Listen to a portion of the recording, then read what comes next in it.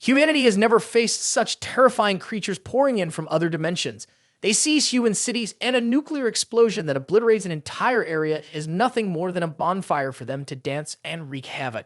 All of humanity calls them the calamities, seeing their hope gradually fading away. When people entrusted everything to fate, those beings appeared under the name 13 Saints of the Zodiac. Initially, 12 were bestowed with power from the gods to confront the monstrous calamity, but one day, a 13th awakened being appeared, not blessed by any god. He suddenly emerged, overwhelming, along with the 12 saints, moving towards the demon tower to destroy the red-eyed devil, the leader of the relentless plague. However, only 12 came out of the tower, leaving everyone shocked, asking, "Where is the 13th? Humanity mourned his sacrifice, and teammates cried in front of the media, but it was all a facade. He did sacrifice himself to kill a red-eyed devil, but it was actually because being abandoned by that trash he had to run out. At his most desperate moment, he was suddenly stabbed from behind by a teammate, falling straight into the abyss, unable to rise again. The demons opened their wide eyes and stared at him, with his left hand severed and his right hand too exhausted to lift, but he was unwilling to die there. He reached for a knife, biting down hard on it to stifle the cries of pain.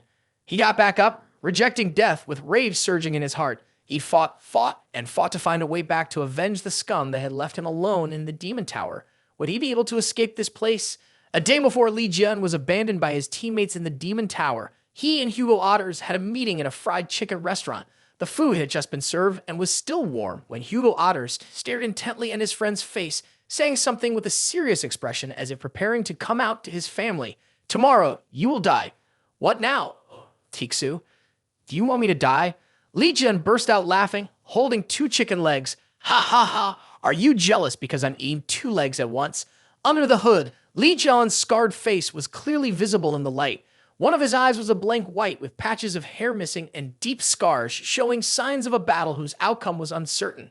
Hugo looked annoyed when he continuously called him Otixu, even though he'd already said his name was Hugo Otters. Li Jian cheerfully continued to eat chicken, clicking his tongue. "Stop overthinking. I'm not easy to kill. The afflicted beasts taken down by the 12 saints combined wouldn't even amount to 1/10 of those I've killed. So drop that crazy thought." Despite his worries, Tixu fell silent as he could not argue against such a solid point. The Demon Tower is where the most dangerous calamity beasts reign, posing the greatest threat to humanity's safety. Everything began on the last day of the 20th century when the calamity beasts suddenly appeared from thin air, pushing humanity to the brink of extinction with their overwhelming power. As humanity sank into the darkest horror, the beginning of heaven and earth, 12 entities claiming to be divine emerged.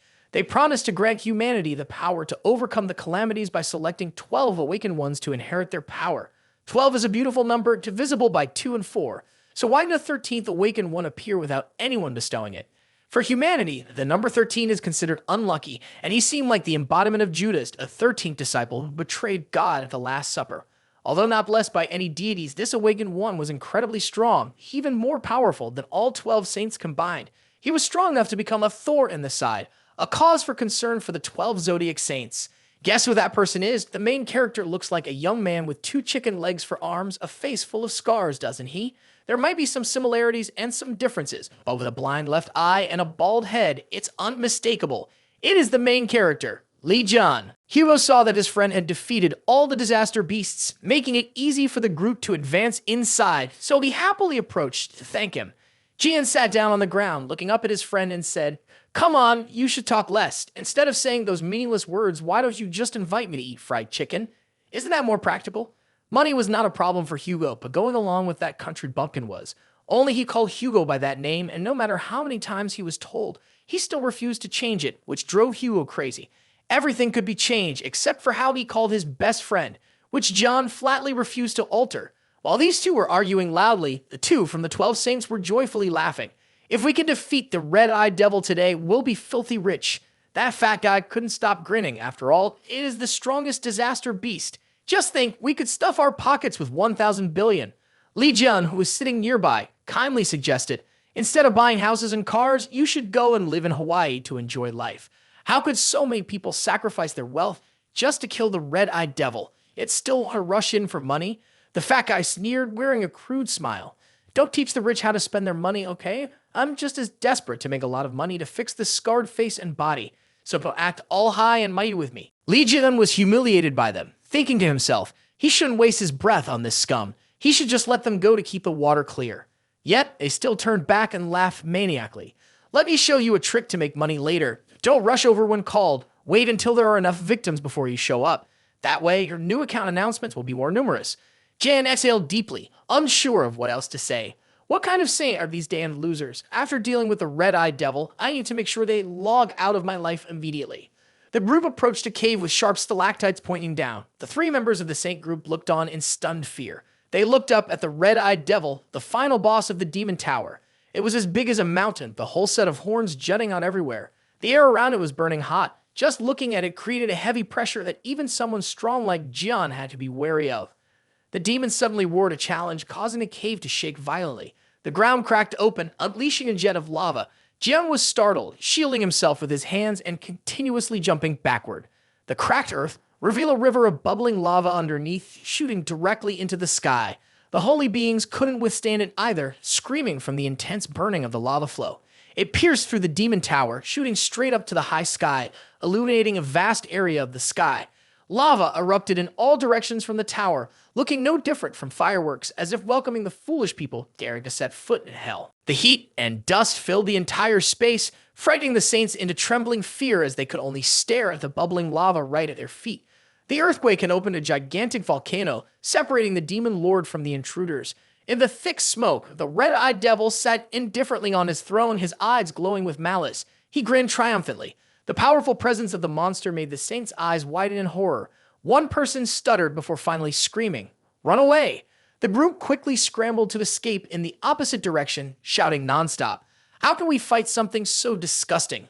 Yet these cowardly rabbits dare to call themselves divine. Jian looked down in contempt at the saints who were fleeing like dogs being hunted, only able to let out a long sigh. He tightened his grip on the sword's hilt, thinking to himself, I may be alone, but it's still okay. A tremendous surge of power erupted from his entire being. Even if the sky were to fall today, the one who would defeat the red-eyed devil would surely be Jun. With that thought in mind, he charged forward with incredible force, causing the earth and rocks beneath him to explode. Jian dove straight into the demon lord, determined to fight it to the death. That ends the beginning of the story that the survivors recount. In the later part, Li Jian was stabbed in the back by his own teammates and ended up in the dire situation he faces now. No one knows how long it has been. He can't even remember. He doesn't know how the world outside has changed. Is there a difference in time inside and outside the tower? Just thinking about it gives him a headache. Right now, the only thought in John's mind is to kill all the demons in the cursed tower. This is the special trap that will summon endless waves of calamity beasts. Do those foolish saints think this is enough to kill him? Forget about it. Even though he has lost an arm and is soaked in blood, thinking he was dead, Jian is determined to survive and leave this place. When that time comes, he swears he will behead each and every one of them. You just wait there. He gritted his teeth as he spoke. Though he has to bite down on the sword until his mouth bleeds, John's eyes remain wide open, waiting for the day he takes revenge on those scum. Time flies by like a dog running down the street. Suddenly, 20 years have passed. A calamity beast collapses on the ground, panicked and screaming. Why? Why can you come all the way here? A deep voice from the person opposite him rings out. You are the last one. The two-horned calamity beast retreats in horror, crying out, Someone come save me. Oh my God. Wake up, you fool. I told you that you were the last one. There's no one left to save you. Being this stupid, you deserve a one-way ticket to hell. The giant lifted its broad foot and stomped down, blood splattering everywhere. The unfortunate creature lay motionless, its body flattened. Is it finally over? The middle-aged man exclaimed tiredly. This scruffy man is Jun, everyone. The demon tower has tortured him so much that I almost didn't recognize him. I thought killing all the demons would allow us to leave peacefully, but no. Suddenly, the cave shook violently, rocks continuously raining down like rain. Could this be the way to escape?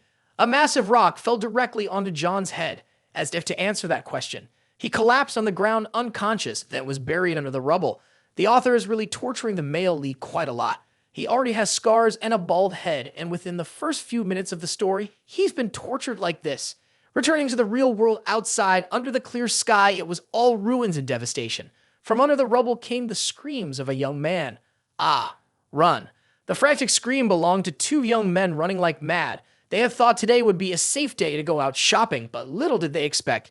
The thing chasing them wasn't a girl, but those three high-level cursed wolves.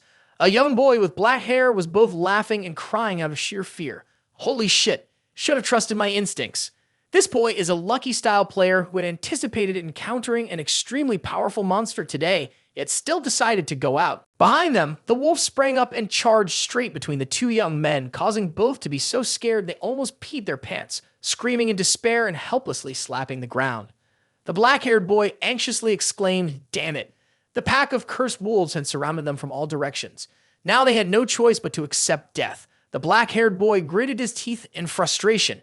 If only Appa Jun had survived coming out from the demon tower, these wolves would just be toys. Indeed, wishes do come true. The door of the demon tower suddenly opened. The two young men stared wide-eyed in surprise as they saw a blinding light appear suddenly, all white. Immediately afterward, a massive explosion with devastating force occurred, shaking the entire city. The black-haired and brown-haired boys had to brace themselves to avoid being blown away while standing near the tower, witnessing the next moment. As the tremor subsided, only dust remained. The demon tower had vanished, leaving behind a gigantic crater. The two young men, like cockroaches still clinging to life, were now struggling to crawl out, unsure of what had just happened. Suddenly, the brown-haired boy gasped, calling out to the one beside him, "Jimin, there's someone over there." As he spoke, he trembled, pointing at the crumbling tower. His friend hurriedly looked over. A muscular, sinewy arm appeared in the smoke. It certainly didn't look like the monsters. Indeed, a tall figure stood looming, prominent amid the devastated sea of flames. That person was cracking his knuckles, angrily cursing. "Son of a bitch! The nightmare you guys feared has returned." Lee Jun angrily returned to the real world with a physique as strong as before. He voiced his curses at the scum that had lured him into that damn trap years ago. The rage from being deceived mixed with the physical and mental pain endured while tormented in the demon tower, creating a tremendous fury. "You filthy saints, you're dead meat now." Lee Jun's eyes blazed with hatred, and he roared in frenzy. He was determined to make them taste despair. Amid the chaos, the sound of falling rubble echoed loudly, leaving the two young men hiding below, bewildered, unsure of what was happening. They only saw the cursed beast being mercilessly tortured. That figure threw a hook punch with one hand and stomped the head of another monster with one foot. The two young men were astonished, mouths agape. "Holy shit, this is unbelievable." Even high-level Awakens would struggle to deal with orange-tier monsters, yet he could easily take them out. Unbelievable. He held the head of a cursed creature in one hand and stepped on a pile of its kind. Jian chuckled gleefully, unintentionally glancing to the side, suddenly noticing a few shadows of people lurking nearby. He jumped up, disappearing from the sight of the two young men, leaving them full of questions. Less than a few seconds later, he jumped down from somewhere, shattering the hiding place of the two young men, causing them to be so frightened that they nearly lost their minds. Why are you attacking us?" Jimin said fearfully as he stepped back, while the brown-haired guy next to him was in tears. "So it turns out to be humans, huh? They keep lurking around, making Jian think there's still a monster left." He turned around to check the situation. It seemed he had cleaned everything up. Seeing this, the two young men let out a sigh of relief and immediately began to chatter excitedly about the person in front of them. Black-haired Jimin intended to get a story about how he escaped from the tower to sell to the press, but the brown-haired guy quickly stopped him. "Don't say something foolish, he might just kill you." Noticing the young men whispering to each other, Jian was about to approach them for a chat when they panicked and fell back. It turned out that right behind him was the remaining beast. Its eyes glowed red, drool dripped continuously, and its teeth glared down at the one who had just slaughtered the pack of wolves. The alpha wolf sent the two young men into terrified screams, tears, and snot flying everywhere. Seeing Jian standing still grinning like a fool, it kindly reminded him, "Run away, buddy." At that moment, the wolf's eyes shone brightly along with bursts of energy flashing from its mouth. It angrily opened its mouth and breathed fire at the group. Jimin and the brown-haired guy, frightened, clenched their teeth in anticipation of the alpha wolf's sudden attack. Its terrifying energy came crashing down on the heads of the foolish humans. The powerful flames rained down, incinerating everything in its path. The whole area lit up before that fierce firepower. After a long while, the smoke and fire gradually dissipated. "Are we still alive?" The two young men once again miraculously escaped death. Who knows if it has anything to do with the main character, but he sure is tough to kill. What struck them right in the eyes was a sturdy back, with hair flying wildly in the thick smoke. It was Lee Jian who had used his skill to protect everyone from the wolf's attack. "He protected us," the two young men exclaimed in surprise, their eyes wide. A loud, crisp laugh suddenly rang out. "What a stupid, blot-headed idiot!" Jian exploded with energy, leaping high in the astonishment of both the monster and the two young men. His fist tightened into a punch, diving straight down. "If it's just a dumb dog, then die." Like a rocket being launched, Jian charged toward the beast, delivering a devastating punch to its head. The ground shattered into thousands of pieces from the impact, leaving the two young men stunned, nearly dropping their jaws. Jian landed lightly on the ground, beaming with pride as the leader wolf fell behind him. Its massive body lay sprawled on the ground, somewhat unfortunate for it, as it had targeted the wrong person. Now it's really over, isn't it? He coughed due to the excessive dust, then glanced back. Hey, you two. Both of them jumped, almost falling to the ground. A dangerous aura emanated around Jian as he slowly turned his head, causing the two to freeze in place. With a trembling voice, one asked, "W, where are we supposed to go?" "Of course, I need you to go get me some food." Jian said cheerfully, the frightening demeanor from before completely vanished. A silence enveloped the three of them. Scratching his head, he continued, "Ah, the clothes too." The two young men were left speechless. "Ha! What do you mean? Why did you say that earlier? You scared us to death." A few hours later at a restaurant, the young man in the blue shirt slammed a large bowl down on the table, while the two young men looked at the bill, their faces pale. "Oh my God, what did we eat so much for? This pile is enough for 120 people. The young man in the blue shirt ate so much that his belly protruded like a balloon, sitting behind a towering stack of 8 plates. It was still Li Jian, our main character. Looking at that scene, everyone couldn't help but be amazed. Seeing the distressed faces of the two young men, Jian muttered, "I know you guys don't have much money, so I ate less already." Who told them to promise to buy him everything to pay him back for saving their lives? Just a little, and they're already complaining. I need to order a bowl of noodles for dessert. Seeing him order more food, the brown-haired guy jumped up in anger. "Hey, there's a limit to how much a person can take. You guys understand being locked in a tower for 20 years? I don't even know what he pulls out to eat anymore." The black-haired Jivan was calmer and began to interrogate the identity of the glutton who suddenly appeared around the tower. There must be either a disciple or the captain of the Holy Squad. Disciple or Holy Squad, whatever. I just came out of the tower. Jin happily changed the subject, asking who the other two were. He sensed the magical energy from Jimin. Surely he wasn't an ordinary person, because he is a disciple. The brown-haired guy answered for him while Jimin puffed out his chest proudly. Aren't I also an awakened one blessed by the gods? Jin was about to take a bite of his meal, but when he heard saint and god, he immediately became irritated. Why should I submit to those worthless scum? Suddenly he saw his reflection in the spoon. What the hell? Whose smooth, rosy face is this? He sprang up like a spring and yelled, "Where's the mirror?" The waitress, frightened, pointed to the other side. Jian quickly took off his shirt, knowing he had become handsome and fit, but taking off his clothes in the restaurant was a bit much. He was stunned to see his shiny face and a body with 16-pack abs without a single scar. The old wounds that were hard to heal had completely vanished. After a moment of touching his body, Jian was sure he had returned to his original form, even looking better. Even the left arm that had been severed was now healed. While examining his new arm, he discovered a faint seal. In just a few seconds, a tiny snake slowly manifested clearly on his arm. As soon as he saw the shape of the snake, his arm hurt so much that he had to grip it tightly to endure. A torrent of power surged within him. Suddenly, a system panel appeared with a message.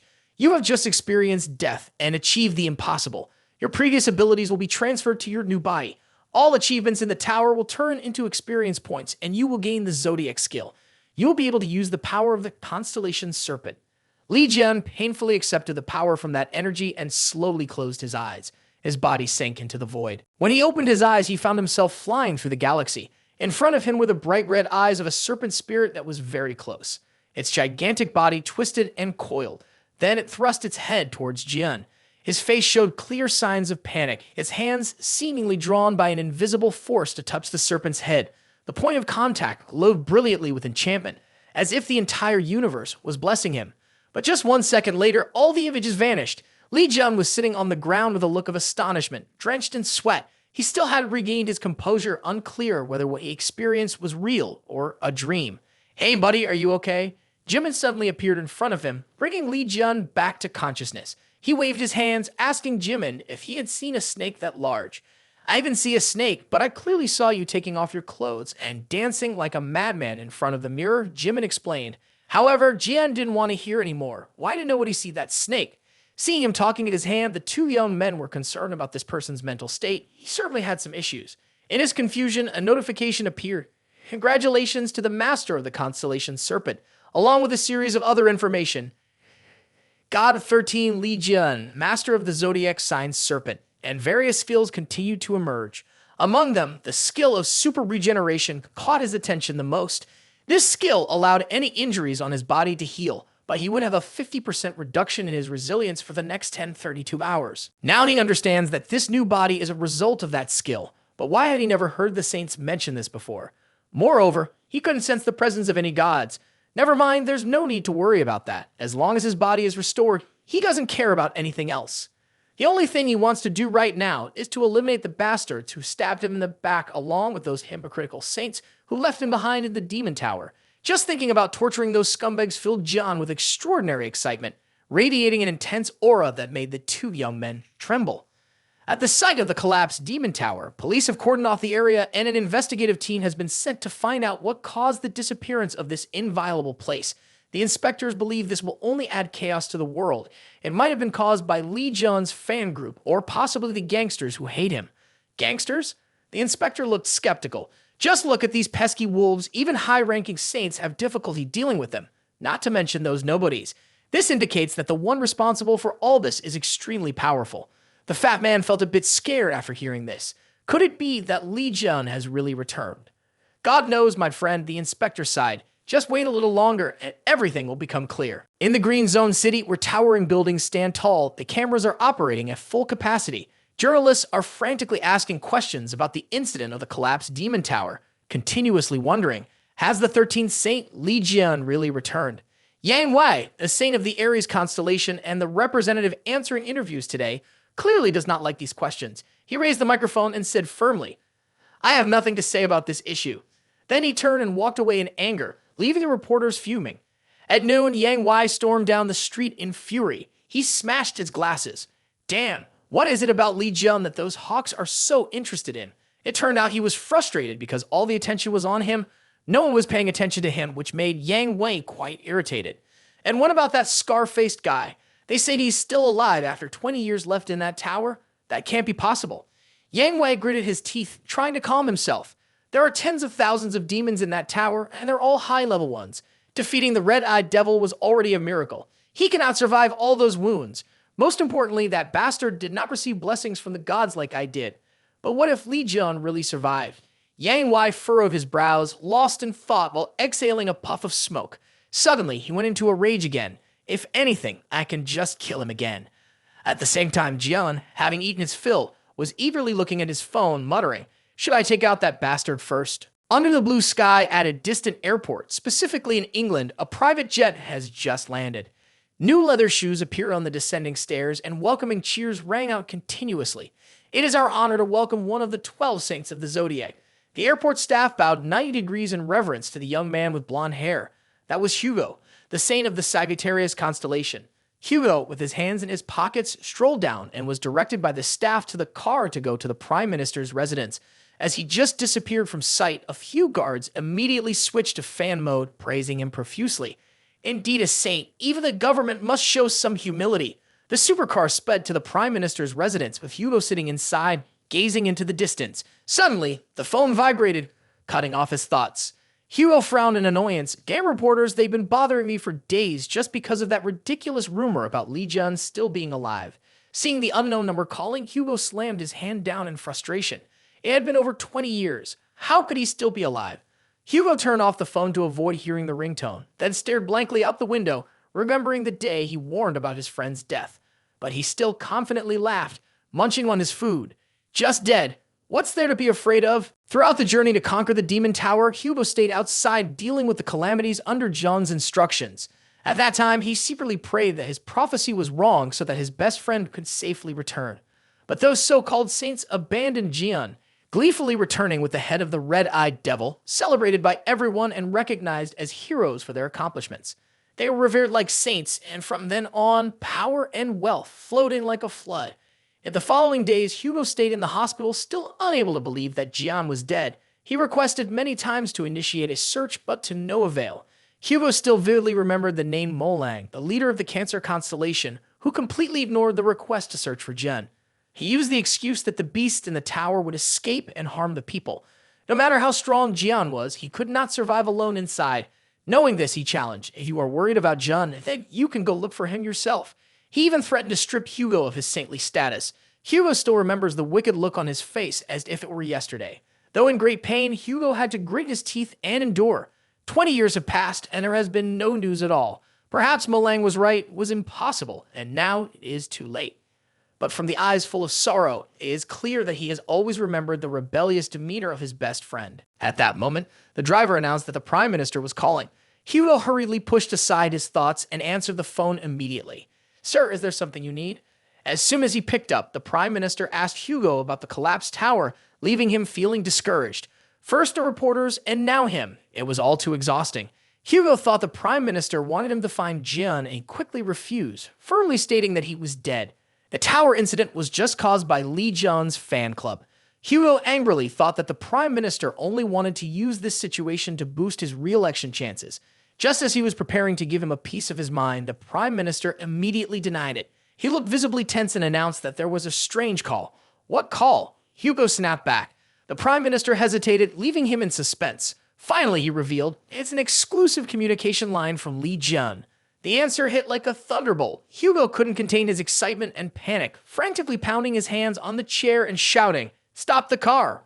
Once the car braked sharply, Hugo temporarily calmed down and quickly grabbed the phone. Don't tell me Jian just called. As the screen lit up, it displayed 30 missed calls and 1 voicemail. Holy shit. Hugo gasped, anxiously tapping on the voicemail, bringing it slowly to his ear, his mind in turmoil. A familiar, cheerful voice rang out. "Hey, Tiksu, I will find you and kill you. Good luck." Hugo was completely stunned after listening, frozen in place. His gaze was vacant. Li Jian is really alive. Right after that, Hugo immediately ordered the driver to head back to the airport. Forget about the business trip. What's a prime minister anyway? I need to go back to find my best friend. Returning to the restaurant in South Korea, Jian grinned mischievously as he stared at his phone. This kid Tiksu has grown up. Daring to ignore my call, huh? Just wait until I get a hold of him. He's doomed. Jian looked at the smartphone with delight, almost drooling with excitement. Having been locked away in the tower since 2005, it was now 2025, and the world had changed so much. I still haven't adapted. Jimin cheerfully explained to the primitive man before him. You can connect to the internet to check the news. Really? I need to quickly look up my name to see if there's anything interesting. Jimin kindly showed him how to check the trending articles. A slew of information related to Li Jian was prominently occupying the top spots, making both Jian and Jimin wide-eyed in amazement. The joy didn't last long as a barrage of negative comments hit him right in the face. They dared to call him useless and said that the 12 saints had to carry a weight like him. Do I look like I'm hot-headed? Jian was boiling with anger, gripping his phone tightly, causing Jimin to panic. Be gentle. That's my phone. I'm the one who will take down the red-eyed devil, those brainless idiots. Jian exploded with rage, but immediately calmed down. No point in getting mad at those fools. Scrolling through a few more articles, he suddenly came across a headline about his will. Remembering that he had agreed to donate all his assets to the orphanage and the scholarship fund, he cheerfully clicked the link, hoping this wish would be carried out properly. But surprisingly, all of his assets had been seized by the saints except for Hugo. Damn, they even twisted the information, making it seem like he wrote a will for them. Son of a bitch! Jian was furious, crushing his phone. I will chop you all into 100 pieces. Jimin sunk to the ground in pain, looking at his newly bought smartphone, now just a pile of scrap metal, and cried, Goodbye, my beloved phone. You died so pitifully, crushed to bits. After reading some articles, Jian fell into depression, murmuring to himself, deep in thought, what should I do now? Even though I really want to showcase my grand return, it looks so different from 20 years ago that I'm afraid if I speak up, no one will believe me and I'll end up in a mental hospital. Jeev decided to remain silent and quietly deal with each saint before planning further. Young Jimin was still shedding tears mourning his phone. It turned out he hadn't finished paying it off before Jian smashed it to pieces. While Jimin lamented, his brown-haired friend patted him on the back to comfort him. He suddenly sensed a strange energy coming from behind. The system immediately alerted him, confirming that someone was watching, and that foul smell felt oddly familiar. Thinking quickly, Jian made up an excuse to go outside for some fresh air to scout the surroundings. His steps came to a halt at a certain spot. A pile of goat heads floated towards him. Isn't that the guardian spirit of Ares? Jian murmured. Are they controlled by the gods to do their bidding? What are they doing here? Jian didn't know, but the system certainly did. This group of guardians was showing off to him, demanding delicious and nutritious offerings as the power of the deities had greatly diminished. Damn, son of a bitch! Jian immediately went into a rage. He hated this act of embezzlement and looting. A surge of angry energy boiled up within him. Today, I will teach you all a lesson you'll never forget. As he charged towards the goat heads, he suddenly heard someone shouting, "Dan, it's that crazy Li Jian again." Just as he was about to start a fight and heard someone directly insult him, Jian turned around. He saw a couple cursing legendary Li Jian. News about him had flooded their newsfeed in recent days, making them uncomfortable. The person is already dead. Why do people still have to care? It's annoying. The sunlight shone on the shiny badge on their shirts. Jimin immediately recognized it as the emblem of the Twin Association. For some reason, a hint of fear appeared in his eyes. Seeing Jian just standing there blocking the way, the couple grew even angrier. Jimin anxiously shouted, "Hey, come here quickly, you can't get involved with those people." But Jian stood still, showing no emotion, which made the fat guy more irritated. "Are you enjoying the view? Get out of the way." The two young men continued to worry and cry. "It's over, we're definitely done for this time. No one can save us." Jian showed no reaction as the fat guy took a puff from his cigarette and charged straight at him. "Hey, are you deaf?" The guy didn't realize he had just activated Jian's inner destruction mode. He even headbutted provocatively. "If you're mad, come at me." The girl quickly intervened, not because she was afraid he would start a fight, but because she was worried this messy-haired youth might wet his pants. After that, they brushed themselves off and left, not forgetting to leave behind a remark, "You trash." They continued to mumble that Jian belonged to the loser club supporting Li Jian. Even though they had walked away, their taunts pierced straight into Jian's thoughts. Jimin saw Jian suppressing his anger and quickly ran over to remind him. "Those two belong to the Gemini group. If you cause trouble with them, it'll be tough." Before he could finish his sentence, Jian roared angrily, "Hey, you filthy bugs." Jimin's eyes filled with tears as he thought to himself, "This time he's definitely done for. Oh my god." Not believing that the loser would dare to shoot back at them, the two turned around angrily and demanded, "Who are you talking about?" Jian erupted with rage as he shouted, "I'm talking about you. It's great that there are two of you." The fat guy hurriedly stomped over, leaning his face close to Jian's and growling, "If you're tough, say it again. I want to hear it." At this point, if the guy was still challenging Jian, it was a huge mistake. He leisurely raised his hand and flicked it lightly. The fat guy was sent flying 10 meters away, just like a garbage bag tossed aside. His large, heavy body slammed down to the ground, smashing the area into a pile of rubble, causing the short-haired girl to scream in fear. The two remaining cowards were also left dumbfounded. Jian was laughing gleefully at the impressive fall of the fat guy, paying no attention to the hateful gaze of his girlfriend directed at him. Moments later, he suddenly laughed heartily. "Do you think I don't know you're behind me?" The short-haired girl, taking advantage of his distraction, tried to sneak up on him with a surprise attack, but was unexpectedly caught easily. Another snap of his fingers was unleashed, and she was sent flying, just like her boyfriend had been. A rebellious couple crushed flat. Watching her fall to the ground, he coldly remarked, already weak and still seeking attention. The group of Jimin trembled and asked, "How dare he use his powers in public like that? Isn't he afraid the police will come and take him away? These people are really amusing. How could my power be that weak? If I truly unleashed my skills, that couple would have been on a trip to hell long ago. Oh my god, he tortures an A-class thug with just a snap of his fingers. Today, these two young men have been going from one surprise to another, their mouths constantly agape." Ignoring the exaggerated reactions of those fools, Jimin's gaze was drawn to something else. He squatted down next to the fat guy, lifted up his pendant, and snatched it away. Isn't this a holy relic? Since the fight started, he had been paying attention. How could such a dumb thug possess such a valuable item? He remembered that only 13 saints were allowed to carry this before. Now it's circulating so widely. Is there nothing left that's limited anymore? Jimin was astonished when his friend, who hadn't had time to integrate into this community, didn't know anything and had to use modern knowledge to explain to him. Humanity was nearly extinct after disasters appeared in previous eras. The survival of humanity until now is thanks to the deities and the saints they have chosen. But 12 people cannot protect the entire world, so they had to gather people and establish holy societies. Those who have the ability to awaken will be granted power by the saints and are called apostles, just like me. Consider this an explanation of the storyline for everyone. From that, a ranking system was established to divide levels, with the highest being the SSS Saints, followed by SS Commanders. Below the S Commanders are called Captains. From rank A downwards, they are collectively referred to as Apostles. The deities stand above all. Their power comes from the absolute faith of the Apostles, so they set up numerous competitions to increase the number of people joining the Holy Society. The chosen ones will be granted gifts and various rewards. Jimin just summarized it lightly like that. Understand if you can, and if not, try to understand. Jian sighed, what can change in just 20 years to turn the world upside down like this? The system muttered, I don't understand anything at all. Jim anxiously pointed up at the sky, but it wasn't out of despair. It was to indicate the protective spirits that were surrounding Jen.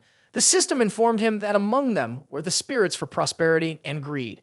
They wanted him to kill that couple just to see bloodshed. In return, John would receive a gift, a kind of, you scratch my back, I'll scratch yours. That young man felt tired just looking at them. There's no greater folly than attracting the attention of protective spirits. Once they had spoken and he didn't comply, it was no different from refusing the words of the deities. Facing their wrath was a certainty. Jian was about to advise his older brother to follow their suggestions when he let out a hearty laugh. Looking up, he could not feel happy at all, but instead saw eyes filled with irritation and annoyance. Earlier, he had wondered how Yang Wei's hunting dogs ended up here, but now he understood. Everyone on the Aries side was eager to fill their stomachs with delicious food. Lifting the pair of slippers that he had surely stolen from the restroom, Jian muttered a few words that were evidently curses. He stomped hard on the sidewalk, creating a shockwave that spiraled outwards, blowing away all the guardian spirits above. These guys probably just had a big mouth. They couldn't withstand even a moment against this bright and powerful light. With one kick, Jian blew away all the guardian spirits in the city, restoring the sky to its normal clear blue. Jimin opened his eyes in confusion and saw Jian's familiar trademark smile. Up there, all the guardian spirits had been scattered, and the sky, now free of barriers, revealed the beautiful colors of everyday life. From here, Jimin realized that this shaggy young man was anything but ordinary. Suddenly, he called out both the surname and the name Han Jimin, then pointed at the chubby guy frothing at the mouth and asked again, "You just say this was the twin apostle?" Suddenly, Jimin heard Jian asking a nonsensical question. "Do they have a lot of money?" Just as Jimin was about to ask back, he saw Jian breaking into a villainous smile. "Look at the pile of clothes this person is wearing, all designer stuff. It's their time now." Jian crouched down, tugging at the cardigan in front of them, humming cheerfully. No need to spend money on clothes anymore. 20 years in the Demon Tower, living no differently from a fluffy monkey in a deserted zoo. Now that he had just gotten a haircut, Jimin gave him a compliment. "You look really handsome." This made Jian genuinely embarrassed. In the past, even though he was the 13th saint, his power often backfired. Every gust of wind blowing through was like sweeping through a field of dandelions, making his hair fly all over the place, looking no different from the neighbor uncle with spots of sparse hair. Now with the stylish haircut, how could Jian not feel delighted? Suddenly, a buzzing sound nearby caught Jian's attention. He looked over, annoyed, and discovered it was a hybrid bug resembling a fly or mosquito. Without a mosquito net around, he decided to use his hand. Jian hated such insects, so he raised his strong hand and crushed the fly, then let the remains drop before Jimin's admiring eyes. Just as he killed one, several others began buzzing around. Jimin's hearing, sharper than a dog's, became increasingly irritated. Seeing this, Jimin curiously asked, "Do you know why the flies are attracted here? Could it be that you acknowledge yourself as..." Jian immediately dismissed Jimin's ridiculous hypothesis. He looked around for what was attracting the swarm of insects. His gaze landed on some colorful, cluttered items on the shelf. He said, "The reason lies in those items. That statue of the goddess." Jian claimed it was a malevolent artifact attracting calamity. Jimin tearfully protested, "I didn't take that from the restroom. I received it directly from the White Birch Saint." His face was extremely proud as he introduced the blessed item from the saint. A gust of wind swept through, causing 2 parts of the statue to fly straight into the trash immediately. Jimin acted as if he had just touched something dirty, ignoring Jimin's aching heart.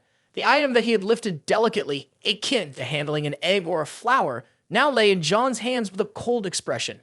He said, "This mask is to monitor the one who buys it, kid." With that, John began to rummage through everything from the music box to the clock. He said, "This clock attracts monstrous disasters here." The more filthy items he found in the house, the more Jian realized that those bastards not only stole his money, but also sold malevolent artifacts to unsuspecting people, aiming to exploit their wealth. Just thinking about it made the veins in his forehead throb, making Jimin hesitate to approach and stop him. From outside the house, John's voice thundered, "Throw everything away for me." Suddenly, the door opened, the noise causing Jian, who was about to crush the malevolent artifact clock, to pause for about 2 seconds. He glanced at the red-haired young man who had just entered the house, his face full of relief. Jian gestured with his hand and asked, "Who the hell are you to come in here?"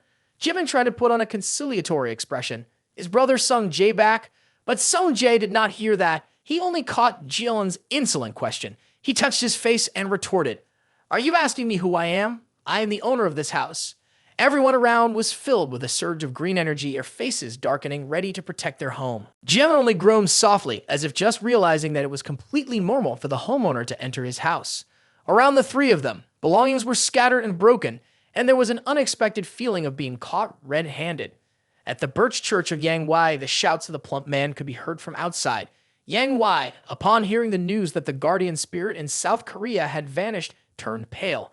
Subordinates confirmed once again, adding more information. The branch of the Birch Church in South Korea was in a state of panic over this incident. Yang Wei felt that something was amiss, as he had never heard of such an event occurring. Guardian spirits were subordinates of the deities, and normally no awakened ones would dare to chase them away.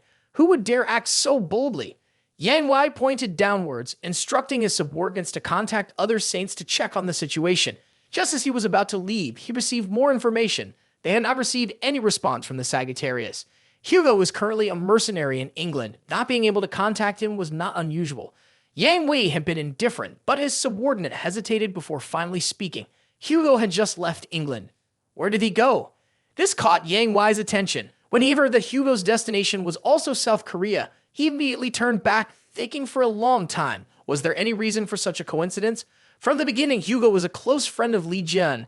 After Li Jian had been imprisoned in the Demon Tower, he hardly returned to South Korea. Could it be due to the recent rumors that Li Jian was still alive? If it were just rumors and Hugo went there to verify them, it would be fine, but if that scarred, long-haired man really survived and returned, what would Yang Wei do? Reaching for the intricately carved candle holder nearby, he hurled it down at the subordinate below in a fit of rage. Fortunately, the young man managed to dodge it in time.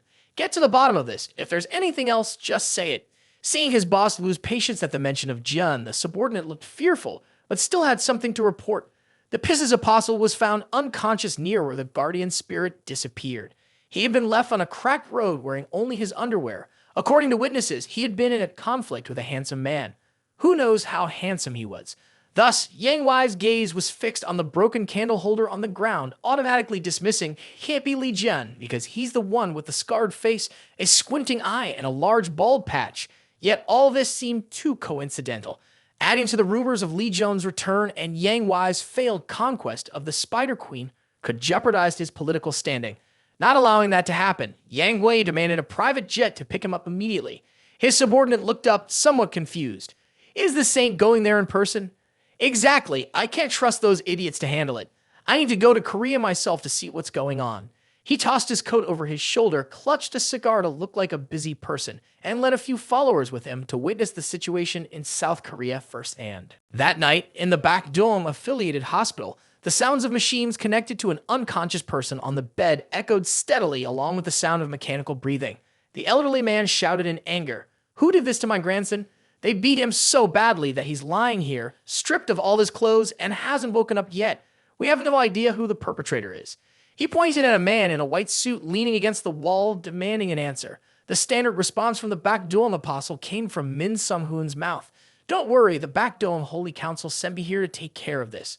Sung Jae thought he had just heard the funniest thing in the world, but he couldn't even smile. He grimaced and asked, "Did you meet this guy in the Demon Tower?"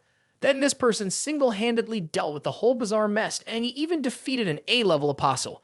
Jimin knew that what he was saying sounded like the effect of drugs, but he didn't know what else to do except nod repeatedly to increase his credibility.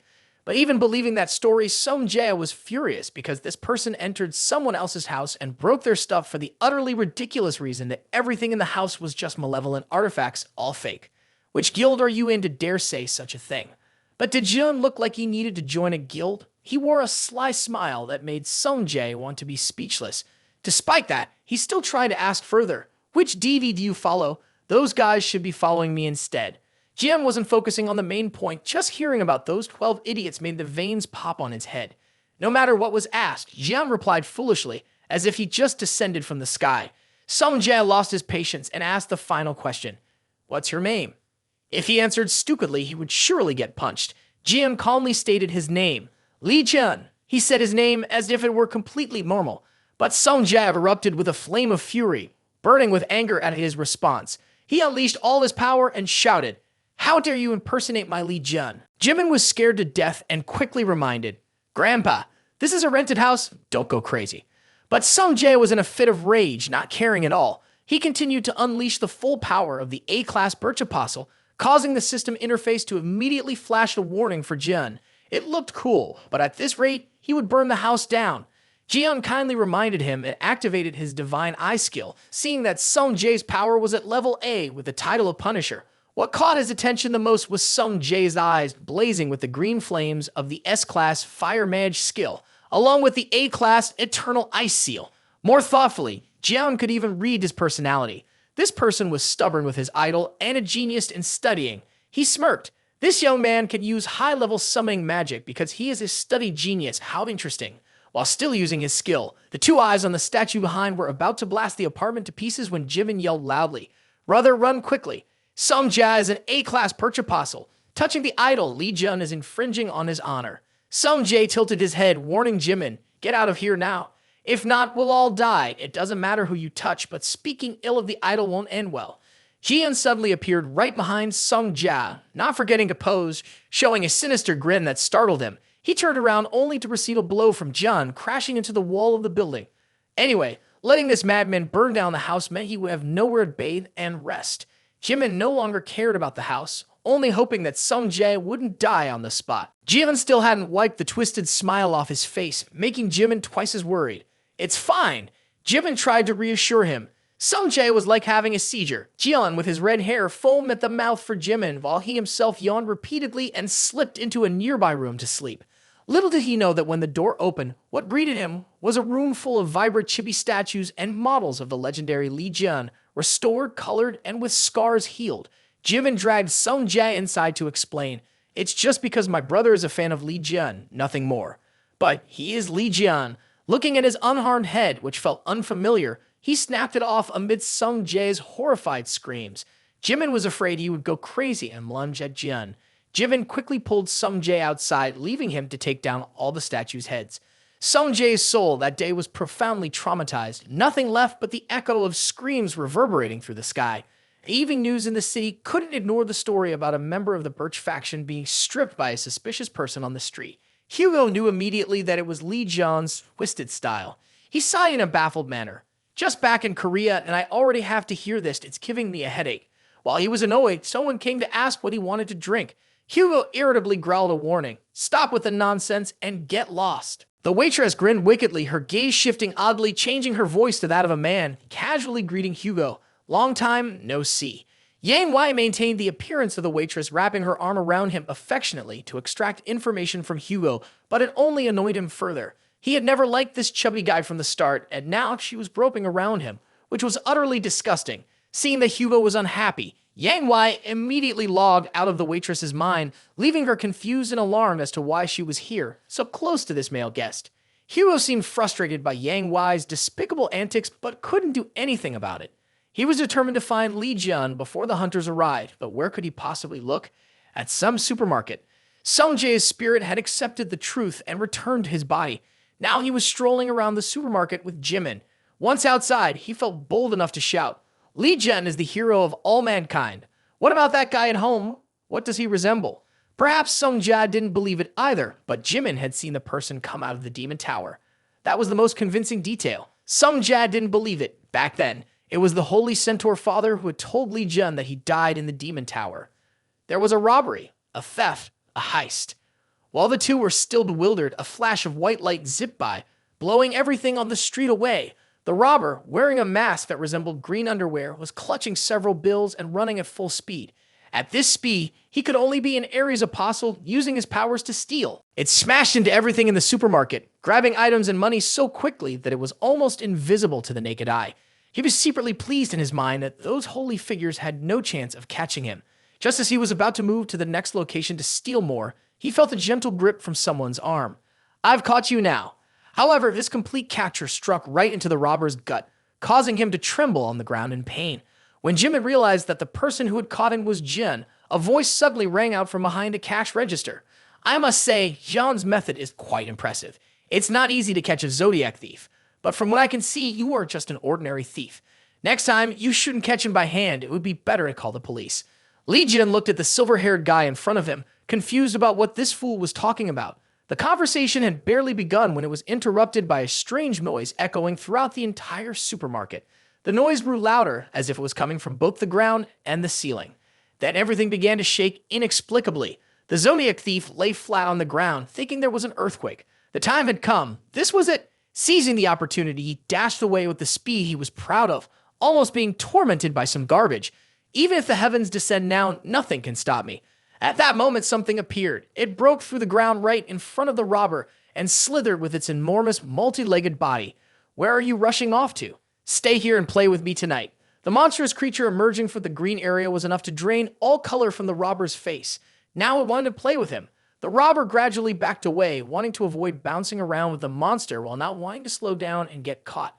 He sprang up high, trying to dodge the centipede, confident in his speed. Unexpectedly, the centipede didn't chase after him, but instead, a mouth larger than a well, filled with fangs, opened right in the path of the robber. The jaw snapped shut decisively, and the spider began a live mukbang right before the eyes of hundreds of people in the supermarket.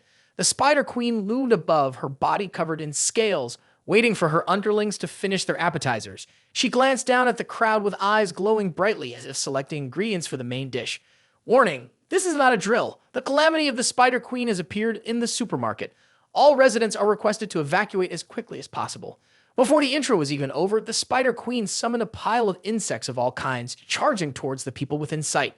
For those who watched mukbang without donating, they would pay with their lives, and she would take them all. In an instant, the supermarket was in chaos, with people screaming and running for their lives. To heighten the drama, the announcement system continuously blared. This area has turned red. Damn, it's obvious without saying, why not just play the remix music to complete the scene? While so many people were running for their lives, a middle school boy stood crying in panic at the chaotic supermarket.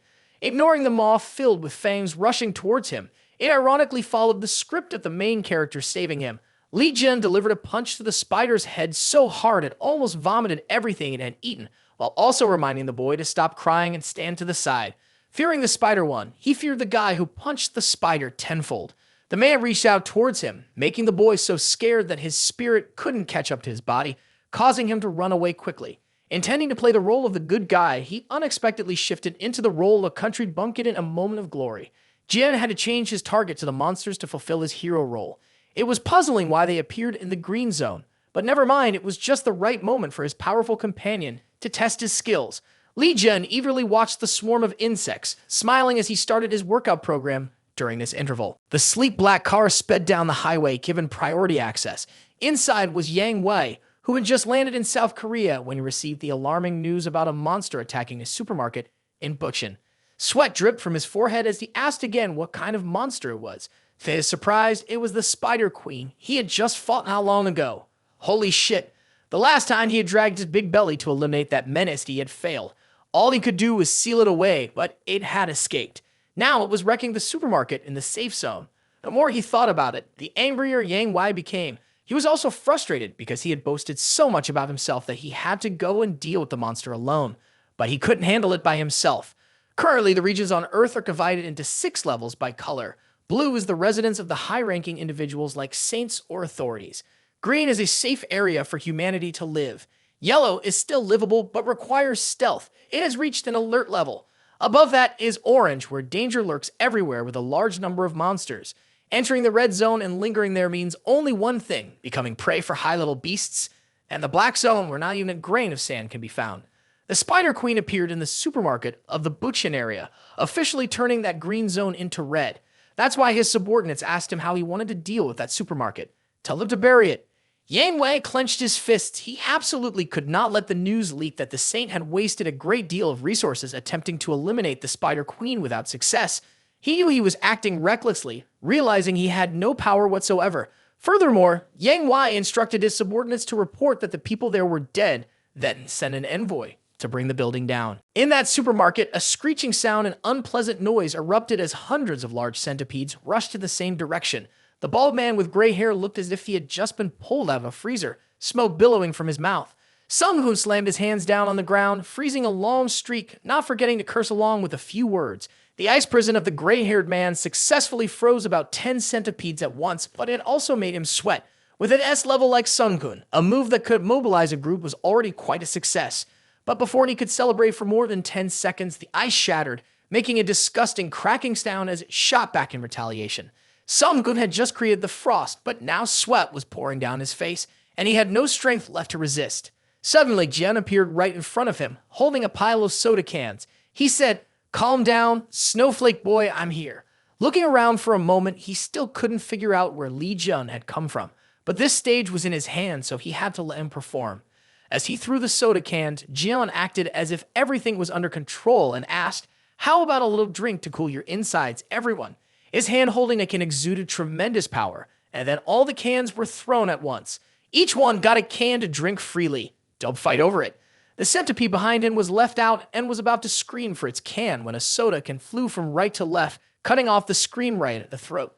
Damn, handing out drinks while flashing those teeth is just horrifying. Jian zipped past each one with a quick jab, closing their mouths to avoid any more fighting. The more he struck, the more he got into it, his eyes shining with fire, making a round with his bloody blade. Sung Jae stood there with his mouth open, having stuffed the bun inside. What the hell is going on? The system jumped out and successfully reported the disaster. Experience points increased and a component was obtained. What kind of component? Let's see for clarification. The system summoned something that looked like a colorful stone in Li Jun's hand. It informed him that he could create new skills and holy relics with these components. He tightly grasped the glowing item in his hand, intending to check it later when he had some free time. At that moment, his body's movements still met his demands. Li Jun was in an extremely comfortable state, not noticing the little snowboy behind him, who was wide-eyed watching his performance. He was so relaxed that he returned the knife to Sung Jae, saying that he had been carrying it from home until now and was handing it back. "Great job, bro. Now who would dare to cut vegetables with that knife again?" Li Jun's nonchalant expression made the gray-haired man think for a long time, looking oddly familiar. Finally, as if he remembered something, he shouted loudly, causing Jian to turn back and look. He was pointed at with an index finger right at his face.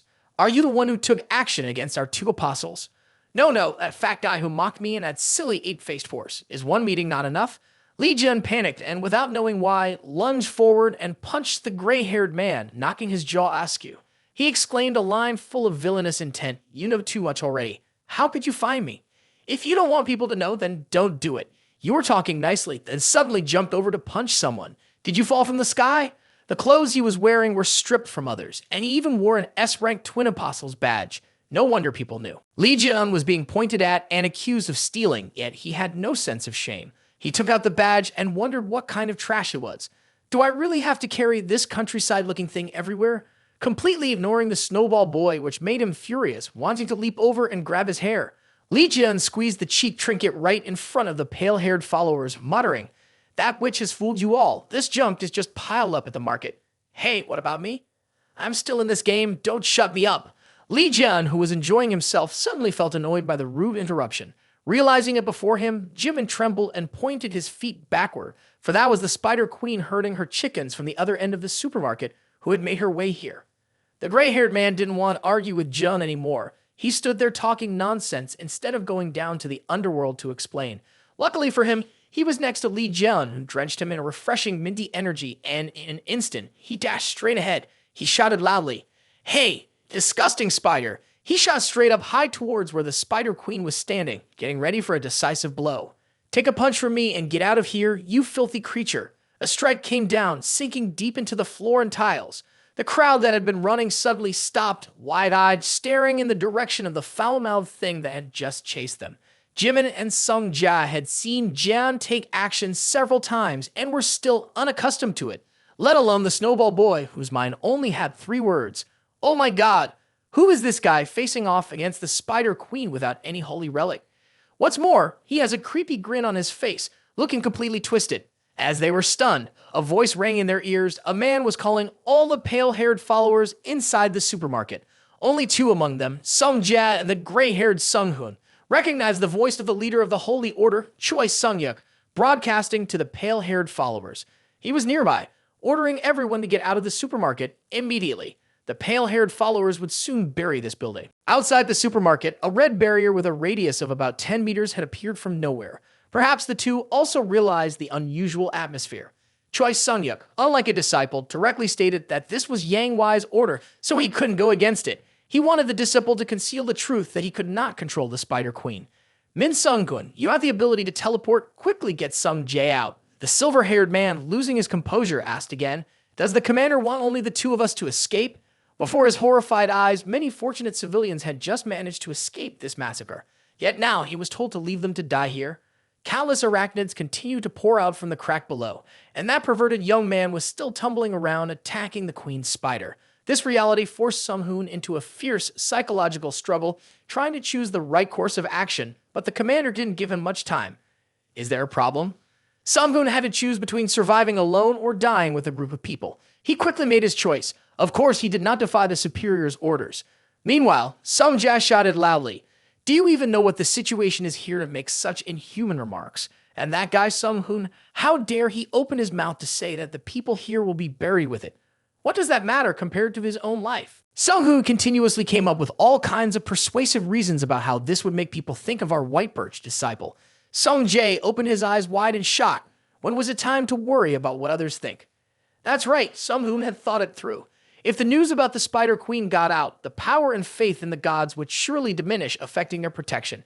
Ignoring Sung-jae's irritation, Sung-hoon told him to hurry up and come with him. The last teleportation could only take 2 people, but Jimin was still here. How could they tell him to leave? Not to mention there were many others around who needed help. The more they talked, the more impatient Sung-hoon became. What's there to question about being buried with the building? Why keep asking? If it's like this, he won't hesitate to leave Sung-jae here to die with these nameless people. Seeing Sung-hoon's arm covered in ice made it clear he wasn't joking. There were plenty of reasons to follow orders. If Sung-jae was so attached to the people here, killing them to ease his pain was reasonable, right? Sung-hoon's malice drove Sung-jae crazy. He roared, summoning the flames of the god to surround him, only to receive the delighted laughter of Sung-hoon in return. "I'm completely on a different level from you. You better think clearly about this." Before he could finish his advice to the disciple, Sung-hoon was hit from behind by something and fell face first onto the ground. It was the massive body of a centipede pinning him to the tiled floor. Lee Jeon's gutsy-clad foot appeared immediately, asking, "What the hell are you guys still doing here?" The knife he brought from Sung-jae's house was probably high quality from the sushi shop, and it hadn't even chipped after all the slashing. Now, he just wanted to drive this group of brats outside. Sung-jae informed him that the door was blocked, so they were lingering here. The only way out is to use Sung-hoon's teleportation while he's face down on the ground. Or, to think more boldly, we could eliminate all those damn beasts here and find another unblocked way to escape. There were so many injured people here that they couldn't even stand. How could they escape together? Time was limited, and the White Deer gang was sealing off this place to bury everyone. Back and forth, it all felt hopeless. Jian had to shout a few curses. Behind him, Sung-hoon struggled to get up from the rubble, then mustered his strength to push aside the debris that had pinned him to the floor. What's all this noise? Do you want to run away and leave everyone behind? After all this talking, you won't kill anyone, and if you stay, you'll just get beaten up. Sung-hoon stared intently at the phone, gritting his teeth and saying he would leave this place on his own. Supporting characters tend to die early, so as soon as those words escaped his mouth, it shot out a net tougher than glue that pulled Sung-hoon back to stay with him. He widened his eyes, not expecting that in his moment of wanting to leave the most, he would have to deal with the spider's affection. It pulled Sung-hoon into its mouth, keeping him as its own. To make sure, the foam intended for teleportation fell to the ground with a thud, as if calling everyone back to reality in the supermarket, where the Spider Queen was still present. Jian finally spoke a polite sentence for the first time that day. Let the 2 young men take care of the injured. Just leave these disgusting things for him to handle. Surely the younger ones won't believe it. Jian radiated a pale light all over his body and repeated, "I will solve it quickly." Outside, the group of white birch thugs was trying to reconnect the top of the barrier outside the supermarket. When Yang Wei arrived and saw the work was not finished, he asked, "Why is the progress so slow?" This made the subordinates break out in a cold sweat. They had been working diligently without resting, yet the seal just wouldn't cooperate. "Boss, there is clearly something obstructing it." As soon as he finished speaking, a blinding blue-white light burst from inside the supermarket, causing the white birch thugs to hastily dodge out of the way to avoid being blinded. A huge serpent, half blue and half white, slithered out from the roof of the supermarket, emanating a tremendous energy that knocked the people sitting on the ground aside. Yang Wei couldn't believe his eyes. It was a snake. Just a second later, everyone in the supermarket rushed out, screaming and yelling, charging towards the bodyguards outside. They were in a panic, pulling each other and recounting the situation. Among them was someone fighting a spider monster wanting to be released, but for the moment, no one had managed to get outside. Yang Wei's face turned pale upon hearing these words. It was impossible for him not to be able to kill a spider queen while someone else could. He had to check it himself to be sure. Yang Wei instructed his subordinates to let him in, but they kept blocking him, so Yang Wei propelled himself into the inside. He arrived at a shattered glass walkway. As soon as he stepped inside, Li Jian suddenly appeared, smiling brightly. "It's been a while since we last met. Are you not happy or what? Looking so panicked?" Yang Wei almost lost control. Could they greet each other in a less abrupt manner? He was already 40. Middle-aged people often get startled. Thanks to Yang Wei rushing out, the area outside was finally cleared from emergency status. The rescue team quickly arrived at the scene to take the injured people for treatment. Among them were Sung Jia and Jimin, wrapped in blankets, sitting quietly in a corner. They were unharmed, but Sung Jia was suffering from psychological trauma. Thinking it over, could that be Li Jian? He looked completely different, but his movements were remarkably similar. Suddenly, a familiar voice called out from their father Hugo, who rushed over to ask why his son was there. Seeing his father, Sung Jia turned away sulkily, perfectly embodying the rebellious teen. Meanwhile, Jimin's mouth hung open, almost wanting to rush over and ask for the saint's autograph, going back and forth like a deity riding clouds back to Korea. Back then, Sung Jia wouldn't have cared. Now he was completely ignored, refusing to answer any questions. Hugo was trying to figure out how to ask his son about things. After a moment, he took a deep breath to ask about his health first before getting to the main issue, asking about who took down the monsters inside the supermarket. But Sung Jia still didn't respond. Hugo had punched through countless bizarre troubles, but had yet to take a swing at this son. Jimin, knowing his uncle the centaur had a fiery temper, decided to ask Sung Jia, "Is brother Li Jian okay?" The moment the sensitive name was mentioned, Jimin was immediately silenced. Hugo lost his composure and snapped, asking, "What? Did you just say brother Jian? Where is he? Where is he?" Jimin's brain felt like it had been disconnected from the server for a few seconds. Jian that you mentioned is the guy who just mooches off his meals, not the saint that Uncle Hugo talks about. If it's the brother who holds Uncle's knife, he must be in the supermarket, defeating that spider queen. It's a simple matter. Hearing this from Jimin, Hugo suddenly felt a bit bewildered. He grabbed the boy's shoulder and asked for clarification if the two were one or two. Suddenly, there was a loud explosion from the upper floor of the supermarket. The walls crumbled into dust, accompanied by loud smoke. The sound of a man running heavily could be heard. It was Yang Wei, now regretting all the meat he had consumed without going to exercise. No matter how much he ran, in front of him was still Li Jian, still wearing that signature smile. "Twain, we meet for the first time, but why do you seem so dazed, Aries?" At this point, Yang Wei still hadn't figured out who the guy in front of him was. He had asked, "Who are you?" The feeling that the person in front of Yang Wei gave off was extremely similar to Li Jian, but that person was covered in scars and his head was balding without having had a hair transplant. Not to mention the voice was completely different, and most importantly, there was no way Li Jian could look this young. Yang Wei was sure the person in front of him was a fake Li Jian trying to scare him, so he began to curse. Li Jian, unexpectedly being cursed without knowing why, muttered back, "I'm that guy. Why are you calling me a fraud?" Yang Wei kept holding on to the idea that some crazy person was impersonating him. Li Jian gathered his strength to throw a punch, but unexpectedly he lunged forward and hit Yang Wei in the stomach, wanting to push all the fat out, sending the Saint Aries flying down.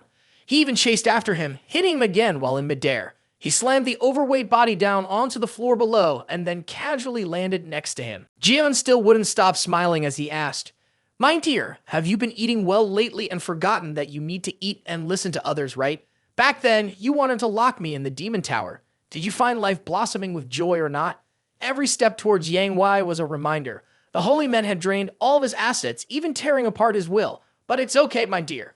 Today I'm here to kill you all, so money doesn't matter." He cracked his knuckles ominously, whispering plans that after defeating Yang Wei, he would go after the families and friends of the holy sect, as well as those worthless people. Everyone would have their share. The image of the entire White Birch Church collapsing under John's threats drove Yang Wei mad. To some extent, he wouldn't let him carry out those plans so easily. Gritting his teeth against the pain, Yang Wei focused on the man in front of him, temporarily realizing he wasn't joking and acting too quickly for him to catch his move. Was the person in front of him really Li Jian, who had come back to life and emerged from that demon tower with a completely different appearance? Suddenly, Yang Wei stood up, his expensive clothes billowing as he bowed his head and reiterated, "If you are Li Jian, then you must prove to me that you are serious."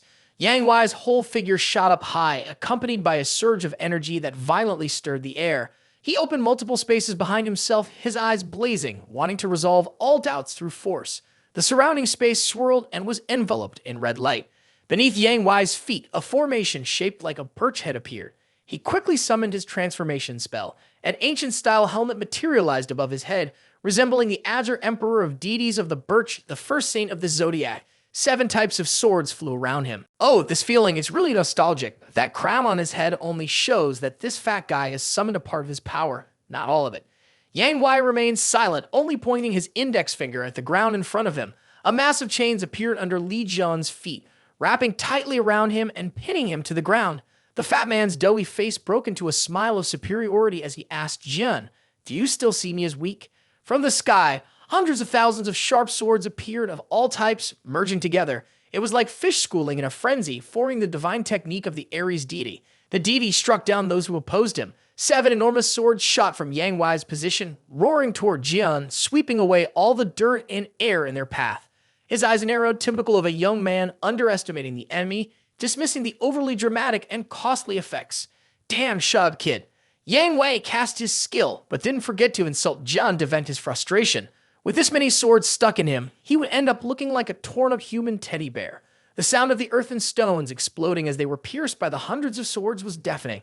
As the smoke cleared and the light from the hole in the supermarket ceiling shone down, a magnificent scene of piled swords was revealed. Yang Wei didn't know if Jian was dead or not. First, he had to catch his breath.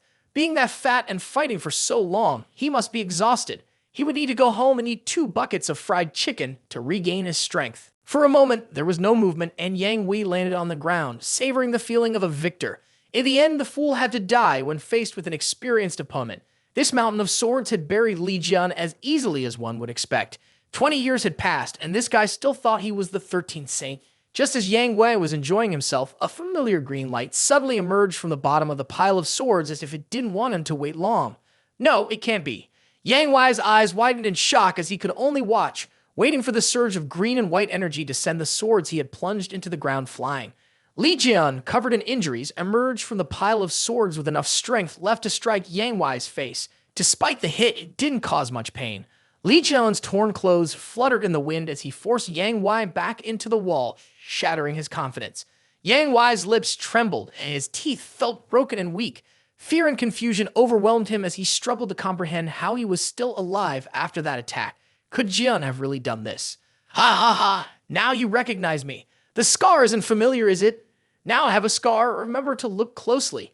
Li Jian's eyes sparkled with green light as he kicked Yang Wei's chest. I'm back and more powerful than before, haha. Suddenly, Li Jian stood up straight, pinching his nose. He complained about the swords, wondering which dumpster they had come from given their terrible stench. Yang Wei remained silent, his eyes vacant as he stared into the void, blood streaming from his nose like a river. He was dazed by Li Jian's absurdly miraculous recovery speed. But it wasn't due to the wound's healing. It was because the system had just pulled him back from the dead and rewarded him with the 13th keen sense skill. Now that the chit-chat is over, let's get down to business. He stepped on Yang Wei, saying, "Now, how can I make you remember that you'll never forget?" Originally, the deities only manifested when the saints transformed. However, thanks to the system, Jian could see the Jade Emperor pointing at Yang Wei, scolding him for allowing him to live until now. How did he know? He was left speechless, unable to respond to the deity. In an instant, the Jade Emperor vanished, leaving a curse upon Yang Wei. He let out a scream. Why can the deities disappear? Li Jian pretended to be unaware, smiling and saying, "Perhaps the old man realizes that these matters are of no use, so he gave up. Even the deities have abandoned you. Now Li Jian will be pleased to show Yang Wei what the pleasure of being buried in the Demon Tower is like. Fortunately, he is easygoing. Whatever he received back then, he will now share with Yang Wei to experience together." A moment later, the group of subordinates and Hugo entered, finding a chaotic wreckage as if a titan had just visited. The corner that used to be a supermarket was now just a heap of bodies from the disaster. It was clearly the aftermath of a fierce battle. Hugo stood in silence for a moment, suddenly realizing that the energy swirling around felt very familiar to him. Is it Yang Wei? He was lying underneath. Their footsteps emanated an energy indicating that he had been battered. Hugo held his forehead as if he were listening to a teacher scold his child. It was definitely Li Jian who had done this. No one else was here. The team of white-haired thugs could not perceive it like Hugo did, only sensing the weak energy emanating from below him. They didn't know how to dig this pile up. Hugo had used his golden power on his hands, ordering the crowd to quickly step back. Who would dare to stand there? The apostles immediately moved aside for Hugo to smash the ground. This place was already ruined, and it was even more of a mess. Hugo jumped down into the hole he had just created, and as soon as he landed, he adjusted his clothes. It was unclear whether he was looking for Yang Wei, who was barely hanging on, or coming back to be an old friend after 20 years. But there was no one there. All Hugo saw was something distinctly Li Jian. Where was he? A piece of paper reading the 4 words, "trash and a half," was stuck to his chest. Yang Wei was lying like a dog that had eaten poison and then disappeared. He must have gone to fulfill his promise to Yang Wei, intending to take him down before heading to the family and friends of the Holy Assembly. The holy relic that Yang Wei had stolen from him was definitely inside, no doubt about it. Outside, there was a grand white birch emblem, and inside, many people were taking photos and viewing the artifacts, including a hideously carved statue of Yang Wei in the center of the hall. Truly, the wealthy were deluded by their power, and Li Jian felt nauseated, exposing his face for everyone to see. Jian wandered around for a while, sensing from one passageway that his holy relic was calling to him. But when he arrived, he only found a few outfits he used to wear, and the weapons were nothing but scrap metal that dared to be displayed in a glass case for others to admire. Truly, a farcical zodiac clown. Finally, he found what he had been searching for all along, a long, thin object placed on a velvet cloth, accompanied by an information plaque in front, a toothpick used by Li Jian. He couldn't believe that amidst all those pieces of junk, he found an item with his own enzyme here. How could he not be pleased? The group of people touring the White Dwarf mansion suddenly heard a loud crashing sound as a large pane of glass fell down. The alarm siren blared continuously from the ceiling, warning that a thief was present and called for them to surround him. In the hallway, the disciples ran in a rush, each looking distinctly tense. All this commotion was because of a guy in a Dragon Phoenix outfit who had taken a toothpick. The floodlights shone down on him, and hundreds of bodyguards rushed in to form a circle around him, resembling an audience gathered to watch a performance as the artist holds up his prop and gives a light shout. "I won't drop this down, not a chance." His 2 fingers held the toothpick, waving it up and down gently. But every time he flicked his hand, the crowd screamed as if something had just sliced through the air. In no time, the hundreds of people there were blown away by John's force, leaving him to merrily stroll down the hallway to the outside. Indeed, one always prefers to use what they are most familiar with. He could not stop, continuing to flick the toothpick back and forth, his delight only causing the screams behind him to become more desperate. The toothpick in his hand had somehow transformed into something half like a bun and half like a peach, smiling joyfully at him. As soon as he discovered his artifact, the system reported it belonged to the production system with shape-shifting characteristics. From here, Jian unlocked the creative workshop skill, a workspace measuring a full meter. From now on, Jian would have the skills to produce, repair, and disassemble whatever creations he desired.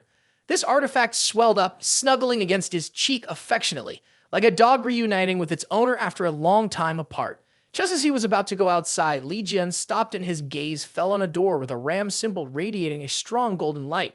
Suddenly, he felt a mischievous urge, having come this far without stealing. By the time Hugo arrived breathlessly at the scene, the mansion was ablaze, thick black smoke billowing into the air. Several tourists who had planned a day of sightseeing were now frantically running away, shouting loudly.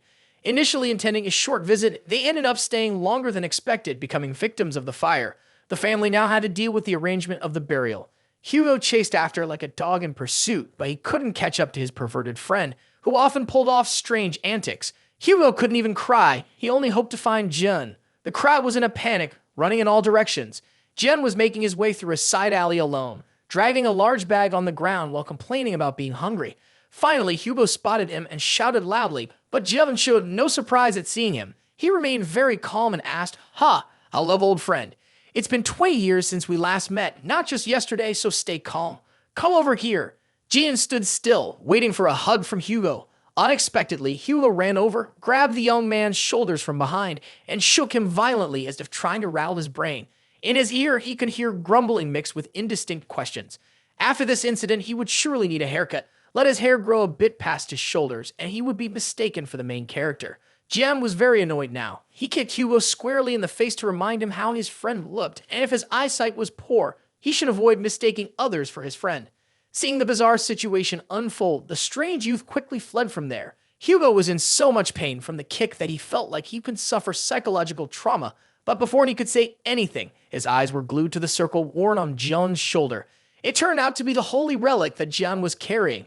Realizing this, Hugo slowly looked up at Jian's face, filled with bulging veins, and Jian gritted his teeth, asking, "Do you need a few more punches to wake up, Otiksu?" Suddenly, Hugo embraced Jian, finally realizing that his friend was not a stranger. The emotional reunion of the close friends after 20 years apart was very dramatic, but Hugo received another punch from Jun to his stomach. Dan, it's been 20 years and you still don't recognize me? I'm still straight, you know. At this point, it was definitely Jun, and Hugo couldn't argue back.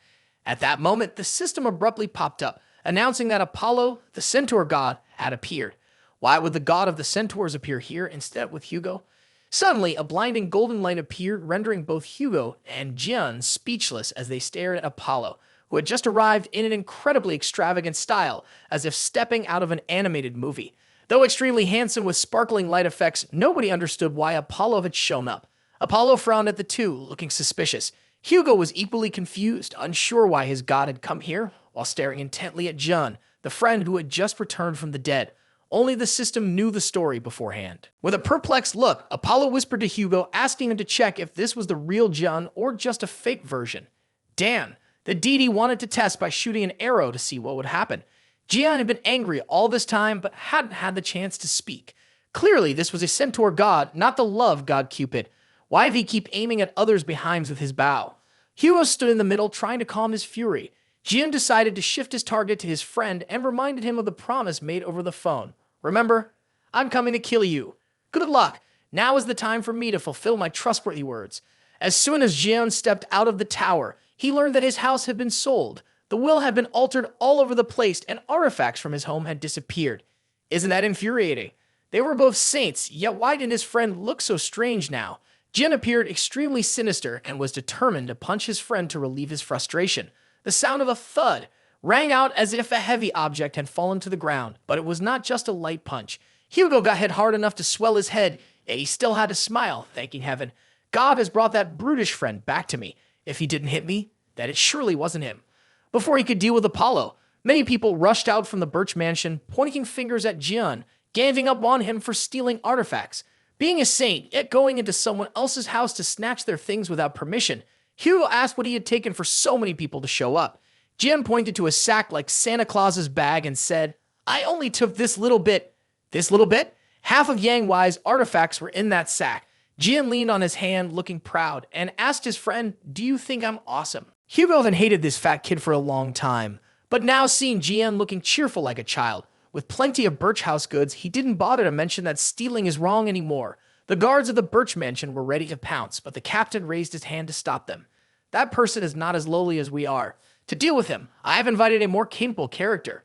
As soon as he finished speaking, the wind picked up violently. Hugo was startled and looked around to see what was happening.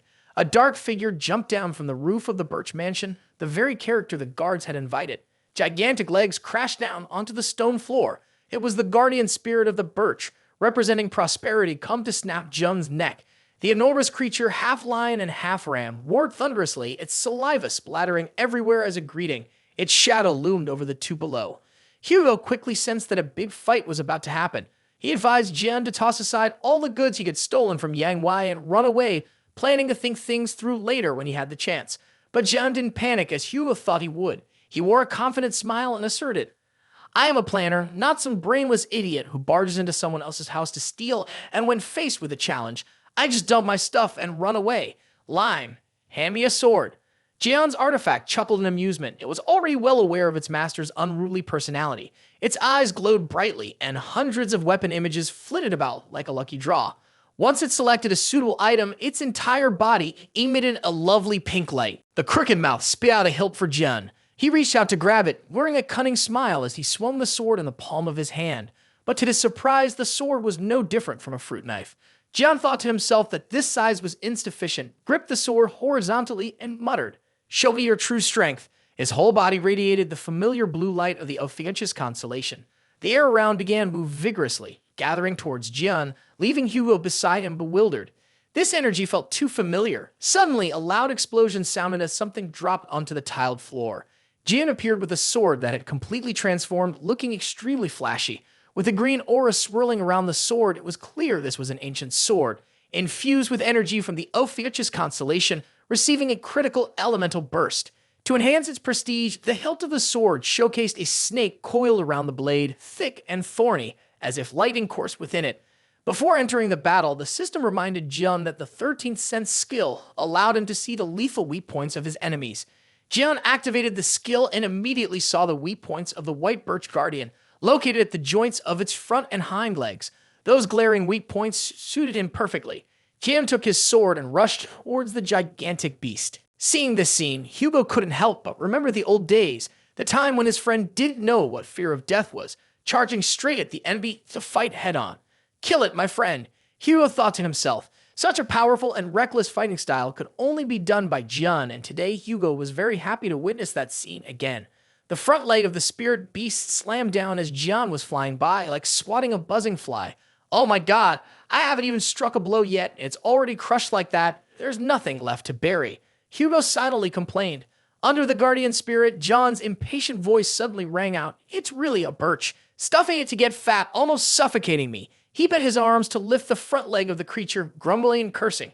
After the cursing came the fighting. A smile spread across John's face. Before he could even make a move, the guardian spirit experienced a pain that spread throughout its body. The front leg that had just crushed John was now soaring in the air, no longer attached at the joint. The birch guardian spirit let out a roar that shook the heavens, mourning for its leg. The system reminded Jin that the spirit beast was using another ability to retaliate. The creature roared, as if calling for something. It turned out that it was absorbing all the prosperity around to make power for itself. Truly a prosperous guardian spirit, always sucking in prosperity when needed and creating a noisy storm. "I don't like it at all. I'd rather you sit still. I would go easier on you," Jian grumbled. He activated the high damage attribute of the serpent constellation on the sword once again, slinging it over his shoulder before swinging it down, not forgetting to whisper, "Let's cuddle a bit." Jian's serpent sword slashed decisively into the ground, but not due to a missed target. From his sword emerged a long, black line resembling a snake, launching toward the spirit beast. The line of energy struck the beast hard, making it let out a pitiful roar. The entire courtyard and the mansion behind the spirit beast were affected as if they had just been bombed from above. Dirt, rocks, and buildings were sent flying. Some unfortunate bodyguards standing nearby were caught in the backlash, suffering minor scratches at best and serious injuries at worst. Amid the thick dust, Hugo was so shocked that he could not close his mouth, merely standing there gawking at his friend like a villain reveling in destruction. As the smoke cleared, a long trench created by John was revealed, originating from where he stood, collapsing the entire mansion of the Ares behind it, stretching for hundreds of meters. The destructive power is incredible, Hugo thought to himself. Looking at the wondrous blue energy, he couldn't help but remember the golden era of Jian, when his hair had not yet fallen out and his eyes had not yet gone blind. The spirit beast lay in a heap like a dry dung pile under the blazing sun, look out too late to utter any last words. In addition to the experience points awarded by the system, it also asked Jun if he wanted to keep the spirit beast as a prosperous guardian for himself. Jian walked closer to the spirit beast's corpse, deep in thought. "I can't believe it, even though I'm also called a saint. I've never received blessings from the deities. I've never had the power to control a guardian spirit like the other 12 zodiac saints. Now suddenly being granted this skill, it would be foolish not to accept it," Jian thought. His hand just touched the fur of the spirit beast, and the entire body of the creature was instantly enveloped by his power. The drooping wings now spread wide. The spirit beast had successfully become the guardian deity of the snake handler in a form that could hardly be described in words, resembling a scruffy Tibetan mastiff with a pair of angel wings, rather than the fierce creature it was before. Moreover, the spirit beast voluntarily shrank in size so Jian could lift it. It was quickly assigned the task of guarding its master's belongings. As a prosperous guardian deity, it could certainly hold all of Jian's belongings. Jian was very happy, hugging the spirit beast as if he had just received a gift from his mother, not caring about anyone else. Hugo stood at a distance, looking confused. What on earth had happened before they returned that his friend now possessed such absurd abilities, including the power to turn someone else's guardian into his own? Suddenly, John froze when the system requested a new name for the spirit beast, as it had become his personal guardian deity. Piggy Bank. Jian was excited about the quality name he had just come up with, making Hugo stifle a laugh.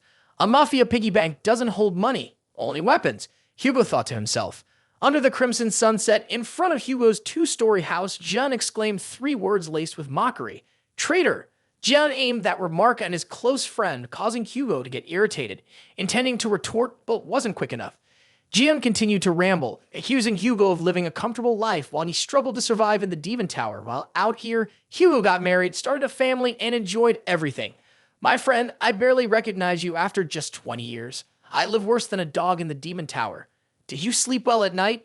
Hugo had to hold himself back from running over to punch Jian. He continued to play the sulky face along with an extremely skillful display of ignoring. Jian pretended to say that he didn't dare stay at his friend's house anymore, but when he heard Hugo say he lived alone, he changed his tone to comfort. Having a wife and living alone must be lonely, right? Hugo was speechless, stammering that he hadn't divorced yet, but it was a long story, and he didn't know how to tell it properly. He deflected back to John's situation, asking about what had happened in the Demon Tower. At that time, I followed your advice to deal with the troubles outside, so I had no idea what you were doing inside. How could everyone bring the head of the red-eyed devil out, but not bring you out? Jian smirked, keeping a cheerful yet slightly mocking expression. He glanced at Hugo and simply said, "That day, I was stabbed in the back and pushed into a trap they had set up.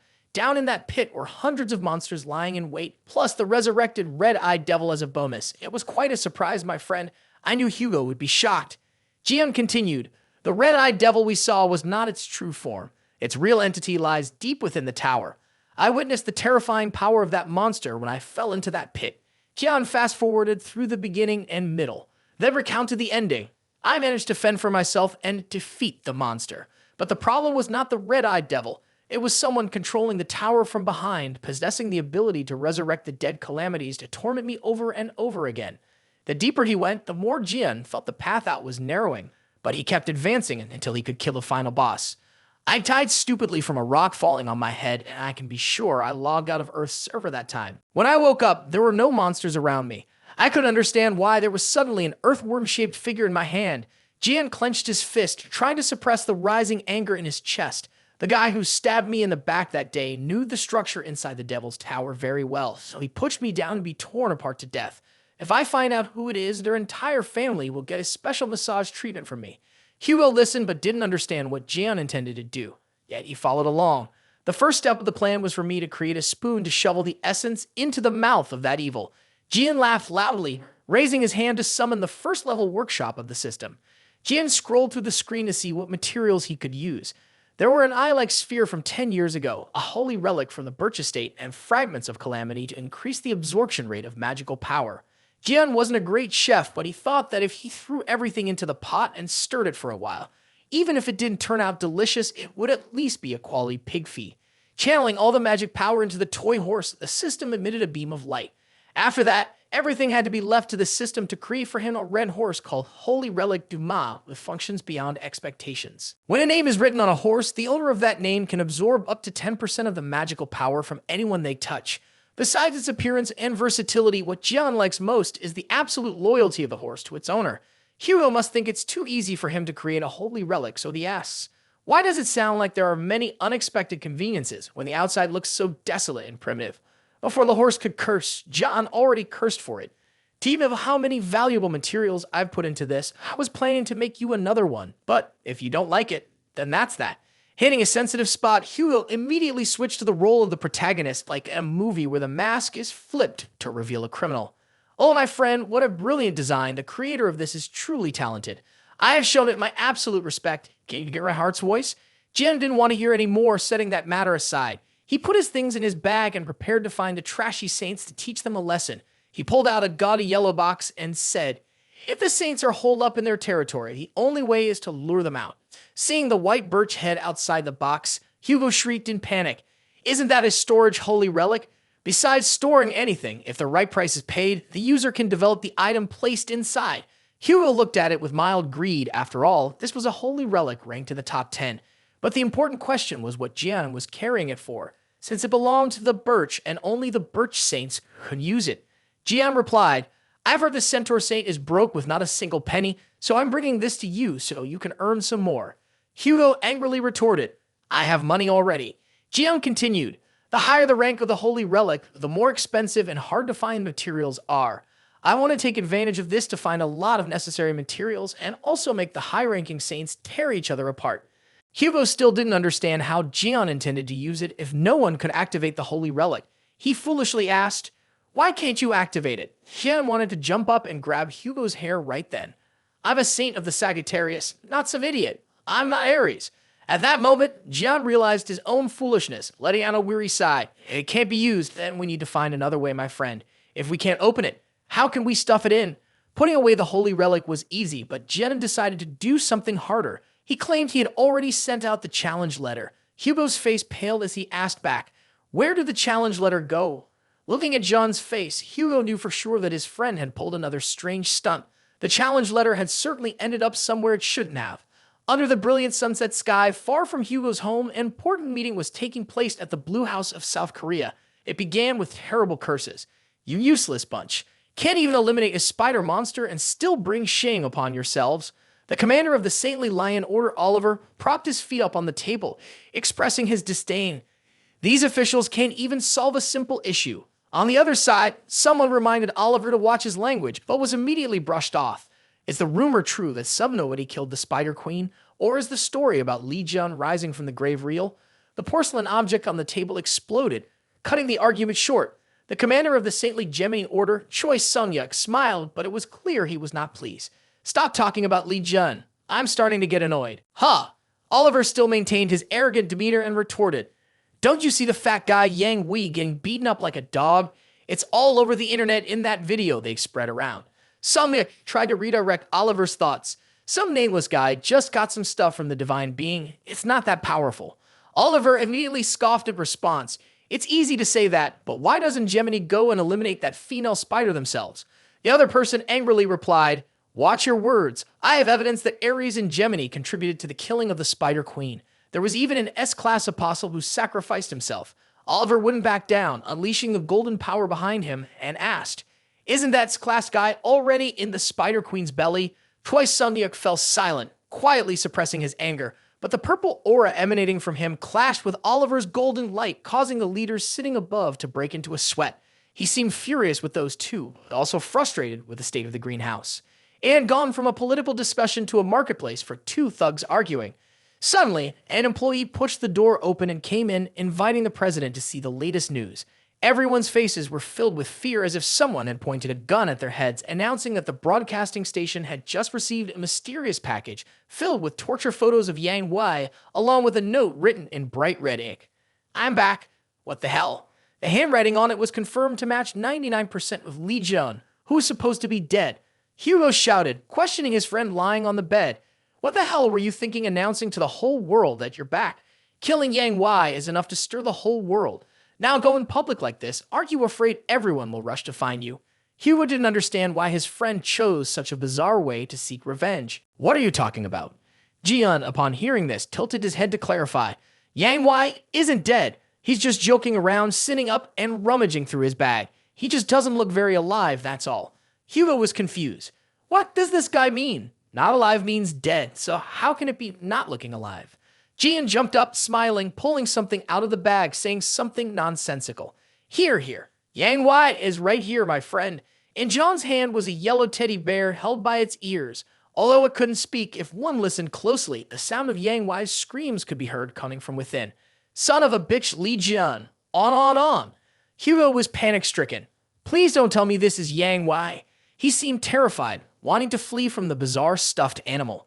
Meanwhile, Jian lifted the bear by its ears, twisting it with delight. "My power is now so strong that I can completely control the soul of another saint." His grip tightened more and more. Although the teddy bear couldn't open its mouth to speak, Jian insisted on giving orders. "Introduce yourself, slave number 2. Suddenly, Jian remembered something more important. He handed Hugo an object. "Look at this. This is the knife that was stabbed into my back and pushed me into that trap." Hugo was astonished. Shit, he's talking about a terrifying experience of being killed, but his face is excited like he's logging a ghost story. Hugo seriously assessed the intricate carvings on the knife, realizing it wasn't an ordinary knife. However, he believed Yang Wei didn't have the guts to stab Jen in the back. Jian continued. "He didn't dare to do it, but surely he knows who did. See this? I'm torturing Yang Wei's soul right here." Jian carried the stuffed bear on his back and said, "I'm going to the Holy Relic shop for a bit because this bald fat guy has seen a sculpture on the knife there. By the way, before leaving, Jen borrowed a few outfits from Hugo so he wouldn't be considered messy. Of course, Hugo did mine. After wandering around the house, Jian stuffed his hands into his pockets and said goodbye to slave number 2. As if knowing his friend would wonder who slave number 1 was, he foolishly waved his hand. "I'll be home soon, slave number 1. Then he walked away, ignoring Hugo's curses. It was already dark. At the Aries mansion, which John had thoroughly wrecked, a group of people in sharp black suits appeared. Everyone was busy assessing the damage. Leaving them was a girl making a phone call. The Aries saint is not here. The person on the other end chuckled, lightly twirling a stream of water in her hand. It was Sophie Marnie, the Aquarius saint. She asked her subordinate, "Where do you think that fat guy went?" Her subordinate reported, "All of Aries' wealth has disappeared." This made Sophie anxious. That bald guy might have run away to join forces with another saint, making things more troublesome. As she furrowed her brows in thought, her subordinate voiced a suspicion. Is it possible that Li Jian returned and took him away? In the luxurious bathroom, with steam filling the air, Sophie burst into laughter. After laughing to her heart's content, she murmured, "That's not funny." With a flick of his hand, the water in the bathroom surged, grabbing the head of a nearby maid, lifting her high and swirling continuously as if trying to suffocate her. The sound of gasping for breath echoed from the phone. The black-clad subordinate realized that his words had caused serious consequences and hurriedly apologized. At that moment, the maid was finally released, just as another subordinate rushed in with dire news. "Miss, another holy relic has signed up for the upcoming drachma auction." That night, many distant cities began to buzz with excitement. At the Lion's Gym, the bodybuilders looked in one direction, awestruck by the man lifting a ton of weights against the wall. A subordinate quietly stepped forward, whispering, "There are rumors that Li Jian's holy relic will appear at the upcoming drachma auction." The man glared back, revealing a long scar on his cheek that looked menacing, then dropped the weights to the ground as if the news had enraged him. Yet, a smile grew on his lips. Stephen Baker brushed his messy brown hair with excitement. "Finally, a thing has appeared. It must belong to us." The door shifted, casting a blinding blue light, slowly revealing two figures, one tall and one short. Today, Jian was not wearing the thief's sandals anymore, perhaps because he had acquired these shoes from Hugo's place. Next to him was Song Jie, the friend's son who had brought him to this place, using the free teleportation service reserved for twins. Both of them walked briskly down the busy street. Jian thanked Song Jia for eagerly taking him to meet the SS-level evaluator just when he needed it. On the outside, Song Jia forced a smile, but inside he just wanted to scream because ultimately he was just being pressured to gather more information about the one who defeated the Spider Queen, not because he was eager for anything. Song Jae's phone was filled with reminder messages from the Holy Commander of the Twin Saints. Though he didn't say it out loud, Jian knew very well that his nephew was being coerced. He extended his hand to offer a knife already sheathed in leather, simply saying, "This is what I use to fight the hordes at the Demon Tower. This engraved knife allows you to summon warriors and activate random skills." But in Song Jae's eyes, it was nothing but a rusty old thing. Anyway, if someone gives it to you, just accept it. As soon as he finished speaking, Jian realized they had arrived in front of a building with ancient architecture, the residence of the SS-level evaluator. The pedestrians on the street suddenly buzzed, pointing at someone who had just appeared, making the whole street lively. It was the saintess of Aquarius, who suddenly appeared in her signature zodiac outfit. She led a group of all-female followers, striding confidently down the street. In the eyes of the people, Saintess Sophie Marty represented all the best things in the world like a lost angel. Looking into her eyes, one could forget the way home. However, one of the subordinates of the evaluator remained alert. He rushed out, awkwardly asking the saintess to stop. The evaluator currently has an appointment with someone else, ma'am. On the outside, Sophie plays the role of a gentle and understanding saintess, but inside she silently curses the evaluator for being unreasonable and making her wait. Is there still someone making an appointment at this hour? Who on earth is inside? The person inside curiously examines the various items displayed on the appraiser's shelves, exclaiming, "The prices of these items are indeed sky-high, truly deserving of the SX grade." The appraiser intensely studies the holy relic that Sung Jae brought and asks, "Who made this?" Jin Myung, an SX grade appraiser with many years of experience, is considered one of the veterans. He sweats profusely as he delivers his assessment. This item is very likely related to Sir Li Jun. Sung Ja doesn't want to frighten the old man further, so he softly smiles, points to Jun, and says he made it. He's a fan of the 13th Saint. The appraiser nods but still tells Sung Jae, "You should go outside. I have something important to discuss with this person." As soon as he turns to leave, the appraiser immediately asks, "What is your relationship with Sir Li Jun?" Due to his outstanding combat abilities, few pay attention to him. But for me, as a legendary craftsman who has seen countless counterfeit Li Jun items, I can immediately tell there is a true presence here. That's why he presses him for information. If someone with advanced expertise recognizes the genuine item he crafted, Jian would be pleased, but without stating the truth, he only praises the old man's discerning eye. Suddenly, his face turned bright red, shy as if talking about something embarrassing. He admitted, "I am the disciple that Master Li Jian cherishes the most in the world." Jian was not surprised that he suddenly had a disciple, but he did not understand why this person had a shy expression like a girl confessing her love. He stood there, his face full of confusing question marks. Jin Myung had turned back with the object that needed to be appraised, mumbling, "This person cannot possibly be related to Li Jian." Just as he was about to punch him a few times for pretending to be gay, Jin Myung handed him a leather-bound notebook, saying, "This is the item I received when I became disciple of the sage."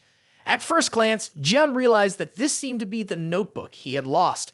Finally, he recognized that this old appraiser was the guy who started out in the profession, trailing him throughout China over 20 years ago, asking him to pass on his skills, which he had refused. Time had passed, and the once talkative young man had now become a middle-aged man full of melancholy. No wonder Li Jian remembered him. Jin Myung raised the notebook high, crying, "That day, Master Li Jian left behind the only keepsake that I hold dear in my heart." A very touching moment, but for Jian, it felt like a cold. He thought he had lost it, but it turned out this guy had stolen the notebook. Jin Myung flipped through a few pages, mumbling that he could not make out the content because the handwriting was too bad, wanting to follow the ideas crafted in it, but failing. He privately thought those were a list of items he did not want to introduce. However, he closed the book, his face illuminated with kindness as he handed it to Jian, saying, "If you are so passionate about the 13th Sage, then take it back to study." Jian immediately took it, remembering that he had casually written down a few of his designs in it. Having it ready was good. The moment his hand touched the notebook, the skill the god of gaze allowed him to channel magical power into the notebook right away. Jin Myung looked on anxiously as the light seeped into the cover, thinking that the young man in front of him had the skill to read the holy relics that stored memories. Just as he was about to ask for the information inside, the hurry voice of a servant calling from outside interrupted. The servant pointed outside, reporting that the saintess had arrived. Jin Myung didn't care much. She arrived, so what? It doesn't concern me. Why does everyone have to make such a fuss? Sophie had been patiently waiting outside for a while. The place she stood quickly turned into a red carpet for people to take photos and shoot videos just like an event. She lowered her head, silently cursing those bothersome people. "Every time I go out, I wear this outfit and they still make a huge commotion." Sung Jae stood in the crowd, excited but not particularly eager, having heard that whenever Sophie left the temple, she always brought trouble to others. After waiting for over half an hour without seeing the examiner invite him in, and with the crowd continuously flashing lights, Sophie completely lost her patience. She dashed inside, ignoring the guard at the door who was trying to stop her. Sophie decisively stepped in, wanting to see who the guest was that Jin Myung valued more than a saintess. Unexpectedly, upon seeing the person in front of her, she froze for a few seconds as her attention was caught by the handsome face of that individual. Suddenly, Sophie's heart blew with joy. No matter if they were a saintess, she still preferred handsome oppods. Excitedly, she moved closer for a better look when suddenly, an image of a gigantic snake flashed in her mind, its large, ferocious mouth lunging towards Sophie, causing her to turn pale and collapse to the ground in fear. What was that? Sophie felt sweat pouring down her sides, wondering why it felt like hundreds of giant snakes were coiling around her, tightening and threatening. This is not good at all. Sophie Marnie ran outside with a panicked expression, leaving her followers puzzled and scrambling to catch up. The two people in the shop didn't understand why such strange behavior occurred, and Jian didn't care much either. Just as he was about to return to his items, the assessment system informed him that someone had approached the Snake Master. Its divine power currently stood at 35%. He wondered what divine power was, and the system immediately replied, "It is a type of strength bestowed in a sacred form, which requires the addition of a core personality trait of Jian, namely that he can absorb divine power from others to increase his own. If it remains at 0% for too long, he will lose his strength." Pointing outside, Li Jian wondered, "Who is that girl who just ran away?" Jin Myung asked him back with a confused tone, "How can you not know when the saintess appears so frequently in the apostolic newspapers?" When he heard that it was the saintly protector Sophie Maldi, Li Jian froze for a second and then burst out laughing, nearly crying.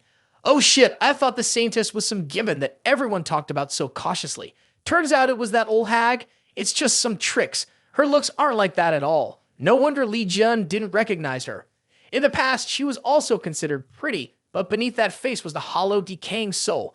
That's why her beauty could never sway Li Jian. On the list of things he hated the most, besides fish bones, flies, and trash, Sophie was like a disgusting crawling insect that made him feel nauseated. Her skincare routine was more important to her than human life.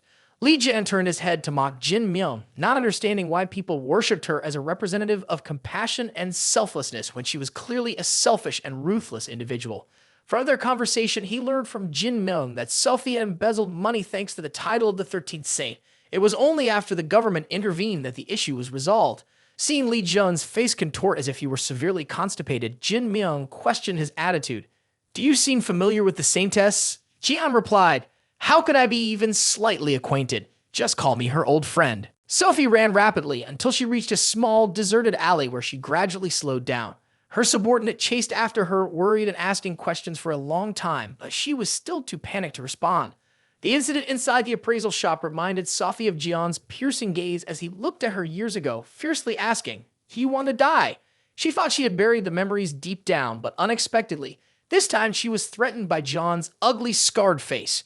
All of this was because of that young man. She didn't understand why it stirred such terror within her. She ordered her subordinate to return and investigate the brown-haired guy in the appraisal shop. When her subordinate asked if they should investigate the appraiser, Sophie immediately changed her mind, her mouth curling into a delighted smile. "I will kill both of them." Her subordinate spoke up to intervene, insisting they should keep Jin Myung alive, but Sophie brushed it off. Both of those people deserved to die. She held up the chain around her neck for her subordinate to see, smiling sweetly, saying she would lend the relic and the power of the god to kill those two. The subordinate wanted to advise her further since they were in neutral territory. Sophie thrust the bracelet forward, her face wearing a kind smile, but radiating a terrifying energy that made the girl instantly step back, unable to argue any further. The will of the Saintess was the will of the god. Kneeling on one knee, she raised her hands respectfully to accept the bracelet Sophie handed her. She repeated to herself, "The will of the Saintess is the will of heaven, and the apostle must carry it out at all costs." Sophie was finally satisfied, smiling gently. At that moment, she retracted the image of the divine guardian shining brightly behind her, thinking she might as well cause this subordinate to log out as well. At that moment, Lee Jun was sitting and talking with Jin Myung in the shop when he suddenly felt something wet on his head, as if water was dripping from somewhere. Outside the downtown area, the lights from the shops and houses twinkled. Song Jia left Jun alone in the appraisal shop to stroll around, waiting for him to finish. Suddenly, he looked down at his feet and saw something strange. He stopped, focused his gaze on the puddle of water at his feet, confused about where it came from, and it seemed to be spreading even though it wasn't raining. Song Jae bent down and take a closer look, realizing there was a magical force within it. Suddenly, the shadow in the water turned an unusual shade of white. Two figures appeared, glowing brightly, and reached out their hands as if to grab Song Jae. The glass of iced milk coffee fell immediately due to the horrifying scene before him. The water congealed into the shape of a human crawling towards Song Jae, resembling the crawling ghosts in horror films, making him pale with fear. How could there be ghosts in a brightly lit area on the street? Suddenly, a scream rang out from behind. Song Jae turned around and discovered that everyone around him saw the water ghost just like he did, surfacing from the ground, staring at their own forms. The one responsible for this scene stood on the roof of a building, looking down. Who else but Sophie Marty, who had cast the duplicating mirror? Although the duplicates only possessed powers similar to that of A-rank apostles, a large number could still take down an elephant. Besides, in the appraisal shop, there were only two people, one old and one young. Song Jae ran back to the appraisal shop. As soon as he saw the back of the Saintess's guard, he shouted out loud, "Why are you using combat skills in the neutral zone like that? Cancel it immediately." She turned around and calmly looked at Song Jae, holding a beautifully crafted cup in her hand, saying that this was the Saintess's order, so he should be quiet. This was the will of the higher-ups. She suddenly placed the holy cup on the ground, activating the holy relic and causing it to shine brilliantly. Song Jae, startled, rushed to stop her, but it was too late. A column of light shot straight up into the night sky as if a famous idol were performing there. Dozens of streams of water burst up from the ground, swirling into large circles that surrounded everyone in the neighborhood. The summoned water spirits of those people would work together to deal with Jin Myung, the young man who was a guest in that shop would be dealt with by her own hands. The water spirits quickly followed the orders and created a puddle of slimy water above the spot where Jian had seen earlier. Song Jae, panicked, swam in the water sphere, not understanding when they had planned the attack. His palms tried to summon power, needing to escape from there quickly before losing consciousness. Song Jae's vision began to fade, gradually wanting to close, surrounded by endless water. At that moment, Jian in the shop realized that the water infused with magical power was not from rain seeping down. He quietly watched as it continued to flow down in increasing amounts. Jin Myung also felt the magical energy around him, looking around confused, and the water gathered together like a rope and lifted him high up. Something sharp rushed forward and pressed against Jian's neck, and he didn't seem surprised at all. The female bodyguard whispered, Don't move. I don't want to kill you yet. Explain that this is because you have displeased the saintess. But don't forget the threat. Resisting will lead to your death. Don't be foolish. The saintess has ordered me to kill 2 people. But if you admit your mistake to the saintess and Jin Myung is willing to buy the holy relic at a high price, I will speak in your favor in front of Sophie. What a kind-hearted bodyguard, threatening others but offering negotiation terms. Too merciful, to the point that the evaluating uncle didn't even bother to respond. Suddenly, Gianna asked, sounding exasperated, "Is it normal to walk around the street holding a knife?" Jin Myung widened his eyes, watching him grasp the broken knife handle between his 2 fingers. Maybe he's just old? Back in his time, no one dared to wield a weapon carelessly. Jin dropped the knife to the ground, chuckled, and said, "Jin Myung, why don't you calculate the damages here and have them pay a bit?" Seeing Jian break the holy relic knife, it seemed like he was on his side. But Jin Myung still didn't dare to speak up. What kind of person could do that with bare hands? The female subordinate seemed to be around 30 years old and had never encountered such a situation before. She angrily said, "You must not move, didn't you hear?" The A-class water spirits gathered behind, rushing towards Jian to silence him. But upon arrival, they were scattered like water splashed from a bucket as a single punch from Jian sent them crashing to the ground. With that same punch, he smiled kindly and asked, "Hey, do you have more? Call them out. It's quite fun to punch." The female bodyguard took a few steps back, warily observing the young man before her. Just as the same test had predicted, being able to punch away A-class water spirits with bare hands definitely indicated he was not an ordinary person. If that's the case, I must eliminate him to avoid putting the same test in danger. The nonchalant demeanor of Jin Myung is really irritating. She pulled out the necklace that Sophie had given her and splashed a stream of pure magical water that Sophie had personally infused. Puddles began to form into the shape of a pack of wolves, which according to the guard were A-rank water wolves. Using A-rank creatures to cause trouble for Jian is a waste of effort to provoke him for a laugh. Sophie, that little demon, certainly had a grand way of greeting him. Without knowing where he pulled out 2 daggers from, he asked Jin Myung, "Can I borrow these daggers for a bit? Whether I return them later depends on my mood." He didn't wait for her to answer. Jian, like a rocket being launched, shot forward and confronted the aggressive pack of water wolves alone. Wherever he went, it meant death for them, and he even let out a gleeful shout. "These daggers are really sharp. I like them so much, I'll give them a like." His blade struck the water wolves, bringing back magical information from the mirror as if he was in a slaughter mode. Jian dove into slicing the A-rank creatures with delight, laughing joyfully. Why is it so fun to just appraise items? Wherever his blade went, Jian reaped rewards. He collected shards of replica mirrors, experience points, and various miscellaneous items related to the water wolves that belonged to the Saintess. It's unknown what rank the Saintess's subordinates were, but they stood there in shock, unable to believe their eyes. The summoned beasts of the Saintess were being killed so easily. Hey! Jian's call startled her so much that she felt like her eyes might pop out. Is he the final boss of some villain story? What a strange male lead. Jian was thrilled with this scene of slaughter, asking her if there was anything else, and to bring it all out. His gaze was like that of a fierce beast, staring intently. The guard was unable to take even a step, let alone respond. Knowing she couldn't stay in the house since there was no door, she turned and fled in a hurry. Jian didn't bother to chase after her. He was exhausted from dealing with the stubborn ones, and he could ignore cowards like her. Jin Myung silently assessed him. Suddenly, a loud scream from Sung Jae echoed from the door, the boy completely drenched, bursting in to warn him about the troublemakers attacking recklessly. To his surprise, the inside of the appraisal shop was the chaotic mess following John's rampage. Wasn't this the beast summoned by the Saintess? That was how others viewed the summoned beast. But to Jian, these were merely pieces of materials that had fallen for him to collect. Sung Jae urged him to leave, fearing that if the guards brought more people, it would become quite troublesome. Just as they were about to leave, Jin Myung shouted loudly. As both turned to look, he hesitated. 20 years ago, he had followed Li Jian to learn the crafting methods, so he remembered very clearly how he fought monsters and gathered materials. With all of his courage, he loudly asked, "Was that you in the earlier battle? Was it Li Jian?"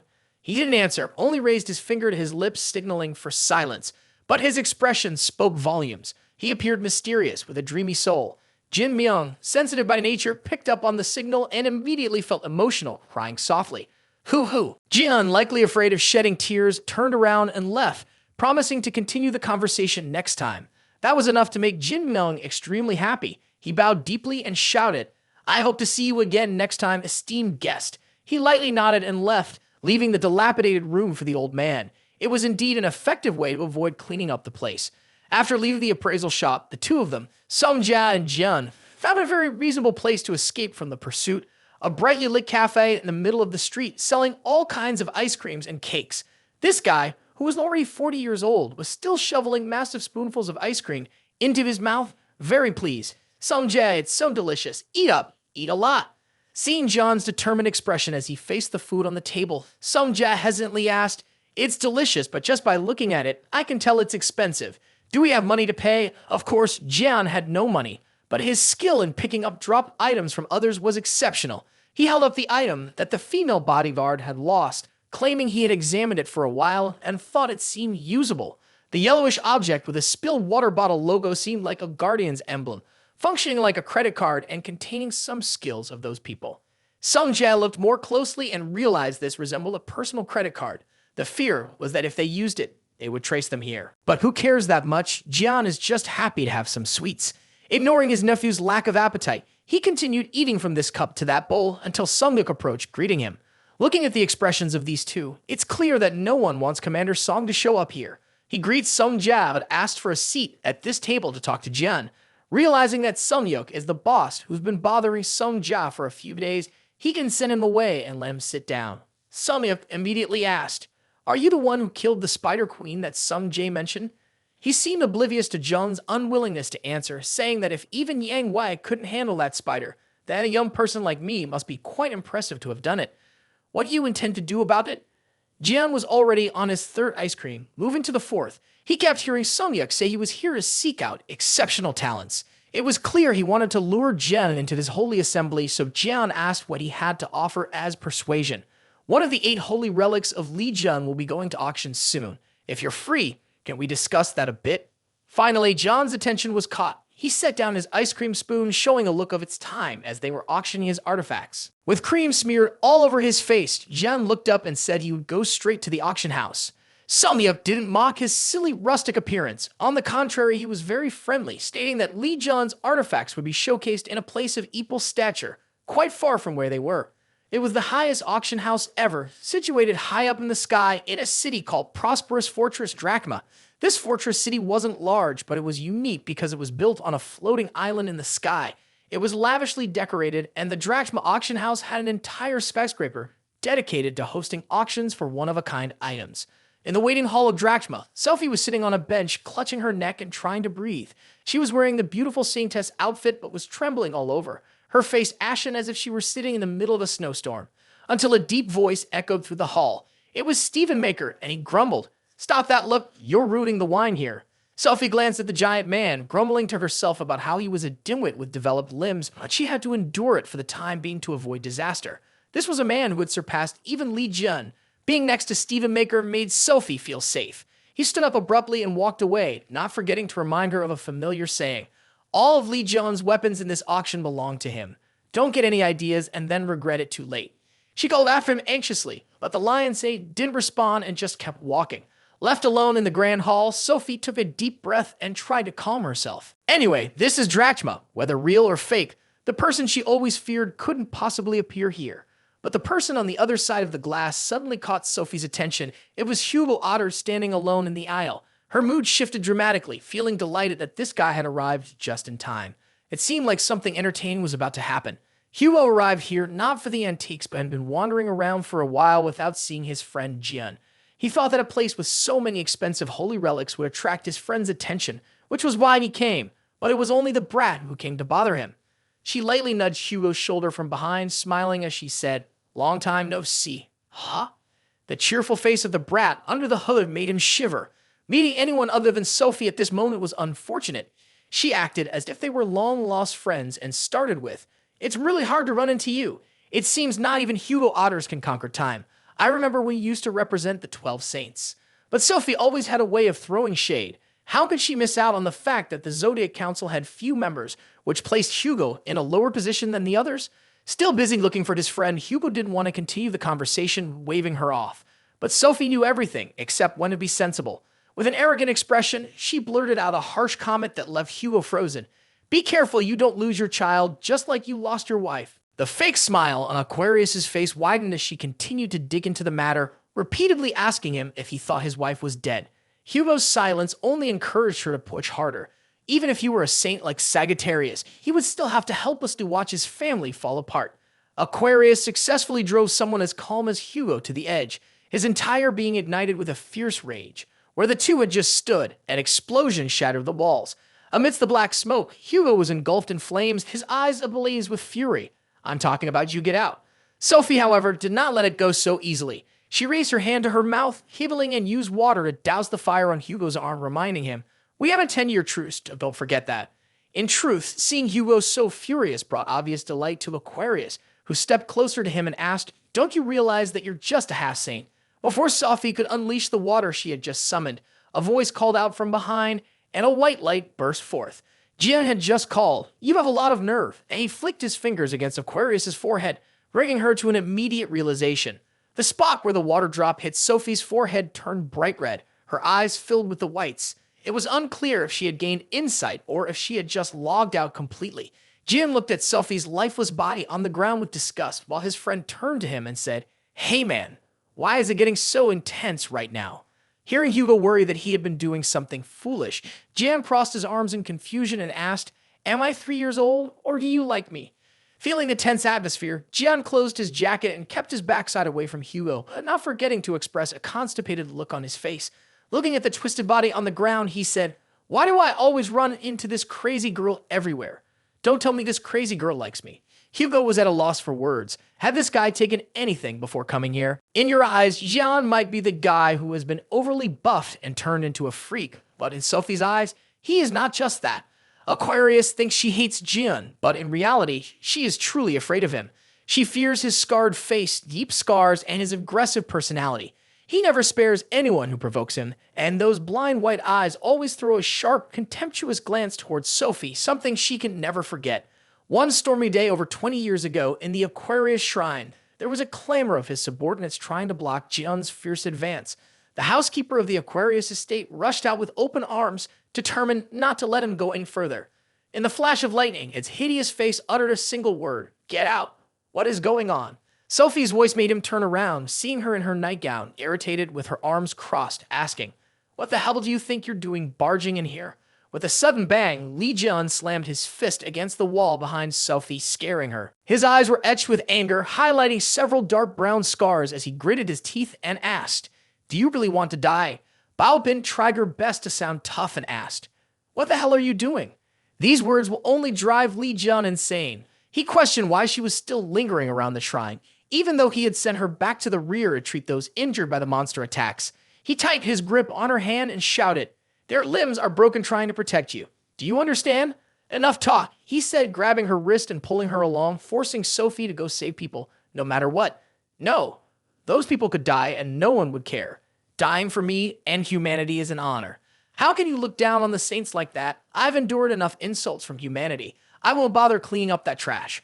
Her stubborn words made Li Jian freeze. He turned his bandaged face toward her and asked, "What did you just say?"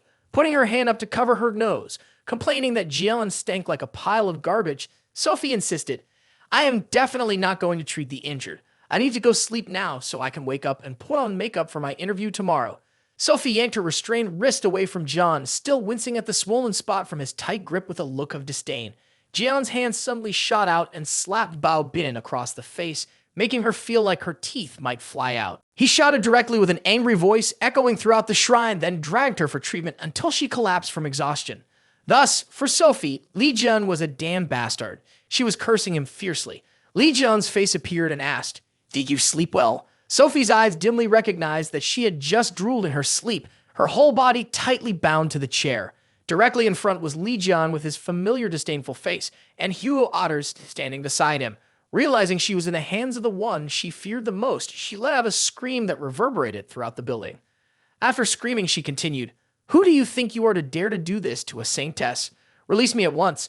Release me at once. I want to slap you again." This old hag's mouth probably wouldn't change at all whether it had 20 years or 200 years of age. Sophie's mind kept rolling inside, telling herself, "I'm not afraid of him like I was 20 years ago anymore. Today I will be clear with him."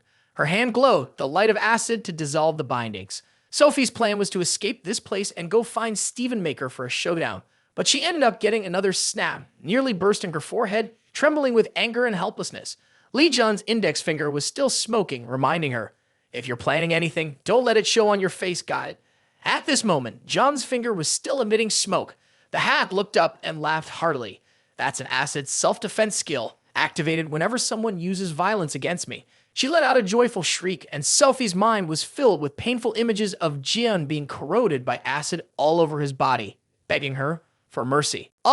Is your strongest skill? I also have something very strong. He raised his middle finger at her, but the acid had disappeared at some point. However, he wasn't foolish enough to brag about having the absurd ability to heal himself, which had left Aquarius terrified, screaming in disbelief. All right, are we done chatting happily? Let Li Jian settle the score for what has happened between us, shall we? I heard you claim to be my support person. A first snap of his fingers. Those ridiculous terrorists in the appraisal shop were sent by you, right? Almost 10 of them, but let's settle it with 5 snaps to keep things friendly. And what was that nonsense you said to Tixu earlier? Add another 50 snaps. Seeing her tearful face, Li Jian kept his hand poised and asked, Hey, do you have anything else to say? After a moment of silence, he thrust his hand forward. Here's what you were waiting for. Your incredibly smug face makes me wonder if you're the villain here. Her ongoing protests echoed incessantly. Hugo found no reason to intervene. That awkward friend of his was just like that. Whether male or female, they were all treated the same way. Even if Li Jian had ample reasons to act that way, Hugo would never hit a woman. At most, like just now, he would just hit the wall a bit. But wait, is there something wrong with my eyes? I feel like John's power is increasing with each snap he makes. Hugo wasn't mistaken. With each flick on the jar's forehead, he was able to extract her divine power. The unbeatable flicking saint was in high spirits. Sophie suddenly collapsed in a perplexing manner. Her forehead was swollen in several spots and foam was frothing in her mouth, signs that she had fainted. Jian finally stopped. The system rapidly popped up before him, congratulating him that his current divine power had reached 50% and successfully unlocked the holy divine power. What new terminology is this? Can't you look it up on Google for me? What is the holy divine status, my friend? It was simply because he was an abandoned child, not blessed by any zodiac sign that he didn't know. It was the power needed to sustain divinity. Knowing late had its perks, as the system informed him that if he didn't have it, he could take it by force. Whether it was divine power or holy divine status, ultimately it all came down to having to take it. Indeed, it was the system. Jian rubbed his confusing head, having earned 20% divine power from just a few flicks on the jar. Why hadn't he received anything after beating Yang Wei badly before? Was it because the skill hadn't been unlocked then? Yet now, he received news that he could still increase his power.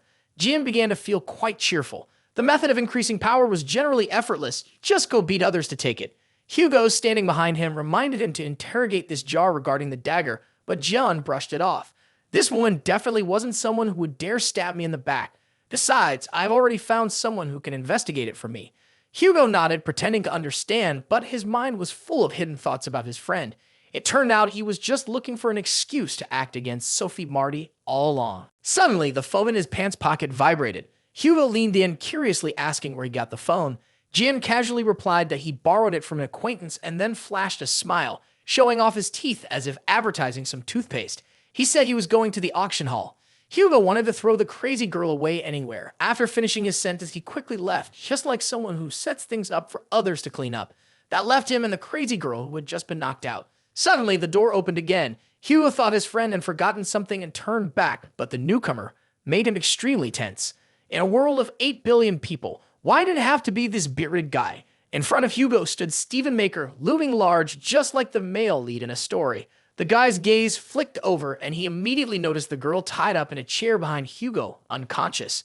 Hugo had no intention of explaining and just stared at Stephen, who was suddenly angry, with a bunch of yellow electricity crackling around him, asking, Hey, Hugo, what are you doing here? It was just a question, but why did it sound so threatening?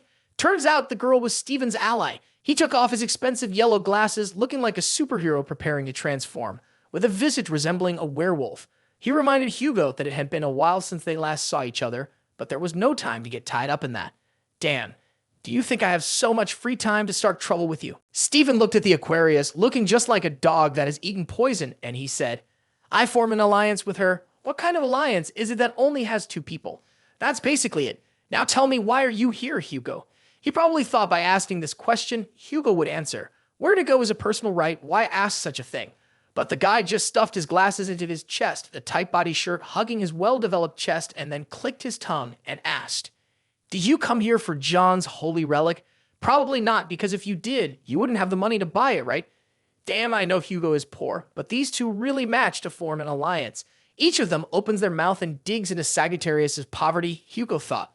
Stephen smiled, showing his bright white teeth, and boldly asked, "Are you still collecting the holy relics that Gian created? Since ancient times, when Gian still existed among the 13 saints, Stephen has always felt inferior to him, taking Gian as a benchmark to strive to surpass. He has always been gathering all the holy relics related to him. Hey, don't tell me you think that continuing to do this will make you strong enough to be on par with Gian." Stephen said nothing, blowing away the dirt and rocks beneath his feet. Indeed, Hugo's words had hit the right spot. He intended to say a few words, but Stephen really blew the floor away. Hugo cautiously summoned flames to surround himself, only to see lightning emanating from Stephen's hands. He couldn't strike at Hugo, but grabbed his wrist, squeezing it hard enough to make his half vanish. Hugo began to feel fear as he sensed Stephen's grip getting stronger by the day. The man's fierce gaze warned him not to take any risks. With every word Stephen uttered, his muscular fingers tightened a little more, reminding Hugo, "You are just a fool, so don't mention Gian in front of me." As soon as he finished speaking, he twisted Hugo's arm behind him, his entire body radiating an image of divinity behind him, as if to prove his strength had far surpassed that of the Gian statue. "Saint, there's trouble," a subordinate came to report. The twins had purchased all of Gian's items. The man suddenly turned back, forcefully pushing Hugo away, realizing he couldn't waste any more time with him, and left immediately with his subordinate. Hugo called after Stephen to take this crazy woman away, but he didn't pay much attention, even telling Hugo to do whatever he wanted. Right now, the top priority was the auction, and this old woman could wait. Before leaving, he kindly reminded him, "If you want to live, you should control your own temperament." Being careful, Hugo smirked sarcastically. "Your reminder is so touching that it chills my heart." Once Stephen was far away, Hugo dared to look down. His hand was badly burned from the electric jolt of the Lion Saint. The feeling of inadequacy surged in Hugo's heart. He knew he was not okay at all because he had always been the weakest among the 12 blessed zodiac signs. The Drachma auction house shines brightly like a heavenly realm. Through the glass doors of the corridor, the closed VIP room can be seen in the auction area. The excited female MC strikes the gavel to finalize an item for Gemini. Now there will be a break to prepare for the second round. That's all it took. The young people in the room let out a cheer of excitement. Li Jian has secured another interesting item for himself. Samyuk, sitting next to him, congratulates him on buying what he wanted. At this moment, Jian scratches his head sheepishly, thanking him for inviting him into the VIP room, allowing him to shop comfortably. It's thanks to him that Jian could gather this collection of items. Choi Sung-yuk adjusts his glasses, reminding him that this is all to recruit him into the Gemini cult, not noticing that Sung Jae sitting beside them has already spent billions. He glances over at Sung Jae and asks, "Can you take care of the payment for this drink? I forgot my card." "I wouldn't dare go against your orders, boss," Sung Jae replies as he reaches for his wallet. Jin pulls out a dirty black card and casually says, "Today's on me." Sung Jae reaches into his empty pocket, wondering, when did this guy get a black card without me knowing? Jin waves the card in his hand, reminding him, "Anyway, don't ask your subordinates to pay for you." Being told this directly, Samyuk doesn't dare to object and keeps a smile on his face. But he gradually realizes that this guy looks young but seemed to enjoy bossing others around. Nonetheless, he has successfully defeated the Spider Queen. Samyuk's task is to make use of this talented person for his own cult. Wait a little longer. When Jian had drunk a lot of alcohol, Samyuk began the main topic of the day with a long, flattering speech. The potential of this brother is at least S or SS rank. If blessed by the Aries Society, he will undoubtedly develop greatly. Jian took a sip of his drink, realizing that the pale purple Miss Sonyuk had just released had the effect of manipulating others' minds, just like scammers do. Sonyuk showcased all his persuasive skills to Jian, talking about money, jewels, wealth, glory, and a respected career. Joining the Aries Society would give you everything, all for free, completely free, and promised that you would gain power stronger than even mine. Come on, take my hand, and let's conquer the path to bring Aries to the heights of glory. It sounded grand and convincing, but suddenly Jian burst out laughing. "Today is so fun, great speech." Then he changed his expression and asked seriously, "So are you telling me to become the hunting dog of that bald pig?"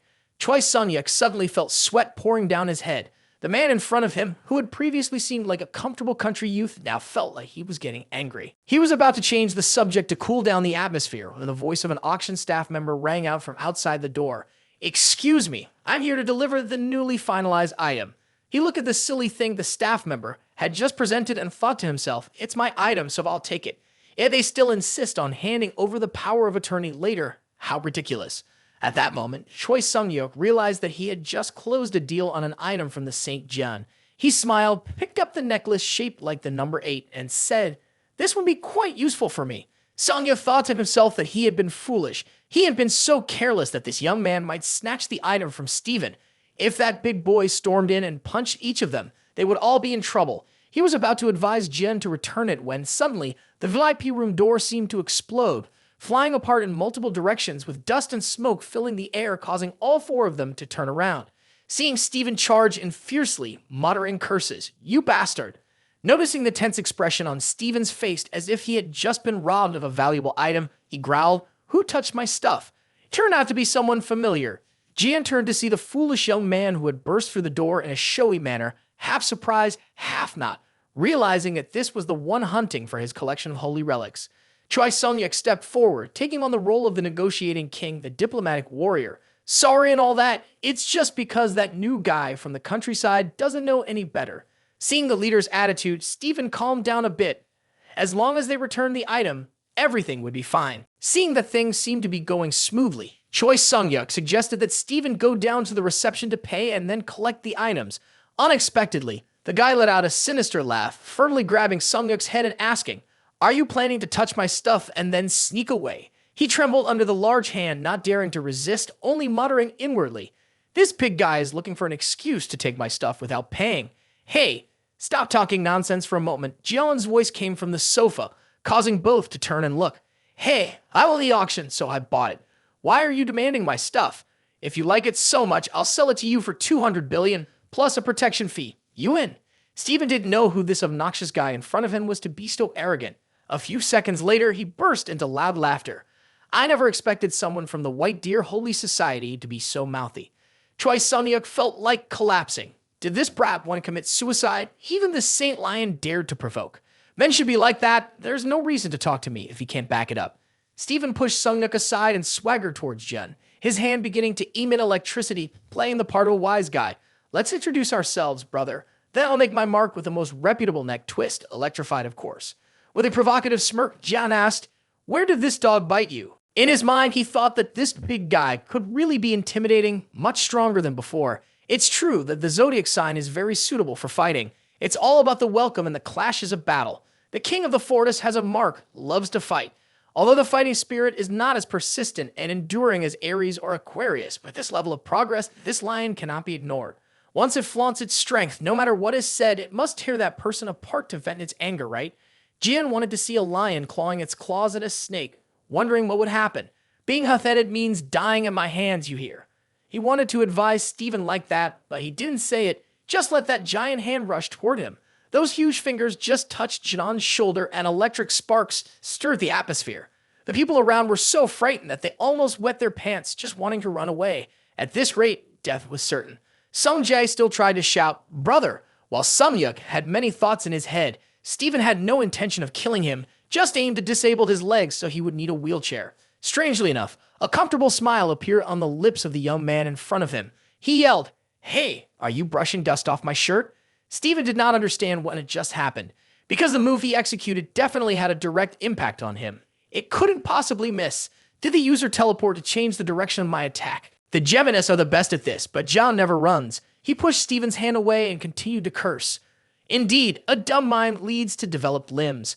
"Ha ha, your attack has been neutralized by me. Do you have any other skills that can affect me?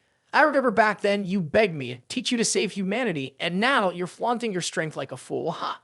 Not to mention the brilliant aura surrounding Jun, that story was known only to the 13th Saint and Steven.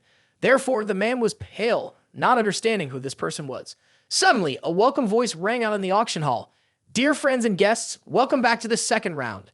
Steven then shifted his attention there, no longer paying any heed to Jin. He turned away, pointed at Jin, and said, "The auction is something important that needs to be dealt with first. Keep that necklace tight, I'll come find you later." As Steven walked away, Sung Jae ran up to him to check if he had any dents on his body.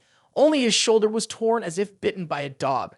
Sung-hyuk saw but didn't dare to approach and ask, "How did he dodge earlier?" While a divine-level attack from Steven cannot be deflected, even an S-level commander like Sung-hyuk couldn't do that. This strange, indifferent demeanor only made Sung-hyuk more curious. Who exactly is this young man? In the second round of the auction, the host announced, This is a holy relic that everyone eagerly wishes to behold. Surely you remember the Berlin event 24 years ago, or an island in Germany. A strange mist lingered in the area, melting all types of weapons and towers. It was so fearsome that the 12 saints had no way to enter that area except for the hero Li Jian.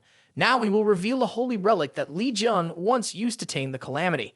Stephen couldn't help but smile. After a long wait, that item was finally within reach. He remembered the day 24 years ago on the impregnable island in Germany. Helicopters hovered over the island, constantly updating the news. It had been 4 days since Li Jian entered, and no one knew what was inside because he had not come out. Many saints, including Stephen, tried to enter, but they remained on the outskirts of the central area. Stephen was unwilling to accept that Jian could charge in alone while he could not. Even though he was fully equipped and had an escort, he sat there thinking for a long time, trying to figure out the difference between himself and that scarred bastard which led to such a stark power disparity. Suddenly, a subordinate pointed to the right, reporting that Li Jian had come out and brought with him something that Stephen was sure was the answer he had been searching for. The journalist watched in shock as Li Jian emerged, truly returning unscathed, carrying a giant bone. At that time, Li Jian always wore a mask when outside to avoid drawing attention, adding another achievement snatched from him. But this time, Stephen was not irritated. It was as if he had realized something important and gently called for his troops to retreat. When the saint discarded the weapon in his hand, his subordinates were surprised and learned that Stephen had something better for himself. The moment Stephen saw Li Jian emerge, he looked at him and knew the answer. The item that would put him on par with Li Jian was indeed a weapon. So now, in the auction hall, when they unveiled the weapon that Li Jian had used in the Wolf Battle of Berlin, everyone turned their attention to it. Li Jian also fixed his eyes on it to see what it was. As soon as the cloth was pulled away, Stephen couldn't help but smile. It was the thing he had been waiting for to become the world champion, a gigantic bone. Li Jian had carried the enormous bone away when he left the Misty Island. Outside the Drachma Tower, where the grand auction event was taking place, a strange creature suddenly jumped down from somewhere. It was clearly a calamity, landing silently on the top of the tower. It had come for Li Jian's holy relic, but without money to buy it, it now planned to steal. Levy proudly presented the gigantic bone. The camera zoomed in on the bone. The audience gasped in amazement. They had only seen it in history books before, and now they had the chance to see it in person. Does this mean that the textbooks were right about it being Li Jian's classic weapon? The female host praised the object, and the crowd roared 10 times louder. Meanwhile, he stood there remembering the event from 24 years ago. Indeed, he had used that bone to fight the calamity, but could it really be as divine as this? Just as he was about to call Sung Jae to tell his nephew the truth, he suddenly yelled back, "I'm busy, tell me later." Then both Sung Jae and Sung Yuk held their heads in despair as the twin saints had no way to acquire this item. The giant bone started with a price of $1 million. The entire audience roared as the price surged from $1 million to $10 million, then shot up to $35 million, $50 million. With each shot of the bid, the system continuously announced John's name, points, and experience, causing John's experience to increase to a level that felt like it would crush him. Still sensing his mind clouded, he was about to ask what was so special about the giant bone that everyone was fighting over. Was it for licking? Sung Jae's shout suggested that he was a country bumpkin who didn't understand anything. All the items that the hero Li Jian had ever used, whether it was a toothpick or a pair of foam sandals used for farming, anything created by Li Jian drove people wild. He pointed to Stephen Maker, a collector of Li Jian's divine weapons from all over the world. Because the Lion Saint was a fighter with overwhelming strength, everyone tried to avoid provoking him during the auction of the divine weapons. Thinking about most of Li Jian's divine weapons being in cabinets, Stephen felt very angry, only managing to console himself that all the profits from the auction would be transferred to Li Jian's account managed by the government. Stop it for about 5 seconds, meaning that no matter who buys it, the money still goes into his pocket. Ha ha ha, whoever wants to buy can bid. Let's raise the price. Jian would never question why the audience excitedly threw money at buying a dog bone again. He enjoyed the feeling as his wealth soared from 70 million to 90 million, then $100 million. Suddenly, a loud roar erupted from the audience, $1 billion. While chewing on popcorn, a sudden psychological shock hit. Sung Jae's eyes widened, Sung Yup's eyes bulged, and everyone was looking towards the person who just called out that number. Who else but Stephen, with his hands in his pockets, walked down and repeated with a look on his face that said, "It's $1 billion for me. Sell me that bone right now." The MC up there was still in shock, stammering, $1 billion. The audience's hair stood on end. They would have to empty their houses to gather that amount of money. Who could compete with Steven? Songjia was unwilling to accept it. Songyuk was frustrated, and Jian felt like he was suffocating with anxiety. Finally, the sound of the hammer sealing the deal rang out, and the giant bone was officially sold for $1 billion. In the hallway, some janitors were pushing a cart to clean up while discussing the giant dog bone that had been bought for $1 billion. One person clicked his tongue, saying that workers like him could never dream of even a tenth of that amount. I wish there were something big that could change life, he murmured. Just after he finished that sentence, both of them heard a noise. Outside the glass door of the Draxma building was the entire face of the Calamity Beast peering in. Don't tell me it's responding to my prayers and has appeared. This move was wrong. I retract my previous statement. Inside the auction hall, Steven had successfully touched the dream weapon. The new owner of the giant bone was now revealed before the envious eyes of everyone in the stands. They were cheering in various ways when suddenly the entire ceiling collapsed, burying a crowd of people who were shouting. Steven walked over to see what it was, not forgetting to carry the giant bone worth $1 billion. From the large hole emerged a bunch of black hair, as if someone had just hired a model for a shampoo commercial. But this model looked truly powerful, with eyes brighter than headlights. The crowd cried out and ran away, dropping their pants, leaving a titan-like creature with a horse's face scanning for Li Jian's holy relic. What could be worse than just winning an auction for your favorite item, only to have someone rush in to steal it? The titan creature opened its long mouth full of fangs, aiming its descent at Steven, who was still holding the bone. Of course, Steven wasn't afraid of anyone. His eyes lit up as he swung one end of the bone, hitting the titan creature and sending it flying backward, just like a baseball player. With a single swing, the monster was sent crashing far away, smashing into 2 buildings in succession. Steven's roaring laughter echoed amidst the chaos. For the first time, I have to thank the Titans for showing up. Ha ha ha. The giant bone without a glass case has appeared beside me. Steven was extremely cool. He had just experienced the power of the coveted holy relic he had long desired, so he was overflowing with excitement. Another group of Titans rushed in, but it was all good. Just after he started to laugh, Steven suddenly fell silent. Immediately, the tower across from him was struck by the giant Titan, collapsing uncontrollably. It was the tower from the teleportation area. Once it fell, it would blow away the entire island beneath it. Truly, it looked like a contractor had cut corners on the construction. Above, an explosion erupted, and below, the sound of shattering followed. Rocks and debris fell upon the heads of the people strolling beneath. Only the supporting actors suffered, having done nothing wrong, yet being forced by the author to die. Among the crowd, a girl screamed that if all the debris fell on the island, it would collapse. All disciples, let us gather our strength to stop them. Those from the different holy orders nearby heard the SOS signal and joined forces to assist. Hundreds of people below combined their strength into a sphere, channeling all their energy into it, donating to the Adonis Recap channel, creating a magnificent sight. But just seconds later, they realized the pieces of the tower were crashing down. They began to panic, rushing to save their lives. The roar of Hugo echoed with Apollo's fury. Above them, a swirling firestorm appeared, incinerating all the remains of the tower. After a moment, as the flames gradually subsided, the people below realized they had just been saved perfectly. No debris was left. It turned out that the Saint Centaur Hugo Otters was flying above with his dazzling rocket bow. It had been a long time since he had the chance to make a grand appearance before the public, waving to accept their thanks while not forgetting to curse the foolish lion who didn't know what control was. Suddenly, a loud explosion echoed from not far away. A different colored monstrosity broke through the ground, slowly wading toward the crowd of people. It looked like a dog completely stripped of its skin, with a skeleton encased in armor on the outside. Hugo shivered as he realized that this was another monstrosity, different from the last one. It seemed this place would turn into a battlefield. Thick black liquid poured from the monstrosity's mouth. At first glance, it looked like blood, but it was even darker than that. The substance spread across the ground, then suddenly rose up like living creatures, rushing toward the crowd to attack. They leaped up, clinging directly to the faces of the unfortunate individuals, stretching to cover their eyes, noses, and mouths, leaving them unable to move. Hugo's eyes ignited with fury. How dare this filth harm the townspeople right in the sight of the divine? He readied his bow, preparing to release an arrow. Behind him, a ferocious roar was heard, and Tixo turned around, his gaze filled with unusual astonishment. A green monstrosity appeared right behind him, opening its mouth full of sharp teeth like a crocodile chasing its prey, wanting to make him its dinner. Tixu had no time to react or dodge. He could only stare intently at the jaws of the vicious monstrosity. At that moment, he felt as if he would meet his deceased wife. A powerful force struck the side of the monstrosity, causing it to be thrown backward. Li Jian used his powerful kick to save him from a certain goal. He shouted at Tixu, "Calm down for me." Then he applied more force and kicked the stubborn ball further away. The ball had no time to resist, soaring away like a soccer ball and landing on the ground alongside Li Jun. Tixu looked at him with a grateful gaze, his face bright with thanks. Unexpectedly, he was doused with cold water and then bombarded with continuous insults.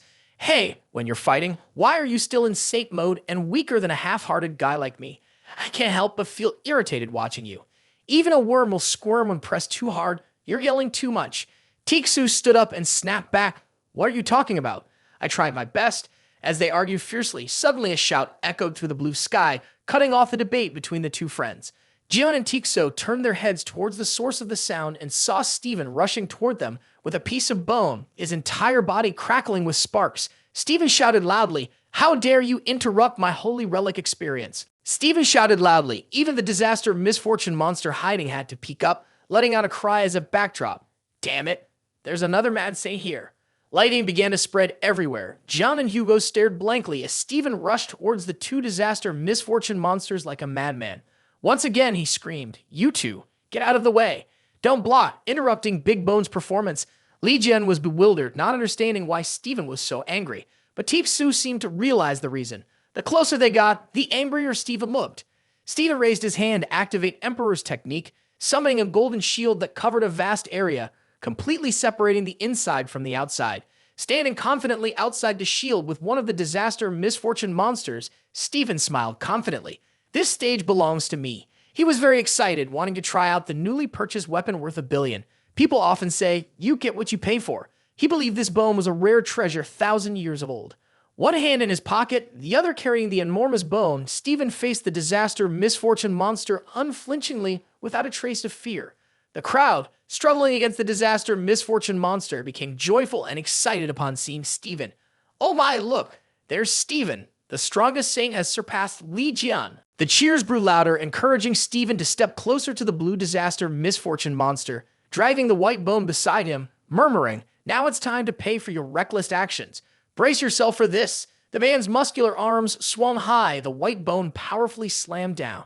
The sound of the wind being sliced filled the air, and the atmosphere suddenly froze. He sensed something was off. The crowd around him also felt strange. Even the disaster misfortune monster sensed something was wrong. He hit it, but something didn't feel right. Stephen lifted the bone from the monster's head, moving it to the right and then to the left, inspecting it from above and below. The disaster misfortune monster kindly helped him examine it, scratching its head in confusion before returning to a fighting stance. Once again, Stephen swung the bone at the monster's head. Once, twice, and then 3 times. As he swung, he shouted in a superhero voice, but each attack felt no different than scratching an itch for the disaster misfortune monster. It growled in annoyance, kicking Stephen in the face, deforming him and sending him flying like a volleyball on the court. He wondered, why isn't Li Jian's weapon working? I clearly used all my strength. Li Jian lightly touched the barrier created by Stephen, knowing that he couldn't get out for the time being because that brute had resorted to Emperor's technique. Cracking his knuckles, Li Jian swore, "If I get out of here today, that guy Stephen is going to regret it. Even a saint dares to use Emperor's technique. This gorilla must be tired of living." There was another matter to keep in mind. There were 2 disaster misfortune monsters. One was with Stephen, so the other one was definitely among the group of people trapped in the Emperor's technique. Before punching that red monstrosity in the face, they had to deal with the people sprawled at their feet. They were being manipulated by the disaster misfortune monster, acting as puppets. It was quite difficult to remove these disgusting entities. Hugo Otters gritted his teeth, trying to come up with a solution to save the civilians without harming them, while breaking the monster's control. Their steps drew closer. Hugo Otters looked at his friend, confidently turning to smile and say, "We need to put an end to this. Whatever you're going to say, spit it out quickly. Speaking vaguely isn't helping anyone." Li Jian, growing impatient, advanced while covering his mouth to yawn. "Let's finish it off and then go to sleep." Hugo Otters hurried to stop him. "Hey, going that way is a mistake," because Li Jian had stepped into the attack range of a zombie. Seeing him without a hint of emotion, Li Jian tiredly reached out to grab the head of the puppet. The zombie's eyes revealed danger as his other hand grasped the black goop clinging to the man's body, tearing it off like pulling apart shredded meat. Hugo Otters was shocked, thinking his friend was tearing a man's shirt in the broad daylight. The disaster misfortune creature also stared in confusion at what Li Jian was doing. Li Jian just lowered his hand, a victorious smile on his face as he looked at the unconscious man, who was completely unaware of anything. Hugo Otters looked at the slimy mess that Li Jun had just thrown on the ground, wriggling like it wanted to find a new host. He couldn't understand how Li Jun could so easily catch it like that. With an arrogant attitude, Li Jun exclaimed 3 words, with strength. Hugo Otters was speechless. He wondered, is there an easier way to explain this? Knowing you're strong, why do you still tease me? Li Jun turned back and pointed at his friend's face, mocking him. I told you you were weak, but you didn't believe me. Each of his words felt like a slap in Hugo Otter's face. He wondered if this guy would die if he spoke in a more pleasant manner. But then he sighed. After all, Li Jun had decided to charge straight into the enemy's den, and he could only support him, unable to stop him. Without wasting any more time, Hugo Otters understood the situation and joined Li Jun. Oh, Hugo Otters and Li Jun were fired up. Oh, Hugo Otters said, you're still going to charge ahead, right? Then let me handle the support.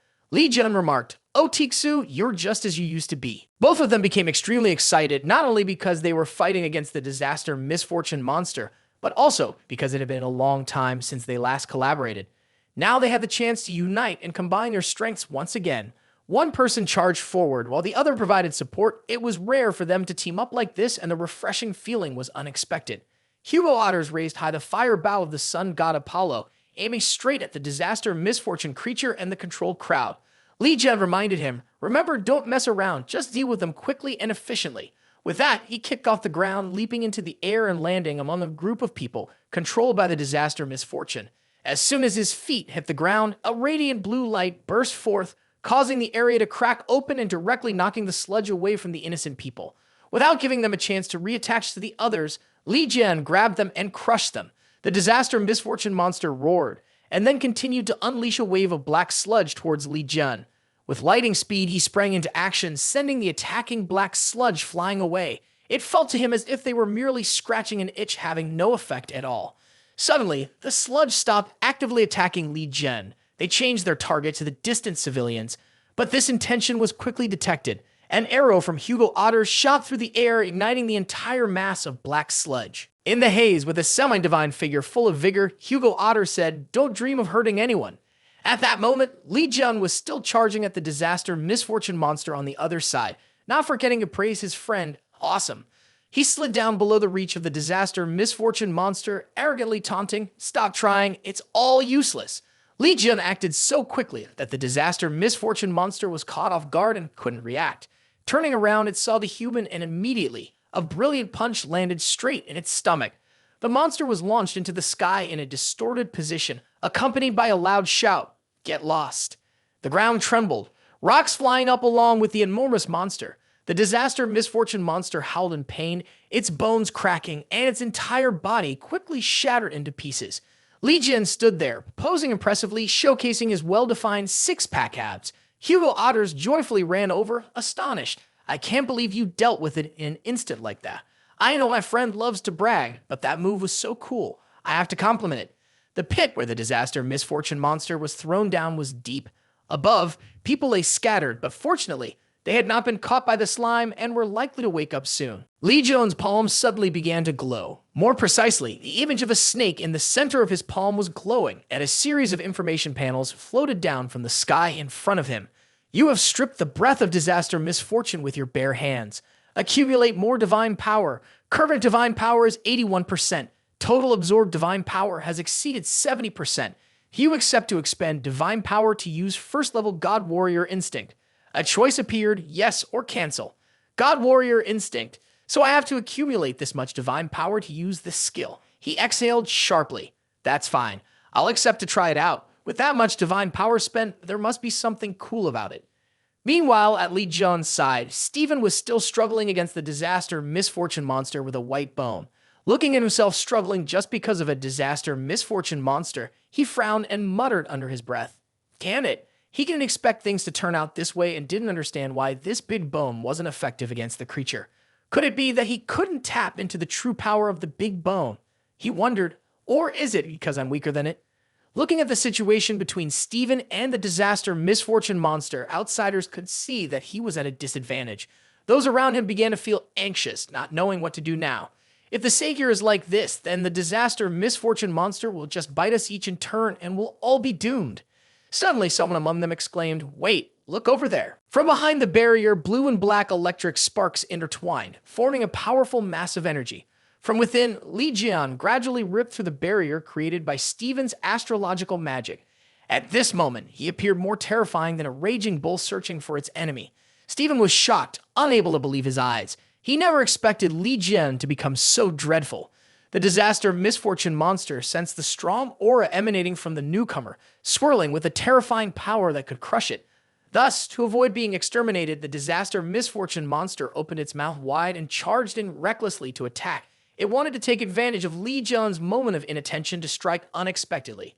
Li Jian raised his head, looking at the audacious disaster misfortune monster with eyes glinting with deadly intent. He shouted loudly, "Shut that noisy mouth." Li Jian's powerful magical energy suppressed all nearby creatures, forcing the disaster misfortune monster down hard onto the ground, screaming miserably.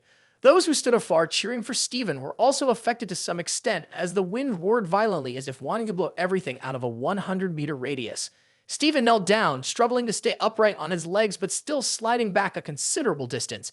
The disaster misfortune monster had been pinned down to the ground, only able to wail pitifully until Li Jian approached the massive body of the disaster misfortune monster. At that moment, he was murmuring each word. "Why do you have this power? Could it be? Could it be that you are not human?" Li Jian looked at him with a contemptuous expression. "What nonsense are you saying?" His foot stamped down hard on the ground, causing the earth and sky to shake. The terrifying force blew the loquacious disaster misfortune monster into hundreds of large and small pieces right before Stephen's astonished eyes. He stared wide-eyed at the scene before him, unable to believe what was happening. How could this happen? Such terrifying power! It should belong only to that monster. Could it be? He was doubtful, hanging on to a thought he dared not voice. But in this moment, he was certain that the figure in front of him was indeed Li Jian from years ago. Have you remembered each other but not asked about each other at all? Li Jian was covered in muscles, walking forward to greet him with a cunning smile. "Long time no see, you fat, golden-haired cat. You must be very pleased to have trampled on my name all this time, huh?" Stephen couldn't help but tremble and fell to the ground, stammering, "It can't be you." Saying that, he swung the bone in his hand to strike Jian, but the attempt failed because the billion-dollar bone was blocked by Li Jian with one hand. He spoke with a disdainful tone. "Oh my, it looks like you're having a lot of fun with that bone." Strangely, Stephen, the one hailed as the strongest saint, could not escape the grasp of a shorter man, even when he exerted all of his strength. Li Jian clenched his fist, easily crushing the bone. "What can I do now, since it's just a piece of bone, a bit larger than usual?" Stephen looked shocked, his mouth agape and his eyes wide open. He exclaimed, "Oh my God, my billion-dollar bone." Li Jian laughed gleefully and swung a powerful punch at Stephen's face. "You've been putting up a fight, haven't you? Now it's my turn to return the favor." Stephen barely managed to say wait a minute before he took Li Jian's punch full force. The blow sent him flying across the island, rocks and debris scattering everywhere. Stephen's small figure struck the rocks with a whoosh as if it had just encountered air. He could only curse once more before disappearing.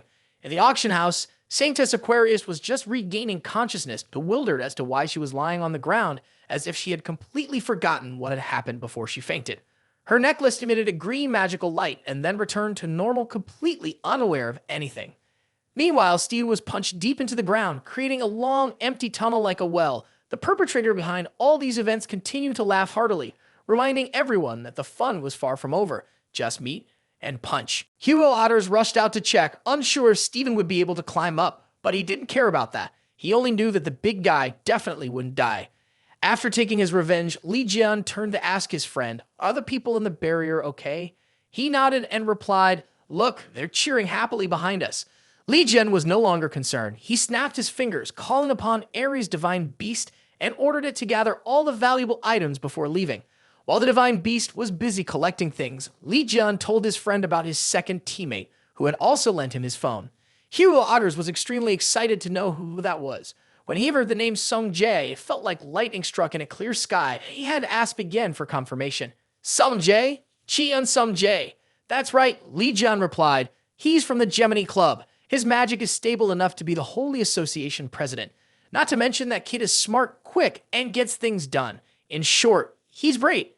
Hugo Otters, hearing his friend praise the boy, scratched his head in frustration, not understanding how his precious son had gotten involved with this troublesome name. Clearly, Hugo Otters had been very careful not to let his child and his best friend meet. Two obsessed fans meeting their idol would surely lead to the downfall of his beloved family. Just as Hugo Otters was about to suggest teleporting the head of the Gemini to them, he suddenly spoke up to stop himself, his mind racing quickly.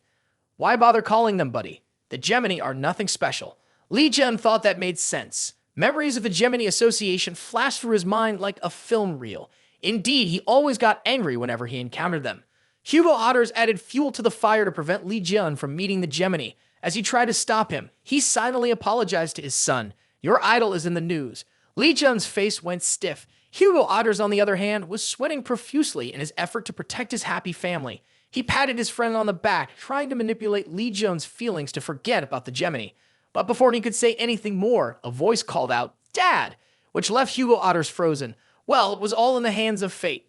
The two turned their heads, and Hugo Otters couldn't believe that voice belonged to his son. His troublemaking son stood behind him, asking in suspicion, "Could this be Li Jun that you mentioned?" Hugo Otter's face turned as stiff as a statue upon seeing Sung Jae. He had no idea what the hell was going on or why he showed up at that moment. He wanted to reject his son so badly, but he was agitated, urging him to respond quickly. Hugo Otters stammered like a chicken caught in a trap, still unable to think of how to explain things when he heard a growl from behind. A mass of black liquid crawled closer to the group, then suddenly flew straight toward Li Jun, intending to attack him. Unexpectedly, a treasure popped out from under an armpit, wide-mouthed, swallowing the mass whole. It looked quite excited, as if it were enjoying a delicious meal. A notification board appeared before Li Jun. Divine Artifact has received poison resistance. The skill range of body of 100 poisons has been increased. Poison resistance will show basic effectiveness when crafting this sacred artifact. Hugo Otters and his son stared wide-eyed, while Li Jun was left speechless. He was both shocked and scolding the treasure. "Are you out of food? Why did you eat that? Spit it out right now." No matter how shocked Li Jun was, the treasure was determined not to let it go. Hugo Otters looked at the remnants of the disaster misfortune monster, surprised that it could still cause trouble even after it was dead. Sung Jae stared intently at the treasure, recognizing it as Li Jun's sacred artifact from the book he had read. Combined with the extraordinary abilities and the incredible magical power that Sung Jae had witnessed all this time, the only friend who would hang out with his friendless father, plus the shaking smile, he quickly realized that the person in front of him was Li Jun, his true idol. Sung Jae was so excited that he jumped up, tears of happiness streaming down, regardless of the fact that Hugo Otters could no longer hide the truth. Even though he had planned everything in advance, he was now defeated by the reasoning of his beloved son. He couldn't argue back and didn't dare to intervene. The unexpected meeting between the idol and the loyal fan took place. Each father and son was shouting in their own way. Li Jun joined in, trying to make his sacred child vomit what he had just swallowed, but to no avail. The whole island shook from the ridiculous screams of the three. At the headquarters of the Lions Holy Society in the United States, in a grand building during a high-level meeting, Leo Divine Cater Captain Oliver spoke up. "Castellan has been missing since yesterday and has yet to be found. We must rely on those with the search capabilities of the Gemini Society." A member of the society spoke up. It's unclear if they will help, especially since recently Lord Oliver has had conflicts with them. Moreover, another person timidly said, "There are rumors that Li Jun is the one who made Stephen go missing." Before he could finish his sentence, Oliver scoffed and rebutted. Even if Li Jun could dig up a grave, he is nothing but someone who has already been defeated by the Lord. Before they finished praising their boss, everyone fell silent when they heard the annoying ringing sound. There were lyrics cursing Sagittarius, cursing the lion, but only Li Jun was considered the most adorable. They all turned to look in the direction of the music. The atmosphere in the auditorium suddenly fell into an unusual silence. A girl picked up her phone, silenced it, and said, "I'm sorry. I forgot to switch it to silent mode."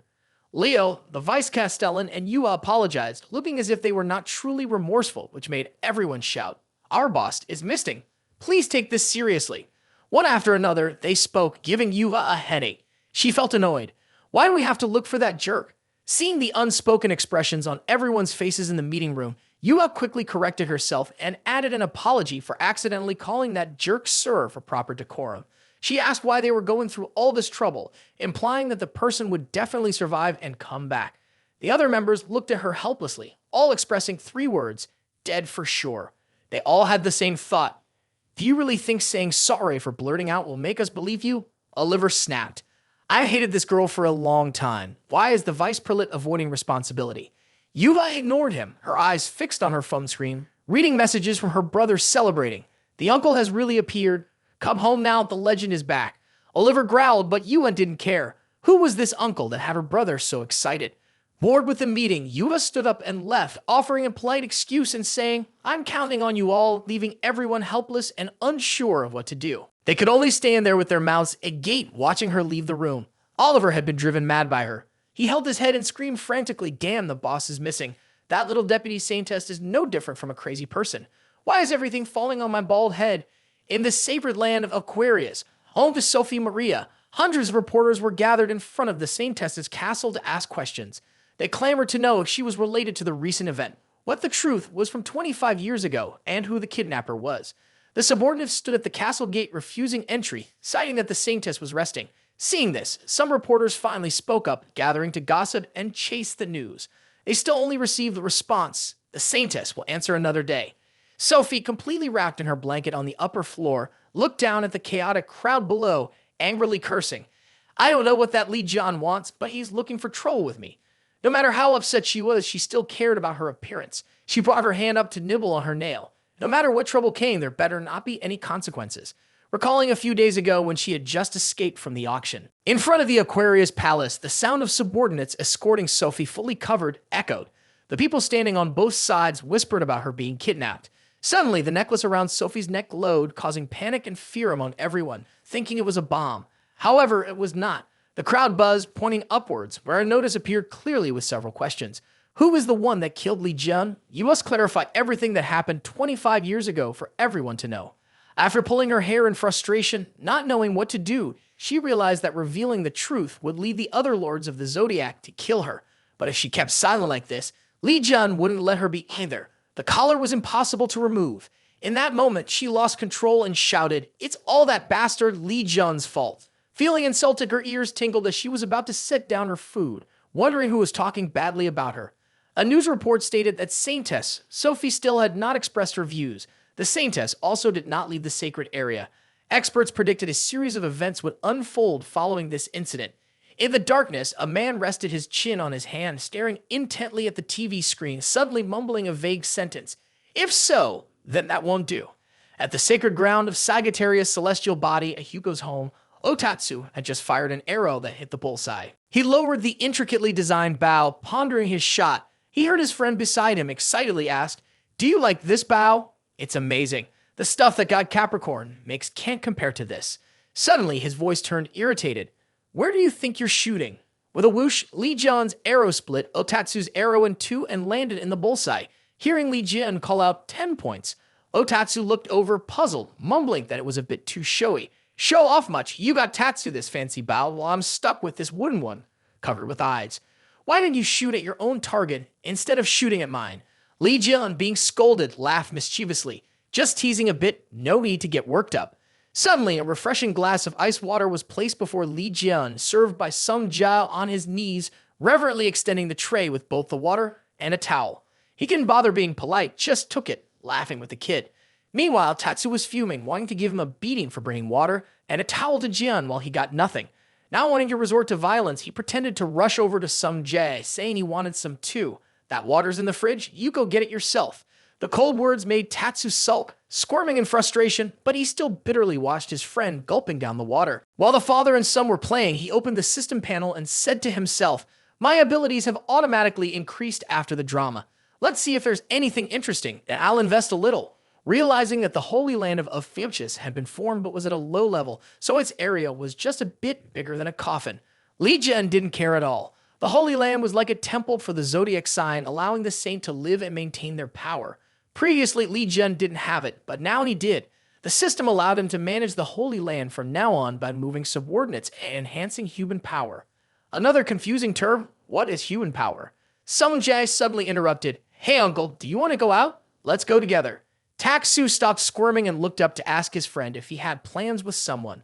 With a confident smile, Jiai only said it was a secret. "I have many people to meet today." He went to the fried chicken restaurant where Pacoma sat across from the president of the Gemini Celestial Body. He was dressed sharply, slicking his hair back, looking no different from a multi-level marketer. He smiled brightly, looking at the chicken tray as if feeding the whole village, while gazing at the person across from him. He ignored the staff member, who was agape at seeing this guy consume a portion meant for 50 people. Li Jian chewed noisily while engaging in small talk. "I heard you were quite busy."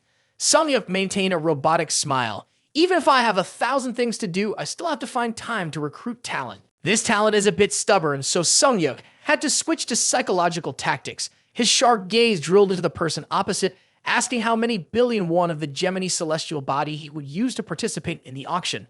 He can plan to just wipe his mouth and leave like that. What billions? Who knows? If it's a few billion worth of fried chicken, then we can talk.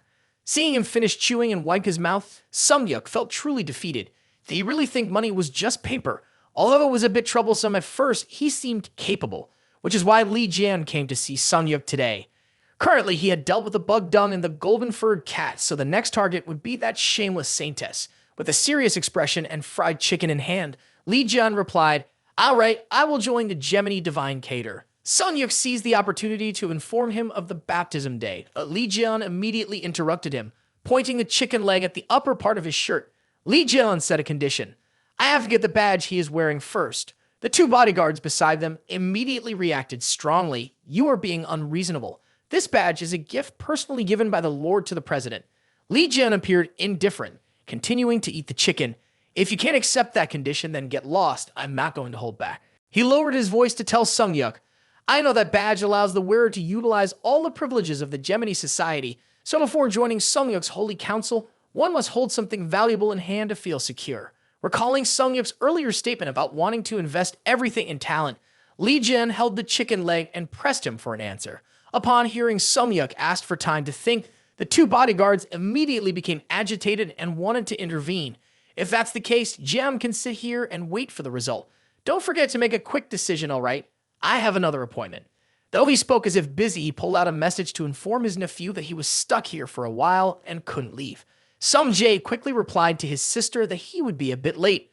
Smiling, he waited for Jian at an ice cream shop, which he was sure his uncle would love. Thinking about how shocked his sister would be, with her eyes wide open upon realizing the idol standing in front of her, Sung Jae felt extremely delighted. This rusty, outdated sword was given to him by a legend, making it feel unexpectedly endearing. Later, his uncle would come to engrave his name on it. While he was happily waiting, someone suddenly snatched the sword from his hand, accompanied by a mocking laugh. "Why are you playing around with a sword, buddy? I'm taking it away." Sung Jae jumped up, questioning the blonde guy. "What are you doing?" The blonde-haired Yu Shiwu led two henchmen, grinning with delight.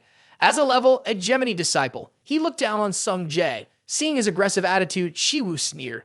"Why do you dare to talk back to your senior?" Just because he's a little older than me. He keeps picking on me."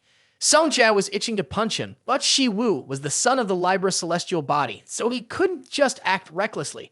That jerk knew this, which is why he always acted so arrogantly. Thinking about how Li Jia had personally gifted him the sword, Sung Jia became agitated and shouted for his belongings. Immediately, two of Shiwu's henchmen pressed him hard down onto the table and mocked him.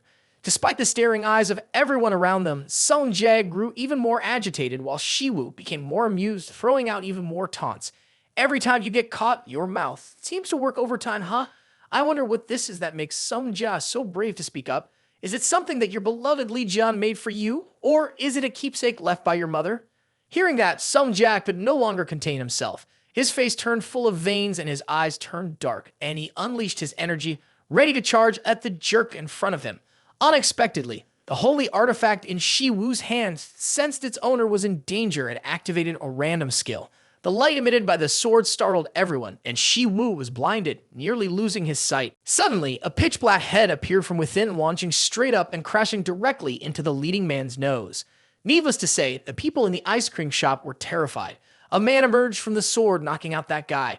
Moreover, the sight of Li Jian stretching out from the sword looked ghastly, like a mummy that had been sealed. By the time his whole body was fully revealed, Shiwu was so scared that he fell backward, hitting his head. "Oh no, it's someone I know." As soon as Sung Jae saw his uncle, his eyes sparkled with hope as he called out to him. Li Jian rubbed his head, which had just hit something. Li Jian turned around and recognized his nephew behind him. "Sung Jae, I'm so glad. How did you know I was here?" Li Jian scratched his head in confusion. "I'm at the chicken shop, aren't I?" It seemed that the summoning skill his uncle had added to the sword had just been activated. Speaking of which, Li Jian put his hands in his pockets and looked around. His being summoned here meant that these guys had threatened Sung Jae. The guy with the nostrils and those two lackeys were pinning the kid down on this table, right? "If you dare to touch his nephew, of course, you'll get to enjoy the signature smile spreading across my face along with a thorough beating. Just hearing about it gives me goosebumps all over. A few minutes ago, Li Jian was sitting with the president of the Gemini celestial body. He had agreed to hand over the badge on the condition that Li Jian join immediately. Seeing him agree, Sung Yuk was very happy, but didn't dare to say it out loud. After all, this young man already spent billions of Gemini's resources. Soon, he would use the clause in the special contract to reclaim the badge. That's why Sung Yuk confidently dropped the valuable badge into his hands. Sung Yuk had just received the contract from his subordinate and turned to ask him to sign it when Li Jian disappeared right before his eyes, leaving behind a pile of fried chicken and the president of the Gemini celestial body along with 2 withered bodyguards frozen in place. Really? He eats and runs away. The contract isn't signed, the person has vanished, but I still have to cover the fried chicken bill of nearly 800,000. Sung Yuk's ears seemed to ring. Outside, everything looked normal, but the scene inside the cafe could only be described in 2 words: desolation. Objects lay shattered everywhere, and dirt from the broken flower pots was scattered around. On the floor lay 2 young men unconscious. Li Jian threw a punch at Shiwu's face, clutching his throat and delivering merciless knee strikes to his stomach. Even though he claimed to be an A-class disciple of the Gemini celestial body, the second-generation young master of a tycoon family, and the son of the Libra celestial body saintess, he ended up being thoroughly beaten. Li Jian completely ignored his words, not paying attention to a single word. Moreover, the more he talked, the harder Li Jian hit him. Shiwu was beaten to the point that his face was swollen and deformed. Looking at the blonde kid crouching on the ground, Li Jian cracked his knuckles and said, "Get up, you dog. I'm just getting started. What have you been babbling about this whole time?" Shiwu was breathing heavily, not knowing what to do next since all of his defensive spells had been shattered. He couldn't blame Shiwu for being weak. After all, Li Jian was someone who could walk through dangerous areas as if on vacation. But Shiwu didn't know he should clench his fist and vow not to let him continue to be so arrogant. A stream of green magic energy emanated from Shiwu, and behind him appeared a blue-armored bull. Shiwu unleashed his power towards Li Jian, using every move he had without holding back. The bystanders whispered to each other, "He's using magic on someone else in the neighborhood. Run before you get dragged into this mess." Shiwu triumphantly smiled, revealing a gap in his teeth, and shouted, "This is the price you pay for being so arrogant." But despite all of Shiwu's struggles, Li Jian remained unscathed. His voice was filled with annoyance. "Why are you being so loud?" The fire generated from Shiwu's magical power was all gathered by Li Jian in the palm of his hand, forming a swirling ball. That was not enough to warm his body. Li Jian's system interface appeared. "Opponent's skill has been suppressed. You have received the S-rank data of Polaris' bronze bowl." Shiwu couldn't believe it. He could control his skill so easily. He shouted, "Who are you? Are you a wizard?" "No, I'm just a blacksmith." The system interface appeared again to inform that Li Jian could now use the data from the acquired skill, but using it too much would wear it down. If he wanted to use the skill permanently, he needed to collect materials to craft a holy artifact. For now, just enjoy using it. Li Jian compressed the entire ball into a single crystal in his hand, igniting a powerful blue flame. The image of Polaris' bull appeared behind him in a majestic manner. Explosive power pushed everything away from where he stood. He shouted, "I figured out the incantation to summon Polaris' bronze bull." No matter how much Shiwu screamed, he was thrown back, colliding with a massive energy column that crashed him into the wall, creating a huge area of destruction. As the smoke cleared, the world flipped upside down. Before Shiwu could lift his head, Li Jian warned them, "If you dare to touch Sung Jae one more time, you better prepare for a coffin." After saying that, Li Jian turned to his nephew with a cool expression and told him that from now on, whenever he meets these guys, he can just fight freely because he has an uncle to back him up. Hearing this, Sung Jae admired his cousin even more, as if he were a girl meeting her first love, a school idol. After finishing the fighting, Sung Jae's older sister, Yua, ran over and asked, "Why does this little guy's meeting at the cafe look like a battlefield?" As soon as she saw her younger brother, she immediately asked, "Is Sung Jae hurt?" "He is hurt, but more hurt in his heart." Sung Jae excitedly rushed to his sister, pulling her over to introduce her. "Over here." He pointed at Li Jian and said, "This is the hero who has eliminated countless disaster misfortunes, the hero who sacrificed himself to save humanity. The main character in the video we have watched over and over again. This is Li Jian." Li Jian has fought thousands of battles, yet his scarred face and messy hair are nowhere to be seen. All he sees is his younger brother pointing at a guy a few years older than them. Li Jian turned to look at Yua and smiled for credibility. She couldn't believe it, her mouth agape as she pinched her cheek, realizing she was awake. The atmosphere around suddenly turned a soft pink, because Yua couldn't understand how Uncle Li Jian could be so handsome. 20 years ago, he had so many scars and had to be in the Devil's Tower for 20 years, so I thought he must be in terrible shape. But then Yua realized that appearance was not the important issue. The fact that Li Jian returned safely was already a great fortune for them. Her demeanor resembled that of a 17-year-old girl in love more than Sung Jae earlier. Her small heart seemed ready to leap out. Seeing his adorable niece's reaction, Li Jian smiled warmly and began to greet her. Yua kept bowing her head, her face still as red as a ripe gack fruit. He smiled and said, "Relax, Hugo's daughter. Just call him Uncle Sweetly." Yua couldn't say a word. Her eyes were glistening as her mischievous younger brother asked her if she felt very delighted. But Yua paid no attention to him, her teary eyes fixated on Li Jian. Then she bowed her head again to hesitantly ask for a favor.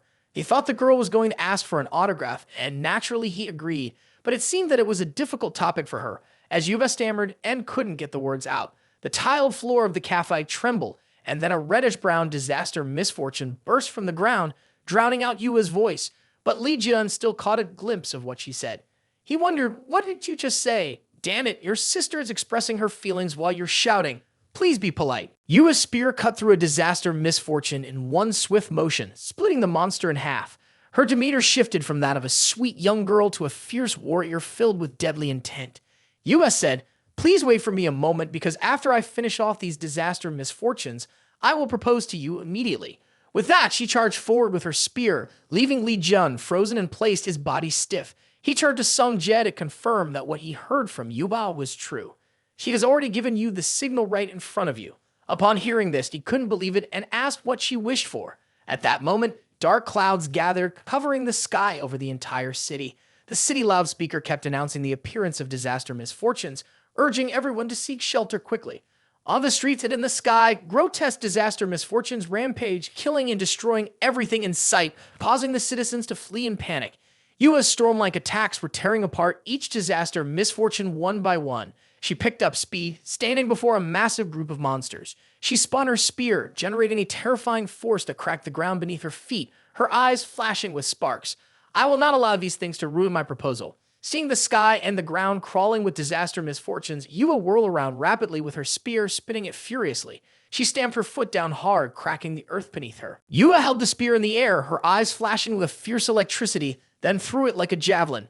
The tremendous energy radiated into a beam of light, piercing through the clouds. This lotus fire pearl technique of hers had taken the lives of nearly all the disaster misfortune, resembling nothing less than hellfire raining down upon them. Li Jian let out a sigh of relief. It seemed he had worried unnecessarily by coming here. Yua was even stronger than Otiksu. No joke. "Oh my, look over there." Upon seeing Li Jian, she switched back to her cute mode. The moment she let her guard down, a disaster misfortune monster lying in wait seized the opportunity to leap forward to try and bite her to death. But Li Jian was faster, pulling both Sung Jae and Yua out of the way of the vile disaster misfortune, saving the two girls just as Yua was still coming to her senses. Amidst the residual flames of the disaster misfortune, the voice of a woman cackled. "I didn't expect you to dodge that attack." A strange woman appeared right atop the monster, laughing wickedly with delight. "I didn't expect this human could dodge the attack. I like you." The smile on her face grew wider. She tugged sharply at a barbed rope. "Next, I'll turn that human into my new pet." Li Jian's voice rang out just before the mouth of the disaster misfortune beast. "What's with today? You all seem to enjoy playing with fire, huh? Well, it's perfect timing since I'm in need of a furnace to forge more holy artifacts." He stepped in front of the disaster misfortune beast, shouting in delight, "You'll become my #1 furnace." The monster was not angry at all. Instead, it stirred a sense of delight within. If this guy were trained, it would definitely be interesting. A few minutes earlier, Yua looked at the monster in surprise. At that moment, she was an elusive race. Just as she thought she needed to stop him immediately, Li Jian lightly touched her forehead with his finger, as if he knew what she was thinking. This serious expression means he intends to handle this alone, right? If so, then absolutely not. I will deal with the monster, while you two ensure the safety of the people around. I know Sung Jae and Yua are very strong, so I trust you both. So you guys also trust me to handle it, okay? Of course, Yua smiled lightly and enthusiastically agreed with Li Jian alongside her brother. All three simultaneously released their powers, entering battle mode, ready to face the disaster misfortune monster in a fierce battle. Especially since Li Jian had his sights on Theli and Dan Lu, he would definitely use a bit more strength. The monster wildly swung its thorn whip at Li Jian, continuously shouting more, more, more. with each strike that landed. But Li Jian was completely unfazed, casually slipping his hands into his pockets while deftly dodging the lightning-fast attacks being thrown at him. "Keep struggling," he said. The woman's thorn whip wrapped around Li Jian, but he showed no reaction. Taken by surprise, the bizarre woman became even more excited. Laughing maniacally, she exclaimed, "Now this is real training." She continued to lash out with the whip, pulling Li Jian along and repeatedly smashing him into the surrounding buildings. Debris scattered everywhere as the ground was shattered. A tremendous collision created a force that sent everything around it flying away. From the chaos of dust, Li Jian remained in a trapped state, kneeling on one knee, his clothes torn in pieces. But he stood up with a look of boredom, pulling himself free in a single motion as if tearing a piece of paper. He spoke with complete disdain. "Is this all you've got? Why are you only good at talking big? It's not interesting at all." The woman's face twisted in disbelief at what had just happened. The monster below, the strange woman, opened her mouth wide and spewed a raging flame toward Li Jian. A loud explosion erupted with smoke and fire billowing upwards, resembling the scene of a nuclear bomb dropping. The giant form from Sung Jae's magical power braced itself to withstand the falling debris from the buildings. While guiding him, he urged the people to quickly move to the shelter. Once the last evacuees were taken care of, he dusted off his hands and ran to where his sister was staring intently at their uncle's battlefield in the distance. Yua felt a bit worried. Although Li Jian was very strong, the elusive race was also one of the most dangerous types of disaster misfortune. The creature just now was at least at the red level or higher. Fearing that their uncle might not be able to handle it alone, what if there were after effects after coming out of the cursed tower? So without thinking twice, Yua sprang into action and ran towards Li Jian, despite Sung Jae's attempts to stop her. The battlefield at Li Jian's location now resembled a gateway to hell, devastated and ablaze. "This is it!" Li Jian laughed excitedly. "If there's fire, it should burn like this." The warmth of this fire was far greater than that little brat Song 2 celestial body from earlier. For within the smoke, Li Jian's figure gradually became clearer. His eyes glowed with a faint green hue, and he wore a mischievous smile. Li Jian gathered the flame of the disaster misfortune creature, forming it into a blazing sphere, grinning with delight. "I've marked you now, top-notch furnace." The system notification appeared again. "Flame collected. Can be used in spatial artifacts." The monster was startled to realize that Li Jian was still alive within her circle of fire. But fundamentally, her fire had never instilled fear in him. He raised his hand high to summon the crafting hammer. As soon as the system interface appeared again to notify him that he could use the fire he had just received in the artifact space, he grinned with delight and began to enhance right away. It was truly surprising when the system required him to select the target for enhancement. Li Jian held the mace high with one hand while the other hand held the fireball, preparing to smash them together. The enhancement was nothing other than himself.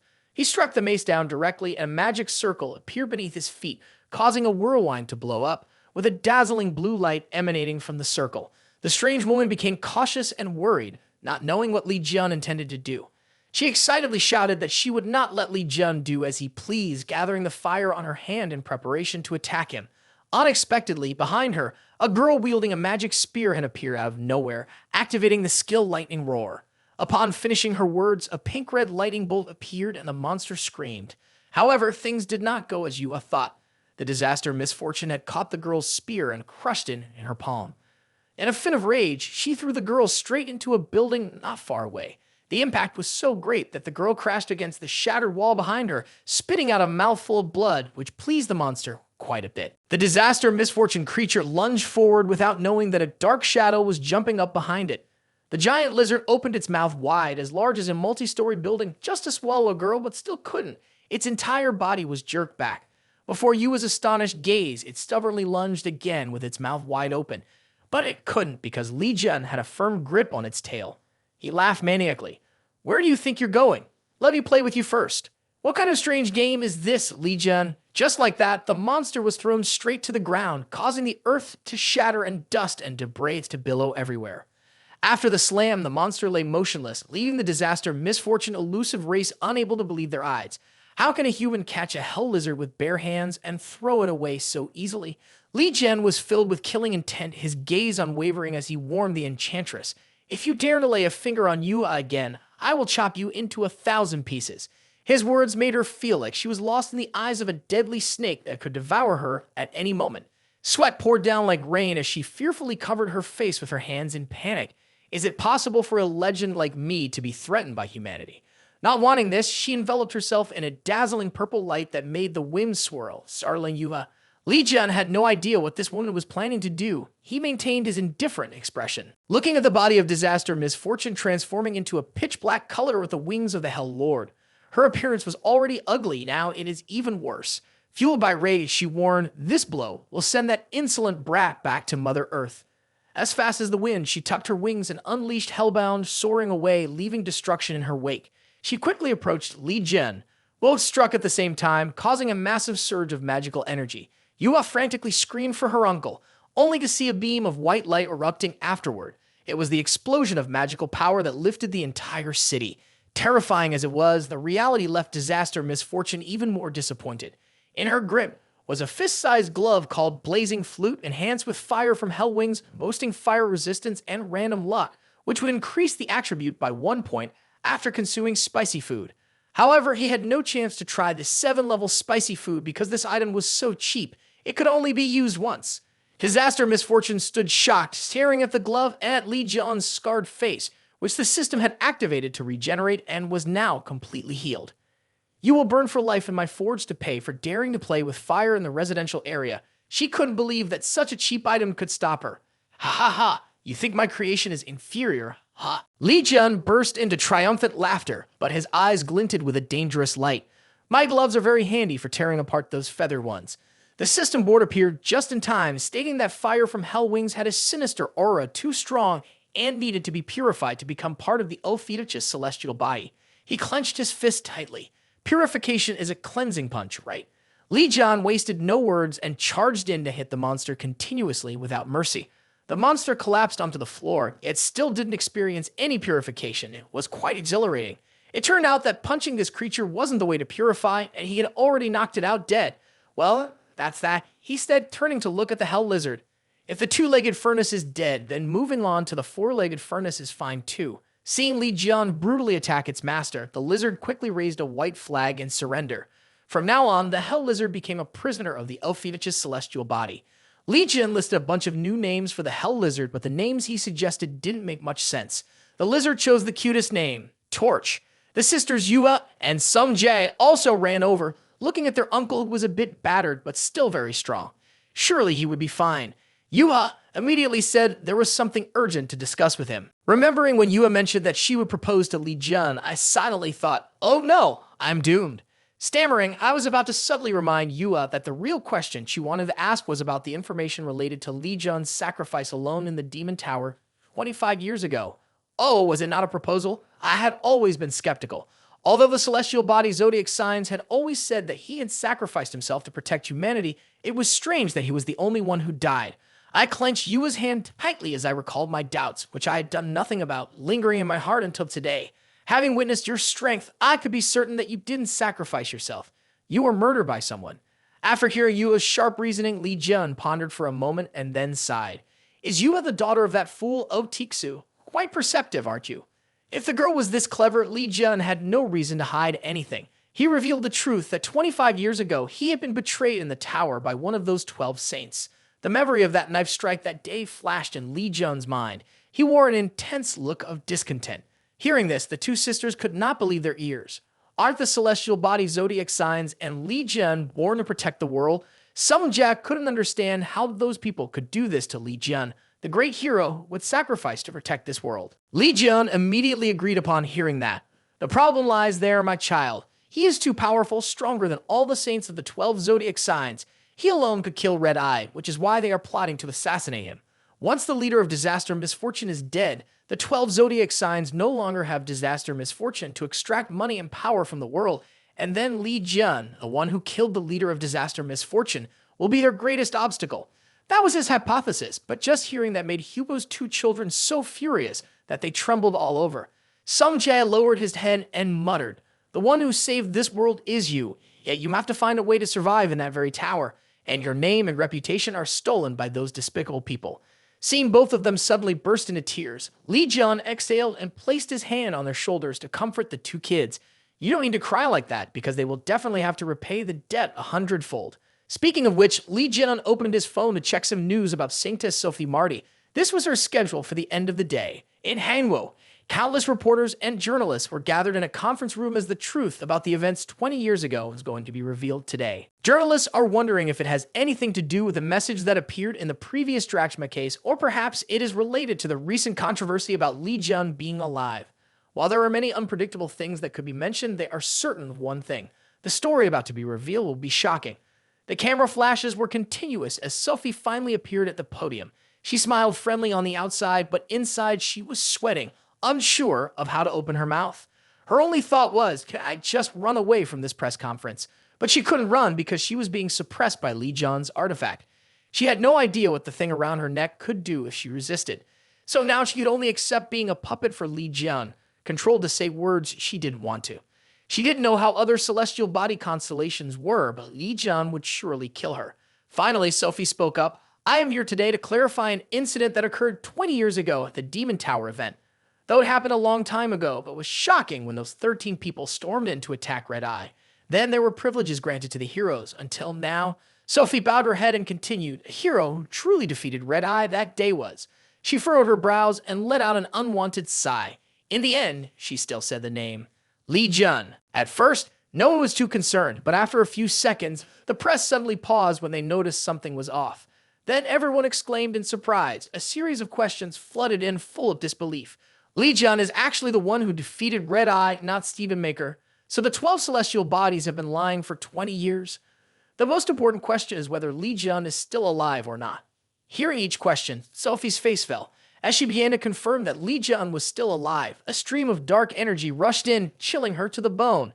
A very dangerous-looking man appeared right behind her, cutting off her words, causing Sophie to whirl around in shock.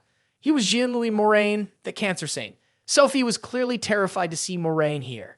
Ignoring the guy who mocked her in front of the press, the Saintess is not feeling well. It seems this press conference can't continue, can it, Sophie? His pupils turned red and a vicious expression clearly appeared on his face. He leaned closer, reaching out to turn off the mic just as Sophie trembled and asked, why did you have to come at this moment? He leaned close to her ear and whispered, shut your mouth. What were you planning to say when you turned that mic on? I can see you're starting to overstep your bounds. You've been given the title of Saintess and have lived in arrogance for so long, and you still think that's not enough? If you don't want the scene of yourself being torn apart broadcasted to the whole world, keep your mouth shut for me. Moraine turned the mic back on and calmly announced to everyone that he had just confirmed the Saintess was being threatened by someone else, which was why she was speaking so ambiguously. His face implied he was the one protecting the Saintess, so there was nothing to worry about. The hall fell silent when Moraine declared, the press conference ends here. Then someone suddenly asked, what about Li Jun? Before the question was finished, a wave of dark magic crashed in. Moraine, with his hands in his pockets, stood above looking down menacingly. Li Jun died 20 years ago in the Demon Tower. Do you even need me to explain more? His gaze was icy.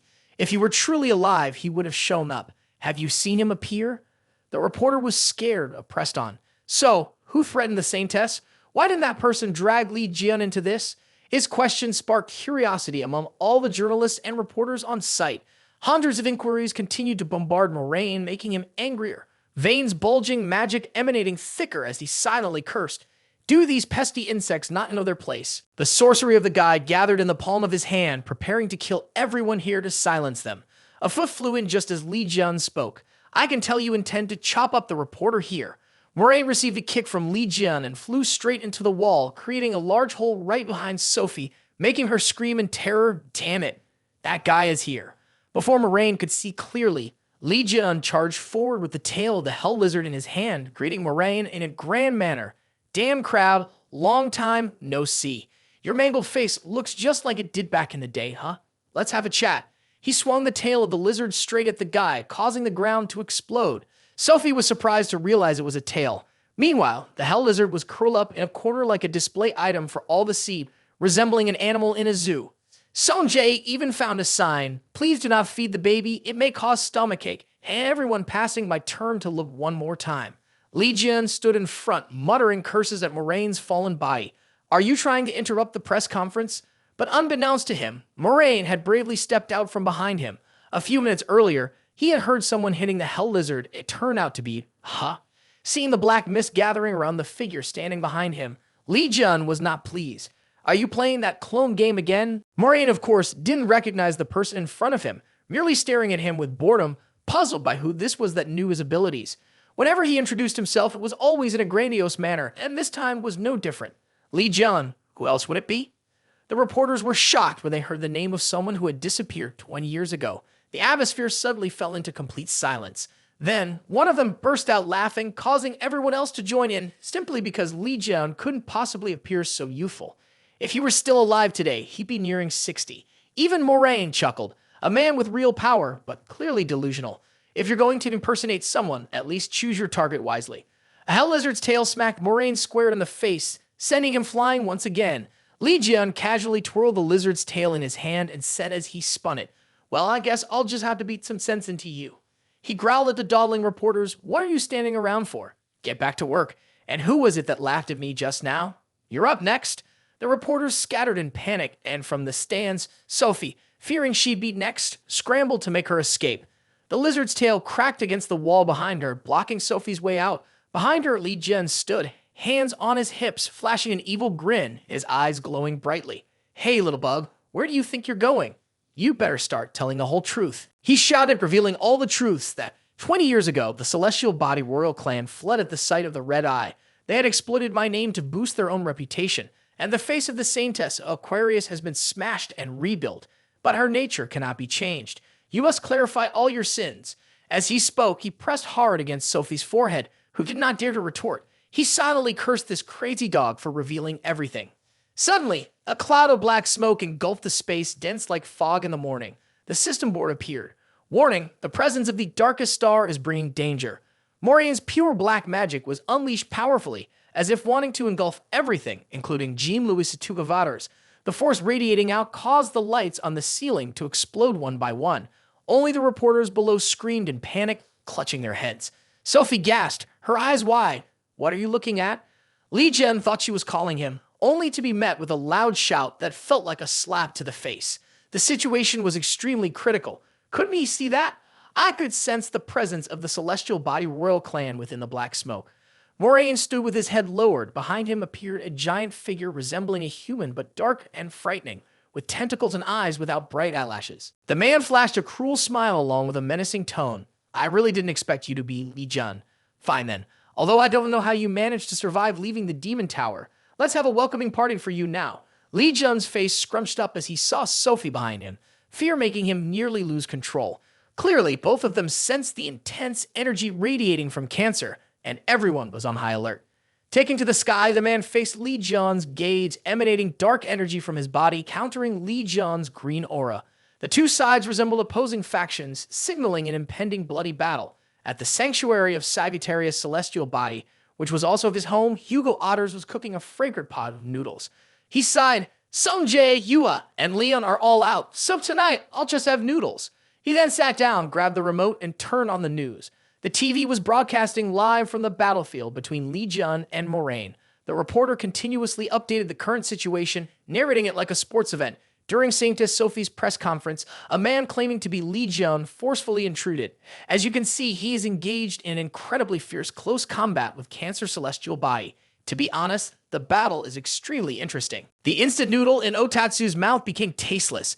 Why did he say he was going to meet his two children when he was now on live television fighting with Cancer? Moraine gathered a black magic orb in his hand and pressed it hard against the ground, sending the magic shooting in a straight line that destroyed the earth, causing rocks and dirt to fly everywhere. The reporters there scattered in panic. Meanwhile, Li Jian showed no sign of fear and easily dodged the simple attack with a swift movement. He heard Li Jian scoff derisively. "Those 3 attacks have no effect." Moraine then laughed menacingly. "You've fallen into my trap." As he gestured, the black energy that had just slammed into the ground quickly spread towards Li Jian, rising like piercing spikes aimed straight at him.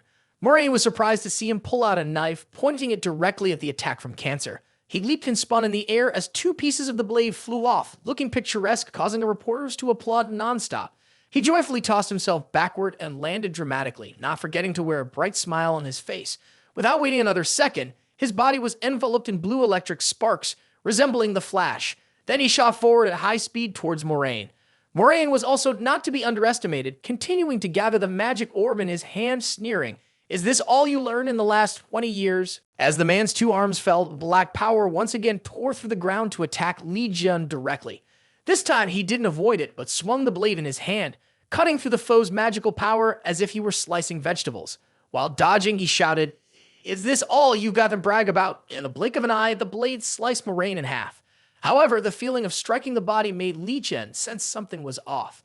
It turned out that the figure in front of him was just a clone dissolving into smoke. "What the hell, are you kidding me?" Li Jian yelled. "After 20 years is the only technique you can master, the clone technique." Moraine's cunning voice came from behind Li Jian as he gathered the black smoke. "I'll take that as a compliment." Out of nowhere, a swirling black vortex appeared, sweeping everything away, almost blowing away Sophie's hair as she hid behind a wooden table. It looked like a pitch-black tornado, but it was sucking all the black energy from the mouths of the reporters. Holding the blade tightly, Li Jian was clearly furious. How does this madman plan to take responsibility for doing this? Moraine crouched on the ground, appearing relaxed, with both hands emanating swirling magical energy. After drawing power from the life of the reporters, taking responsibility was a matter for later. It was a bit exhausting to take on alone. But if the opportunity arose, he had to deal with Li Jian first. Li Jian turned around as if he had realized something, his eyes wide with anger towards Moraine. "It was you who stabbed me at the Demon Falls, wasn't it?" Moraine did not reply, adopting a mocking tone. "Are you immersed in a game of finding the culprit? A hero saving the world drowning in a petty grudge. If others saw you, they would mistake you for a thug on the street." It didn't matter whether it was true or not. Li Jian could only see this guy spouting nonsensical words unbearable to listen to. Hiding behind that clone was impressive, but it was ultimately useless. Moraine finally informed him. "This is not an ordinary clone. These clones are created from the life force of the journalists that were just drained." The guy warned sharply. "If you kill a clone, their life force will shatter, and of course, I cannot guarantee their lives. Damn it, risking the lives of others to hold you back." He chuckled hoarsely in his throat, rehearsing this trashy move that resembled the face of cancer. The whole group of Moraines stood together, each one laughing in a bizarre manner, their sounds overlapping. "I'll take that as your last words. Now die." The clones rushed in all at once, taking turns to punch Li Jian relentlessly. But just after a few seconds, all of them showed expressions of disbelief, because somehow they realized that what they were striking was actually the tail of the Hell Lizard. Li Jian jumped out from behind his clones. The skill he just learned, Drachma, you trash. He clenched his fist and struck the nearest Moraine. Meanwhile, a system message popped up with lines of text. The substitute skill allows the user to summon a desired object for use, like the shield of the Ophiuchus celestial body. You can summon one of 3 objects that have been in close contact recently. The Moraine was punched so hard that he was terrified, not understanding how Li Jian could identify this particular clone as one that utilized a part of Moraine, due to the use of the 13th sense skill to grasp the opponent's weakness. But he had no intention to explain. Instead, he smiled gleefully and said, "You have a really foul stench. There's another skid, kid." Then from the body of the upper-class clone, he extracted a light purple crystal right at the heart. This made the upper-class clone scream in pain. The sensing ability of the Gemini celestial body can't find me, how can you? His snake demon consumed it, hitting a fragment of the Cancer core contained 33% of the soul and 20% of the power of the Cancer zodiac. This caused the power of this constellation to suffer a large crack. Only through the system notifications constantly popping up did he realize that the guardian spirit of Cancer was extremely frightened to see this scene. The dark star magic surrounding them was vanishing. The frenzied whirlwind has dissipated, leaving behind a desolate space filled only with dust and debris everywhere. The group of reporters who were drained of energy has now awakened, confused about what happened, only knowing that they are still alive. Li Jian stands and looks at Moraine's clone with the core in hand, listening as the clone struggles to ask, "What has he experienced in the demon tower that makes me feel the power of the divine from you?" Li Jian just smiles and says he will use the newly extracted crystal from his body. He is being careful. The black smoke gradually takes the clone away. This time defeated, but Moraine still smiles slyly, saying he will be back and bring a gift for Li Jian that will give him a headache with that nonsense. He doesn't care much, but Moraine's personality cannot just silently retreat like that. Whether there's a warning or not, that monster will come back. Suddenly, Li Jian's pocket vibrates. He takes out his phone and sees that Tixu is calling. As soon as he answers, he hears a scream in his ear. "What trouble has that bastard of yours caused this time?" "Never mind explaining, just run." Li Jian had not yet understood what was going on when Hugo Otters began to ramble. "I was watching the news and saw that you just eliminated Jim Lewis's superior clone, right? So a missile is about to land on you." Li Jian was taken aback by this shocking news. A satellite in space had indeed locked onto the spot where Li Jian was standing. A missile was preparing to launch. The system activated. The missile had been fired from the satellite and was flying towards Earth at breakneck speed. It was called the Manhwa missile, a devastating weapon created by the celestial body of Ma and the celestial body of Gemini working together to deal with the great disaster misfortune after Li Jin disappeared. This missile was the ultimate weapon of humanity, capable of incinerating an entire area where the type of disaster misfortune appeared that humans could not withstand, following a pre-programmed attack trajectory. Li Jin frowned upon hearing about this missile and remarked, "So it created that? Truly useless beyond words, and they relied on Moraine's signal to activate it. This must be a surprise gift." Earlier, that guy said was for Li Jin. He was about to analyze the situation when Hugo Otters snapped him back to reality. "Just run for your life first, then we can talk." "But how can I run? You said the whole missile would rain down on the city." "That's true." Hugo Otters raised his hand helplessly. Suddenly, Li Jin turned to look at Sophie and flashed a cunning smile, leaving her confused and uneasy as he said, "I have a way, my friend." Outside of the universe, the rocket that had just been launched was heading towards Earth, specifically to the city of Shower. Announcements from the city were urgently sounding. "The Manhwa rocket is falling in this area. All citizens are advised to quickly find the nearest shelter. This is an emergency situation." Hearing this, the people were frightened, shouting and fleeing in panic. "What the hell? A disaster misfortune weapon is falling in the center of Shower." Screams and cries echoed as everyone ran chaotically. Sung Jia and Yua found themselves amidst the panicking crowd, completely unaware of the situation. They had no idea where their uncle was. A loud explosion erupted in the sky as a flash of blue light zipped by at an unbelievable speed. But Sung Jia recognized it was Li Jin. He was carrying Sophie on his shoulder, using his magic to fly straight towards the rocket while she screamed in terror. He used the power of the celestial twin counselor to activate the levitation and teleportation skill to move towards the Manhwa rocket. Thanks to the supportive skills, both of them moved in the blink of an eye to the rocket. Ignoring Sophie's terrified screams, he said, "That bug, as long as you're determined, you can melt anything, right? I brought you up here to melt this rocket." As soon as he turned his head, Li Jin immediately refused. Sophie was spun around by Li Jin, who warned, "If you can't do it, then you, I, and all the innocent people down there will die. Do you understand? This is the time you have to pay for living carefree for the past 20 years. After saying that, he threw her straight into the rocket. Sophie was so frightened that she lost control, screaming, "That crazy bastard. Oh my God, don't throw me." Another scream was useless. Sophie had been thrown mercilessly. He told her to perform the miracle of the saintess, but all Sophie could manage was a string of curses directed at Li Jin. "You son of a bitch!" The holy goddess of Aquarius was suddenly summoned to face the gigantic rocket along with the girl saintess who looked like she was on the verge of death. Before acting, the guardian deity of Aquarius cursed Li Jin as a madman with all the words she could muster. But there was no more time. Sophie wanted to curse as well, but she was too exhausted, urging the holy goddess, "Think of something quickly." Not wanting her celestial body to die, the holy goddess of Aquarius transferred all her power to Sophie. Looking at the rocket before her, she screamed loudly, then couldn't help but cry out of fear. Surprisingly, her tears helped activate the skill Goddess's Tears. A magic circle was discovered, and soon, Sophie's tears transformed into fierce waves directed at the Manhwa missile. The two sides clashed fiercely, but the Goddess's Tears skill quickly defeated the missile, tearing it into 100 pieces. Sophie's mind was spinning. She muttered, "I did it. I succeeded."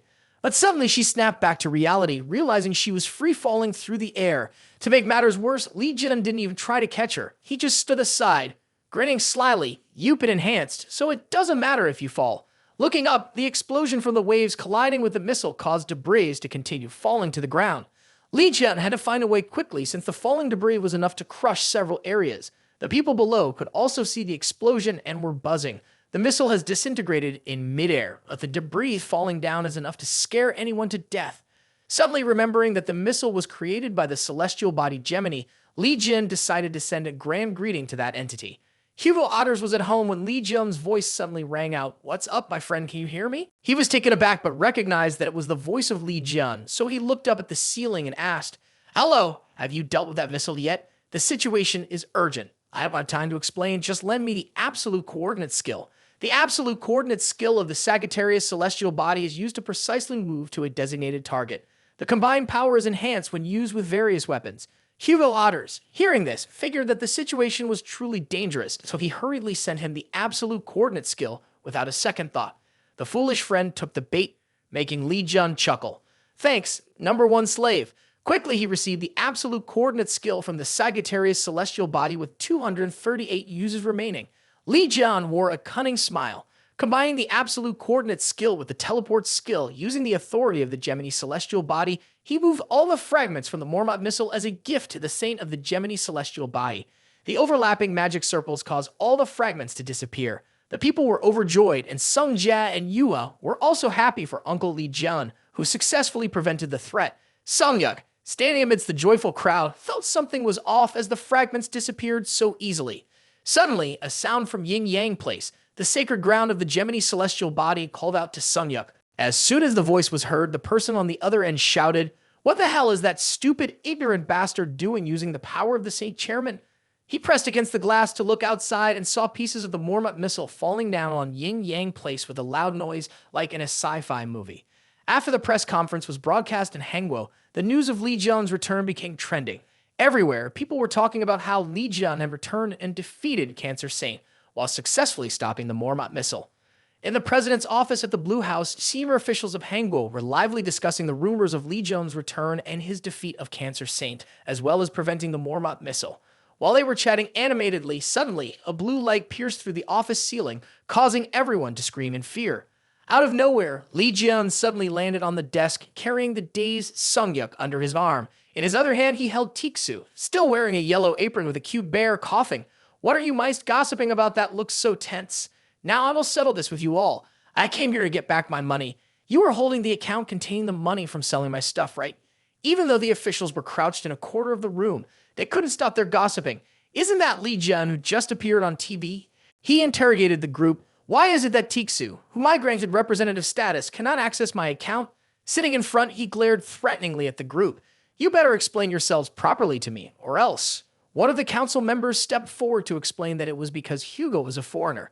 Li Jian furrowed his brow in confusion, and the man continued to explain, "Since Li Jian died a few years ago, there has been no celestial body, which is why we don't trust a foreign sage. Furthermore, the power of Sagittarius has gradually weakened with each incident. In the end, we had to entrust the matter to someone more reliable than Hugo here." Unfortunately, the one who stepped up to explain had not finished speaking when Li Jian punched him. "Why would you do something so irrational? Of all the people to choose, you picked that cheap witch. Who the hell do you think you are to look down on Otixu?" He appeared even more aggressive, about to raise his hand as if to punch the others again, looking no different from a thug on the street. The more he spoke, the more he flared his nostrils, demanding, "How dare you look down on Otixu?" He was about to say that he didn't care about the group when he heard his friend add, "Only I, Li Jian, have the right to look down on Otixu, because he is my slave. It's certainly not for you useless dogs to do." The precious words just spoken left Hugo Otter shocked, his body frozen in disbelief. Not daring to believe his ears, he asked repeatedly, "What did he just say?" Continuing to point fingers, Hugo Otters pretended to dismiss, saying, "This guy, apart from being handsome, has no special talent at all. Even if he were as poor as a beggar, he is not someone you can treat like this." Otixu on this side was left speechless, constantly pleading for this madman to stop. The officials found it extremely strange. Has anyone dared to insult the revered centaur like Li Jian? But no one dared to speak up, fearing they would be knocked out like that quick-taunt man earlier.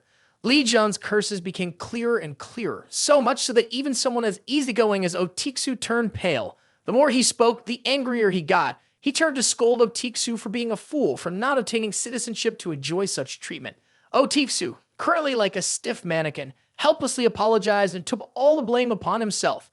Seeing this, Li Jian, in a noble manner, patted him on the back encouragingly, saying, "Just try to live well," while Otixu could only wipe his tears. What kind of worthless friends stand up to protect yet insult like this so beautifully? Enough with the back and forth. Li Jian completely changed his attitude, cracking his knuckles, his eyes blazing with anger. "Where's the money? If you don't fork it over, it'll be all of you to death today." Before anyone could respond, a high-pitched female scream echoed from above. Sung Yuk quickly looked up, knowing exactly who was speaking. A hard stomp from a purple-tinted boot caused Li Jian to grimace in disgust as he looked over. Haiji, the celestial twin-sing of the zodiac, immediately started cursing as she arrived. "These guys have already accessed it. It's none of your business, so don't worry about it." Her eyes blazed with fury as she mentioned that the money would be used to renovate Yin Yang Place. "It was you, wasn't it? You sent the debris of the Mormont rocket to Yin Yang Place, didn't you? That's why Yin Yang Place was completely destroyed. Do you have any idea how much I've lost?" She was seething with rage, pointing her finger directly at Li Lijian to accuse him, causing him to wear a puzzled expression. He tilted his head, stroked his chin, and abruptly asked, "Who the hell are you?" "Damn it, to rant like that and not even remember who I am." Fuming, biting her lip, she decided to raise her hand to cast a spell that would eliminate the scruffy guy right in front of her. A few office workers were scared to death, thinking they could just watch the drama, only to fall victim to the trickery and suffer.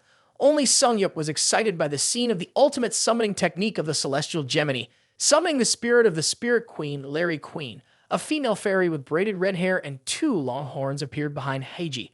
With the effect of shimmering water beneath her feet, the spirit queen slowly opened her eyes and unfurled her gigantic wings that resembled those of a massive fly. Heiji shouted in triumph, "This is the equivalent spirit of the holy goddess."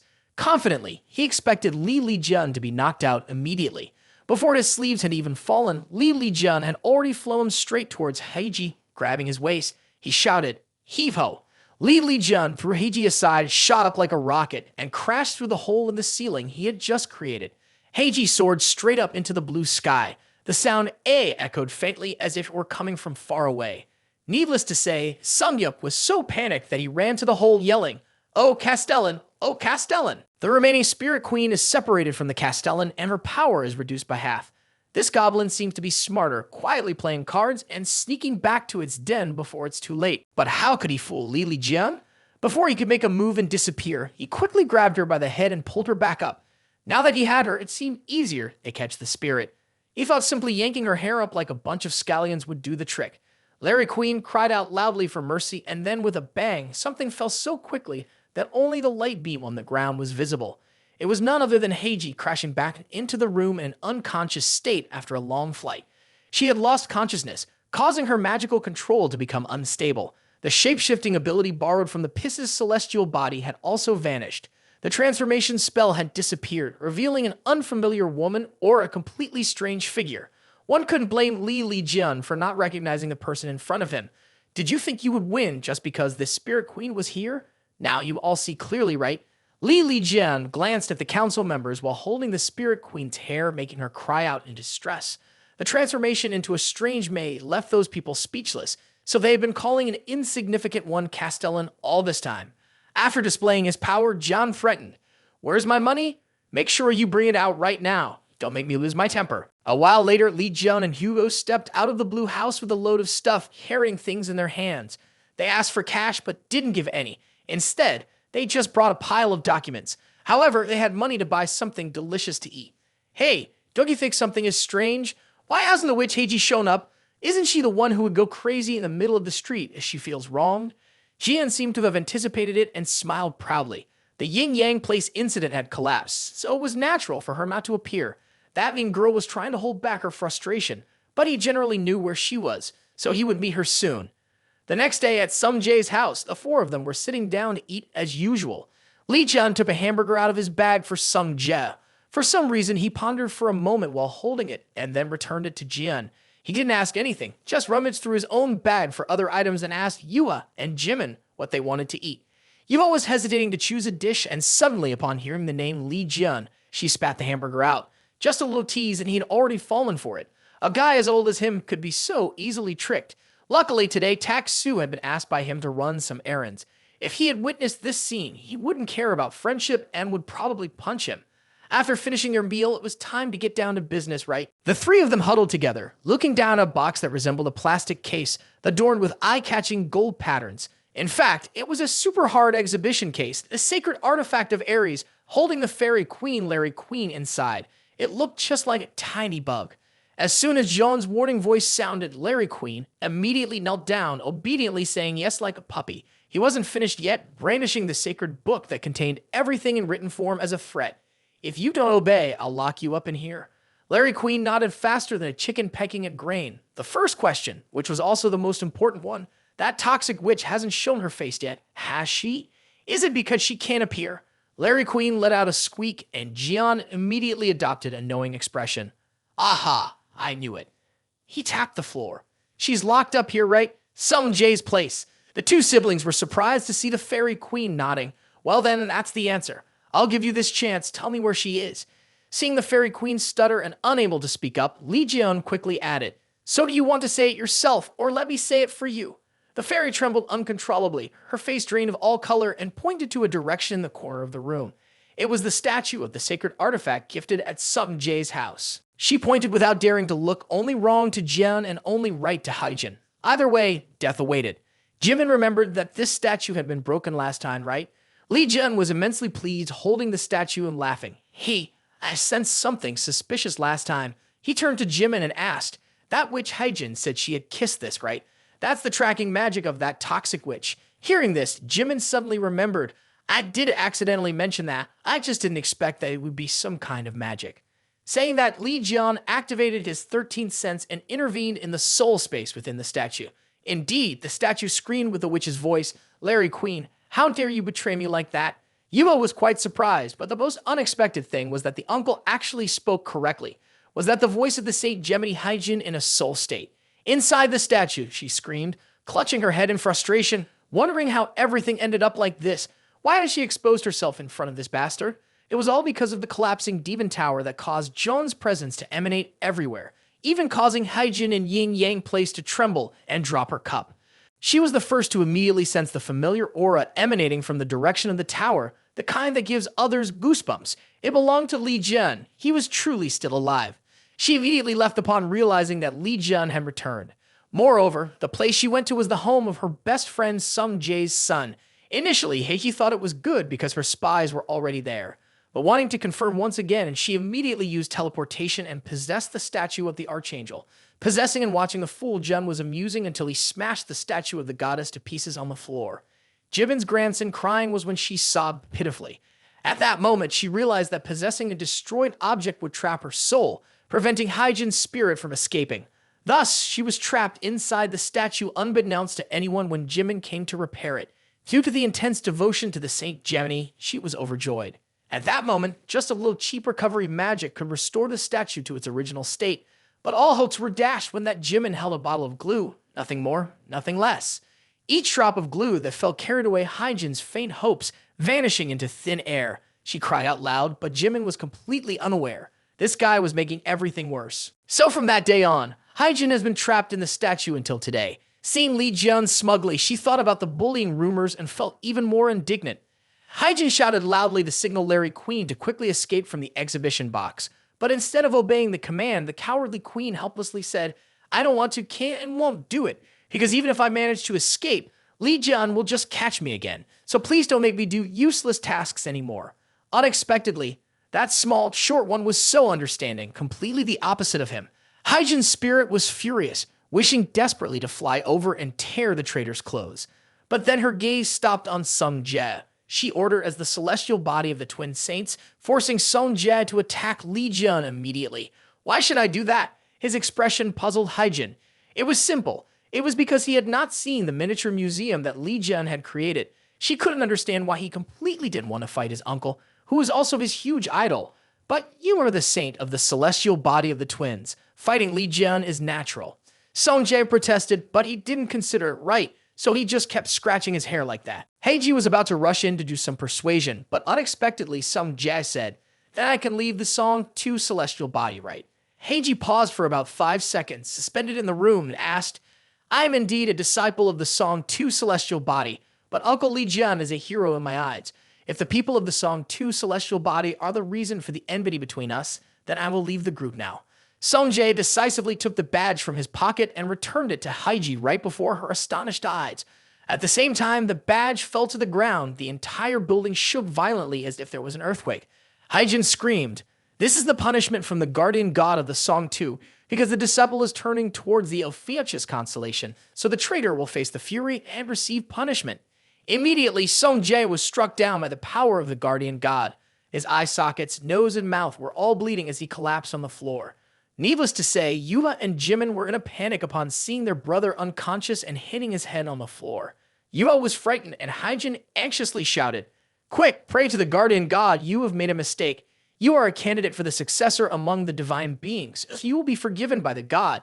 Just attack Li Jian, and it's done. Sung Jae struggled to get up, trembling on the floor. Heiji spoke up angrily, criticizing Li Jian as an untrustworthy scoundrel, his voice echoing throughout the room. Shut up, it's too loud.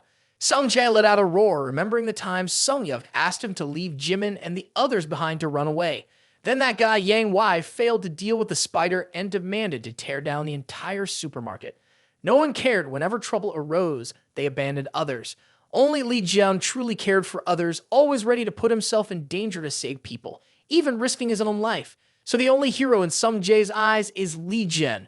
And now, don't use your gaze to judge others anymore. You dead dogs.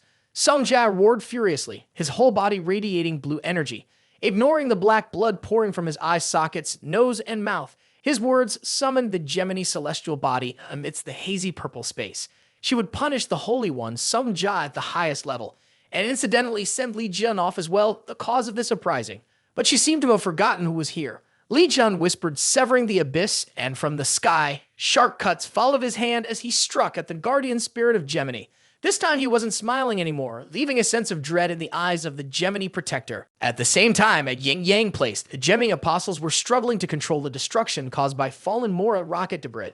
One tree cannot make a mountain, so the Holy Council called in additional water mages to help.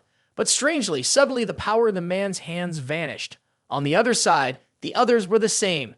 All the Gemini apostles could not use their magical powers, or more precisely, they could no longer sense any power at all. He signaled to contact other apostles before losing control, but received similar responses. Telepathy and teleportation were both unusable. Even the miraculous door of Doraemon that Gemini always prided themselves on had completely disappeared. The apostles fighting against calamites also lost all connection. It was as if the magic of the Gemini celestial body had completely dissipated into nothingness. This was because Jian had delivered a strike that made the power of the guardian god vanish right in front of the crowd. He smiled lightly, almost put his beloved nephew in danger because of his uncle. Then he walked over to Sung Jae and flashed his signature smile. He gently thanked Sung Jae for always believing in him. I'm really so glad, kiddo. It wasn't easy for Sung Jae to hear such kind words from Li Jian. He looked up, touched to the point of tears. In less than 2 seconds, he heard the shrill voice of the witch Haijin. What have you done to me, you bastard? Her face was bewildered as she asked the person in front of her, what did you just do, lose all your power? It's as if I'd completely severed my bond with my guardian goddess, Freyja of the Gemini. That's right. To address the root of the issue, the gods expended a tremendous amount of resources and take significant risks when intervening in this world. That's why the gods often choose a saint for themselves and grant power to their representatives. This is referred to as the celestial body zodiac. The representative then continues to share their power with the apostles under their command. It can be succinctly said that the gods are power generation factories, while the celestial body zodiac serves as power transformation stations and power towers. The remaining apostles are many outputs of electricity into electricity. Thus, losing power instantly can only mean one thing, being unable to connect with the deity anymore.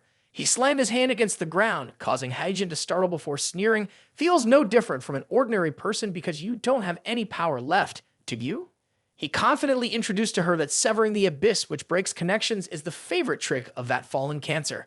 Severing the abyss is a supreme SF-level skill of Cancer, aimed at cutting off everything desired. Even though it cannot be seen with the naked eye, Li Jian had further upgraded it to another level. He shook his finger, bragging about himself. Now it is still possible to cut the contract between the representative and the guardian god. Haijin shouted at him immediately. Cutting off the link between the representative and the gods is a forbidden act. You should be afraid of the wrath of the celestial god when he finds out. But Li Jian didn't care, leaning in with a fierce look on his face, pointing to the sky with a wide smile like a villain. He said bluntly, "Cause that means that fucking goddess will show herself." Haiji froze. This guy has gone crazy. Do you even know what you just said? Before the words could leave his mouth, a purple lightning bolt struck right between the two of them in the sky. At some point, it became purple, with endless thunderclaps. The clouds swirled into large holes, quickly sucking in the wind to form a tornado, blowing away everything in its path. The guardian god Gemini was furious about losing the connection between her and the holy objects, using her power directly in the human city. The Gemini goddess unleashed her fury with blinding flashes of light, followed by loud noises shaking the earth and sky. The tornado obscured the area where the crowd stood, and from it emerged the figure of the giant goddess Gemini, Freyja, roaring as she gazed at Li Jian. But being a perverted main male character, he stuck his hand into his pocket and laughed. Ha ha, it's not even dark yet, and the floor is lit up so brightly. Oh my gosh. The whole whirlwind calmed down, leaving only a pastel purple formation. Soon enough, the witch Freyja appeared with a terrifying expression and her hair flying, looking just like Medusa. Barely a second after her appearance, she became furious and raised her hand to summon a power so great that the system had to jump in with an urgent warning. He put on a cheeky expression typical of him. Li Jian took an item out from his inventory. Freyja had no idea what the brat was doing and just liked to smash down on the ground with loud force. It was only later that she realized something was off. At first glance, it looked like a flashlight, but it turned out to be a fragment of the Cancer constellation's essence that he used to absorb Freyja's power. Needless to say, just looking at that thing made Freyja feel bored beyond words. Each zodiac sign had its own counters against each other. It swiftly absorbed the power of Gemini and turned into a cool breeze, making him smile with delight again. Unfortunately, his beloved Heavenly was no longer by his side. If he still had that sword in hand, no matter if it was a deity, he would cut everything down. By the way, he summoned the creative workshop to craft more. He already had fragments like the Cancer Essence, Thunder, and Gust from Gemini on hand. Although he regretted the limited edition Essence piece a bit, he had to use it to create something better. Li Jian hit the shard of the crystal hard, pulling out a brand new Thanatos scythe. The interface looked incredibly cool, but John's workshop was just a thatched roof lacking any real crafting skills, so this was a one-time use item. Nevertheless, that alone was enough to spark a cunning smile on his lips, activating his fighting instincts. Lian resembled nothing less than an avatar of a bloodthirsty serpent demon, stomping down with force, slashing decisively from top to bottom, making the goddess Freyja cry out in pain. She held her pained face, probably needing dozens of stitches. In utter humiliation, she temporarily paused to scream, unable to make another move. The kids in Haijin stared wide-eyed as they watched the zodiac goddess fall as easily as chopping firewood. Was he still human? Whether he was human or not was unclear, but the Thanatos scythe shattered into pieces in Lieven's hands after that strike. The goddess Freyja looked as if she were having a fit, her face lined with veins, displaying the peak of rage that caused her to lose her sanity. Dozens of swirling black holes appeared in the sky, explained by the system as the power she was unleashing upon the world. From there, one could see hundreds of thousands of soldiers and various monsters waiting for orders. Despite the beautiful and exquisite appearance of the zodiac goddess, the types of creatures she summoned had painfully hideous skin that was hard to bear. The entire sky of the city is filled with large holes of various sizes, echoing the howls of the bloodthirsty army that is about to descend. Suddenly, from the opposite side of the sky, a gigantic fireball shoots straight down towards Freyja. Li Jian instantly recognizes that what just landed is on fire, but it's not some Shinra Tensei technique from a group of Akatsuki. It's the Saint Sagittarius in battle attire. As soon as he appears, he greatly surprises the two kids. Right behind Hugo Otter stands the male deity of Sagittarius, arms crossed, clearly displeased. Hugo speaks in a serious tone on behalf of the taciturn Sagittarius. Stop your invasion, Freyja. One more step and you'll be violating the rules. Looking at Hugo's tense face, it's clear he's not joking. But in Freyja's eyes, Apollo is just a weak deity. She becomes even more furious, bluntly mocking. Neither of you can accomplish anything. Yet, everything is part of Hugo's calculations. Purely the strength of Sagittarius would not achieve anything. However, they are not the only ones opposing her. Other deities also eye their weapons and express dissatisfaction at Freyja's direct interference with life to strengthen her domain. They send warnings that the forces of Gemini must retreat continuously. The girl is confused after being stoned. A summing formation lights up in the bright sky, from which a long chain shoots down, targeting Freyja and wrapping tightly around her. This is a punishment for her violation of the laws of the other deities, using the chain to drain most of her energy in order to reduce her disturbances. If she continues to disregard this warning, Freyja will face extreme hostility from the other supreme deities. The scene stirs up the atmosphere, sending dust flying everywhere. Except for a few young cousins who stand there in awe, the adults find it entertaining and enjoyable. Of course, except for the witch Haijin, who feels no pleasure seeing the deity bound like a pet. The only way for her to stand still and hear Hugo's criticisms and reminders is in this manner. Hugo tells Freyja that the other supreme deities won't just sit idly by. He almost growls furiously, asking her if she dares to stir up trouble further to receive an even greater punishment. Freyja grits her teeth, looking at Hugo with an angry glare, then screams so loudly that it shatters the windows, penetrating the eardrums of those present and causing psychological shock. She points her finger at Hugo's close brothers, implying that today's events will never be forgotten, so they should just wait. Li Jian has nothing to worry about. He happily raises his middle finger and teases, adding a line. Next time, remember to bring your brother along too. More frustrating than eating chili, but Freyja knew there was nothing she could do anymore. She transformed into scattered purple fragments that blended with the air and gradually disappeared before the eyes of the crowd. Now that the job was done, it was time to collect the rewards. The system announced that Li Jun had received his reward, stepping on the pride of the divine being Gemini and being recognized by entities observing this world. In addition, he also received a large amount of God Throne Expa. Upon reaching level 10, he would face a special trial. Happily reading through the announcement, Li Jun turned to his close friend Otiksu, who was saying goodbye to Apollo. The kids looked as if they had just returned from a difficult quest. He put his arm around his friend, praising him for his perfect timing. The matter was settled, but he was still very angry when he thought about Freyja tormenting Sunga's son, grinding his teeth in frustration, wishing he could shoot an arrow through her head. Seeing his friend angry and upset, Li Jian assured him that it wouldn't take long. With patience, they would smash her siblings to the point of leaving no bones behind. That confident expression warmed Hugo's heart. Thanking him silently, Hugo suddenly remembered and reached into his pocket to retrieve what Li Jian needed him to bring back from Yin Yang Place. As soon as he saw the soul registry, he burst out laughing. He needed evidence to record the soul contract linked with Gemini. Hyjin, of course, recognized her belongings and shouted, "How could Google remove something that's tightly guarded at the highest security level?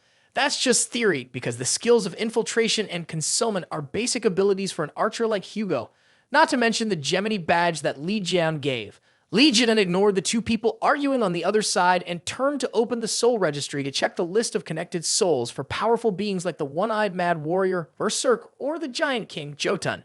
Even the warrior King Jarl, who was a levelable legendary, was also present.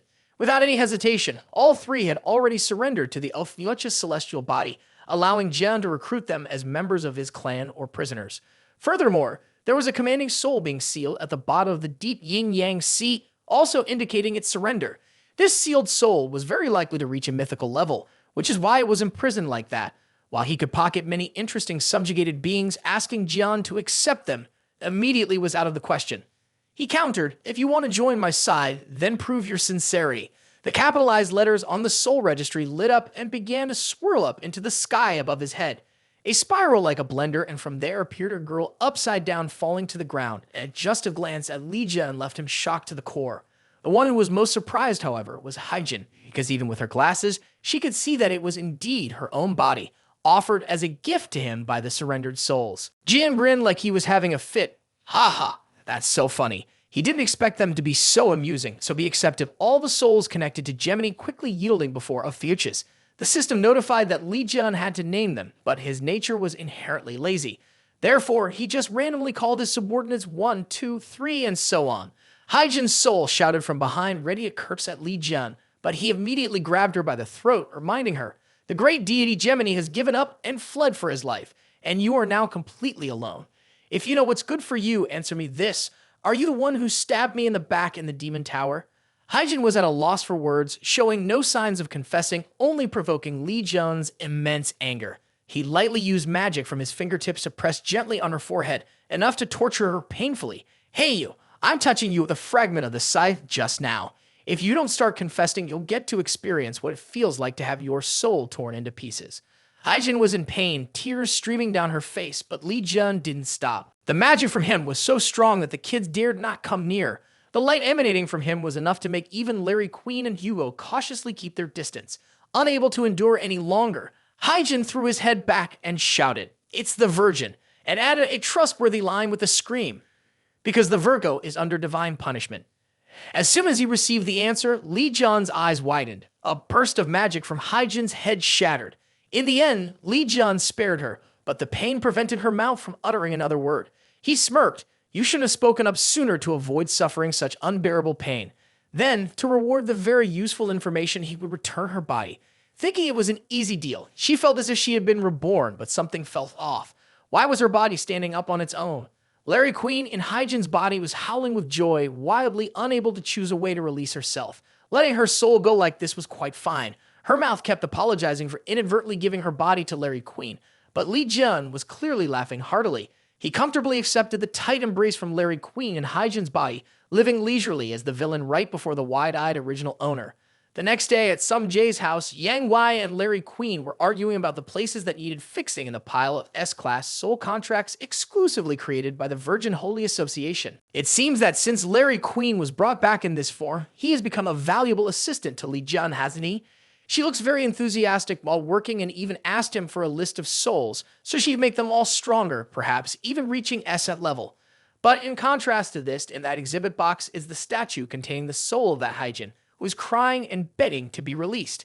But even if she were to be released now, it would be pointless because there is no body left for her to inhabit. Suddenly, there was a new announcement. Li Jun can now learn new skills from the contract of Phoebus.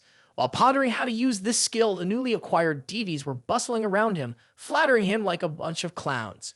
Their souls lingered in the house. Every time Jian glanced over, they would scream, "Look, he's looking at me." It was really funny. Jian turned to Tixu beside him. He thought deities would be quite arrogant, but who would have guessed they turned out this way? Tixu, amused, was about to chime in, insulting that ice god like fishmongers on the street. "Hey, you over there doing Jian's bidding and daring to speak out?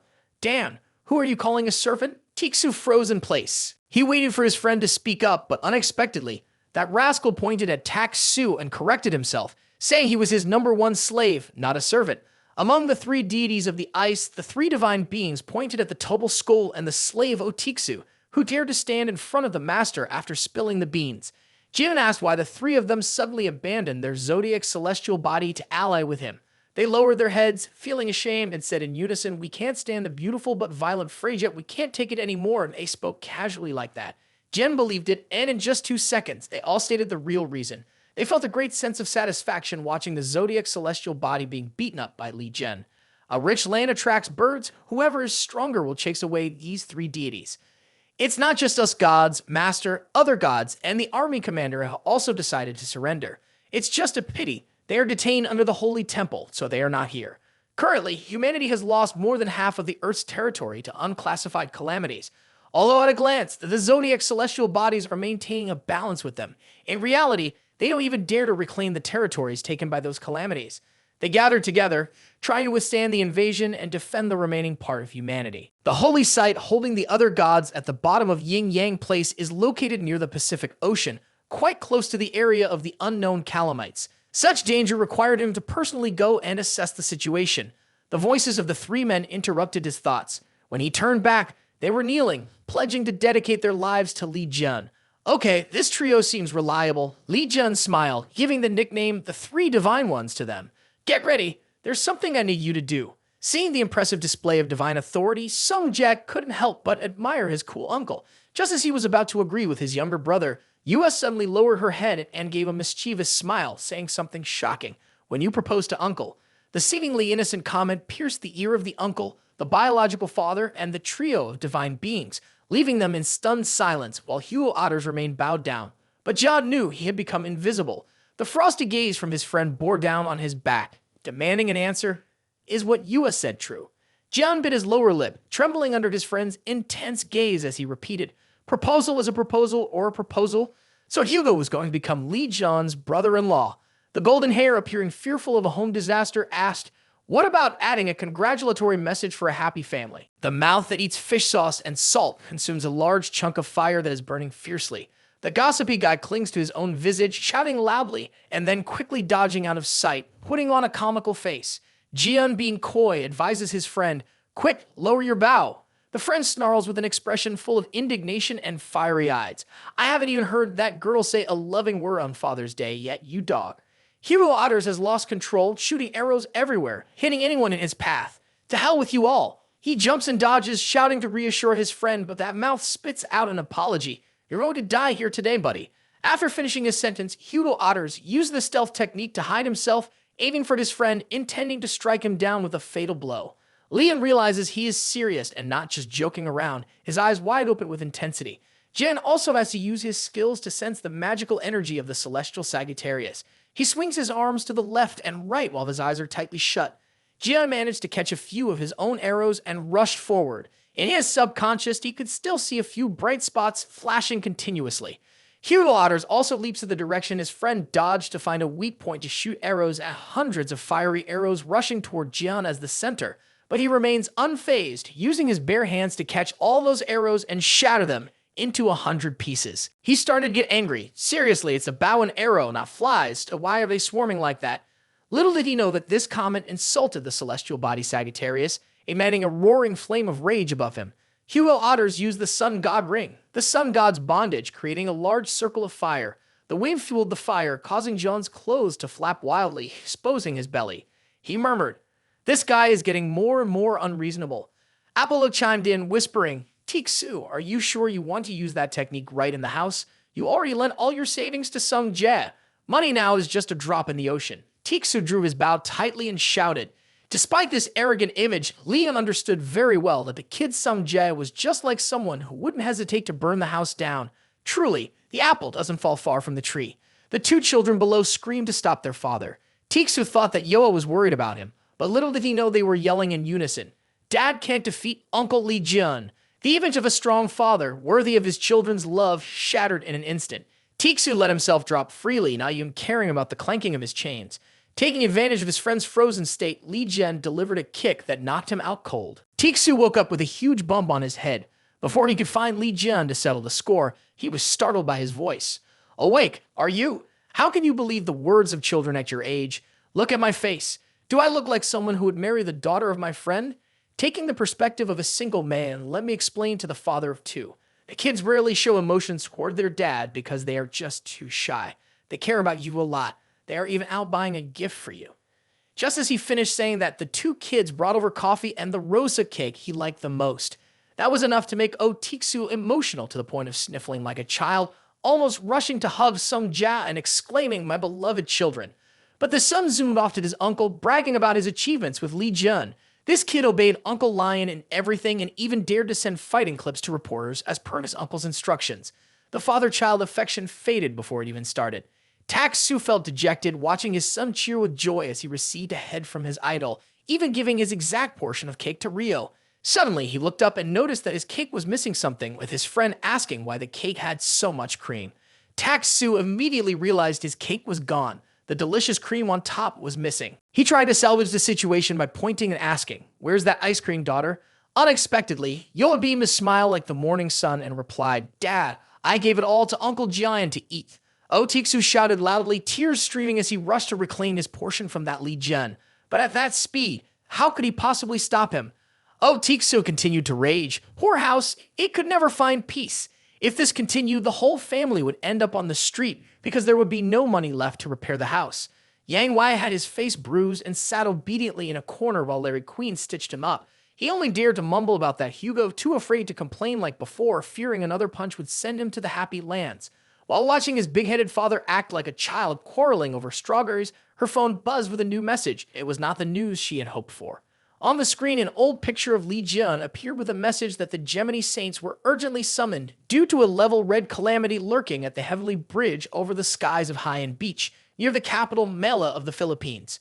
Dark clouds rolled in, bringing flashes of lightning that tore through the space. Below, on the sandy ground, groups of soldiers lined up neatly facing the sea, waiting. The generals of the Celestial Lion body clenched their fists, rallying loudly. The Saint is currently absent. We must take his place to deal with the Red Horn crew approaching. This is our chance for the Celestial Lion body to once again stand at the top of the world. Hearing the cheers of the generals, the entire army of the Kung Hong Dao was filled with enthusiasm and shouted fiercely. Only Yoa stood there, tiredly rubbing his head, wanting to go home. It's just ridiculous, standing awkwardly, he thought. Outside the headquarters of the Maquette Legion, the Celestial Body, a crowd was waiting for orders from a silver-haired man with wrinkled skin, muttering curses under his breath.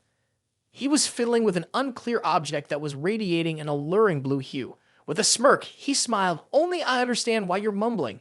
The gift I sent must have arrived at its destination by now.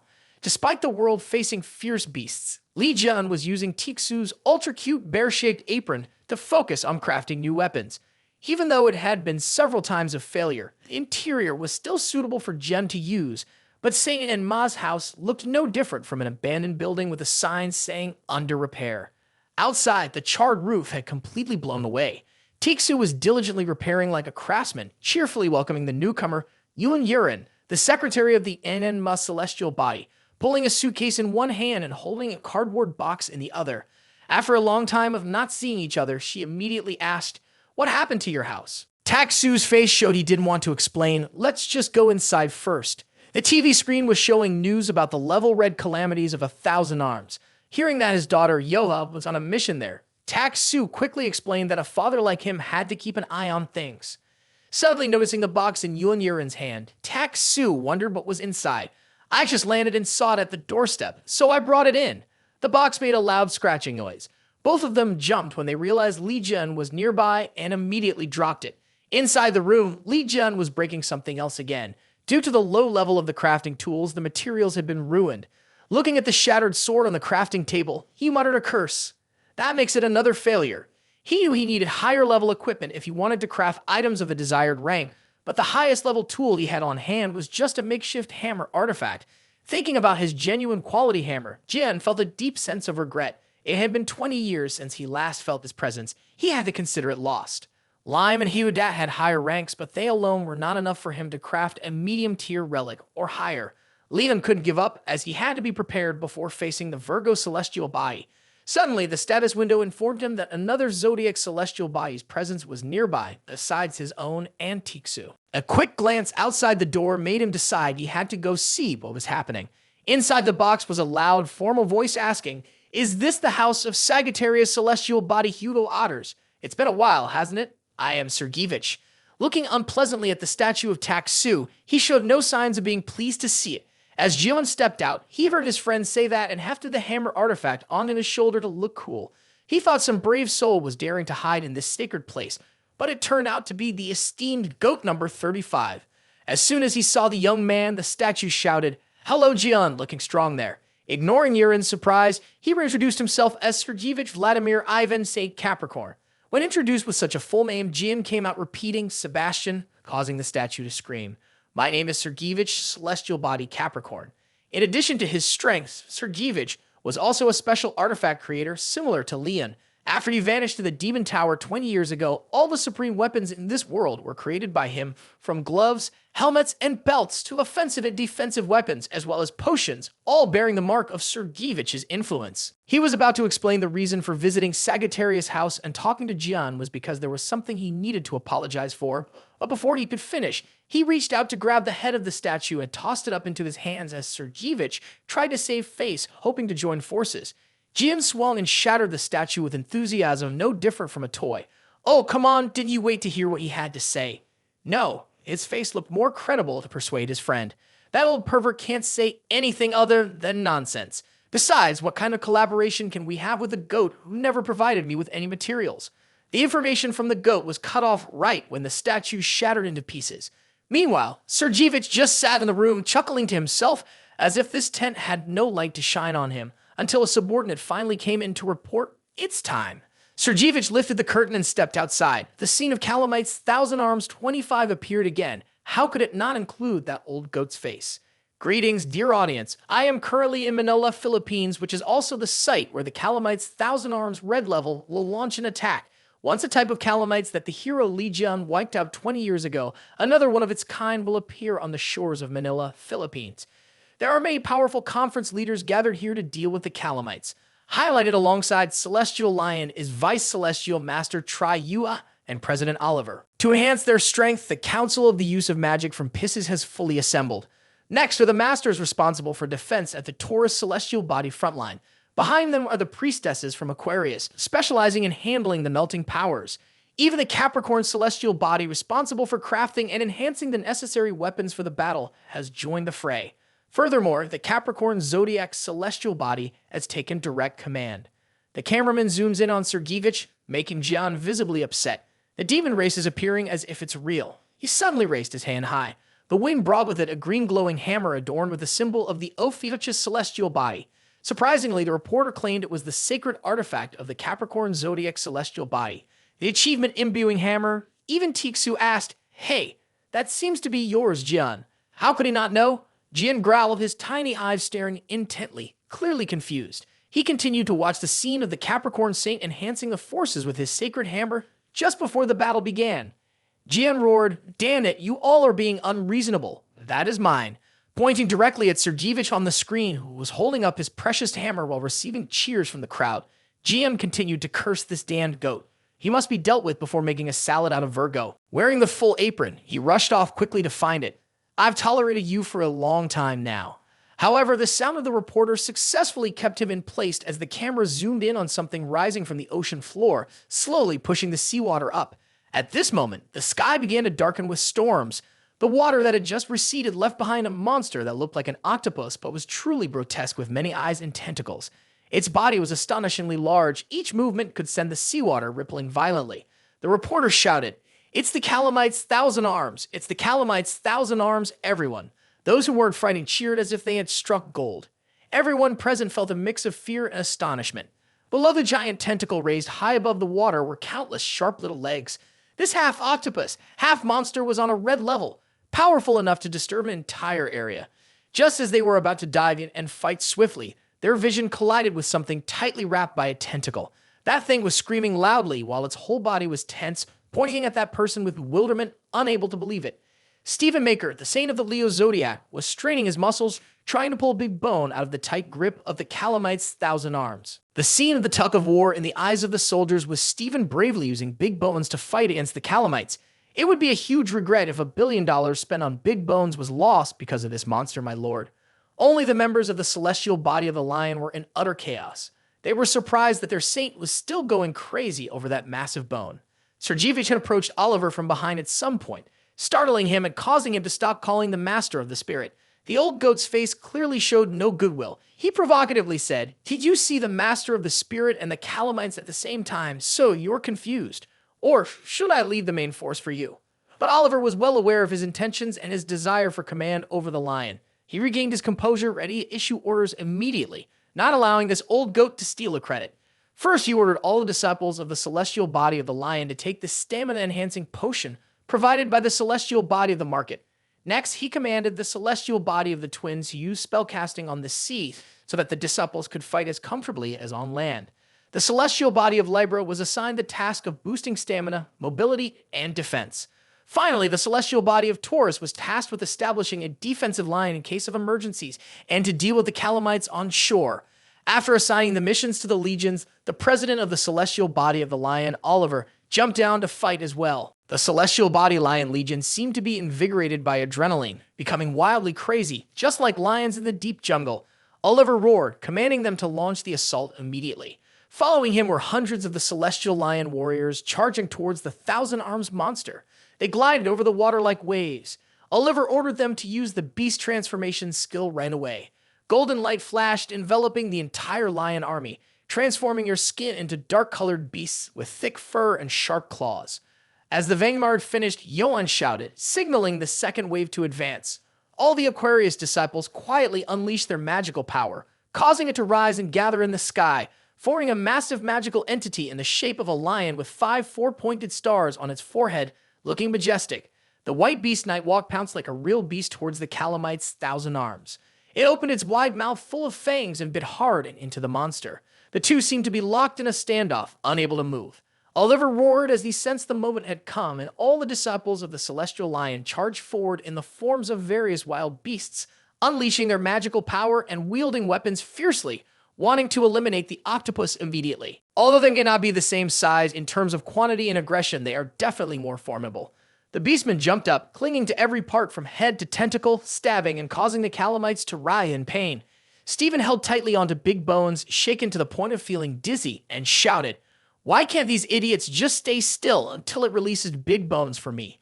While attacking and struggling, Oliver, ignoring that Stephen was the Castellan, shouted back angrily, "Could you please be quiet for a moment?" Of course, the Saint Lion wouldn't back down, and both sides began arguing, not caring about the battle situation. The Aquarian Saint watched from a distance, worried that the remaining troops would be few if the Celestial Lion fought without leadership. Yova's footsteps hit the ground, but her voice reached the Aquarian Saint first. She said, "Those two foolish men. I even want to intervene to save Stephen, but seeing this scene, I can't just sit back anymore." With that, she crouched down and prepared to sprint. Without needing any enhancements from the Saint, her eyes lit up, and she shot forward with incredible speed, aiming straight for the frenzied Castellan. Before long, Stephen realized something was off. The blade of Yoa swept through, slicing off the tentacle holding Big Bones, dropping both it and its owner Castellan into the sea. Successful rescue. The female leader looked down. Stephen, along with his cracked weapon, fell heavily into the water. As he surfaced and spat out some water, Yova's foot came down mercilessly on his face.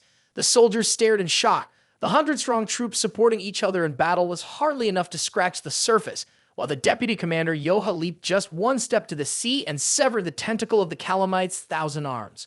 Yoha stood arrogantly at a distance, observing the situation with a calm gaze. Only Stephen was shouting for her to get off his face. His saint had been rescued, and the celestial body lion troops were free of distractions, their morale soaring as they strategized to deal with the calamites. Other legions were also moving up, unwilling to let the celestial body lion take all the credit for the monster's defeat. Some used physical attacks, others magic, targeting its weak points. The storm grew stronger, the sea raging due to the movements of the gigantic calamites. But everyone noticed it was gradually slowing down and began to rally to force it onward. Deep beneath the sea, a few red eyes with tiny pupils suddenly appeared. The seawater enveloped the calamites, and suddenly, it sank down over half. Within seconds, it surged upward by tens of meters, poised to crash down towards the shore. The Taurus Legion worked together to build a barricade with steel wall skill to stop the flood. For the time being, this was effective, but inside there was chaos and panic. They couldn't understand why a tsunami was happening at this moment. The light above them suddenly dimmed. When they looked up, they saw numerous massive tentacles with iron claws descending rapidly, leaving them no time to react. While everyone was busy in a frenzy, Oliver still had to turn his head and shout, "Oh my gosh!" Another calamite's 1,000 arms appeared, still at the red level, but this one was terrifyingly large with thousands of limbs. Its shadow loomed over the beach, threatening to block out the sun and instilling dread in all the legions present there. In front of his tent, Sergevich yelled out as if there was something very interesting happening. Does Calamite's 1,000 arms even have a chance to win? Just give up and be human instead. After softly saying that, he opened something that had a knob in the middle. Someone behind asked, "What do you have in your hand?"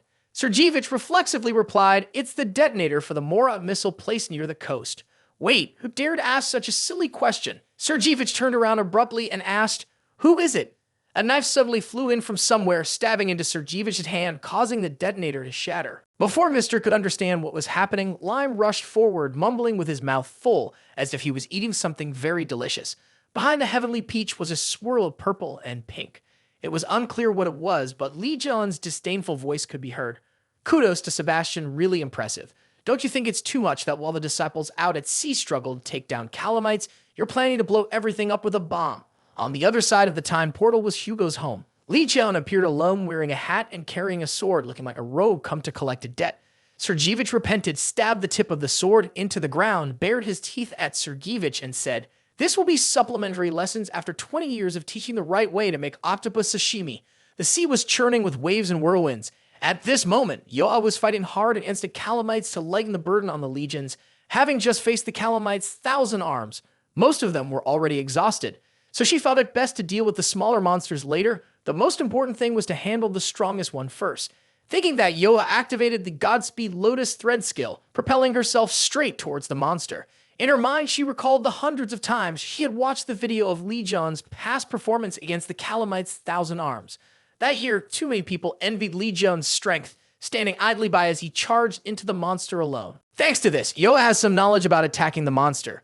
This monster typically uses its small tentacles to stab its prey, so Yoa uses her incredible speed to charge straight into the center before the sharp appendages can strike. Today, Yoa has memorized her uncle's route, skimming right above the water in a blur.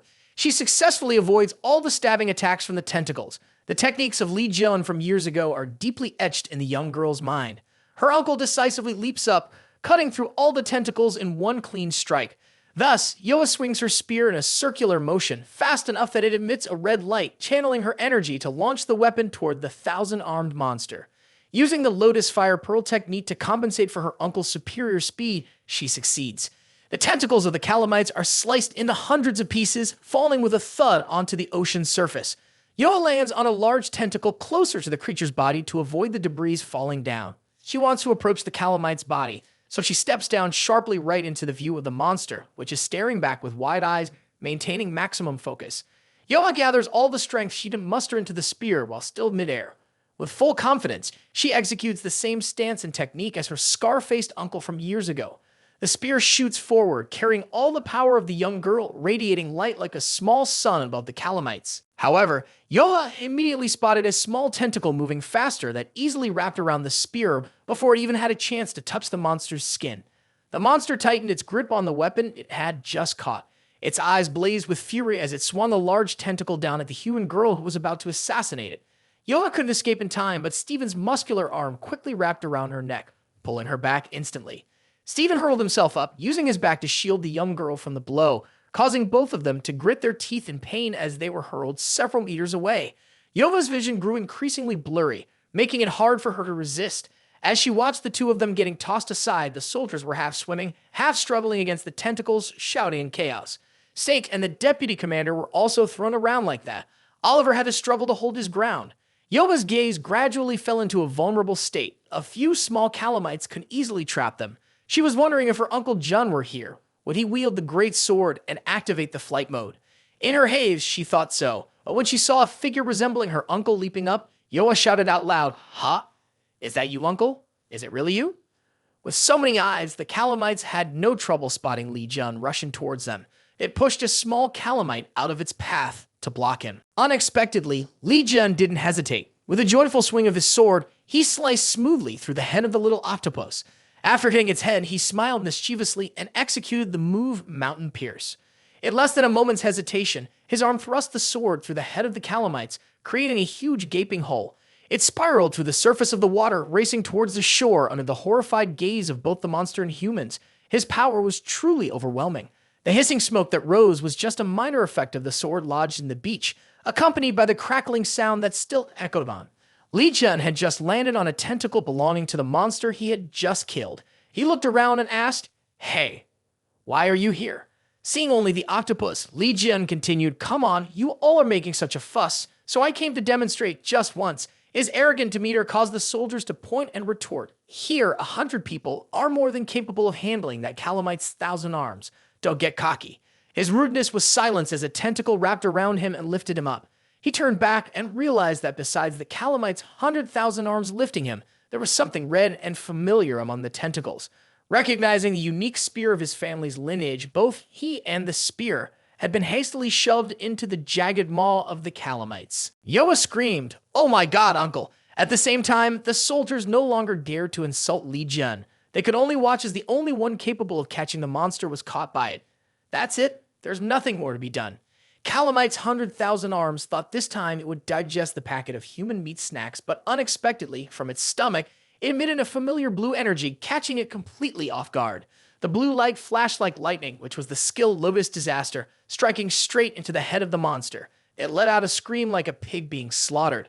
However, what surprised the army even more was that Lotus Disaster, the ultimate skill of Vice Master Yoa, was not red but blue. So strange. The spear pierced through the skin of the calamites, siphoning more and more power, and then hollowing out the monster's body.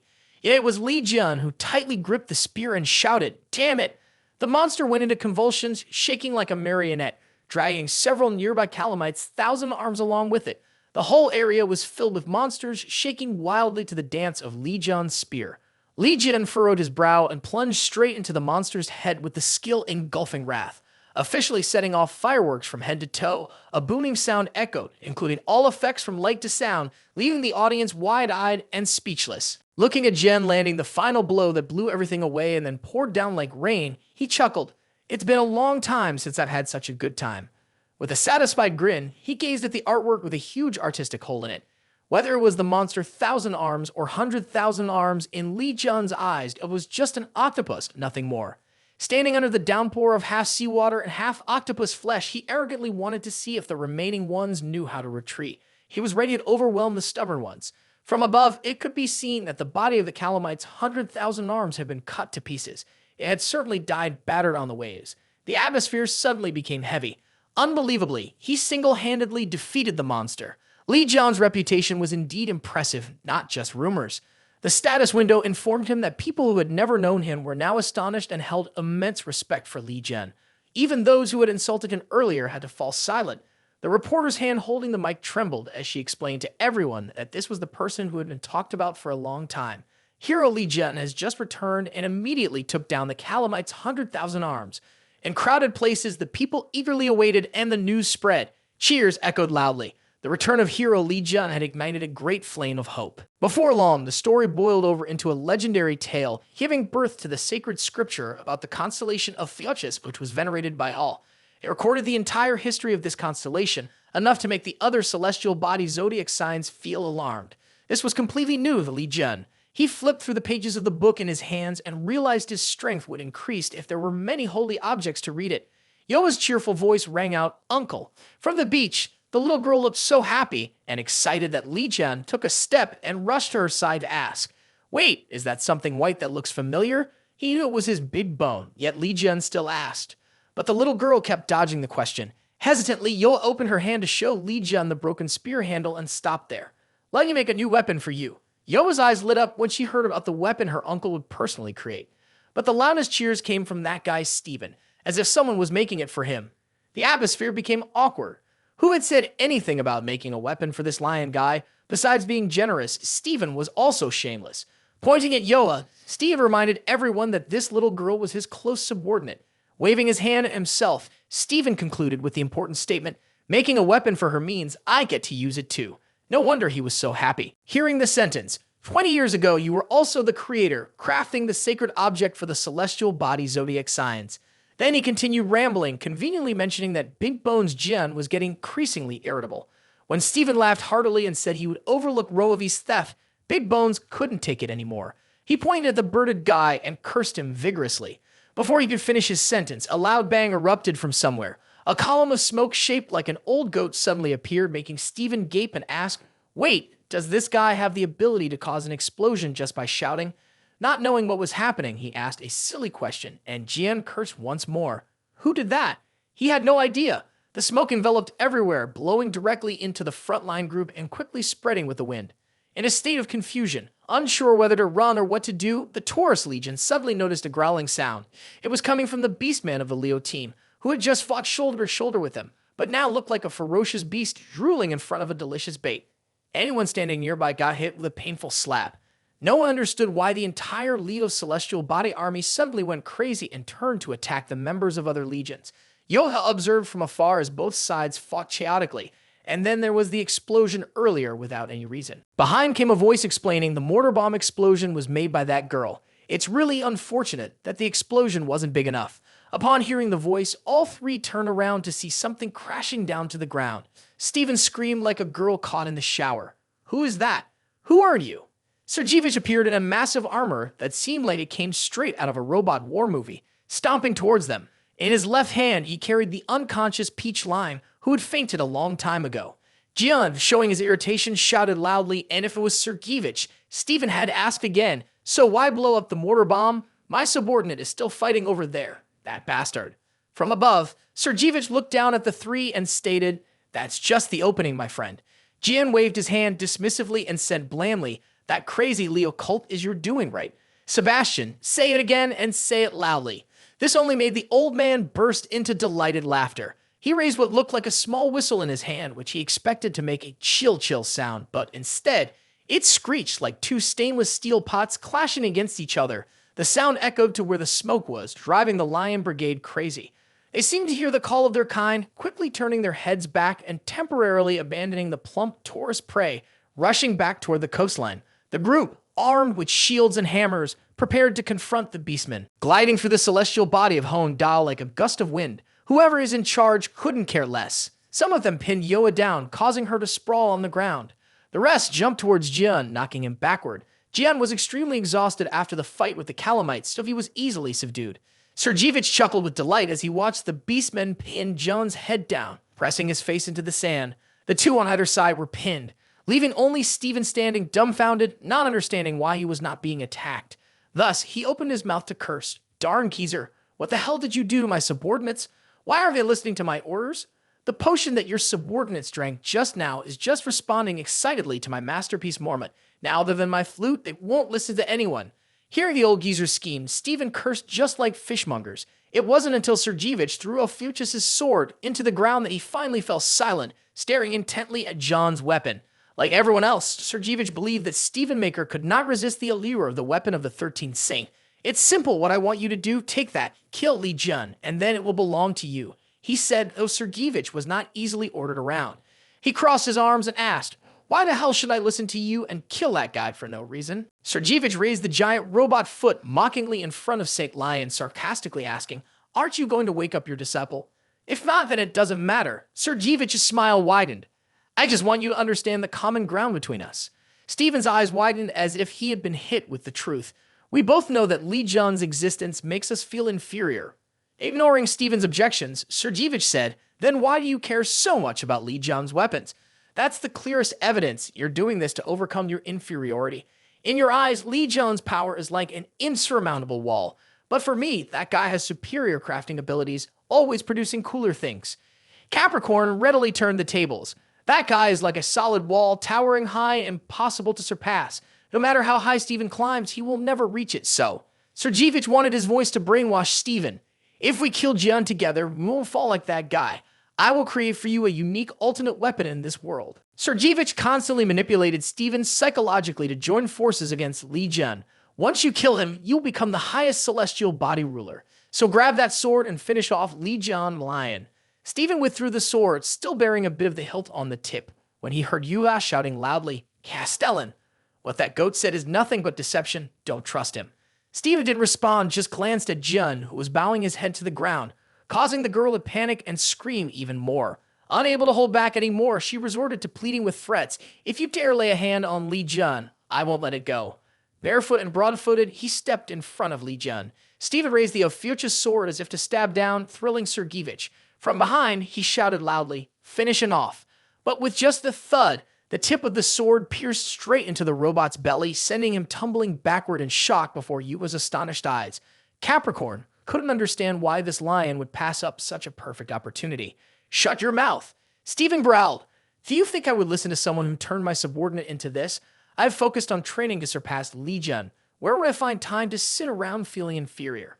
He flicked his middle finger at Capricorn's face and concluded, "I have no intention of killing Li Jun to take that position like your greedy face wishes." Wow, John must look at this guy differently now. Suddenly hearing that self-satisfied remark, "Now I'm stronger than Li Jun." He seemed smooth about it, not even bothering to argue. Steven, like a hairy gorilla, lumbered towards Sergevich's car, his mouth running nonstop. "You said you'd make a perfect weapon for me, right? From the very beginning, how did you think you could surpass Jun to even compare?" Sergevich's face fell, revealing his age. "This guy is way too arrogant. He needs to learn what my gun-laden hand can do." When words run out, violence takes over. Steven threw a punch right at the heavy-armed robot's arm, causing it to bloom like a large flower. Before Sergevich could comprehend what was happening, the lion jumped out from behind, intending to deliver another blow. The old goat, both scared and furious, roared, "Don't even think about it." Then he activated all his functions, pulling his body back to evade the strike. With a stomp to the ground to gain momentum, Sergevich unleashed various types of heavy missiles at the spot where Steven had just stood, creating an enormous wave of sand and a heavy-duty light effect. The old goat laughed with delight, betting that the renowned lion would die from this attack. It's not that easy. Steven had transformed into a muscular beast, his mouth clamped around a rocket, clawing his way out of the thick smoke. His strong teeth crunched the rocket into pieces. Steven recalled from 20 years ago that he was indeed as insecure as this old man said, but after many years of perseverance, even if he stumbled, he always stood up and challenged his limits. Steven had found a way to surpass Li Jun. He curled up, harnessing the strength of a top celestial body lion, activating the thunder skill, causing sparks to scatter into the space before him. The entire area lit up as the thunder tore through Sergevich's robot, creating several mangled paths, but that wasn't enough to satisfy Steven. He stomped hard on the chest. The armor truly was high quality and quite thick, but in Steven's hands it was like a leaf. He grabbed it, ripped it apart, and threw it towards the sky, wildly scattering it around while angrily shouting. Even saints fight without protective gear, and this old man hides in armor. "Come out here and face me." On Sergevich's side, there was a loud shout, "Hiya!" On Steven's side, there was a fierce "Oh." Suddenly, Li Jun's bored face peeked out and asked, "What are you guys doing? How long are you planning to fight?" The two looked at him and opened their eyes wide in surprise. "Hello, how did you get out?" "That's impressive, buddy." Li Jun replied, "It's because you all make me lose my patience." "Are those beasts fainting? Look at Yoa. He figured it out by himself. Just be quiet. It's showtime for me now." Jian casually kicked Steven aside and gave his signature smile as he looked down at Sergevich's car. "Let's have a little chat, old friend." That gaze sent chills down the old goat's spine. If this guy knew how to talk properly, no one would be scared of him. 20 years ago, Sergevich thought, back then, Sergevich sat in front of a smiling individual, hearing about the prophecy that Li Jun would die in the Demon Tower. At that time, Capricorn was dumbfounded, not understanding the prophecy.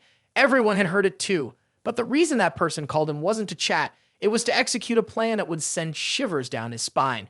Lost in old memories, Sergevich stated that since then he had planned to kill Li Jun, but he didn't care about such past matters. Fuming, he shouted, "Don't beat around the bush. I'm asking you who killed me, guide." I understand, but I have to recount the process so Sergeyevich can claim the important right to know who it is on the condition that Li Jian guarantees my safety. He shoved his thumb into Capricorn's mouth, causing him to scream in pain, while pulling the old man's face closer to his own for a clearer understanding of the situation.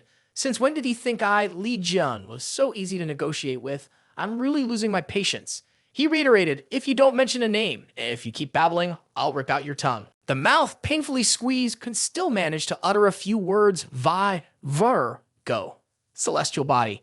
Li Jian frowned discontentedly. Just the other day, that witch of the Gemini also pointed to Virgo. Is it really because of the celestial body Virgo? There's still the short sword that stabbed him in the demon tower. Li Jian remembered that he needed to return to Jiming's appraisal shop to check the results before concluding anything. So he did mention it again and switched to demanding his achievement Imbu hammer. As soon as he saw the unwillingness on the old goat Sebastian's face, Jian roared, "What? You like not giving it back or something? You scared me to death. Who would dare not return it?" Finally, in John's hands was the hammer he had yearned for all those years. Knowing full well that Sebastian was extremely angry for having his hammers snatched away, Jian didn't care one bit. He summoned 3 deities and handed this foolish old man over to them. He kindly advised, if he resists, feel free to break 1 or 2 of his limbs if they seem bothersome. I'm not too concerned about the punishment. Upon seeing the trio of deities, Sergeyevich screamed, "How could you summon guardian deity?" Caught in the teleportation gate, the bitter words of Capricorn still echoed. You're not a celestial-bodied zodiac. He had no concern at all about what people said about him. Now let this old goat leave to ponder his conscience. Behind him, the beastmen, who had just regained control, struggled to get up, clutching their aching heads. The beach around them was littered with chaotic remnants of the battle, but no one offered explanations. They helped each other up amidst the cheers of Stephen and Yova, along with the concern of other troops. Are you all awake? Don't go crazy. People are scared. The crowd of Capricorns was in a frenzy, shouting. The Castellan was taken right before our eyes. What should we do? What should we do? What else can we do? The leader retrieved a trigger, gritting his teeth as he declared, once we start, we have to see it through, guys. The armored figures from other legions suddenly lit up before horrified eyes. They exploded with a bang, looking no different than a cluster of grenades. The leader boasted loudly, just like his Capricorn master, bragging, whoever uses the tools of my celestial body should prepare their grave to return to dust. Let's avoid them saying it's clickbait. The other man glared at his subordinate, who was aiming a barzooka more at the one who had captured his master. Li Jian looked at the silly toy flying toward them and muttered, why do these kids name their stuff Morit? It sounds exhausting. While holding the hammer in his hand, the system window reported that the achievement imbuing hammer could strike the target to transform. With a smile on his face, Jian immediately confirmed the Morit hit and swung the hammer against the deck, causing it to ascend into the sky and explode. The Capricorn team leader exclaimed in fear, damn it, is this guy crazy? Turning high-quality ammunition into fireworks just for fun. Not stopping there, the beastman stomped his foot hard on the ground. Stephen and the group of beastmen growled angrily. Let's see if you Capricorns can play dirty with us and see who is stronger. Just as he was about to take action against them, Stephen suddenly noticed that they were running away in a panic with no one daring to stay and fight. So he turned to Jian demanding that he find him a big, sturdy, comfortable weapon that is easy to use to attack those cowards. As Jian was about to refuse, he suddenly realized that Stephen also seemed big, sturdy, comfortable, and easy to throw. He smiled, a mix of reputation and something ominous pointed at Stephen. Something felt off, but he couldn't pinpoint what it was. The muscular figure was being pulled away. A painful scream echoed in the blue sky as Stephen was tossed 2 times in the air by Jian and then slammed hard into the ground.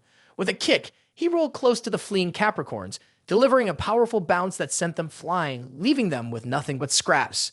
The originator of that throw stood there, somewhat pleased, thinking, I may have a talent for blowing. Perhaps I should compete. Grabbing Stephen's ankle again, the god smiled and asked, how do you feel, buddy? Seeing the pitch-black leg covered in dirt pointed directly at his face, Jian suddenly lost interest. He stared intently at the muscular leg as if evaluating it, then decided to let go and walk away. Well, generally this thing is big and sturdy, but it doesn't really suit my hands. I probably won't try it a second time. The outskirts of the western defensive area of the European Union in the Red Zone had been invaded by calamites. The cityscape looked truly desolate. The tentacles of the calamites coiled around the tall buildings like roots, scattered among the ruins.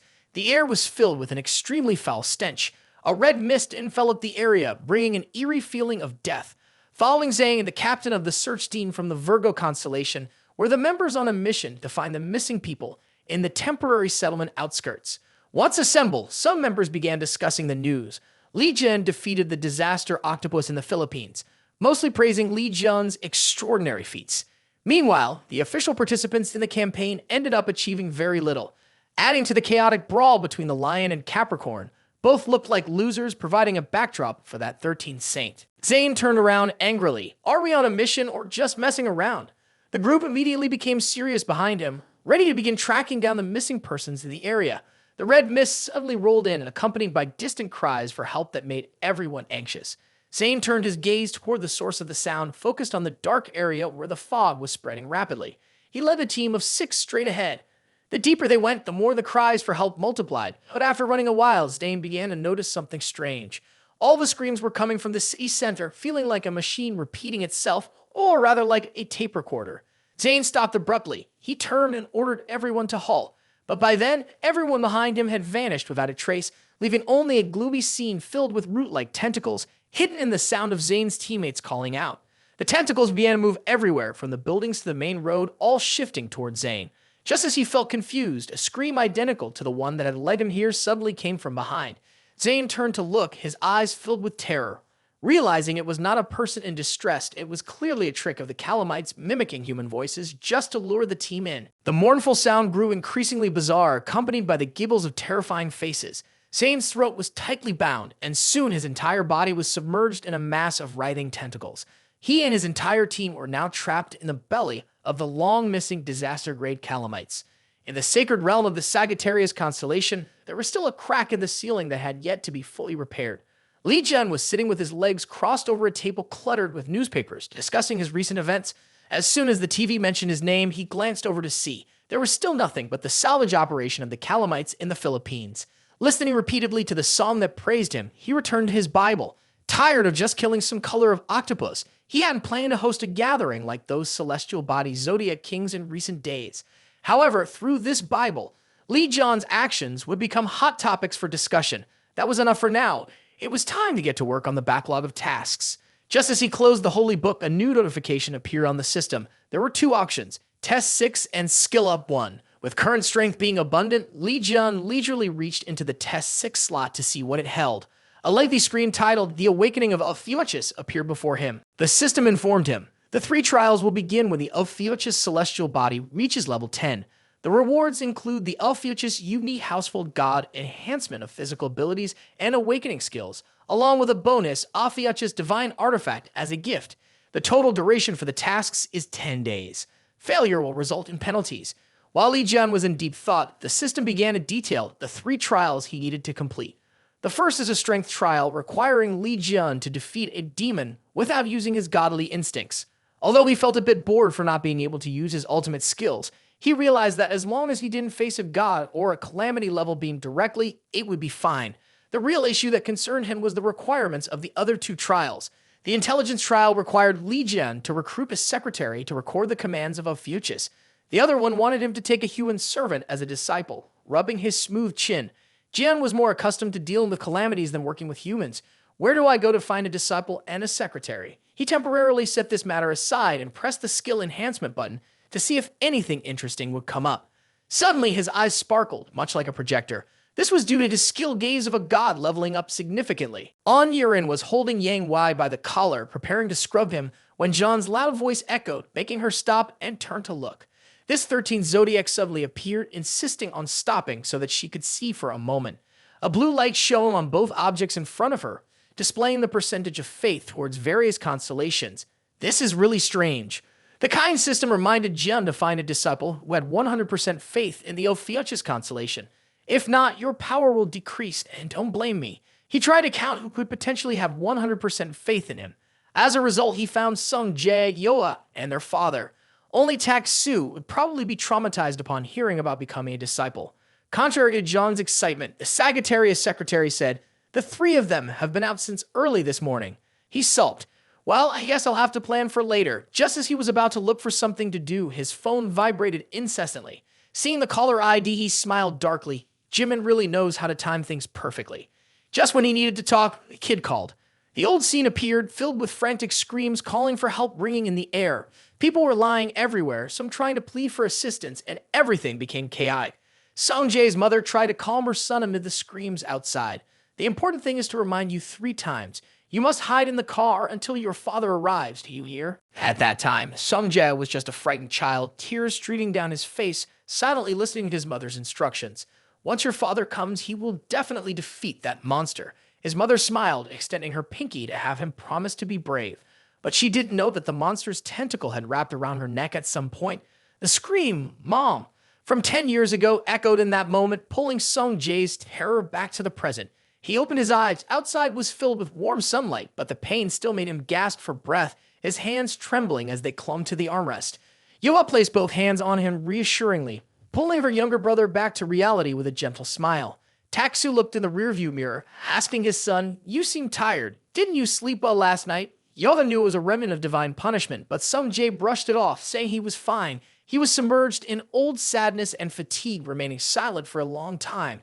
Suddenly, Illa remembered there was something to give, so she reached into her pocket, searching for the birthday present she had prepared in advance, a sparkling bracelet, a relic containing the magic of Gemini that Sung-jae had longed for.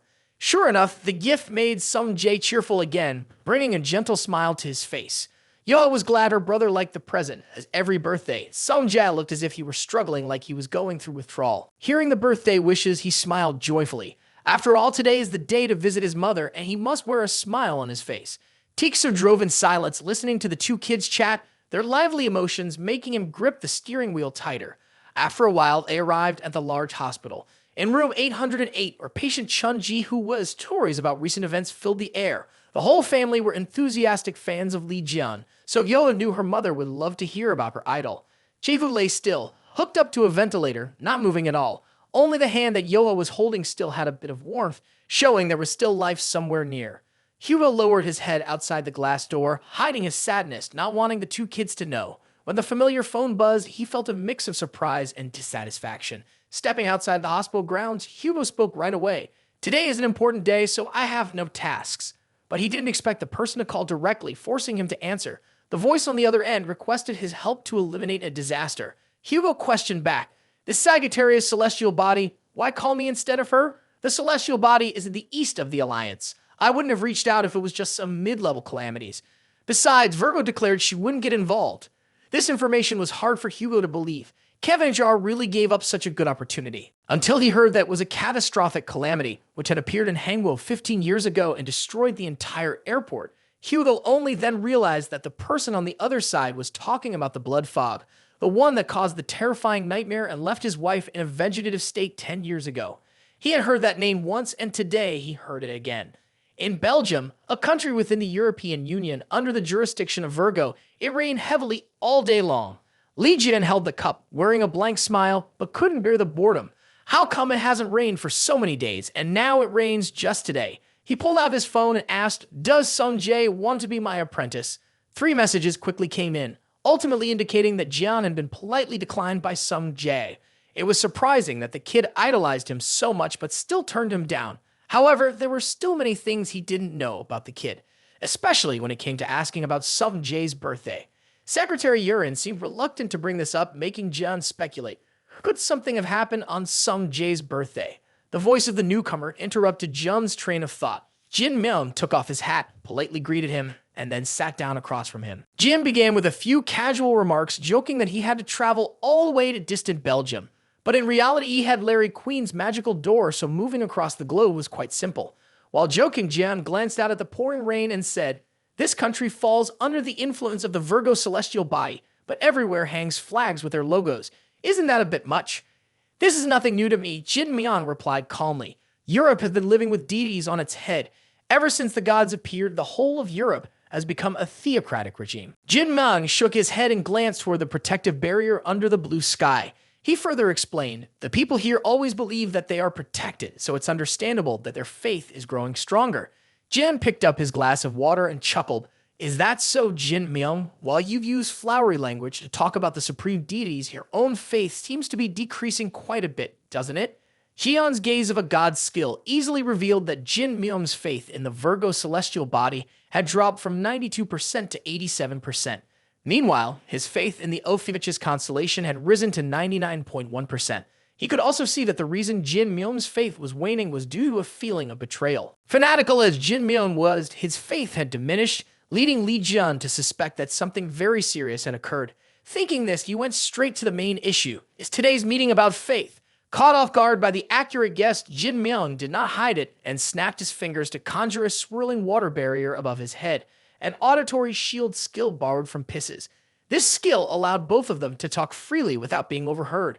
While John was marveling at the impressive skill, he took out the dagger he had given to Myung, focusing intently, as Myung said he had read the memories lingering inside the dagger. The results indicated that the culprit who stabbed Li Jian at Demon Falls was none other than the Saint of Virgo, the one Jin Myung served, Kevin Ajar. A few hours before leaving Hugo Otter's house, John had instructed Larry Queen to investigate why Sung Jae was so adamant about being a disciple of Gemini. Previously, due to a loss of faith, he had been tortured painfully by Freja, so there must be a significant reason for him to remain in this celestial body. He assigned Larry Queen the additional task of finding out about the celestial body's secretary before he left. At the vacant house, the only sound came from the Fairy Queen, who was playing a game. Aiming to ask Yang Wei about the secretary, he instead decided to learn more about Sung Jae. Just then, Sung Jae arrived to seek help from Larry Queen. Larry's inner self wanted to jump for joy because it was the right person at the right time, but on the outside, she maintained her composure, continued playing the game, and asked, "Spit it out if you have something to say." The boy got straight to the point, hanging away from the Gemini Magic Library to the secret library. That was the highest level of the Gemini Magic Library, where many forbidden spells were concealed, accessible only to high-level disciples. With the title of A-level disciple like Sung Jae, he should have been able to enter the library, but he had thrown away the celestial body badge himself. Moreover, A-level did not have enough authority to enter the secret library. After seeking help, Sung Jae bowed to Larry Queen. The girl pointed her fingers into the air and a wormhole opened up, revealing the bookshelves of the Gemini library. Helping Sung Jae bypass the barrier to enter the library was not difficult, but Larry Queen took the opportunity to ask why he wanted to enter the secret library, a place that stored forbidden spells and lost secret arts.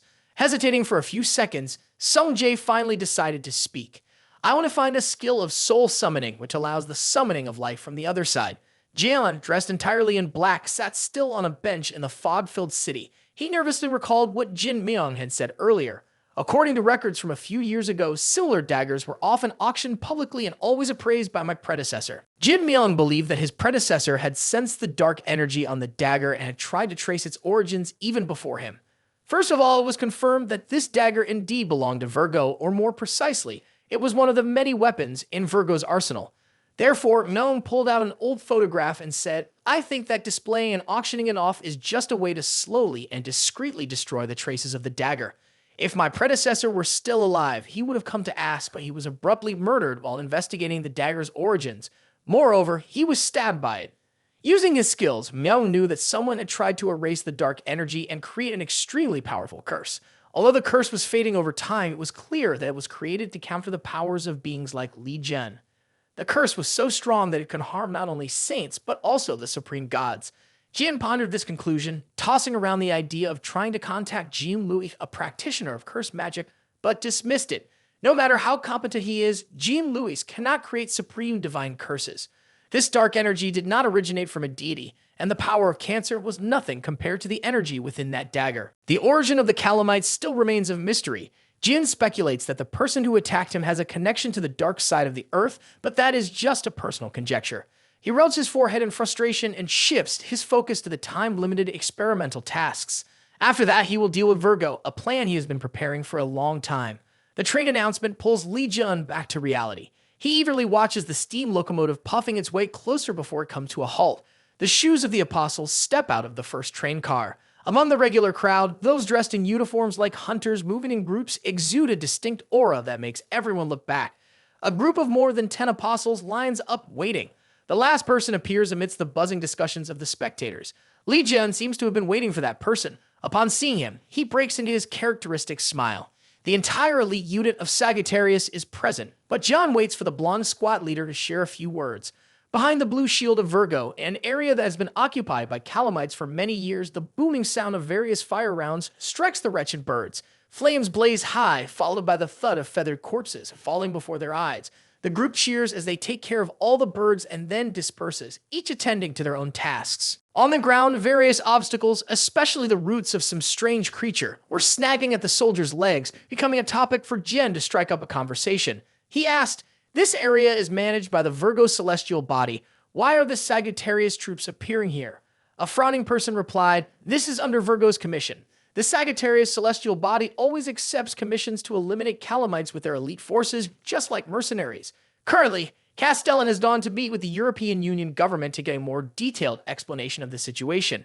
Gian raised his eyebrow, about to ask why these people were taking on a job without fully understanding the details. The military commander turned back and informed him that Hugo Otters accepted the mission as soon as he heard the story, because the subject is directly related to him. Looking serious, he asked, "Gian, have you ever heard of the monster that craves the power of the gods, known as blood fog?"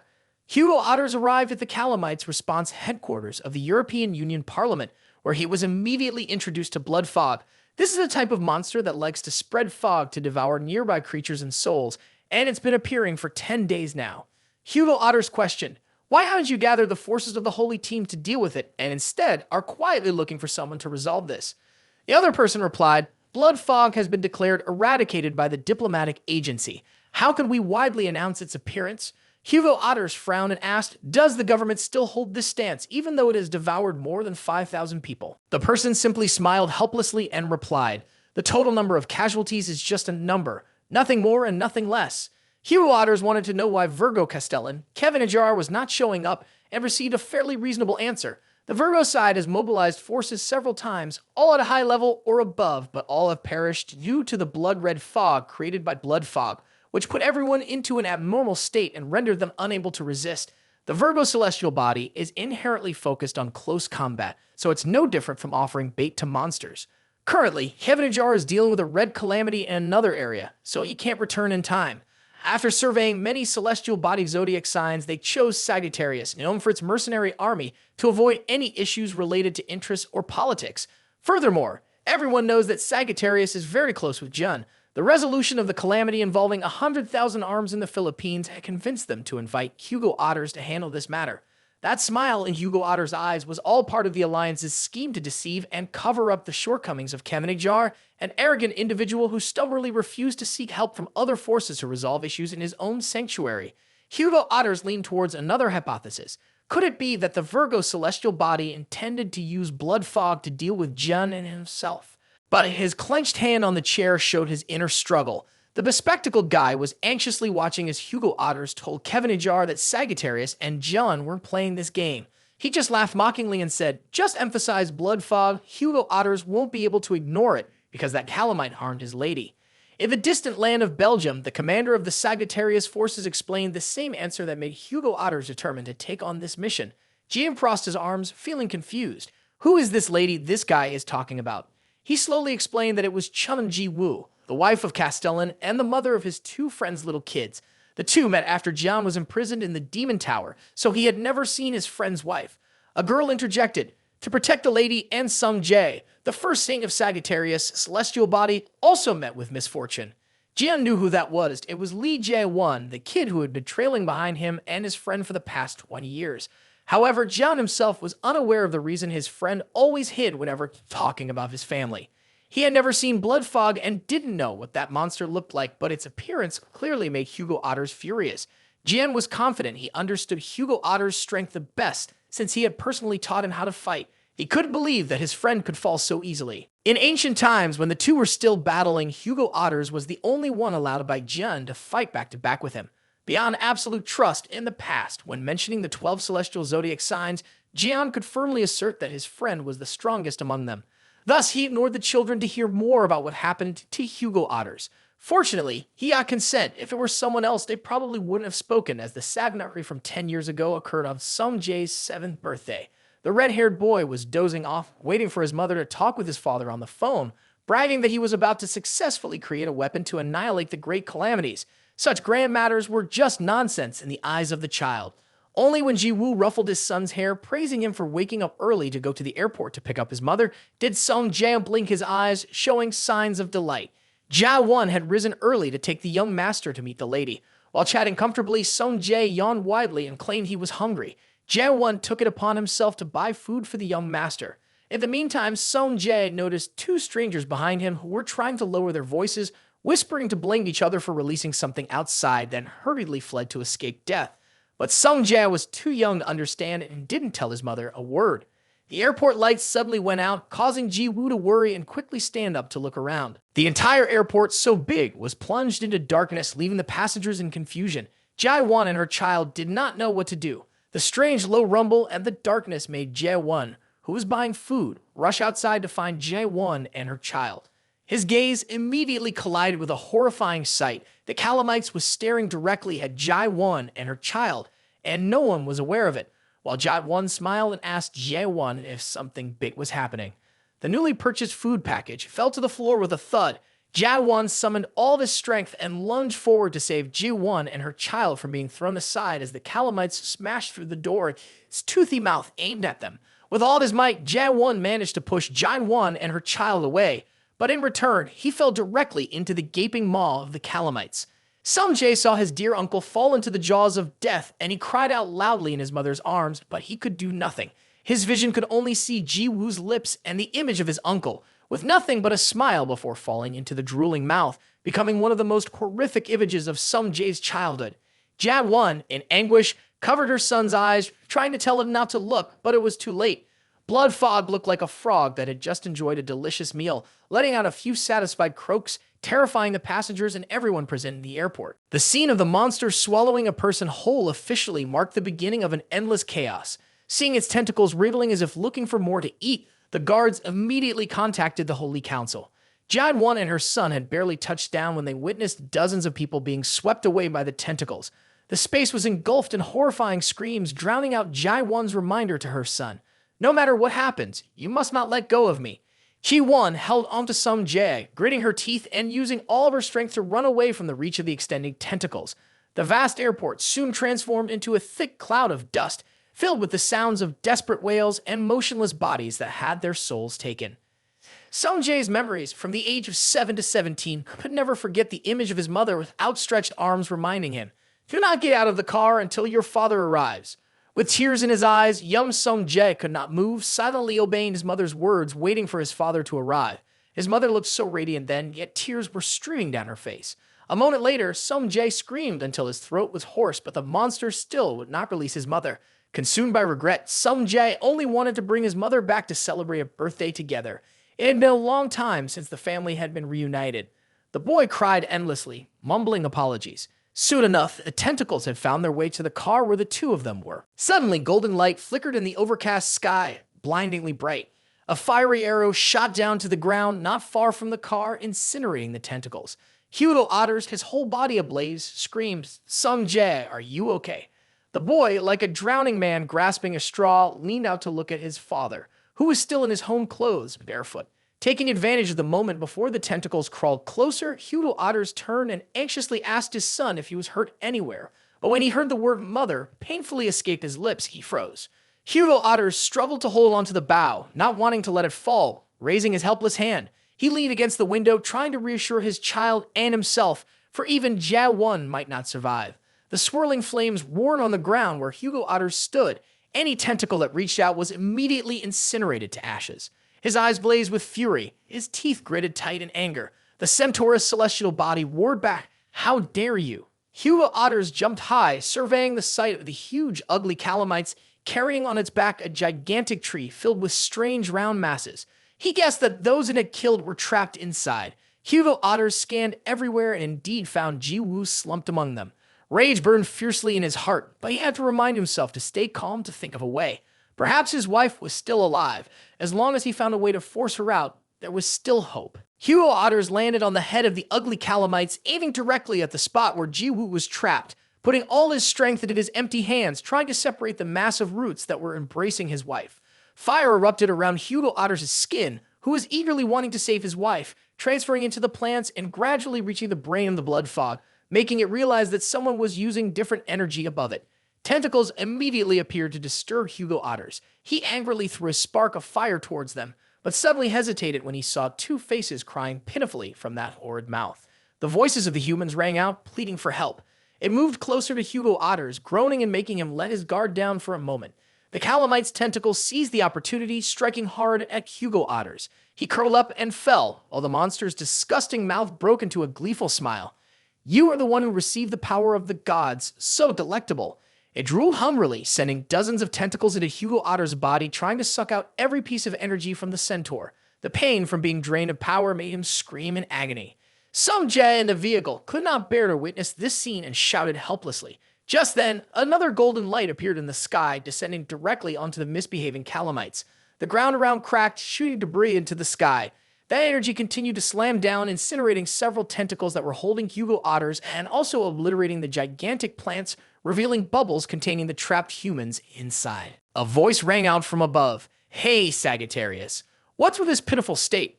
It was Hyjin, shaping a sphere, speaking up to rescue everyone in the tree, descending alongside Stephen Maker and Yang Wei, who had a cigarette in his mouth, observing the situation below. Hugo Otters, weakly bracing himself on the ground, couldn't understand why these folks were here. The high-heeled foot of a woman landed heavily, as if answering the question. Scorpio St. Haley looked down at him coldly and asked, Are you okay? Then helped Hugo Otters to stand up. However, there was a strong calamite, so I gathered everyone I could. They volunteered to help because no one wants blood fog to appear in their territory. In front of them were 3 saints in battle mode, clearly wanting to finish the fight quickly and head home to sleep. Ancient kick up rocks and dirt, gathering them into a mass of energy. Yang Wei used his Jade Sovereign skill to summon a sharp sword, and Stephen unleashed a thunderous punch directly at the crouching calamites. But the confidence of all 3 vanished instantly, as if their power was entirely swallowed by the monster, even Hugo Otters, who witnessed it himself in shock for quite a while. The mouth of the monster closed, causing the 3 saints to retreat hurriedly, anxiously asking each other, What just happened? Did it just swallow the attack? Moreover, the wounds on its body healed at a rapid pace thanks to the energy it received. The monster's eyes were full of power as it rose up, shattering the ground. Stephen shouted loudly at Hyjin, demanding that she immediately cast a barrier. She managed to do so just in time as the monster's tentacles aggressively attacked them. Hundreds of tentacles turned into sharp blades, rushing straight toward the saints, accompanied by the terrifying screech of the creature. It did not care who or what it hit, only wanting to level everything within reach. Hyjin's eyes, nose, and mouth were streaming with blood from straining too much. Her shield weakened from the monstrous assault of the calamites. At that moment, the hand of the Libra Saint Lawrence released the scales of justice and activated the skilled Golden Rules branches. The 4 of the saint materialized, a pair of scales appear above the monster, temporarily restraining it for a short time. As Lawrence appeared, she furrowed her brows and asked the 3 hovering above, Don't let the calamites confuse you.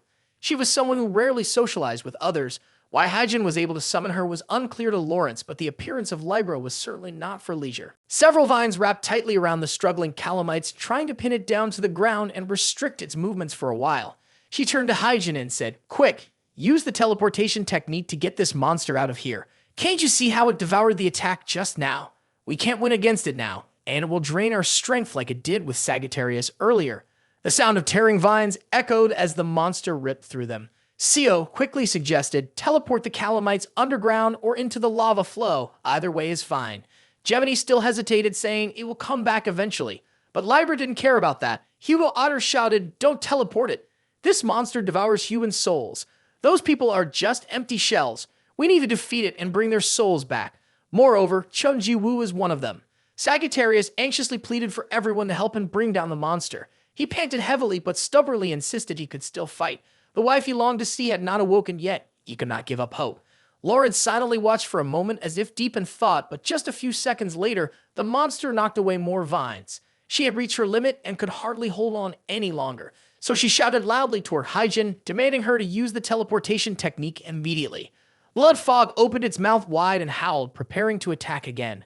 Hyjin had no choice but to use the teleportation skill as Lawrence instructed. Hugo Otters cried out in pain, No, stop. The only hope to save my wife is still there, but Hyjin did not retract her skill. The energy in her hands flared up, and the white light enveloped the entire body of the monster and successfully teleported it.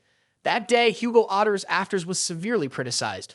Only the saints who had teleported the calamites to an unknown place were celebrated. They told the press that it was just part of their daily work, while the celestial body Sagittarius, a protector of Korea, endured intense criticism from the public. Those interviewed publicly attacked Sagittarius, saying he couldn't even protect his own family, labeling him as incompetent and unworthy of trust. Hugo Otters had to apologize publicly and visit the memorial for the victims. He stood in the rain for an entire day, but public opinion continued to criticize him relentlessly. The curses and shouts from the victims' families echoed behind him, their attitudes as if they wanted to tear Hugo Otters apart, but he did not respond with a single word. Steven angrily shouted, "Damn it," and turned off the TV. "It's so annoying, I can't watch anymore." Yang Wei sneered, "I think it's quite interesting." Steven and Sophie retorted, "They're unfairly pushing Sagittarius." But in Yang Wei's eyes, it was a matter of course. The people needed someone to take responsibility, and in his selfish mind, he only wished for the scandal to grow larger to expand his influence. Laughter erupted from the staircase as a man holding a strong drink descended teasingly. "Stephen Maker, you were smiling brightly in the photos yesterday. Why is your conscience starting to prick today?" Ivan Kruger, the bull saint, laughed loudly. "It's only natural that the poor Sagittarius is being criticized." The dim-faced man grinned in delight. If that guy had any capability, he wouldn't need other saints to help. From behind, Jean-Louis heftily added, "You have to be accurate. That Sagittarius is worthless. Now Blood Fog has taken away half his power." The two burst into hearty laughter, forcing Stephen and Sophie to pull each other outside, unable to listen any longer. Both knew that after this, Hugo Otters would definitely be in trouble, and they had no idea what to do about it. Stephen sighed, "I thought you'd be really happy. Usually, you hate Ji-Woo, so why the strange reaction?" Sophie pouted, "I still hate Ji-Woo, but I don't want terrible things to happen to her." The two fell into deep thought. What had just happened was truly bad, but there was no turning back. Above all, Stephen knew that no one would be more heartbroken than the children, especially Sung Jae, who had to witness his parents in this situation. Under the heavy rain, 3 members of the Sagittarius zodiac walked between 2 rows of reporters waiting to capture the news. They requested Hugo Otters to share his thoughts, but every question drilled deep into, "Do you feel guilty?" Hugo Otters kept his head down as he walked, ignoring the microphones pointed at him. He did not respond, even when there were rumors that all the victims had been taken to the Scorpius hospital to cover up the truth. The president of Sagittarius simply announced that Hugo Otters would explain everything at the press conference, and then all 3 disappeared behind the iron door, still not looking up. Hugo Otters asked Yurin, "Where is Jia Wen?" Yurin replied that he had been transferred to the hospital, but was the last brute, just before the calamites encountered him. The monster had thrown up the victims he could not swallow. Yurin expressed regret for having saved the captain in the end. Hugo Otters simply said, "Make sure to transfer him to this hospital, because Scorpius lent it to us." Unable to endure this indifferent attitude any longer, Yurin shouted, "You don't need to take all the blame upon yourself. You have lost your family and fought against the calamites until the end. Why do you remain silent and not tell the world what happened?" Finally, Hugo Otters replied, "There is indeed a way to save the victims in Blood Fog, but how would their families want to hear it? That their loved ones aren't dead, only their souls have been taken." Mentioning the need to capture Blood Fog is no different from a vain promise to torment them. Hugo Otters knows the public needs more than just an explanation, but he has almost lost all of his power to Blood Fog and has no choice but to let the saints send it to an unknown place. He turned away and added, "No saint would want to trade their power and soul to restore the souls of their loved ones for the victims." Yurin was unwilling to accept this, trying to salvage the situation as she was heartbroken to see Sagittarius being despised while he had done nothing wrong. As she began to tremble and sob, Hugo Otters gently said, "They are right to hate me. It's because I was weak, unable to protect them, unable to keep my promise to safeguard the country." Hugo Otters smiled like a dead man. "Thank you, Yurin, for worrying about me, but there is nothing joyful in that." Yurin wanted to find more words to say, but a man's hand rested on her shoulder, shaking his head vigorously, telling her not to follow Hugo Otters anymore. The Saint Master sent the victims to the hospital instead of organizing a funeral, because he believes they can wake up at any moment. It's just that there is no way to do that now, but he hasn't given up. The moment you stop hoping is when you give up on the lady and Captain J1. Hugo Otters quietly arrived at the door of room 808, where his wife's name was. His hand was about to open the door, but paused when he heard his son calling for his mother from inside. The child's sobbing apology pierced Hugo Otters' heart. Sung Jae lowered his head, blaming himself for being so loud about being hungry. "If all 3 of us had left the airport at that time, my mom and Uncle Ja-won would have been fine." The boy hugged his knees, repeatedly saying the words, "if only," to himself while crying pitifully, tears and mucus streaming down incessantly, the sounds of apologies and calls of "Mom." His son's cries pierced Hugo Otters' heart, leaving him helpless. Finally, he succumbed, unable to contain deep pain and sorrow as he cried bitterly outside the hospital room. In hindsight, he should have told Sung Jae not to blame himself because it was not the boy's fault. But every time he intended to speak, tears welled up, preventing Hugo Otters from saying anything. Hugo Otters did not want Song Jie to see his father's breakdown. The story by the campfire from Castellan made the mercenaries cry all their tears away. Jian, looking blank, hesitantly asked, "Should I not have asked about that?" Hugo Otters replied, "It's been 10 years, so it's okay to tell the story." It was just that Hugo Otters was frustrated because he had just come home from work when he was asked to tell the story. Not to mention the little deputy was crying as if it were real. Anyway, since Blood Fog was back, it was time to settle old debts. Hugo Otter's eyes were filled with determination, as if he had already prepared a plan in his mind. This time he had to eliminate it once and for all. He looked at his friend and confidently said, "I will do it." Inside the eastern city, occupied by the calamites, a transformed frog placed its broad feet on the ground, directing its bulging eyes to scan the surroundings. It sniffed the power of the sun god and the serpent god approaching. Holding the lump on its head, Blood Fog was ready to wait for them to come to take its life. Its roots were buried deep in every nook and cranny. This time, returning, humanity and the city would certainly not be at peace. The elite forces of Centauri, after finishing their chat by the campfire, dispersed to deal with the calamites. Hugo Otters was leading with great enthusiasm, determined to burn them all before heading home. A subordinate whispered, handing Hugo Otters a can of soda as another person came to call the Holy Master. "Have some chocolate, it'll help with the fatigue." Just as he lifted the candy to his mouth, someone else came to call the Holy Master, offering food like fans giving gifts to their idol. In no time, Hugo Otter's hands were overflowing with candy and snacks. These kids seemed to feel sorry for him because of the hardships he faced in the past. But no matter how he asked, they always said it wasn't true. While he would just have to take all the gifts and whatever he couldn't eat, he would let Jun have. He stuffed the whole box of chocolates into his mouth when suddenly he heard Larry Queen's voice echoing in his ears. She was using her psychic abilities to tell a story about Song Jia and casually reported that he had currently used his teleportation portal to go to the secret library. Thanks to Larry Queen's identity as the Fairy Queen, no one had discovered that someone had illegally trespassed. Earlier, to convince Larry Queen to help him, Song Jia had to admit that what he wanted to find in the magical archives was the skill to summon beings from another world, called Summoning Spirit. Although he had decided to give up on Gemini, that was only a temporary reason for Song Jia to stay in this holy society. Once he had the Summoning Spirit skill, he would be allowed to summon entities from another world. More importantly, Song Jia wanted to summon the souls of his mother and uncle Jae-won, who had been bedridden for 10 years to protect him. Not to mention the innocent people who lost their souls that day, Song Jia wanted to bring them all back. Larry Queen quietly listened to the child present his reasons for a while, then waved her hand to reopen the teleportation door directly into the secret archives. As soon as he saw the notification that using Larry Queen's identity had successfully granted him entrance, Song Jia cheered with excitement. Although she didn't ask much, just advised him not to try too hard, Song Jia had already decided in his mind not to waste this opportunity. As soon as he entered the library, he reached out and grabbed the grimoire of the World Tree, SS level, requiring 187,000 contribution points. At the moment, he only had a little over 157,000 points. Knowing he was sure on points, Song Jia offered the bracelet his sister gave him to contribute to the Holy Association, in exchange for the 30,000 points needed to rent the magic book. Once he successfully rented it, the knowledge within the book automatically flipped open and poured into his mind without needing to read. Song Jia quickly wanted to read more carefully the part about summoning spirits and the section on communicating with the deceased, but digesting that amount of knowledge would take some time. He didn't realize that someone was lurking behind him. The book in his hands was suddenly snatched away by a golden light, falling into the hands of someone who had been waiting for this opportunity for a long time. As soon as he saw the face of that person, the son of Libra, Song Jia let out an annoyed scream. Yu Shiwu flashed a cunning smile and deliberately asked, "Why didn't you show up during the Gemini meeting, but now you're here?" With no time to argue, Song Jia yelled out, "Damn it, give me back my book."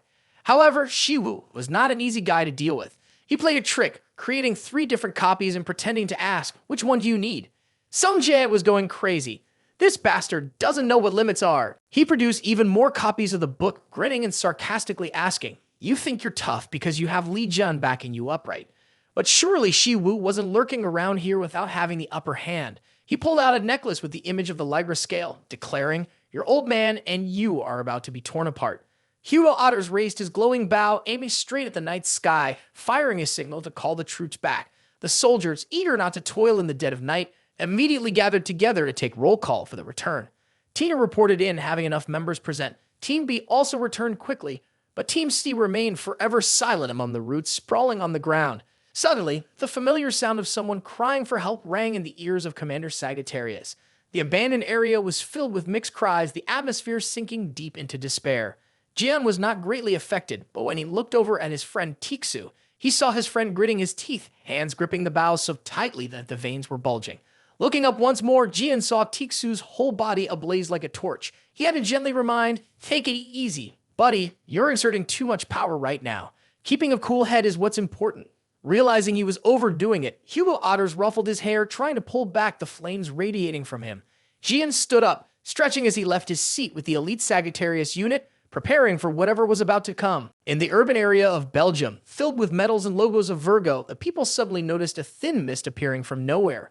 The leaves turned red, resembling autumn, but just for a second, the roots of the trees began to emerge, writhing and thrashing, creating loud noises that caught the attention of Hugo Otters.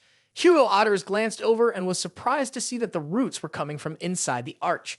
The roots were also curling behind Hugo Otters and Jun, then giant clusters of roots jabbed sideways, penetrating the ground, stirring everything up. Soon after, a gigantic calamites jumped out of the ground, looking no different from a mastiff frog. Everyone quickly scattered in different directions to avoid its reach. Only Jun raised a leg and stomped directly onto the creature's snout as a greeting, using his foot instead of his hand, quite crude. But that was how he wanted it. "Are you the wretched thing that made my friend and my grandson cry?" Of course, the frog did not answer. Instead, it kicked Jun away 10 meters. But suddenly, from his foot, he realized that the monster was not resisting at all. Rather, it was wearing the delighted smile of a trapper. Jun's right leg was tightly wrapped by a tentacle, causing his blood vessels to burst, blood flowing freely onto the ground. He felt no pain. Instead, he muttered, "You're not exactly cheap, are you?" Inside the secret library, the blonde-haired Shi Wu raised his grandmother's artifact. It flashed with blinding light, causing Song Jia to stare wide-eyed. He clearly saw the image of the blood-fog creature, with its mouth wide open, ready to devour Jen. The past crashed back in, intertwining with the present, leaving Song Jia frozen in shock, defenseless against Shi Wu's maniacal laughter. He was convinced that today, Song Jae's father and uncle would surely die.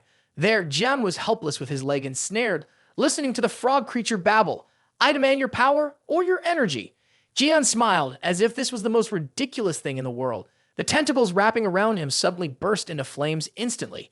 Glancing at his friend who had just shot an arrow, Jian laughed. "Hey, check out this monster. It thinks everything in front of it is food."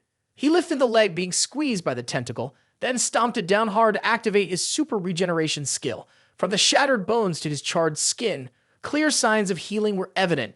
The only thing that had turned to, ripped pants, was his outerwear. Jin pulled the hammer artifact from his storage, telling the monster, "Do you think touching me is that easy? You think you could have a nice meal?" Jian pointed at the blood fog's face, shouting like a villain about to knock out the protagonist, "Watch your greedy belly, I'll carve you open completely." As he finished the sentence, he propelled himself upward, swinging the hammer that emitted waves of energy. The amplification skill caused the hammer to enlarge by dozens of times, perfectly sized to smash down on the head of the blood fog, hoping it would die instantly. But under the weight of the hammer, only the monster's skin peeled off slightly. The blood fog roared, throwing both Jun and the hammer away. At that moment, an arrow shot from somewhere and struck its eye, followed by dozens of golden arrows raining down on the body of the calamites all at once. It was Hugo Otters effectively supporting his friend. He waited for his subordinates behind him to draw their bows once more. What they fired were not arrows from the centaur's skill, as the blood fog specialized in absorbing the energy of constellations. From the very beginning, the centaur army had used holy arrows taken from the weapon storage. Each person raised their bows high, knocked 3 arrows, and released the strings, sending them soaring directly into the blood fog. It had to endure pain from this barrage of arrows, but quickly used its tentacles to dig up rocks and dirt, creating a shield for itself. As it saw the people jump to avoid it, its sharp-tipped tentacles shot out, aiming to skewer everyone above. Jian had already recognized that these roots were indeed troublesome. He glanced around and propelled himself forward. This time, he didn't target blood fog, but attacked instead. He summoned Lime to play rock, paper, scissors with it. Lime's eyes turned into the shape of scissors, looking a bit ridiculous, but when it opened its mouth, it became clear that this was incredibly cool. It looked like a knife, but it was actually 2 halves of scissors in the hands of Gardener Jian. He suddenly found the job of trimming ornamental plants quite relaxing. Blood fog jumped back upon seeing someone about to cut the roots that were sucking its nutrients, but Jian's speed was too fast. With both hands holding the 2 halves of the scissors, he swiftly cut through the roots right before the monster's blank stare. Even Lime struggled to keep up with his master's speed. He rolled, executing a twisting scissor skill, and sliced the ugly frog with hundreds of cuts in one go. Then he landed gracefully. Lime couldn't handle the leftover mess and got dizzy trying to keep pace with Jian, ultimately giving up. He continued his journey, relentlessly dismantling the ugly frog. Before long, it collapsed right in front of Jian and the chaotic centaur crowd. Had he already defeated it? Everyone knew it was the work of hero Li Jian, but it seemed easier than anyone had expected. Only Hugo Otters felt something was off. This terrifying monster couldn't possibly be finished off so easily. The city's abnormal phenomena, specifically those grotesque bending trees still standing to absorb nutrients, indicated that couldn't be over yet. Song-jae saw his uncle in the library defeating the calamites, and he couldn't help but cheer in celebration. His face was flushed with pride. Only Shi-woo was surprised, and he shouldn't underestimate his uncle. However, this kid had such an upper hand in the situation, it wasn't too surprising. He also announced that the battle hadn't even started yet. Hey, do you know why Blood Fog is so crazily hungry? He shook the chain on his wrist, making Song-jae feel a sense of danger approaching, especially when this kid emphasized that the calamites could transform anything edible into power. Shi-woo shook his chain, the power of Libra somehow illuminating the core of the calamites, reviving all the parts that Li Jian had damaged. The centaur group was shocked. Holy shit, it's regenerating. Blood Fog shoved its horns back into the grotesque mold, but behind it, there was something even more terrifying.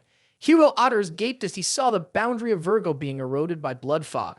With Libra in hand and an indifference to the world, Li Jian swung his arm to smash the rocks, revealing what lay beneath the ground. Just as he had predicted, countless thick roots twisted below, used by the calamites to indirectly penetrate the boundary. Its scream was horrifying, like the sound of a sacrifice. The centaur squad had no time to hesitate. Alert, they raised their weapons as the frog stomped its front foot down hard. It seemed to go crazy with hunger, muttering, "Food, food, I need more to eat." Its eyes sparkled as it looked toward the distant city, the craving for the human flesh there making Shi-woo laugh maniacally. Even Blood Fog needed time to consume a whole city, but with the barrier down, it would only take a moment. Song-jae, feeling dark and bewildered, knew that the stinking frog was about to leap into the crowded city. The blonde boy was thrilled. He saw it as an extravagant buffet compared to the people at the airport, struggling to find his words amid the laughter of the blonde. Song-jae touched his face and asked why he spoke as if he had witnessed the event at the airport. The memory from when he was 7 suddenly surged back as he looked across the rows of seats and saw 2 strangers arguing at the airport about losing something and then scrambling to flee. The guy on the left was terribly familiar, yet Song-jae couldn't recall. Was it really this bastard? He paled when he exclaimed, "You caused that disaster back then, didn't you?" And yet, in response, the blonde brat blurted out with a grin, "What a fool," finally realized it. "I've been bored to death hiding it for 10 years. The arrogant look on that insufferable face showed no remorse. Shi-woo laughed maniacally. "Congratulations, you've landed on the jackpot square. It's me, the one who caused the incident at the airport. What are you going to do? Call the cops to arrest me, or want to live stream for the whole world to hear?" Song-jae was left speechless in front of this madman, yet he kept provoking. "The son of Libra is the culprit. Who dares to touch him? My mother Libra is the strongest zodiac sign, understand?" He howled with delight. Who would dare do anything to the son of the Saint Libra hiding behind his mother's shadow to commit such heinous acts? Song-jae could only feel rage. How could this guy have the heart to kill innocent people? In the eyes of this privileged brat, 1,000 lives meant nothing. Why should he be afraid? The arrogant words made Song-jae furious, pulling out the dagger of Genist, successfully scaring the idiot into losing his nerve. Fortunately, he still knew to fear his uncle's weapon. He was still panicking, remembering the scene where Li Jian crawled out, the familiar light blinding him. Shi-woo squinted tightly, then screamed when he saw a head full of hair emerge right under his armpit. But the red hair wasn't Li Jian's. It struck directly into the nose of the bastard. Even if he recognized Song-jae, it was too late. The kid exchanged his swollen head for Shi-woo's bleeding nose, knocking him backward, unconscious. He smiled mischievously. It was just ordinary magical light. The coward. The caster fell unconscious, causing the spellbook to drop loudly to the ground, giving Song-jae a chance to loot the items. Suddenly, his gaze collided with the Libra pendant that the spoiled young master held in his hand. He decisively snatched it away without saying much. This brat used the pendant to summon Blood Fog. Somehow, it could surely be used to eliminate the monster. Knowing that what he needed to do was to get to Europe in time for a moment, Song-jae hesitated, thinking about whether it would be useful since he had neither the divine relic nor the skills. Clenching his fist tightly, he realized that worrying further would only waste time. His eyes brightened with determination as he decided to seize the grimoire of the World Tree. He wanted to borrow its power to teleport to the desired location. Without the Gemini badge, it couldn't be done, so he would use the power of this zodiac spellbook to activate the teleportation skill. In the city where the shield had been removed, there was a loud explosion under the rain of arrows from the Centaur team, who were doing their best to destroy Blood Fog. An arrow shot forth, spreading out into hundreds of arrows that obscured the light of the sky, a rain of arrows piercing into the monster that was desperately trying to use tree roots to shield itself, unable to lift its head out. Once again playing the role of a diligent gardener, Jian skillfully executed a trimming move with his powerful arm, working at full speed. As he approached any part of the monster, he would trim that section immediately.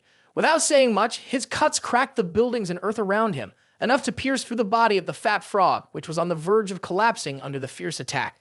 Meanwhile, the master pretended to be proud, praising himself for delivering such a beautiful blow. Suddenly, the ground right beneath Li Jun's feet began to stir. The roots of the abomination shot up in an instant, piercing through his left arm. His eyes filled with rage as he looked down at the cool part of his shoulder, allowing the super regeneration to restart. However, the blood mist that Blood Fog summoned seemed to be the nemesis of Jian's abilities. He had only one more chance to regenerate left. Jian stood there, with his arm gradually being enveloped by the light of the Ophiuchus constellation, frowning at the hardened tentacles. The burrowing head emerged right above him as bright golden light radiated dazzlingly. It was Hugo Otters, plunging his whole body into the gap between his friend and the calamites, delivering a strike that scattered them wildly. Just as his friend landed, Li Jun's left arm had fully recovered. He clenched his fist from behind Hugo Otters, channeling all his strength into a sweeping punch that blew away all the writhing roots and shattered the calamites. He had a moment to assess the situation. Both of them realized the source of power that brought the monster's essence together, which was similar to the power inside the Demon Tower, as the army of red-ringed eyes kept attacking and then resurrecting. 20 years ago, it was said that the Demon Tower was the scariest place because it was invaded by the army of red-ringed eyes. Humanity rumored that it was the secret base of an unknown civilization. But one thing was clear to everyone. The danger of the calamites inside the tower was certainly at a higher level than the calamites outside. Unlike the Spider Queen or the calamites known as 100,000 Arms categorized as red level, those inside the tower were even above black level, as they were extremely difficult to completely eliminate. At this moment, using his 13th sense to search for the enemy's weakness, Li Jin had discovered 3 core nuclei glowing within the monster's body. One was in the middle of the tree mass on its back, one was a violent swirling fire in its belly, and the last, smaller one resembling the strongest core at the top, was meant to imprison the souls and lives of those it had swallowed. His eyes spotted the roots extending, luring souls from somewhere. He guessed it was from the central city where the blood fog had just lifted the barrier. Dan and John needed to report immediately to Hugo Otters to inform him that everyone there had passed out, and the city had to be dealt with to prevent this monster from absorbing nutrients. He reached out to the Centaur team, urging everyone to shoot directly at the city to destroy the roots. But Blood Fog is a brainy calamites. It immediately knows their plan. Therefore, it tightly wraps its roots around the group of Centaur people. Over at Hugo Otters, he is using fire to burn them, rescuing his subordinates. Jim is also busy tearing them apart with his bare hands. The terrifying scream of Blood Fog is like a horn calling forth the red and purple orbs scattered among its roots. Countless faces emerge from it, moaning and crying for help. The screams create chaos in the atmosphere, and terror creeps into the minds of the Centaur team until they are unable to resist at all. Please, the souls clinging to the team members groan, making them feel horrified. Seeing this, Hugo Otters felt anger rising within him. They were not souls, they were the tricks of that damned calamites. In the hazy mist creating illusions, everyone sees that tragic scene. Even Jian couldn't help but curse. The nonchalant look of the frog disgusted him. It really knows how to drive people mad. He decided then and there that he must tear this monster apart. The smug face made Jian want to vomit. In the quiet sky of the city, a spatial vortex of Gemini suddenly appeared, dropping the red-headed kid Sung Jia onto the treetops. He hit the ground with a wail. The Libra necklace conflicted in power with Gemini, causing it to automatically change direction. The boy couldn't land properly and suddenly emitted a strange light and crackling sounds from Sung Jae's hand. He followed the direction it pointed and discovered that the bizarre thing he had fallen onto was a large, deformed tree, entwined with grotesque roots. Its canopy emitted a languid red mist. However, Sung Jae did not yet realize he had landed in the right place. Believing that this city was still protected, the Libra necklace lit up, creating an effect that prevented the influence of blood fog. Sung Jae looked around for a moment and concluded that he had indeed landed in the right spot. The tree's roots were wrapped around many unconscious people. As long as they were still breathing, there was hope, especially since this was just the beginning. Holding a spellbook, Sung-jae called upon the power of the magic tome and summoned the fire sorcerer deity from his skills, preparing to regard this tree as an enemy. Soon, the commotion in the western part of the city attracted reporters. But when the cameras rolled in, all that was left was a scene of desolation and ruin. The representative from the European Union screamed in frustration, "That Dan Shi-woo. He has no idea how to work calmly. The issue that all of Europe wanted to keep quiet is now out in the open." Indeed, reporters revealed that the blood fog, which had appeared in the past, was the prime suspect in this attack. News reaches everywhere in the world, and the emotions of the viewers are of all kinds. From Libra, who frowns upon seeing the scoundrel met 15 years ago, to Moore, who happily sips a chilled coffee with a smile, or Larry Queen in hygiene at home, anxiously watching television. When the reporters sent a drone inside, they saw a leg in torn pants dart away with a massive contraband in hand. Lee Jian, clad in his usual tattered outfit, along with his centaur team, spent hours cutting through the tangled roots. They followed him like a tempting prey that wouldn't let go. As Hugo Otters stood below, yelling for his friend, the noise was so loud, he was about to receive a kick to the face. Hugo Otters suddenly had to brace himself with all of his might to withstand the blow. The legendary spider silk artifact, which was supposed to be a powerful barrier, was broken in an instant. Hugo Otters lost the ability to resist and was crushed to the ground, spitting blood. Jian, flying above, saw his friend in danger and became furious, taking out his frustration on the roots. Looking back for just a moment, he fell straight into the painful emotional trap broadcasted live by the calamites. In an instant, he froze, tangled up by several tentacles. With his face close to that thing simulating a vengeful spirit, Jian cursed inwardly. Now he understood the disgusting feeling of those forced to witness this horrendous sight. The frog grabbed by him was hurled from the rooftop down to the ground, smashed to bits. The centaurs who had just escaped the tentacles wrapping around them tilted their heads back and called out loudly, but saw no one, only the fiery red eyes of blood fog looking at the weak humans waiting to be devoured. Without Li Jian and Hugo Otters, the centaur brigade struggled to resist blood fog. However, suddenly it felt a terrible pain ringing in its head, and it glared and turned to look toward the city to the west, where food supplies were stored, gritting its teeth in frustration. There was some dog over there disturbing the ancient tree. The pain became more and more pronounced, causing it to jerk with agony as Sung Jae's mage continued to punch the vile tree, hitting it with all the hatred mixed with frustration. Sung Jae yelled out that it was for things like this, for these kinds of things, that his beloved mother could no longer smile, that his father lost half his power and the world turned its back, that Uncle Jae-won was swallowed right before his eyes, along with the helplessness of watching innocent people lying around. All of it transformed into a colossal force for Sung Jae to strike directly into the dam logo and that wretched tree. Successfully destroying the ancient tree, the frog screamed in terror. Its eyes bulged out, cursing in all kinds of language, then ignoring the group of centaurs. It leaped over their heads and headed toward the city to the west. Each stomp of its foot splashed dirt, causing the whole team to realize something unusual was happening that made it so desperate to get there.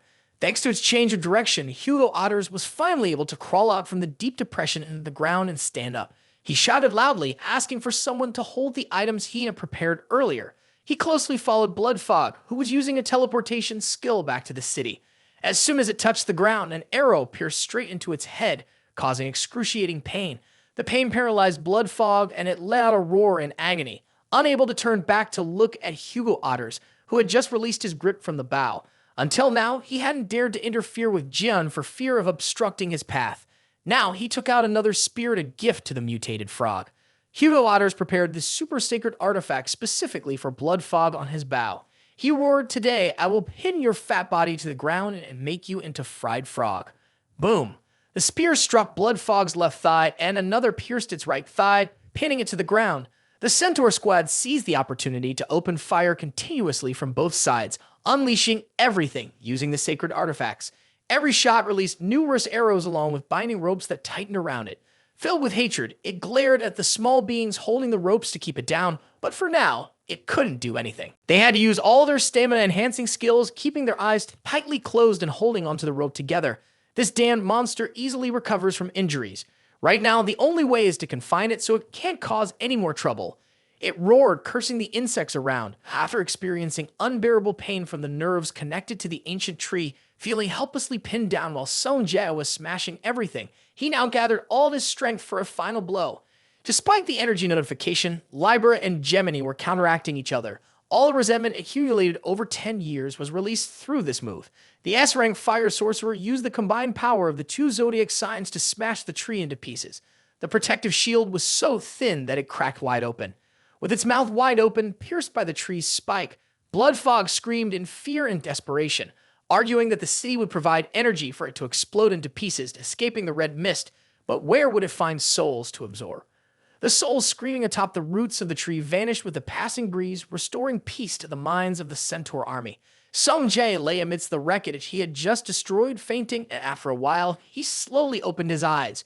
Beside him was the fire sorcerer, thoroughly wrecked and drained of energy from the last attack. His whole body ached, wanting nothing more than to lie down. Suddenly remembering the ancient tree he had destroyed, he raised his head and, seeing it shattered, finally felt at ease to lie back down. Sung Jae's hand gripped the Libra pendant as if it had been burned, charred, and swollen to the point of paralysis. He didn't know if it was because he had exerted himself so much against the tree or not, only that the holy artifact of Libra was gone as well. Well, at least he had done everything he could. Now, Sung Jae could finally enjoy the real sky after the archway disappeared. It felt unexpectedly joyful. He had succeeded. Just as he was happily smiling for a few seconds, Sung Jae's eye reflected a massive column of fire just outside the city, shooting straight up into the sky. It exploded with a terrible force like a nuclear bomb. Any apostle would receive the notification that the power of the sun god Apollo is being activated. It swept directly toward the city, fast enough that Sung Jae braced himself for impact. Thanks to the serpent scale shield of the holy artifact Jenner activating automatically when danger was near, he could escape the stream of fire with its terrifying heat sweeping over the city. Sung Jae, standing within the barrier, had to brace himself just to stay upright, but it was reaching its limit and soon disappeared. The residual heat left Sung Jae utterly exhausted, a sensation that felt both like his father's fire and strangely unfamiliar. The devastation before his eyes was unbelievable. All the buildings had been hit by the wave of heat, as if they had been poured into lava. The spot where the Centaur army stood crackled with burning sounds, and they trembled, as if their ancestors carried the weight just to survive this ordeal. But it was not. It was the celestial sovereign Hugo Otters who gathered all his strength to protect the entire group. Now in a battered state, his arms were severely burnt. But what infuriated him the most was that the blood fog was using the stolen power of the Centaur as if it was its own. The flames burned away all the bonds of the sacred energy that Hugo Otters had struggled to set up. Fortunately, their commander was still alive, but the captain did not have as much strength as Hugo Otters, so after protecting his subordinates, he had no fighting power left. With no time to pay attention to the people who had just tied him up, Bloodfog's eyes glinted with malice, scanning the city, searching for the solitary human near the place where its ancient tree had been destroyed. Sung Jae recognized it as the Eye of the All-Seer, Centaur skill that his father often used. But this source of energy was completely different, truly unfamiliar. The monster identified Sung Jae as the one who had disrupted its source of power, and Hugo Otters also immediately recognized that the teenager was his son. He couldn't understand how he had ended up here. Let's not say he was the one who destroyed the dome. Hugo Otters guessed correctly, and Bloodfog let out a piercing roar, demanding to devour him whole. The little boy was just satisfied. He stamped his feet hard on the ground, his mouth ablaze, his eyes filled with fury as he leaped towards Sung Jae with the astonishing speed of a fat frog. As Sung Jae turned back to see the source of the noise, he was startled to see a horrid frog leaping towards him.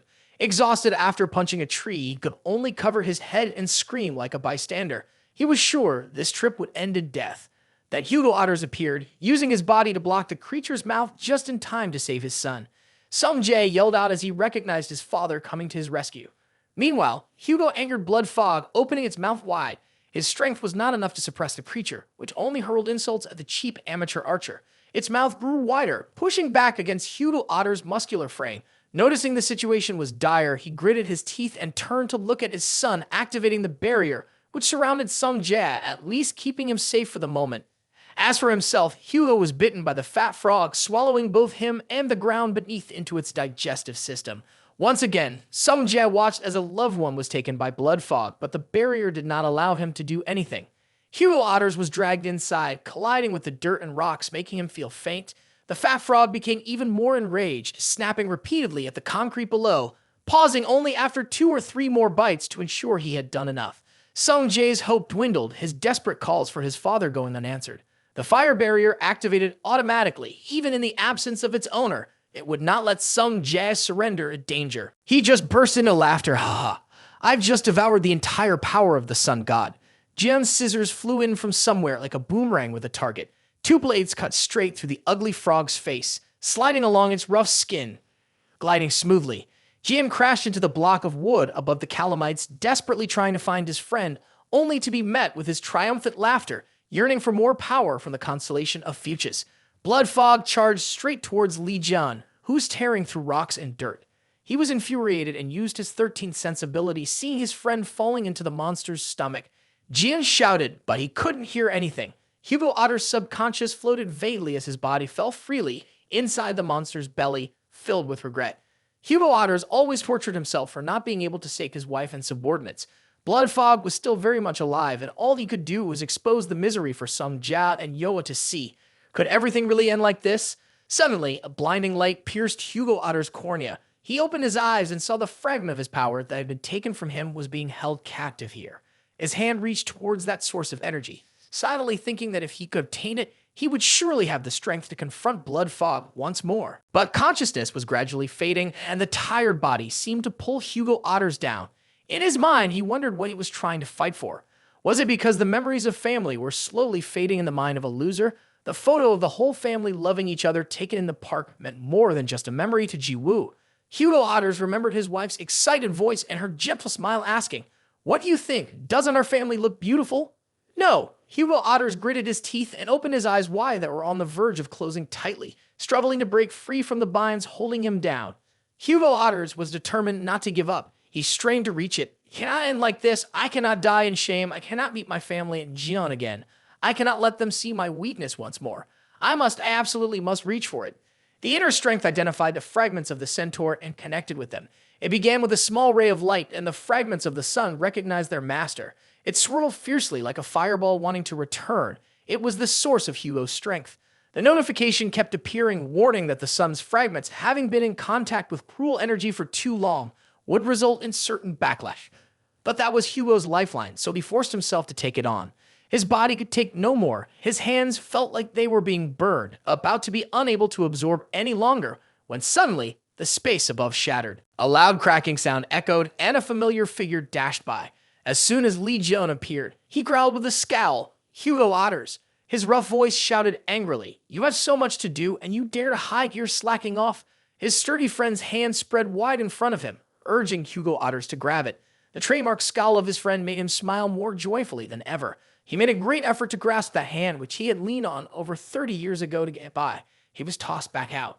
In Arabia, 30 years ago far away, there were calamites in the shape of centipedes, stirring up the earth and sky.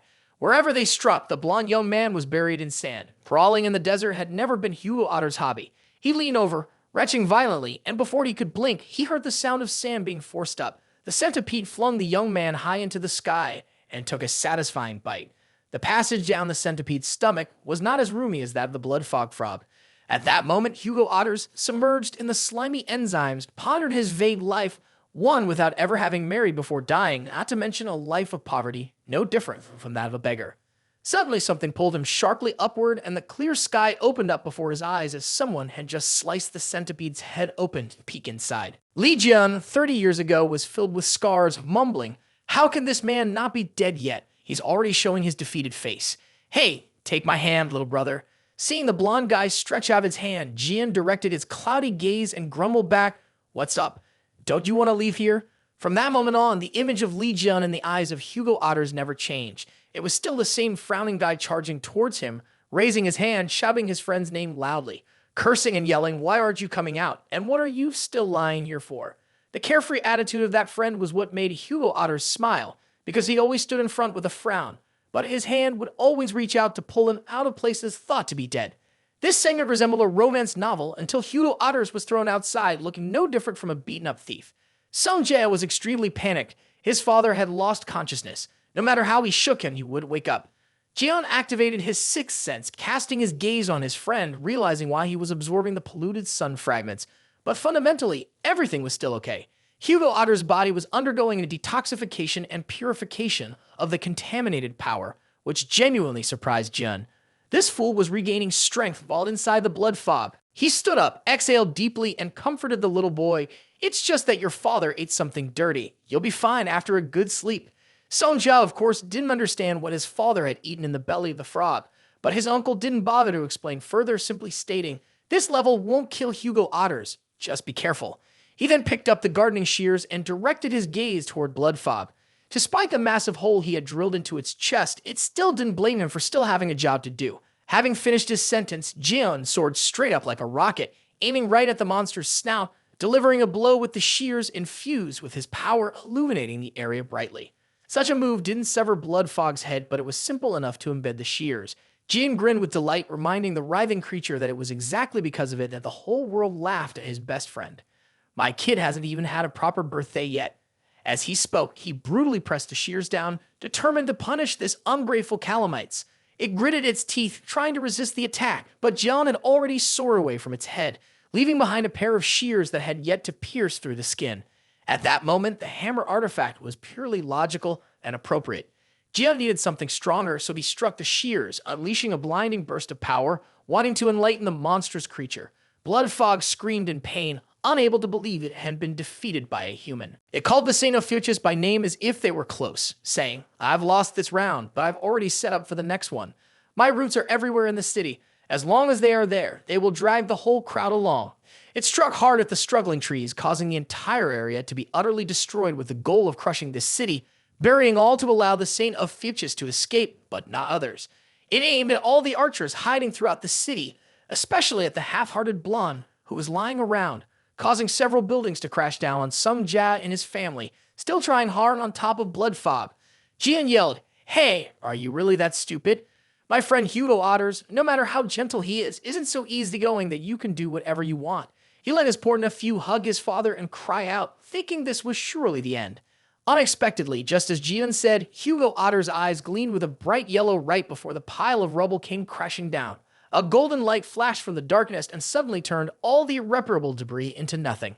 The reporters lurking outside the scene, hundreds of kilometers away, were drawn in panic to look back at the light. The sky was pitch black, swirling violently, with a flame shooting up from the ground or perhaps descending from above.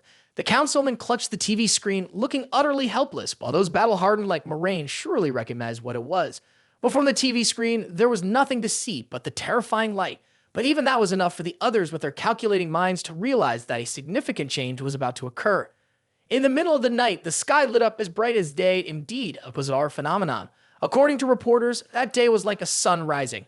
Yoma's footsteps thundered down the hallway as the girl burst into Haley's room, shouting urgently to deliver news.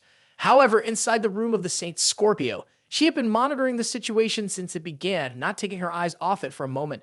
She clicked her tongue and commented on behalf of all the Saints watching after all the effort. It seems they're still trying to regain their lost power. Amidst the violently swirling sky, Hugo Otters still wore his tattered beggar's clothes, but exuded the spirit of a god riding flames majestically. Sung Jia looked up at his incredibly cool father and felt immense joy. "My dad woke up just in time and is perfectly fine. That's worth more than a perfect score."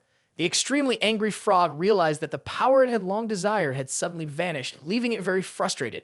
It croaked loudly, launching its massive roots and everything it possessed, reaching high and far, hoping to capture Hugo Otters above. All the minions of the burrowing frog rushed up, gathering into several writhing heaps that looked dreadful. Without the S-class bow and arrows in hand, but with the current power of the sun god, this troublesome mass of roots would immediately know to retreat with just a little light shining on them. A wide area damage blow like that had to be executed by Hugo Otters. Wherever the blinding light shone, the roots evaporated instantly, while nothing else was harmed at all. The skill sky radiance of the sun and god Apollo seemed tailor-made for those damned roots. Soon enough, the several layers of towers they had formed disintegrated, evaporating with the wind.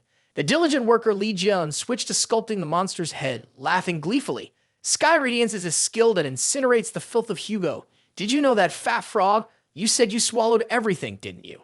The more he spoke, the more fired up Jian became, his hands moving faster. "If you want to steal anything from us, you better check if you can, because it's time to finish this. Who has time to dig holes all day?" Activating his combat ability, Jian swapped places with the nearest person he had come into contact with. And in an instant, the Saint Centaurus had stepped on the monster's head in place of his buddy. Jian hovered in the sky, shifting positions, then shouted the familiar name of the Fen Chua. "Oh, Hugo Otters, hey, finish it off, my friend." He looked up in agreement with his friend, then lowered his hand to grip the wing to leave him behind and continue the job of piercing the calamites, ignoring its noise. With each chop, old memories surfaced when Hugo Otters dared not touch the doorknob. In his ears, he heard the boy crying and begging for forgiveness, saying, "If only I hadn't complained about being hungry back then. If only the three of us had left the airport right away, then Mom and Uncle Ja1 would still be alive. And Dad, too, he would still have enough strength to suppress the calamites. Everything would remain the same, right?" The boy, Hugo Otters, wept bitterly at just 7 years old, taking all the blame upon himself, leaving Hugo Otters choked up as if a stone was lodged in his heart. He pulled out the bow, wanting to shoot what had obstructed his path, softly reassuring his son, "You are not at fault at all, son Jay." A holy arrow shot from the bow, radiating a terrible light enveloped by sky radiance, purifying all tainted power. Whether it awakened blood fog or not remains unknown, but this time it plunged, the ground chilled, creating a large crater as if a bomb had exploded. Remaining Hugo Otters sat to catch his breath for a few seconds when his farmer friend approached.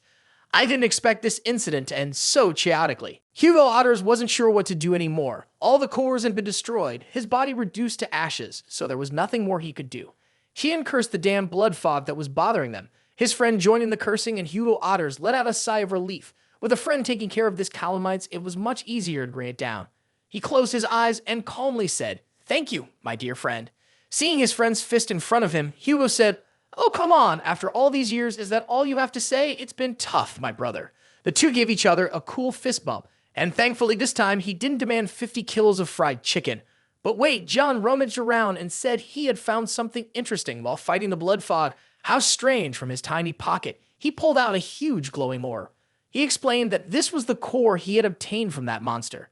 Hugo Otters was amazed and had no idea what it was, and neither did Jian. Using his 13th sense and the eye of the god, he discovered that it was a soul-sealing gem, designed to imprison the souls of those who had been absorbed by calamites. Channeling the power of the Ophiuchus constellation into the ore, cracks began to appear as it could no longer withstand the pressure. Once it was no longer whole, it lost its ability to imprison souls. Soon, beams of light burst forth, shooting straight up into the night sky. Hugo Otters Sue had a feeling he knew what it was, but he was still in disbelief, stunnedly asking his friend, "What is this?" It was the liberation of the soul that had been swallowed by blood fog. One by one, my friends would be awakened. Sung Jae's voice came from behind, cheering loudly, "Is it really true, Uncle?" He ran over just in time. He was so out of breath that he asked again, "Can it really be awakened?" Of course, the sphere gradually disappeared from John's hand. He confidently assured, "I guarantee your mother will wake up too." Needless to say, the boy was deeply moved. Then Uncle asked another question. "It's been a while since you had a proper birthday, right?" Though it's a bit late now, under the sky filled with 1,000 souls finding their way home, Jan smiled brightly and wished his beloved nephew a happy birthday. Stephen Maker howled like a leading gorilla, "I will never stand by and let humanity and the big bone be threatened by you." That was when he unleashed the thunderstorm skill, firing weapons that shattered the remaining calamites' 1,000 arms on the beach, making the thugs widen their eyes and drop their jaws as they saw the Lion Saint descend. The severed tentacles looked like a superstar. Standing before the crashing waves and white foam, he raised his precious Big Bone high and roared, "We've got it back." In Stephen's mind, Big Bone is as precious as a child that he carried for 9 months and 10 days. He feeds it, gives it water, and takes it for walks on beautiful days. Then, when the mosquitoes Li Jian and Sergeyevich come to cause trouble, Stephen will fight alongside his Big Bone to fend off the noisy group. Together, they will face fierce battles that make their hair stand on end side by side, feeling fulfilled. I have you, you have me. We have each other to make the world stare in awe. One night, while Stephen was sound asleep next to his beloved Big Bone, it nipped him and slipped out of his embrace, its eyes filled with anguish. It was the pesky Yova that had snatched Big Bone away. As Stephen cried out desperately, Li Jian suddenly appeared from behind, grabbing his legs and swinging him around in the sky. He slammed Stephen's muscular body to the ground with a thud, waking him up and making him scream, "Oh, my dear beloved Bone, don't go." But there was no Bone to be found. Stephen woke up in the intensive care unit with his head wrapped in bandages. Around him, a few of his underlings screamed in panic. One said, "The sect leader has woken up. Don't you remember? While hunting, you were ambushed by Li Jian and ended up here." The group of subordinates was whispering, planning to explain what had happened, while Stephen was unconscious. But what was more important in his bandaged head that needed to be seriously addressed was, what is going on? The people swallowed hard, focusing on the strange attitude of the saint. They thought of bold statements like gathering everyone to attack Li Jian and take revenge on Capricorn. But from Stephen's mouth only came, "Go to Chiam Yua's room and bring me the bone." The subordinates were disheartened. Castellan, can't you stop with the bones? The subordinates wanted to kneel and plead. Just go back to sleep so the world can be at peace. What time is it that you are still looking for bones? The noise echoed out into the corridor. The subordinates knew immediately that the saint was as healthy as a horse. They wondered whether they should report this to Deputy Commander Yua. Someone nearby immediately countered, "Don't you see that girl shooting out like a missile when we had a mission related to Li Jun's 8th relic? Just thinking about that girl recklessly charging into the dangerous sanctum of Scorpio makes me speechless with her impulsive nature." One subordinate rushed in, breathlessly reporting to those who were still in the dark that the comatose individuals from the blood-fogged incident 10 years ago had finally awakened. The entire Scorpio hospital housed 1,000 victims from that shocking incident, so the fact that all 1,000 of them woke up alert turned the hospital into a buzzing hub. The news quickly turned this into a hot topic, coincidentally connecting with the European front. After the remnants of the prolonged battle between the hero Li Jun and the sage Sagittarius defeating Bloodfog, the whole world is discussing the connection between these two events as a miracle. Everyone is calling it a miracle that has never been seen before. In a luxurious room, someone was watching television from all over the world with an unhappy expression. Until the blonde guy appeared behind him, he still didn't turn around and continued to grumble, "I can't believe it. Sending you to catch Jian and Hugo otters was useless, and you even lost Bloodfog."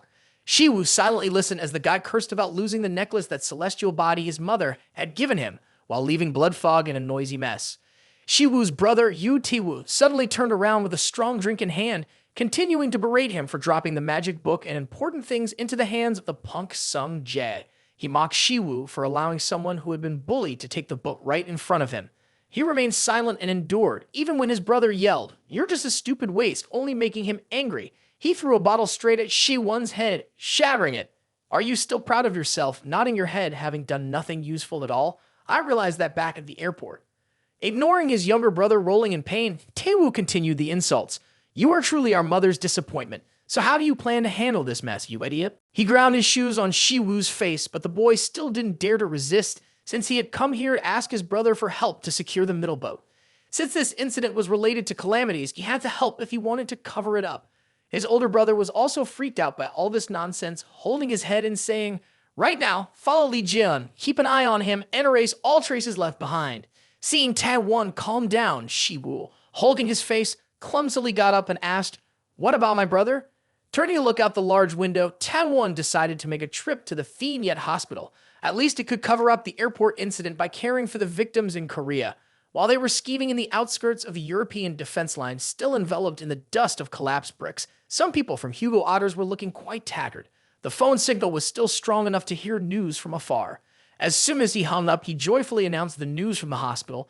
Except for Jia-Won and Ji-Woo, everyone else has regained consciousness. Jian was not in a hurry. He knew that the longer a soul was trapped, the more time it would take to return to its original body. But when he released the soul, he had infused a bit of his power into it, so he just needed to wait. Looking at his nephew, John smiled and said, "You need to go back to see your mom and uncle." After hesitating for a moment, Sung Jae opened his mouth to ask, "What about the uncle? And what about Dad?" Sung Jae's face turned crimson. He didn't dare to look directly at the person he was asking about.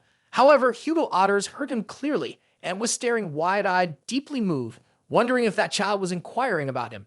To show that he was a father who knew how to respond to his child's feelings, Hugo Otters hesitated to select a few appropriate words from his long list of emotions. He only indirectly opened the subject, "Dad and Uncle still have matters to settle." The boy had said okay, opened the magic book, and prepared to teleport back to South Korea. Jin grinned widely, laughing in his friend's face. The young boy's affection was quickly turned into a statue, and the autumn breeze brushed through his hair, so he had to speak up to comfort. The boy was just shy. Hugo Otters had to resign to this because there was nothing else to do. The Phi-Nyet hospital was the destination for Sung Jia, not home. He was still wearing his clothes from the fierce battle of Bloodfog. Just as he tucked the book into his bag, he felt extremely nervous, his heart pounding. Inside, he was about to see his mom and Uncle Jia-Won again. But after taking just 2 steps, Sung Jae suddenly remembered he was going to visit someone in the hospital without bringing anything along. He felt quite embarrassed. So he turned left, ran onto the street to find some flowers, and grabbed them to confidently visit. The intersection in front of the hospital became deserted after Sung Jae left, not a soul in sight. Suddenly, the sound of shoes clattering along with grumbling and curses broke the silence. Ta-Won covered half of his face, criticizing the Phi-Nyet hospital. Even if 1,000 people stayed here for 10 years, it would still be less luxurious than his Thin Bin hospital. Standing there, rubbing his forehead out of frustration, Ta-1 wanted to find some Jae right away to slap him and shut him up. But for now, he had no idea where he was, so he thought, why not go stir up some trouble for his family? They'll have to show up eventually.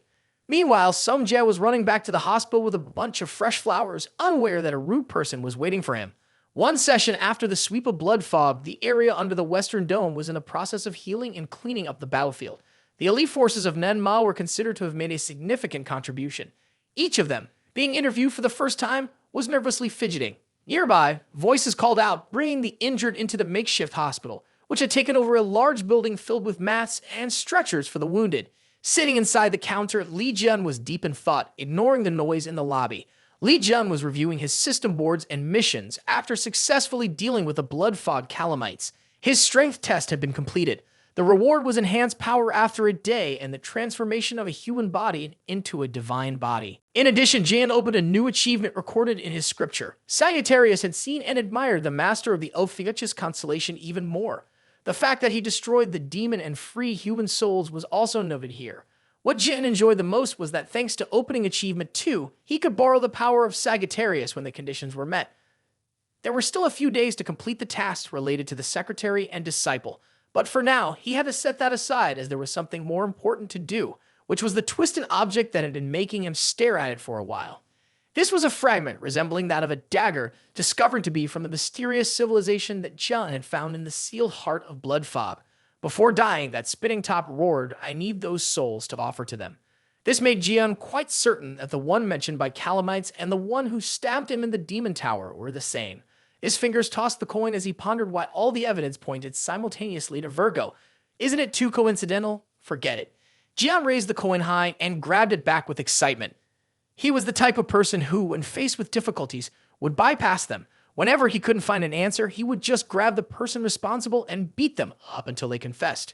A moment later, next to his wine, there was an additional glass of draft beer. Hugo looked quite disheveled, his arms heavily bandaged from burns, but his spirits were relatively high. First, he had to advise his friend to rest more before seeking out Virgo. It wasn't too late. Jian growled angrily and scolded. These kids nowadays are so spoiled that they're weak. In my time, we didn't have the luxury of breathing. Calamities rained down all the time. He spoke as if Hugo Otters hadn't been born in that era. Just boasting and seeing Hugo Otters looking embarrassed, Jan switched topics to ask his friend, "Why don't you go with Sung Jae to visit your wife and subordinates? When I meet those two, I don't feel confident or qualified. I need to prepare myself mentally." Hugo Otters frowned. There's still a lot to settle first. Looking at the debris on the table and the broken pieces in his hands, Hugo Otters knew he had to deal with both Libra's issues and Virgo's as well. Thinking of that woman who loved to play with everything golden, who liked to choose a chair as towering as a throne and sat down to act superior, Hugo Otters knew that Bloodfob was not the end. He had to find the root cause of the incident, especially when he heard his son mention that there was still someone manipulating things from behind. "So what are you planning to do now?" Jian asked, glancing over to receive his friend's brittle glass cluster. He said he would smash that person's skull, causing Jian to burst into loud laughter. Feeling happy, Jian suddenly spotted some Sagittarius kids that annoyed him and spoke up to drive them away. "Go home, you kids. We are fighting against you because it's related to blood fog, but now it's over. You'll just get in the way while we catch Virgo." The whole group looked dejected because he was absolutely right and they couldn't argue back. Even though being called useless to their faces was tough, they accepted it. Suddenly, Jian pointed at the team leader, telling the kid with the gelled hair to stay, which sparked jealousy around them. Truly SF level, different class. But only these two friends understood each other well. They needed an errand boy like J1 back then to act freely. Jian asked, "Why did you let some Jag go back to Korea alone? Don't you see the danger?" Hugo Otters jumped up immediately, realizing the seriousness of the issue. However, his relaxed expression revealed his preparedness. "Who is it?" Jian immediately raised the coin with the image of a Ophiuchus on it as an answer. "I've been wanting to show this off, and now I finally have the chance." He pinched the coin between two fingers as if to say, "Look closely." Before Sung Jae could receive Jian's gift, the kid simply said, "This is a gift from Uncle," but his eyes flashed with loyalty level detection, recognizing the kid reverently possessed 300% of Fetch's loyalty, qualifying him to preach by offering a coin engraved with his zodiac sign. Jian silently accepted the kid as his disciple, having been assigned a separate mission by the system to earn a reward. After handing over the coin, Jian turned his back without further explanation, saying only that it would be used when needed. So the boy returned to Korea and still took it out to see how it worked. Walking down the hospital corridor, Sung-ja flipped the coin over and over, but found nothing different about it. Suddenly, he heard a patient's parents calling out in the hallway as they talked, and the scene of the blood fog victim's family reunited was truly moving, making Sung-ja long for the moment when he would meet his mother and uncle Jae-won again. From the other side, he heard a loud noise and the door burst open. Someone stepped on another person's neck. It was Taewon. The power he exuded felt as if he was in a deserted place, directly calling out to Sung-jae, "I've been looking for you." Taewon's friendly smile only made Sung-jae angrier. Without saying a word, Sung-jae launched an attack straight at the kid. For the time being, Sung-jae managed to block it, but the bouquet he had just bought flew out of his hand. The bastard laughed like it was a good season. I never thought an A-level apostle could block an S-level attack, but what concerned Sung-jae more was what the hell this madman was doing in the hospital. Nurses, patients, and doctors quickly moved away as the two of them argued, with Taewon saying, "I know this place is where those suffering from the blood mist are kept, and I don't want them waking up and causing trouble. They should just stay quiet there." Taewon seemed to go insane, with a fiery fist striking straight into Sung-jae's barrier. He gritted his teeth, using all the defense he had to resist. Two streams of power brought down the floor of the hospital. The glass shattered, causing a tremendous shockwave. At the same time, at the disaster prevention plane headquarters a few days earlier, Tak-soo came by to gather information about blood fog. The guy in glasses who welcomed him the day before was now apologizing to someone on the phone for not being able to handle the case of Virgo and Lee Jun. The voice on the other end coolly said, "Looking on the bright side, thanks to this incident, Virgo's reputation has clearly taken a hit." The man's voice grew serious. "That damn reporter's about to come back. Prepare quickly." Right in the hallway of the headquarters, the hurried footsteps of a pair of white boots drew closer. The owner of the white shoes barged in as if it were his own home, sharply asking, "What happened?" causing the other guy to jump in surprise. The saint of the Virgo constellation, Kevin Azar, roared, "Why is that Leeson guy dealing with calamities under Virgo's jurisdiction?" To talk about the celestial body Virgo, it only appeared in chapter 55, but it is the strongest swordsman of humanity with the symbol of a crescent moon and a layer of silver bones. The one called Virgo, with the title of Commander of the Chilling Winds, is only capable of manifesting the powers of Virgo if they belong to a noble lineage and possess distinguished silver white hair. Since Kevin Azar took the lead of Virgo, the Celestial Body Organization has achieved many glorious victories. Day by day, the scale and potential of Virgo have grown to the point where it can rival Libra, the largest and most powerful holy order in the world. Kevin was born with everything in his hands, from a powerful background to immense talent and strength, all wrapped in a striking appearance. However, he was quite unfortunate to encounter many storms strong enough to shatter the pride of someone who has everything. A typical example of those storms is the name Lee Jun, which Kevin is currently shouting about loudly. "Why the hell is that bastard invading my territory?" Kevin stood at the door yelling loudly, forcing the office worker to explain why that scarred face was causing trouble with him. Kevin simply could not hold back any longer. "Any reason will do, but why does it have to be Lee Jun? Can't it be someone else? If only I had died in Devil Tower and was praised as a hero for 20 years like him, things would be different. Why does a guy like him suddenly return to attract the attention of the entire world?" The new followers were still taken aback by Castellan's outburst, but the old ones were already too familiar with it. The Virgo Castellan is famously known for having a deep-seated grudge against Lee Jun. Initially, they competed fairly, but then things gradually became more complicated. From fighting for the glory of defeating calamities, Kevin cannot compare to Lee Jun, all the way to the central position in major television interviews. Despite his scarred appearance, blind eyes, and bald head, he was still invited to be the center. Not to mention, no matter how much he trained his voice, Kevin's karaoke singing still couldn't match Lee Jun's score. Therefore, it's no surprise that he is now roaring. "Endure it." The man awkwardly bowed down to ask Castellan to calm down. The Sex Inquisitors were hunting for Lee Jun, but Kevin said, "Never. As long as that scar-faced guy is still around, I will personally go after him. I couldn't do it 20 years ago, but I can surely do it now." Kevin summoned a freezing wind that blew fiercely in the office. Just thinking about that guy made Kevin unable to hold back. A roar rang out, "Just wait, Lee Jun." That roar made the nearsighted man realize he had to intervene immediately.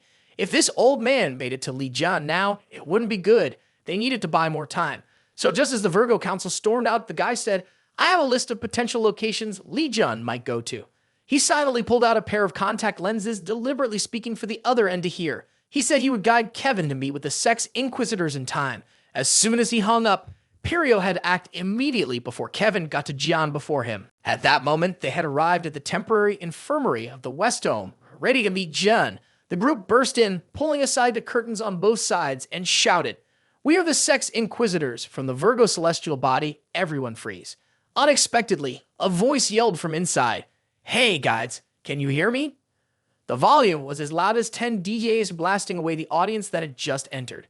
Hugo, with a flushed face, was holding a mic and shouting with a voice full of intoxication. Yagi received enthusiasm from the crowd. "Woo-ho! We're here, brother. We believe in you." 10 points. Encouraged, Hugo danced as if he were hosting a real concert and asked, "Do you all trust me?" Below, all were injured soldiers, yet strangely, each one screamed as if possessed, proving their loyalty to Sagittarius was absolute. Those weak Virgos and their kind. Riding the wave, Hugo began mumbling the lyrics to Shape of You with the lines, "I'm in love with your body. Oh I, oh I, oh I, oh I." Adding a bit of excitement-inducing magic while drinking the small sun god ring whirl above his head, looking no different than at a bar. The crowd below was as if caught in a frenzy, chanting, "Sagittarius! Sagittarius! Show us your six-pack, brother!" The newly arrived Virgo celestial body had no idea what was happening, only feeling anger that Hugo Otter's concert was a place of moral decay, promoting obscene cultural products that needed to be completely banned. The knave orange-haired boy wanted to sacrifice himself for the cause, intending to jump in and cut across the six-pack content when someone's fist came in horizontally, threatening to dislocate his jaw. The punch sent him flying into a corner, causing everyone to gasp and shout, "It's Li Jian." One hand holding a bottle of wine, he was ready to throw more punches if any Virgo disciple dared to be unreasonable. The crowd's confidence surged thanks to the outstanding performance of the celestial body Sagittarius, coupled with a skyrocketing belief in his officious constellation. How could Jian ignore this? He cracked his knuckles, reminding the buzzing flies, "My business is going well. Don't interfere." The other guy had a swollen cheek from the punch, but was resilient. As he got up from the debris, he opened his mouth again. The Sex Inquisitors will never approve. Foolishly, he took another punch to the other side of his face, but this arm felt strange. It wasn't his. Pirio, a figure cloaked like a wizard, stepped forward to apologize to Li Jian. "Sorry for my rude subordinate." But Li Jian didn't know who this was, so he continued to chug the wine. Pirio introduced himself. "I'm Pirio, head of the Sex Inquisitors under the Virgo celestial body, and also one of the high priests." He asked to get straight to the point, opening directly, "We need your strength because we must break free from the tyranny of Kevin Ezar." The white shoes pounded against the ground, heading straight for the wooden door ahead. Kevin slammed into it with a frantic gaze, shouting, "Are you here, Jian? Jian!" Who would have known that this was just a bar? A crowd of bewildered people looked out as the stranger burst in as if he were escaping. The next time he barged through the door, Kevin added the words, "Sorry for the intrusion." Yet there was still no sign of Jian or gone. Kevin stood outside, stomping his feet, not understanding what he was doing, wandering around aimlessly despite knowing the location. Suddenly, he had a realization. If I'm thinking correctly, then it's over. I've been tricked.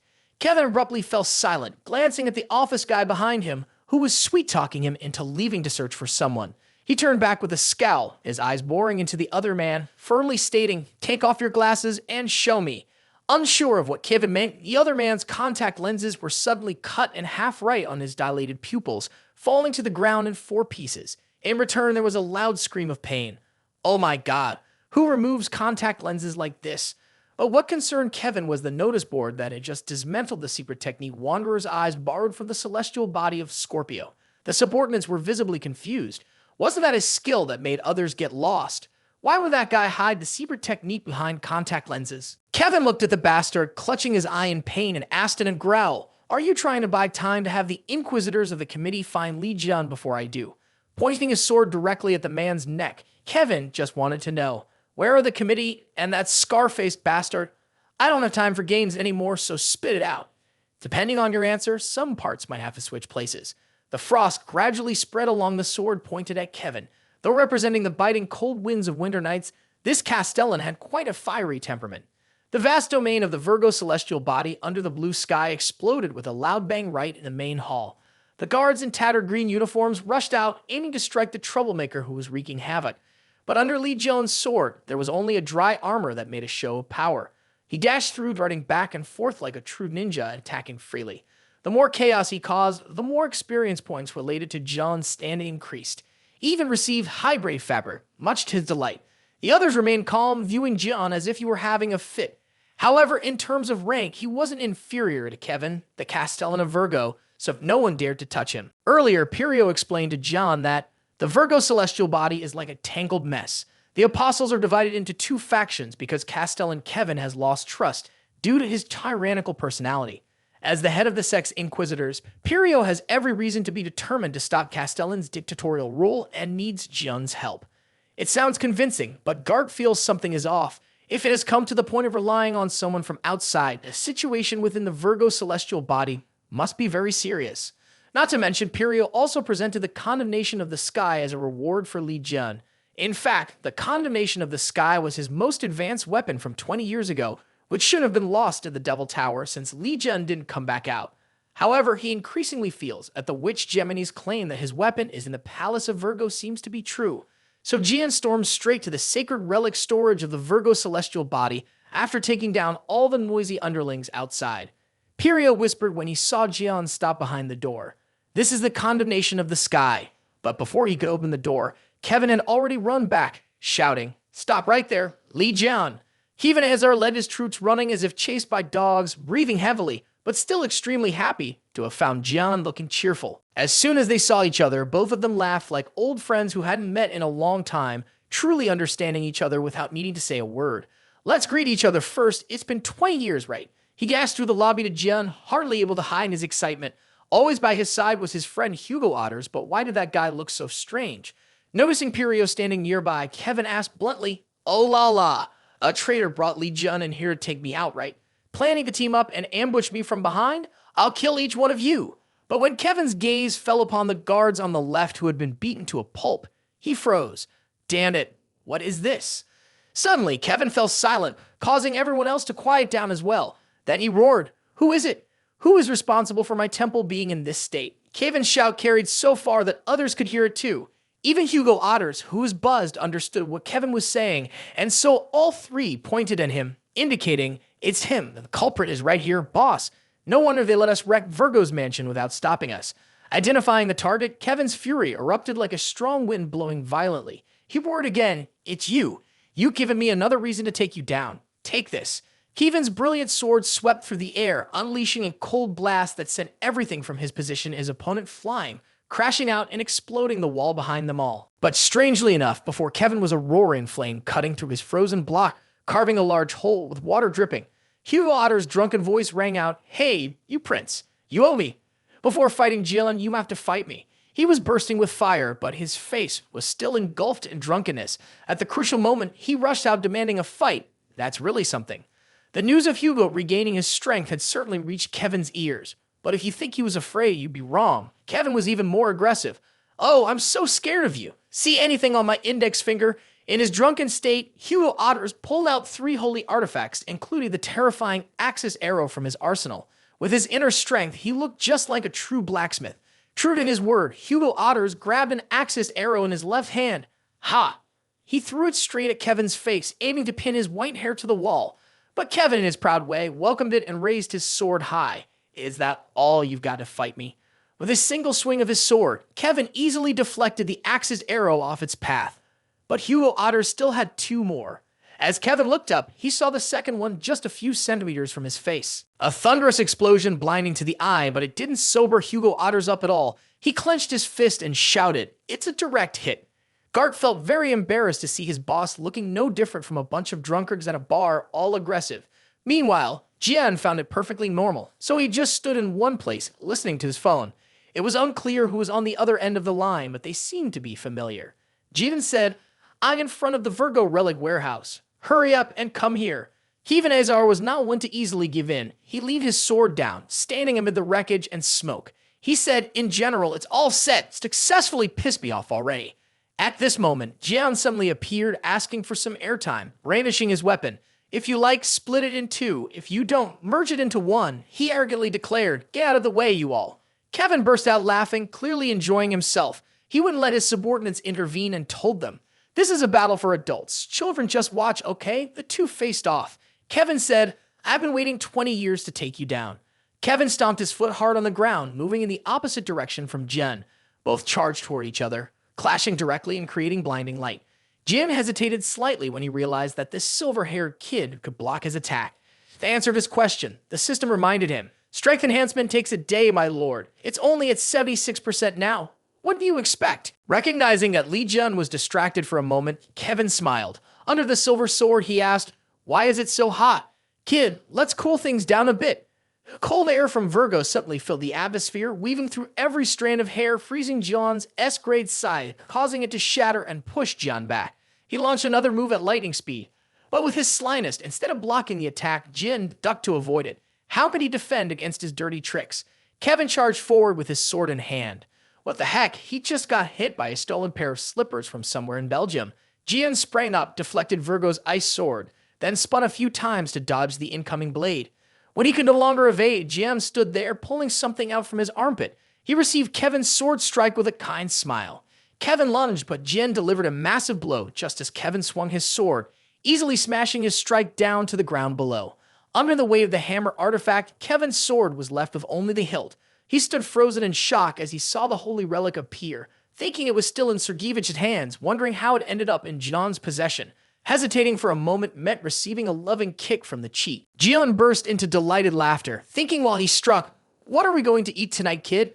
Virgo struggled to maintain his balance, stamping both feet on the floor, yet he didn't get angry at John's kick. On the contrary, he broke into a joyful smile on his battered face. It's true that Li Jun is a familiar dog. Not wanting to waste any more time, Kevin dropped his useless sword. A sparkle of eagerness lit up his eyes as he pulled out something glowing like a neomite.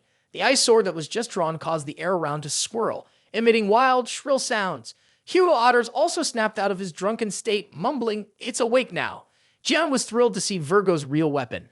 "I was already bored when I saw this guy using a sword earlier. Turns out the exciting part comes out now." Kevin didn't deny it, as this was not something one could just pull out at will. The royal artifact, the ice sword, revealed itself with a distinct transparency, adding to Kevin's majesty. He glanced at Jian, squatting like a frog, and asked, "Hey, kid, can you move? My ice sword doesn't just freeze the air, it also deals with your artifact." Jian's limbs were locked tight, just as Kevin wanted. He laughed heartily. 20 years of being imprisoned, and now you become weak, huh? Take my ice sword and wake up." Kevin's sword thrust straight through the object in front of him, splattering blood everywhere. A cry rang out, causing the two centaurs to howl, "Ouch." No one noticed that Jian had appeared behind them. As soon as he realized it wasn't Pirio, Jian charged forward once more. The one stabbed by Kevin was definitely not Jian. That person was coughing and in agony from enduring a terrible freezing strike from his own castellan. Seizing the opportunity while the group was still in shock, Jian grabbed the hammer artifact and yelled, "I knew this guy was a fraud." At that moment, Pirio realized that somehow John had seen through Virgo's trust level of only 3%, while Libra's devotion was at 97%. Both of you get lost, home run. Both Virgo's master and servant were slammed away by John's hammer, crashing far into the ice that Kevin had cast earlier. Jian's eyes sparkled with joy as he recognized that those two had smashed the door into Virgo's storage room. Before them was a block of ice securely chained. The light from outside glinted off the ice. Jian immediately recognized it. It was the condemnation of the sky. His beloved was calling its master. Kevin struggled to get up, and before he could lift his head, he cursed at Jian. Jian, you bastard." Hugo Otter stepped forward and said, "Why are you so funny? Betraying my friend in Devil Tower and now getting betrayed by your subordinate." He looked up with a bewildered expression. "What do you mean, man? When did I betray Li Jun?" Hugo Otters angrily criticized Virgo to his face. "It's you. You set a trap for Li Jun and stabbed him in Devil Tower." Kevin stood up abruptly, ready to argue back with Sagittarius. "How dare you slander me?" The two sides argued for a long time, further enraging Virgo. In his life, the thing that angers him the most is having his dignity humiliated by others. So just that amount of words was enough for Kevin to go wild and throw a punch at Sagittarius. But his action suddenly stopped. The arm holding the ice spear was tightly bound by Pirio's cords. The guy behind laughed mockingly. "This is exactly why we should have ended everything since the blood mist incident." Clearly, what bound him was the golden skill, the law of Libra. Kevin's eyes widened, not understanding. How can a Virgo follower have this skill? As if to answer his question, Pirio took out the sacred object, the balance of justice of Libra, and activated the equivalent exchange skill. One side of the scale appeared right under his feet, creating 3 chains with Kevin at the center. Hearing Pirio shout, "I offer up to the Saint Virgo, Kevin Azar." Red light slashed down from the sky. Virgo struggled, but could not escape the vines, which only escalated the situation. Cold sweat dripping, Kevin decisively activated his skill, Frost Winter. and struck his locked right hand hard with his left. In an instant, red blood splattered before the astonished gaze of the betrayer apostle, Perio. Surely Perio could not have anticipated that the Saint Virgo would resolutely sever his own hand like that. Kevin's subordinates hurriedly rushed to support their Castellan as he nearly fainted from the pain. Although he managed to escape his body, the arm was enough to serve as a sacrificial offering on the scale, which made Perio laugh with delight. At least witnessing the twisted face of the Virgo in agony was enough to pique his interest. Kevin immediately used ice magic to embrace the wound and stop the bleeding. He tried to retreat to where his subordinates were supporting him. Equivalent exchange on the Libra scales immediately regarded his arm as a sacrificial offering, opening up a mystical space swirling violently on the remaining balance. Perio wanted to use Kevin's entire body as a sacrifice, conveniently eliminating this saint as well. But even just the arm was enough to serve as a tribute, so he had no fear of Hugo Otter's side with their bows drawn. Gian raised his hammer high, and all three launched 3 different types of attacks straight at the Libra scale, wanting to destroy it. But unfortunately, they were too late. All their attacks fell into the newly opened phantom space, with not a single trace of energy touching the crafty man in front. Behind the guy, the spatial crack opened wider and wider, gradually connecting with one another, turning the surrounding scenery into a barren area with a blood-red sky above. The ground rose up with what looked like monstrous hands, all pointing towards a temple, with more than 200 steps. A swirling wind overhead was filled with indistinct debris scattered around. In an instant, all 6 people were no longer in the Virgo Palace. It had been a long time since Li Jian had felt uneasy because he recognized this unpleasant and murky atmosphere. Lost in thought, Perio stood on a high platform, looking at the group and laughing. This hellish scene is your collective grave. Virgo's subordinates were furious, 2 girls brandishing their swords pointed at Perio, shouting, "You bastard! How dare you cut your master's hand?" They raised their swords in an X shape, sparkling with silver light. Both swung their hands, unleashing a northeastern wind aimed to slice through Perio's flesh. However, all that could be seen was a thick cloud of dust created by the technique, while the wind made no discernible movement. The 2 were visibly confused, not understanding why Virgo's ultimate technique had no effect. Behind them, Kevin buried his face in his hands, moaning helplessly because he could not use his power. His hands trembled as he tried to summon it once again, but failed. Indeed, the connection with the ultimate deity had been severed. Gart realized that the Virgo saint was right. Even Hugo Otters couldn't summon any golden aura that resembled divine power. It was unbelievable. A mere follower could sever their connection to the gods. At that moment, the grotesque hands behind the 2 figures twitched as if stretching their joints, then slammed down onto the ground, forcing both master and servant to leap aside to avoid them. Perio, witnessing their helplessness, laughed gleefully. Let me tell you, this is the isolation space of the Libra Saint. Here, you won't be able to use that holy power you're so proud of anymore. His laughter grew more unrestrained as the people below struggled to fend off the hands attempting to grab them. In this place, no power existed. Even saints were reduced to mere mortals. Amid the chaos, one person, quicker than the rest, managed to escape, carrying a golden hammer on their back. Li Jian took a few steps, then suddenly launched himself out of the rubble, charging straight toward Perio. The man quickly drew the Libra scales, borrowed from some hidden corner, successfully commanding the magical hands to block Li Jian's path.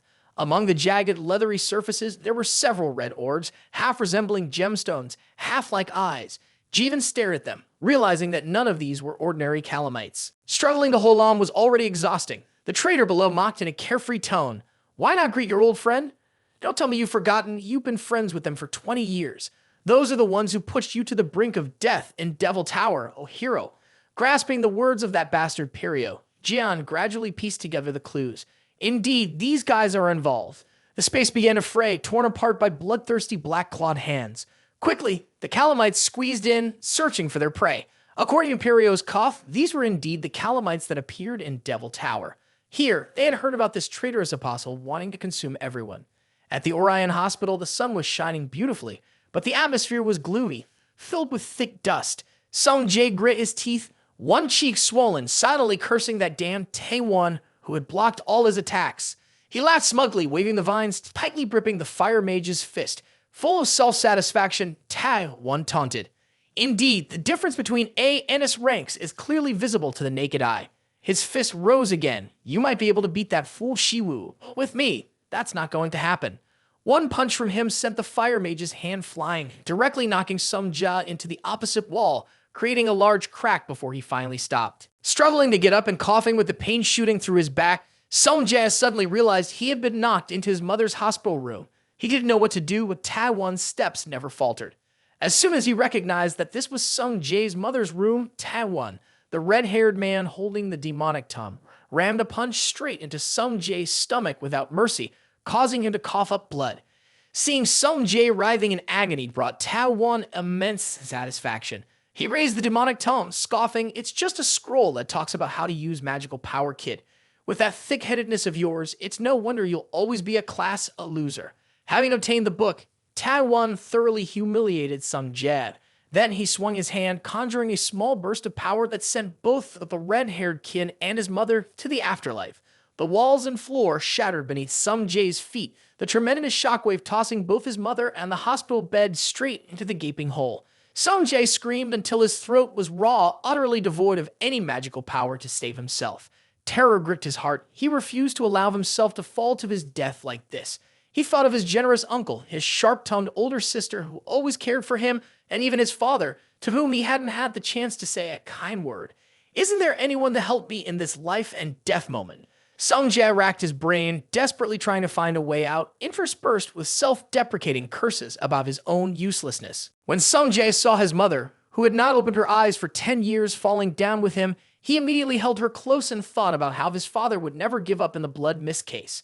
Tightening his embrace around his mother, Sung Jae told himself that he too could not give up. The determined words of protecting his mother rang out, and suddenly a notification popped up. "Congratulations, you have been recognized by the unyielding spirit of the Ophiuchus constellation. You are eligible to take the Ophiuchus constellation aptitude test, gain power, and fight against the enemy. Do you accept?" What time is it that the notification appears just at the right moment? Sung Jae shouted, "Anything goes. I'll do anything just once. Let me protect my mother."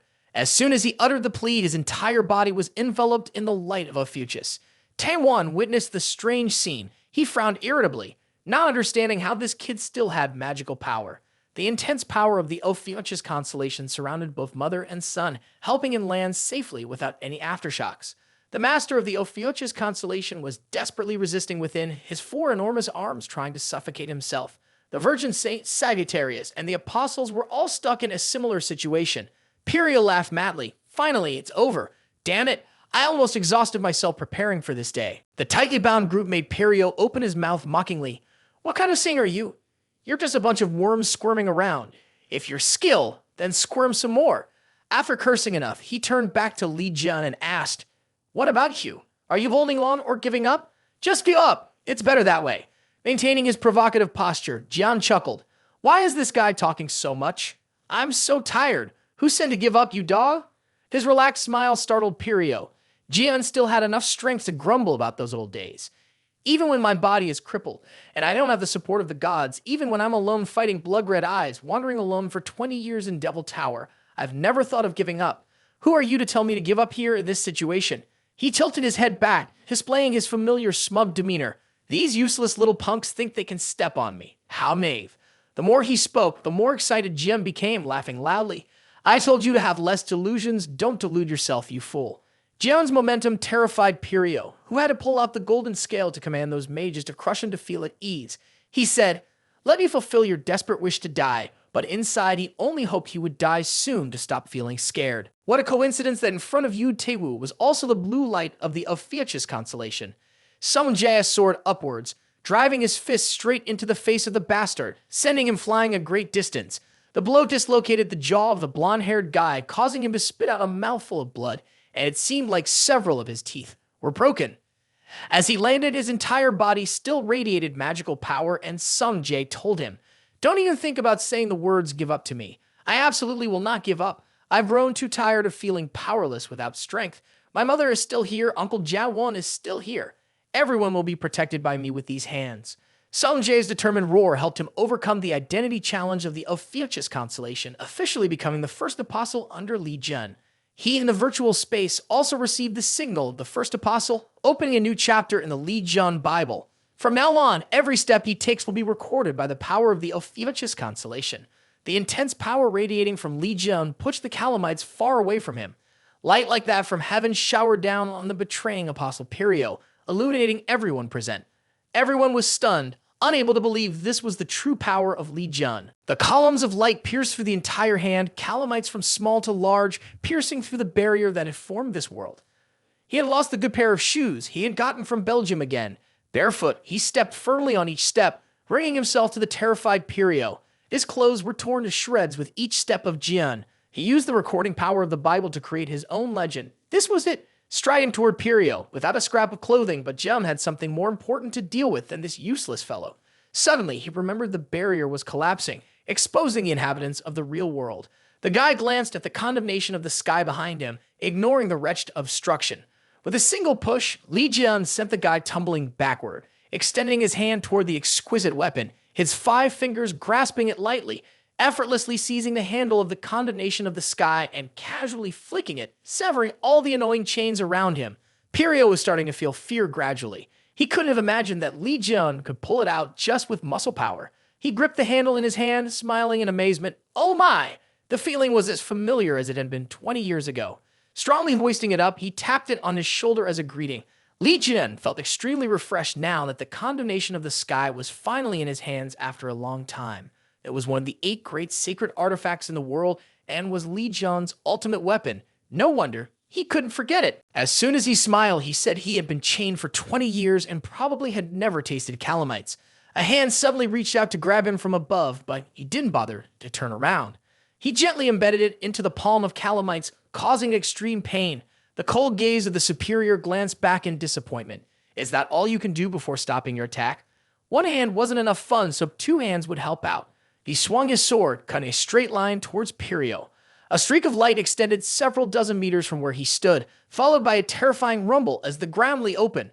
Poor souls. Those bound by the hands were thrown everywhere. But thanks to this move, the whole group escaped successfully. Kevin's gaze seemed to freeze for a few seconds as he realized John's attack split the ground all the way down to the deep lava flow below, rather than just plowing the surface above. The owner of the chaos was still smiling, enjoying himself as he asked the utterly terrified Pirio, "Are you going to squirm around for him to see? I'm not like your heavenly ordinary, you hear?" I don't like to give up. His sword, condemnation of the sky, looked like a decade-old antique, pointing down at Pirio, who was half lying, half sitting.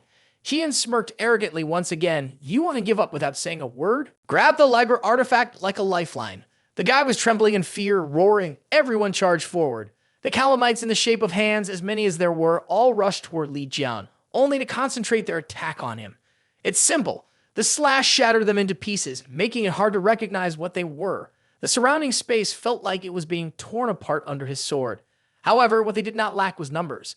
As Jian lifted his foot to jump, 1 calamite from above and 1 from below suddenly tracked him inside. Pirio, just standing up to witness the scene, had not even had the time to feel proud before he saw the light of the Ophiuchus technique shining through the gaps. It illuminated the area and distinctly revealed Jian raising the condemnation of the sky with an expression of great delight. This feels exhilarating. It's been 20 years since my weapon has tasted the calamites.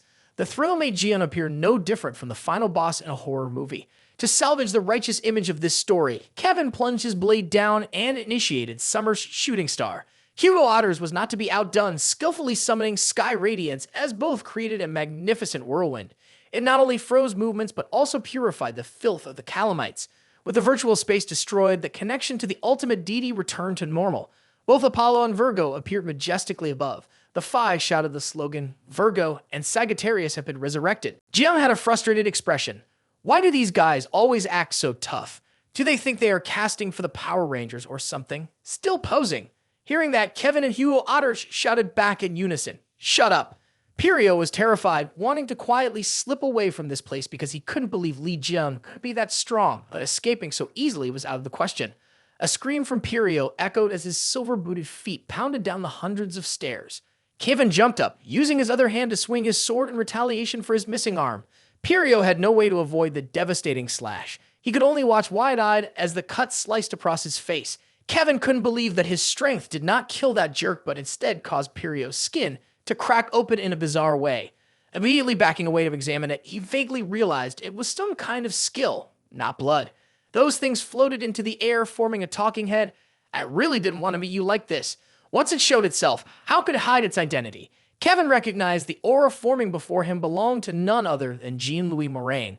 After a polite greeting, Moraine leaned down to whisper to Pirio, "Don't run away, you want to destroy them all, right?" Without waiting for Pirio to respond, Moraine let out an excited laugh, giving it another chance. He used his power to roll Pirio's flesh and blood into a gooey mass that soared high, along with the chopped limbs of calamites that had been severed earlier, all connecting together. Moraine's deep, hoarse voice echoed through the air. He is offering Pirio as a sacrifice to the gods, transforming him into a calamite to complete the mission. His mouth was tightly sealed, unable to utter a word of agreement or disagreement with Moraine. Using the Libra Bow's equivalent exchange skill, he surrendered Pirio to the scales, leaving no way to turn back. The Jian group surprisingly stood by, waiting for the performance to conclude. He whispered, "Hey, silver-haired guy, that really is Pirio, right?" Kevin knew this guy too well. He was probably planning to come up with more painful nicknames. Sharp observation, huh? He asked the Virgo guy what he thought about calling him Pirio the Gigantic. It did look massive, and Kevin, feeling bored, responded, "I can't even understand how Hugo Otters puts up with this crazy guy." Both burst into laughter, pitying Hugo Otters.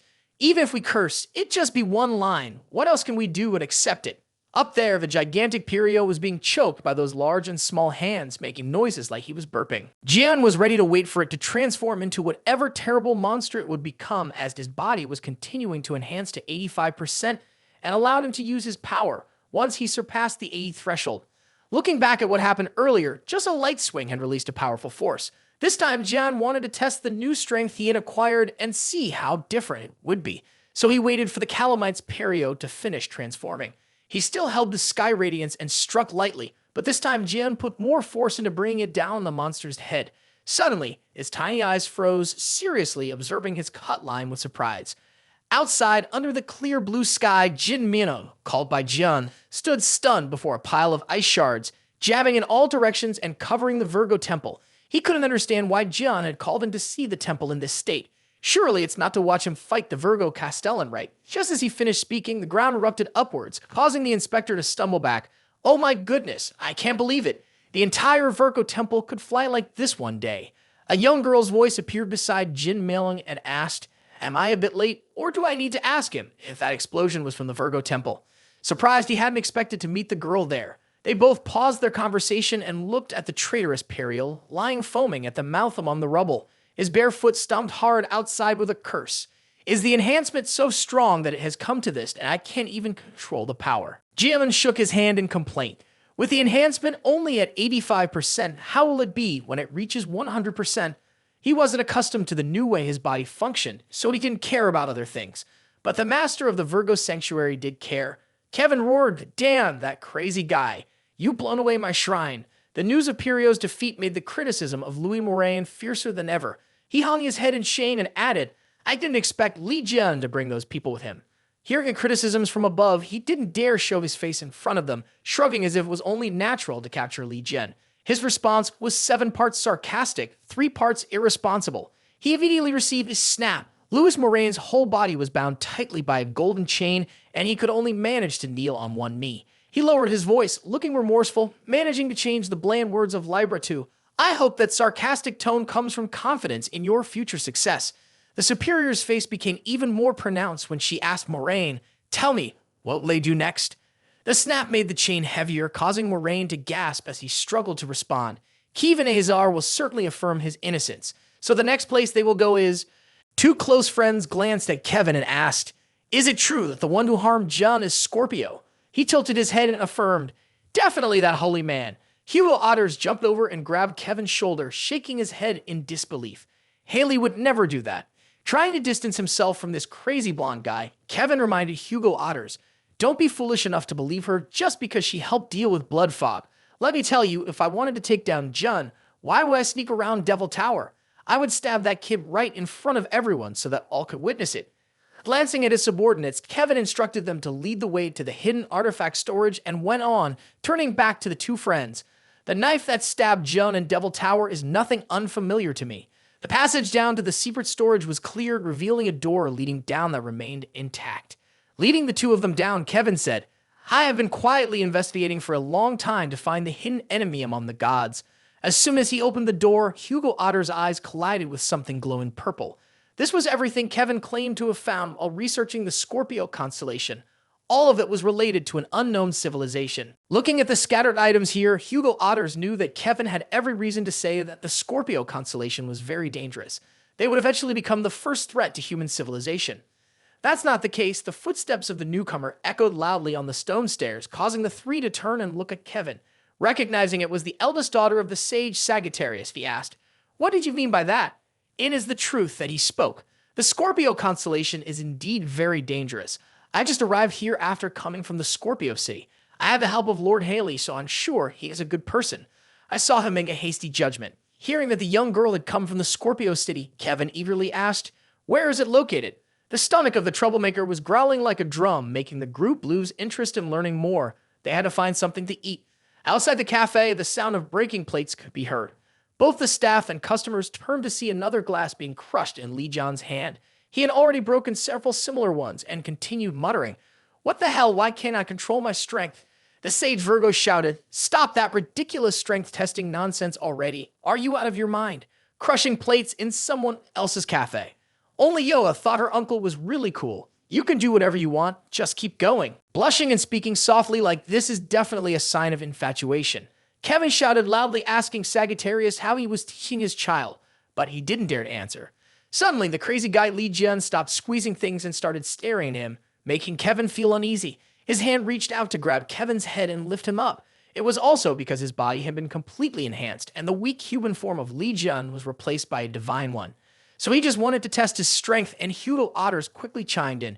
"Let that white-haired guy sit still. Don't mess with him anymore."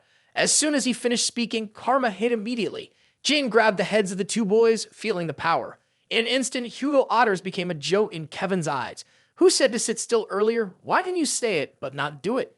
Seeing his uncle lifting the two saints up was like watching an idol show off his skills. Yoa chuckled sweetly. "So cool, I can't stand it." Just after throwing the two noisy ones aside, Yoa quickly added, "Haley has a message for Uncle Jin." He pulled out a box containing a wooden fountain pen that can't write lies, presented respectfully in a padded box. The appraiser jumped out and exclaimed, "Oh my goodness! This is one of the 8 great holy artifacts. I can't believe to see it here." As soon as he held it in his hand, the intellectual mission was immediately accomplished. It was as if it was a secretary genuinely recording the affairs of the constellation of Phoebus. Thinking back, Haley was the one who would hide or run away whenever Jem showed up. Why is she bringing this to me? Jem thought she hated him a lot. Rushing off the purple glowing things in the basement, Kevin knew that they really were related to the scorpion. He was tossed around, yelling, "Do you hear that? I told you so, didn't I? That scorpion witch is connected to an unknown civilization." The more he spoke, the angrier he got, and Kevin bluntly stated, 20 years ago, I even saw that girl playing tricks on you, taking advantage of your distraction to pour some strange substance into your food. I saw that trickery with my own eyes. So let me put it plainly. That woman is definitely the one harming John and no one else. Can you say something more convincing? What are you pouring into John's food that is purple? With a straight face, Kevin explained, "This is the supplement, you know. He said John always has to fight calamites with the body of an ordinary person without divine support. That's also why John can't defeat me, because he lacks strength. That's why a gentleman like me is adding the supplement to strengthen his body. You don't need to thank me for knowing this. Really kind of you." Hugo Otter stood behind, suspiciously asking, "Is there any difference between the supplement you put in the food and the poison from that girl?" Nolly interjected, "Do you need me to assess it?" Immediately, Kevin shot back with a harsh retort, "Who hired you to meddle in this?" The two of them turned to argue about the substance, completely forgetting the experienced inspector who stood there feeling utterly dejected. "Never mind those young Castellans," he sighed, expressing his apologies because the leader of the sex inquisitors, Virgo, was involved with other constellations. When that was mentioned, Gian sensed something was wrong from the very beginning. The guy in a position of great power couldn't even mediate or control anything. They had to call in an outsider for help. Who would believe that? Jin Myung nodded in agreement. From the start, Perio had anticipated tricks to pit Jion's faction against itself. Discussing it further frustrated Jian because all the information he had been investigating pointed to Virgo. They must have planned this for a long time to make all the clues so reasonably point to Virgo. From Sergevich being forced to speak up to that woman, Hiji, everyone had mentioned Virgo, and it matched up so well that at one point, Jian truly believed it.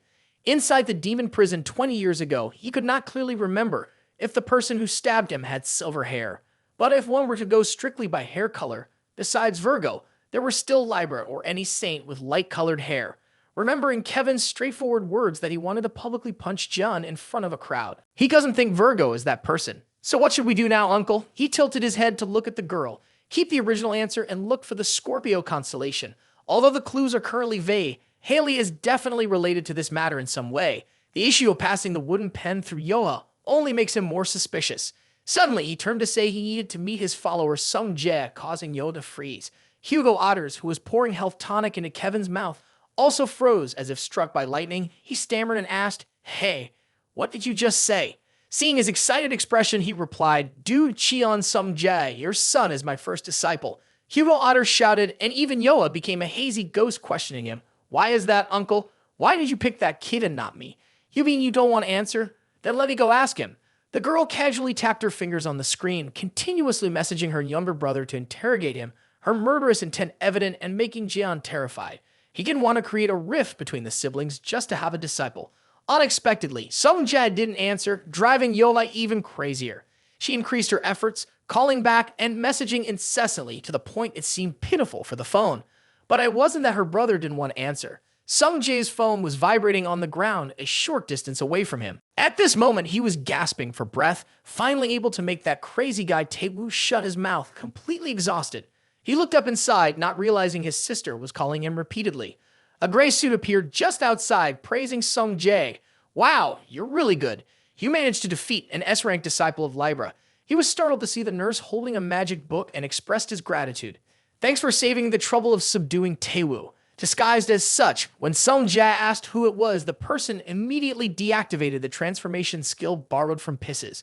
The familiar square glasses appeared along with an extremely cool greeting. "It's me, the leader of Gemini, Choi Sung-hyuk." "Oh my goodness, why don't you just appear properly? Do you enjoy cross-dressing?" Making such a grand entrance and being mistaken for a pervert who likes to dress as a woman made Hyuk very angry, insisting he was here to get that magic book. "Ah, sure, my bad. If you like it, just take it. What's the problem?" Sung Jae scratched his head in confusion. "I only intended to borrow it initially, not take it for good. If someone asks for it back, I'll return it." Having obtained the book, Sung Hyuk did not leave. He smiled mysteriously and said, "I still have many questions to ask, starting with what happened with Castellan Hyjin." Using the magic from the book, he summoned several teleportation circles to interrogate the traitor of Gemini, with several legs protruding from them, soon standing in a circle around Sung Jae. They wanted him to accompany them to clarify the situation. On the other side of the room, where the group of Geminis were gathered noisily, Uncle Jae-won was gasping for air. It was unclear whether it was because his beloved nephew was in danger, but his eyes began to open, finally revealing the hospital ceiling. Sung Jae stood surrounded by a dozen people, his face darkened. He couldn't believe that the conference room he once heard words of worship in was filled with such people. From being a selfish person who prioritized his own interests, loudly borrowing money from others, or calling for him to run and bring down the supermarket to bury the truth, Sung Jae had gradually realized that this guy was not a good person. Now he was ready to call him out directly. The two sides officially declared war, neither side willing to back down. The gang showcased the spirit call skill of the Gemini sign, gathering the energy of the group and summoning a massive teleportation portal above. Sung Jae was not intimidated by the number of attackers. The power of the Ophiuchus constellation surged within him, making him feel more confident. Suddenly, power surrounded Sung Jae as if a whirlwind had swept through. He looked up and saw his strength being sucked away like the scent of food being drawn out by an exhaust fan. The Geminis questioned each other. Why is Sung Jae's power being pulled away? Suddenly, from the matrix in the sky, a hand burst forth accompanied by laughter. Hi, it's been a long time since I've seen such powerful strength, you babies." A being resembling a human but 5 times larger emerged from the formation, much to Sung Hyuk's confusion and extreme fear. "What is that? That's not the spirit we were trying to call." Although the outcome was incorrect, he remembered that Hyjin had once shouted in despair, holding her head. It surely was the entity she had once wanted to summon, but couldn't. The strongest first-generation fairy, Elysian, turned its aged face to see who had called it. It was also the moment the crowd of followers anxiously asked each other, could it be that the gathering of magical power actually summoned the Fairy King? Is it because of the power of the forbidden book in Sung Hyuk's hands? In general, no one knew why they managed to summon Elysian, so the old being had to speak up and explain. "The one who transmitted the summoning signal is indeed your Gemini, but what actually called me here is the strength of this red-haired one." He turned to ask Sung Jae, who was still bewildered about where he had gotten that tremendous power from. Furthermore, he bluntly stated that he wanted to have that power, even though it was under the protection of Gemini. Sun Helk was flustered upon hearing the Fairy King wanted to leave the Gemini altar, so he shouted, "How could that be? What the hell is going on with you, you brat? The connection with the Gemini deity has been cut off. Castellan has been missing for so long. What can be done now?" He is absolutely right. Sung Yup couldn't argue back, though he had to hold back his anger and seize the opportunity while Sung Jae and the old man hadn't formed a pact yet to keep the Elf King at the holy altar. Thinking that, he pointed directly at Sung Jae, demanding to deal with the kid. He tensed up, calling upon the power of the Alphuach's constellation, gleefully provoking, "If you're skilled, come at me." Little did he know, a few minutes later he was like a deflated balloon, with no strength left to flaunt, looking awkwardly at his hands and feet for a while. Unable to figure out where his power had vanished, the old elf hesitantly asked, "How I sucked all the magic out of you. Is that really true?" Sung Jae yelled at the old elf, "Help me. Are you just going to stand there?" "Oh, sorry. We haven't reached that level of relationship yet. We've just met. We don't have a pact." The old man's face turned as red as a teenage girl's, making Sung Jae genuinely speechless. On the other side, Sung Helk was very pleased. Who was just boasting a moment ago? Why are you backing down so fast now? While he was bragging and hastily following Gemini to interrogate, the wall next to Sung Helk suddenly cracked, and then a guy with black hair charged through, barreling like a bull right into the head of the guy with glasses. The ground broke apart beneath their feet, and dust flew everywhere. That didn't stop Sung Jae from recognizing a familiar figure. Dressed in a patient's outfit with open buttons, he still looked very strong. Just after getting someone, he aggressively asked, "Who threatened my nephew?" As Jae-won lifted his head, he heard Sung Jae joyfully exclaim, "It's really Uncle Jae-won." Just waking up, he had already made a terrifying path from one side to the other, trampling the face of Commander Song 2. How could someone bedridden for 10 years with no ability to walk possess such strength? But Li Jian had infused Ophiuchus energy into Jae-won's soul, granting him the powerful regenerative abilities of Castellan. The two brats from Song 2 were excitedly discussing how they would charge in 2 against 1, who will definitely win. But there were 3 of us on our side. A figure swinging like a circus monkey landed right next to them, startling Sung Jae. To his right, there were a few more people. It was definitely the reinforcements arriving. Sung Jae laughed heartily as he watched them raise their flaming bows to threaten the Sung 2 group. If you don't want a hole appearing suddenly in your head, surrender quickly.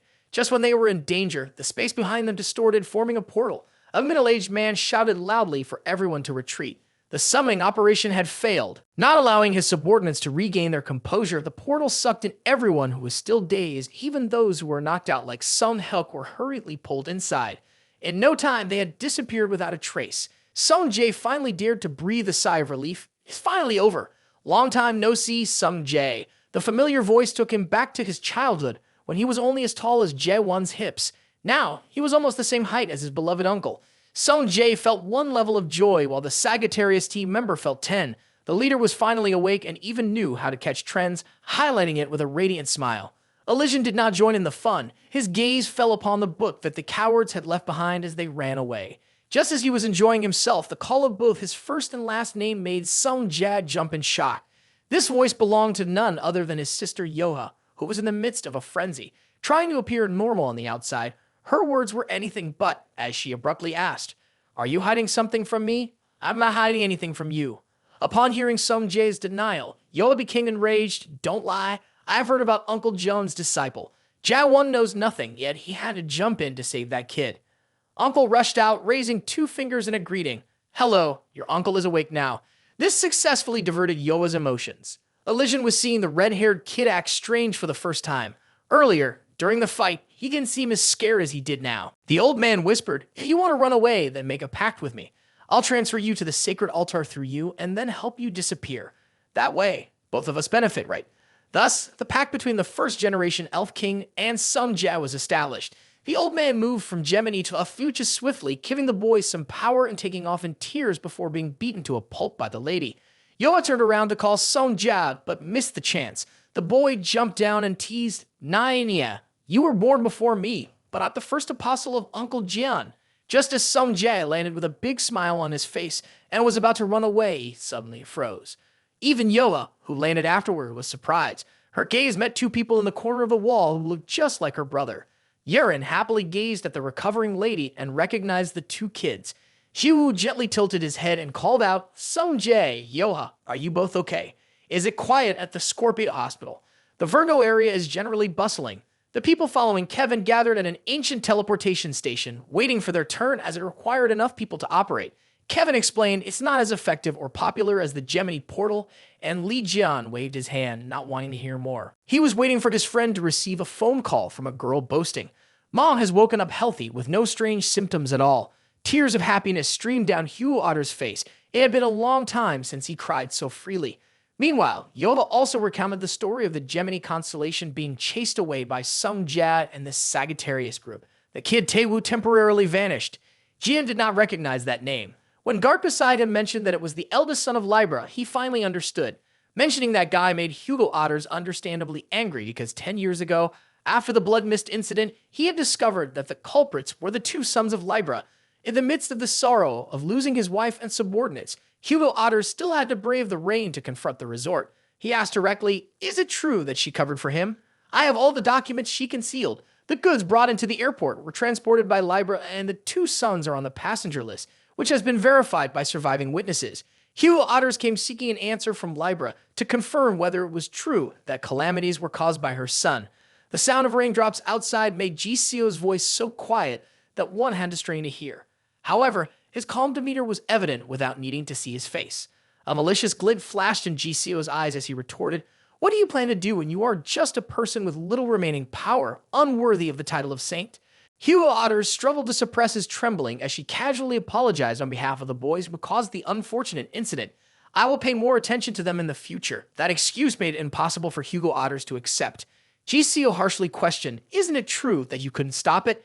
If Jian had been present, would such a disaster have occurred? Don't you see your own failure in protecting the nation while Jian was being relied upon?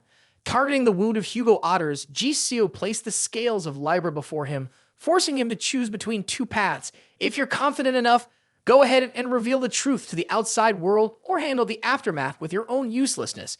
You should forgive the children, they don't know any better. You have children too, so you should understand, right? She flashed a cunning smile, reminding him that she still remembered the names of the two kids, Sung Jia and Yoa, right? The way she said the names of the two innocent children left Hugo Otters frozen. His hand clenched the evidence with frustration. Ji Seo was blatantly threatening him, yet he found himself unable to resist. Bound by the choice of gain and loss, Hugo Otters ultimately made a decision that would affect today. At that moment, Castellan had lost his power, enduring countless hardships for the safety of his two children. He told Gart, we must find the whereabouts of the Scorpion brothers at all costs to put an end to this. Jian realized that was why Hugo Otters sent his two children to different constellations, simply because since the power of the Sagittarius constellation had weakened, it could no longer protect them properly.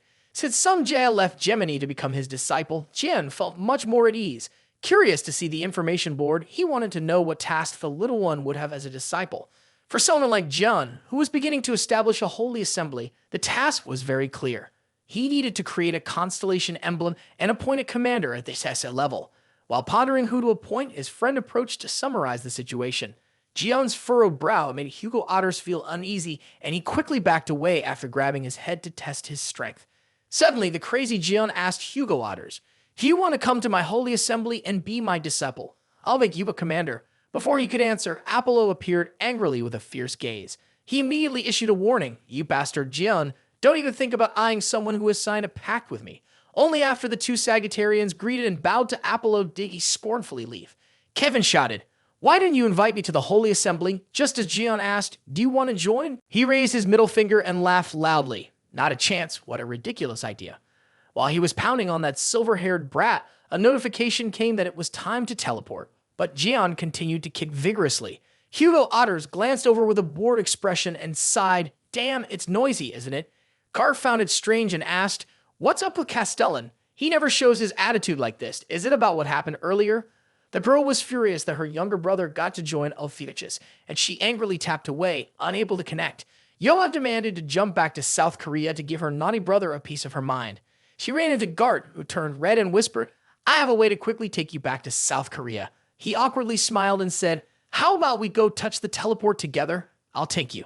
Just when she was feeling good, Uncle Mang interrupted with something even better, giving her a whole book on teleportation as a gift. Of course, Yoa accepted it immediately, leaving Gart feeling unnecessary and forgotten, cursing like a frustrated virgin. Before leaving, Yoa double-checked with Jian Does Uncle John want to go to Scorpio? She then added, Scorpio is located in a separate area blocked by calamites to the east and west. The only way to get there is to go through America, where the Leo constellation reigns.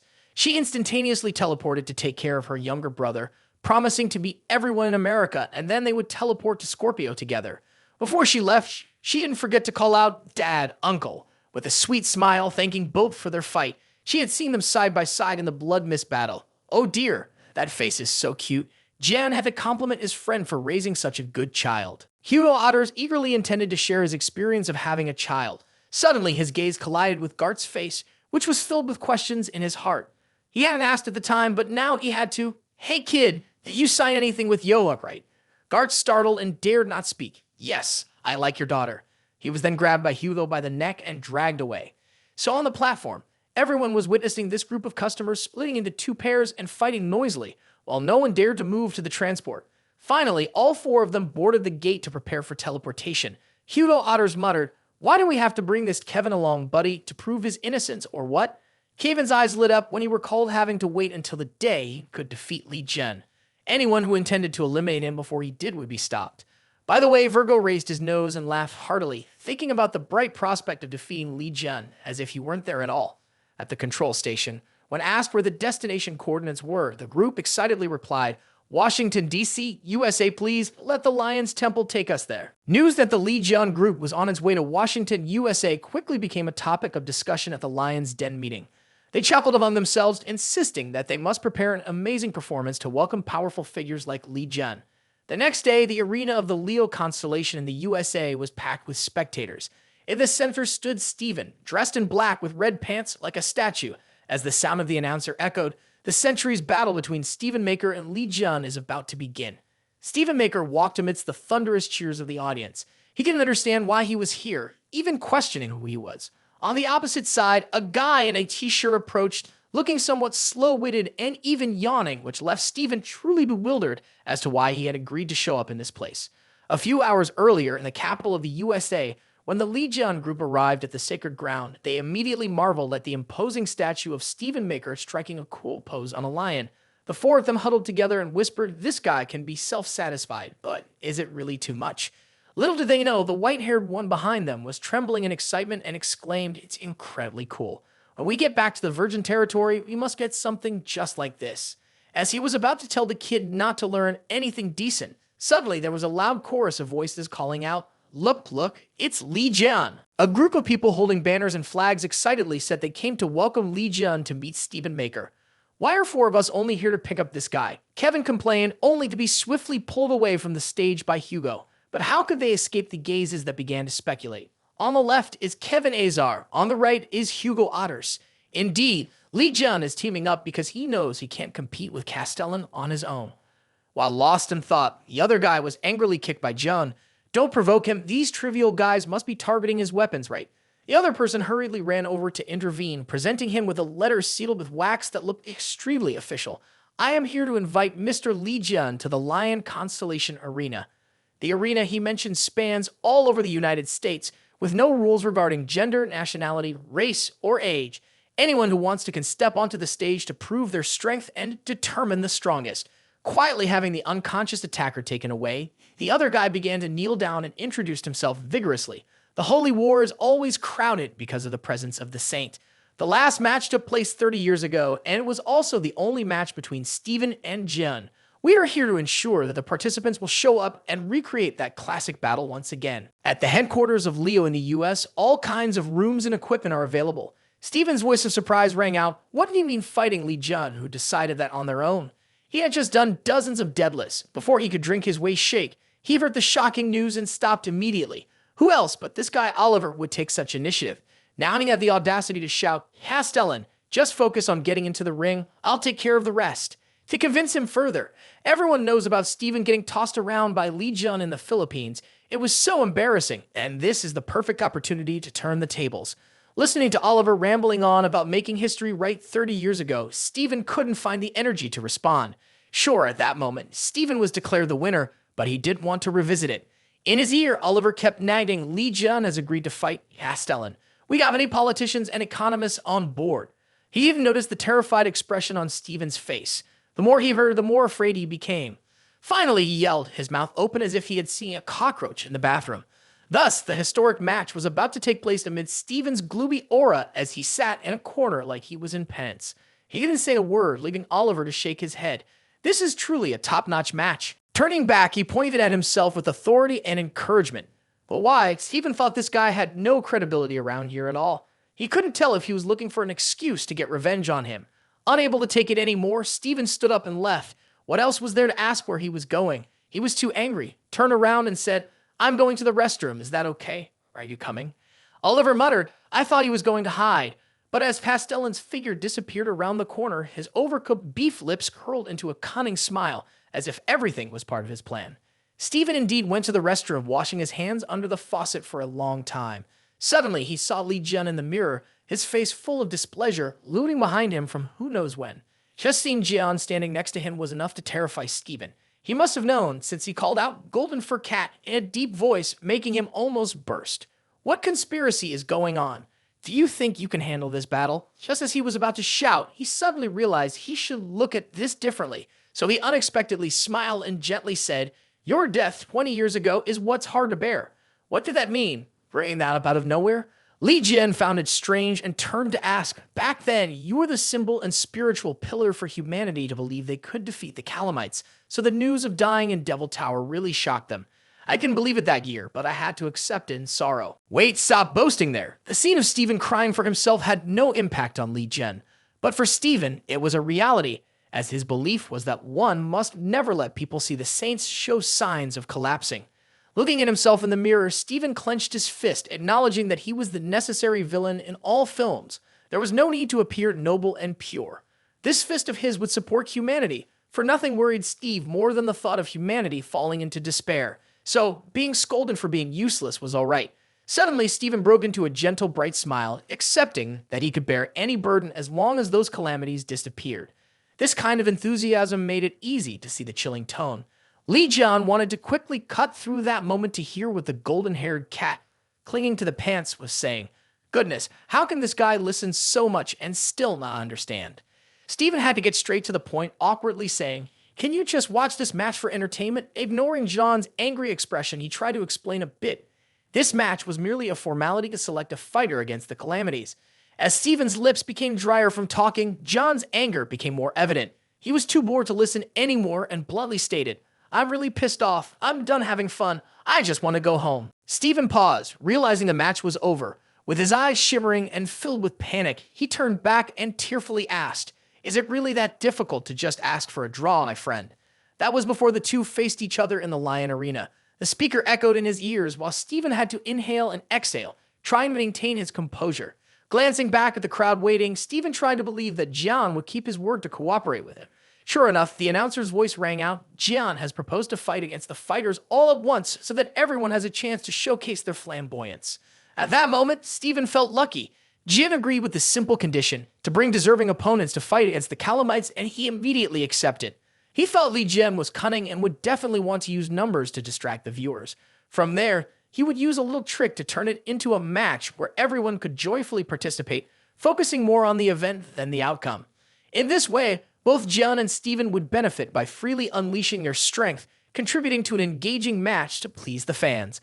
But an unexpected event occurred. Suddenly, the MC announced the footage of the fight between Li Jian and Stephen 30 seconds ago will be broadcast on television right now to heat up the atmosphere. As soon as it started, the scene of the lion punching Jian squarely in the face was chosen right away, sending him flying across the widescreen. Stephen, feeling flustered and startled, explained, "Oh, come on, you have to believe me.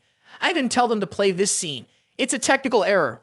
Looking at Li Jian's face, did it seem like he believed it? His gloomy expression was like a winter monsoon breeze sweeping through, casually letting slip a few words. "You know how to make me furious." This was bad, really bad. Stephen felt like the lion inside him suddenly collapsed. There was no saving the situation now. Meanwhile, the screen continued to show Jian getting beaten without end. He pointed at Stephen and roared, "What the hell? Why do you keep rewinding it? I deliberately lost to get the money." Stephen snapped back, equally furious. "What's so funny about you? I can't just replay it after paying $5 billion, damn it. Everyone has already heard. Now they're gossiping about the $5 billion behind your back." Panicking, Stephen went berserk and shouted, The match has started. Go in and fight, guys. So the whole group aimed straight for Li Jian, planning to gang up on him all at once. But unfortunately, they couldn't even touch his toenails. With his hands still in his pockets, Jian leaped far away, kicking off the battle, but the earlier argument had already reached the audience's ears. Hugo Otters had never heard of a friend taking money from a lion, but he must have gone off to collect funds by now, right? But here, Kevin could not accept it. He roared, "This is unacceptable." Drawing his sword, Virgo shouted, "Why does that dog Jun prefer to fight these guys instead of facing me? If he wants money, he'd just ask me for it." Finishing his sentence, Kevin leaped down into the arena, ignoring the centaur's futile attempts to hold him back. So Hugo Otters and Gart, each on one side, sprinted to stop the white-haired guy from causing chaos in the battlefield.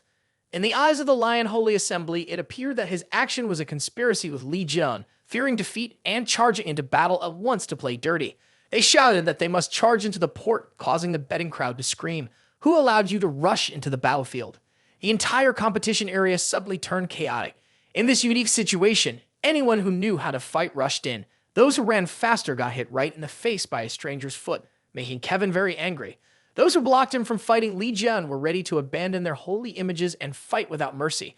Online viewers screamed loudly in the live stream comments, "Holy shit." When the Holy Virgin appears, who dares to stop the protection? Let's just fight! In an instant, the arena was in chaos, with one side fighting the other, and neither side willing to back down. In the VIP room, observing the situation clearly, I was about to turn back and ask Commander Oliver what he was planning to do.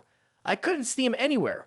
Alone, Oliver stepped down into the hallway, muttering to himself, "Damn it, why is everything so complicated?" Just as he decided to proceed to the next step, Yoa, who had been waiting there for a long time, suddenly asked back, "What are you planning to do?" Oliver jumped as if he were a thief caught red-handed. He shouted, "Deputy Castellan, where are you going while this extremely important event is happening?" Yoa squinted her eyes at the foolish man in front of her and retorted, "You know very well where I'm going and what I'm doing. Why ask me that?" She continued, "Why would you remember what you assigned me?" Oliver was increasingly flustered, as if he really had forgotten. Yoa concluded for both of them to realize the issue. Since when did Oliver start talking to me politely? This can't be the real Olympia, because she never says anything without cursing at me. Yoa boldly approached and lowered her voice to ask, "Who are you?" In the arena, chaos erupted, much like two gang factions clashing at the docks. The situation grew tenser, and no one showed any intention of stopping as Stephen gaped and called out to Oliver, "What the hell is this? What kind of choreography turned this battle into such a free-for-all?" Suddenly, where more than 10 people dove in to fight at once, a loud explosion rang out, throwing everyone back. Li Jian's punch landed on someone, and he immediately gathered information about that person's notable skills, making him fight even more fiercely. In just a few seconds, he kicked away 10 people toward the lion. He hit so hard that his hand was smoking with exhilaration. The Brimsword looked at Stephen and said, "Thank you to the sponsor for helping me collect an enormous amount of extremely useful data."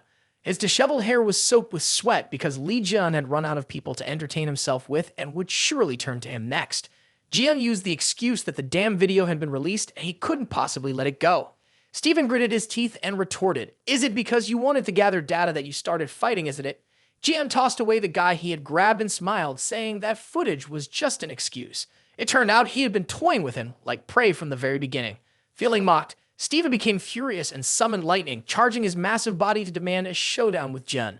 Unexpectedly, his nose took a direct punch, nearly distorting his face. Stephen was hit and flew back into the arena wall, rolling around for a while before he finally stopped. As he opened his eyes, he saw John's punch rushing toward him.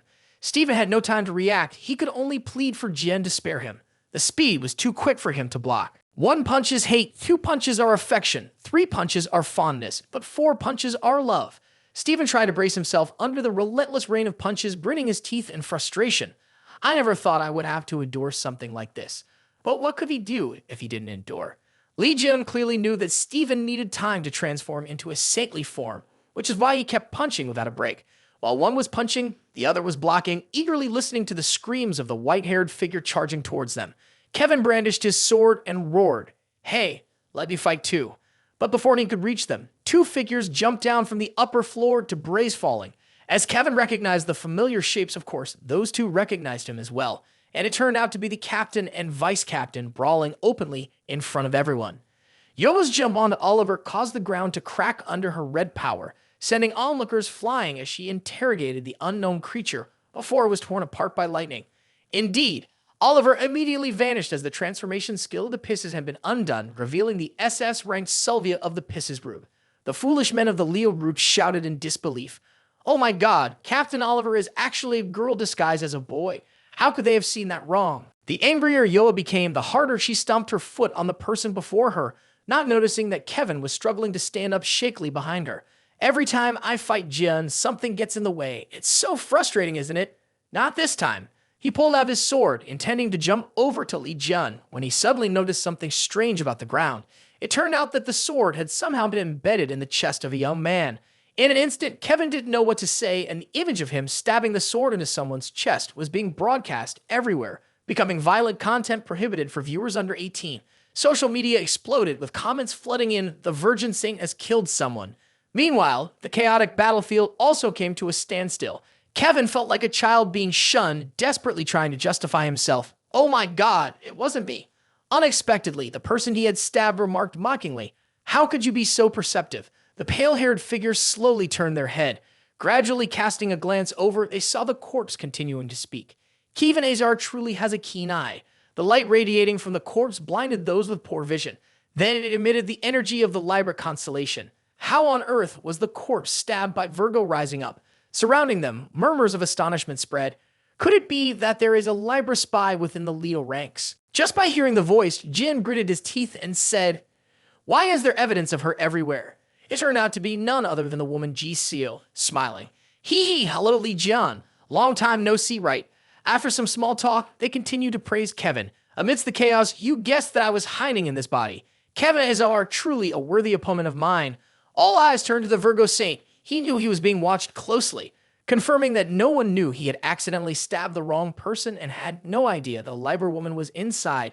Kevin Azar decided to smile and admit he did it on purpose, to get the best of both worlds, escaping the title of murderer while being praised as someone with sharp insight.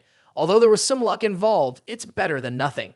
She then shifted to Jian, curiously asking, "How did he survive Devil Tower? This back and forth isn't pleasant." He spoke sharply. "Shut your mouth already. All these ridiculous tricks aren't like you at all." Hiseo was scolded but didn't mind. Even though she didn't want to see Jun, she had to admit he was indeed very strong. Looking towards Kevin, she asked, "What now? I thought you would stab Jun in the heart." He looked pale, not understanding why she dragged him into this. But then he quickly realized that his notoriety came from here. He shouted, "Who are you colluding with to dare to set a trap for me?" The mannequin in Ji Seo's hand laughed savagely. "Clearly, you have boasted about how you eliminated Li Jun. Everyone knows, so why are you denying it so quickly now? Shut your mouth." A terrifying pillar of fire suddenly rained down on her mannequin.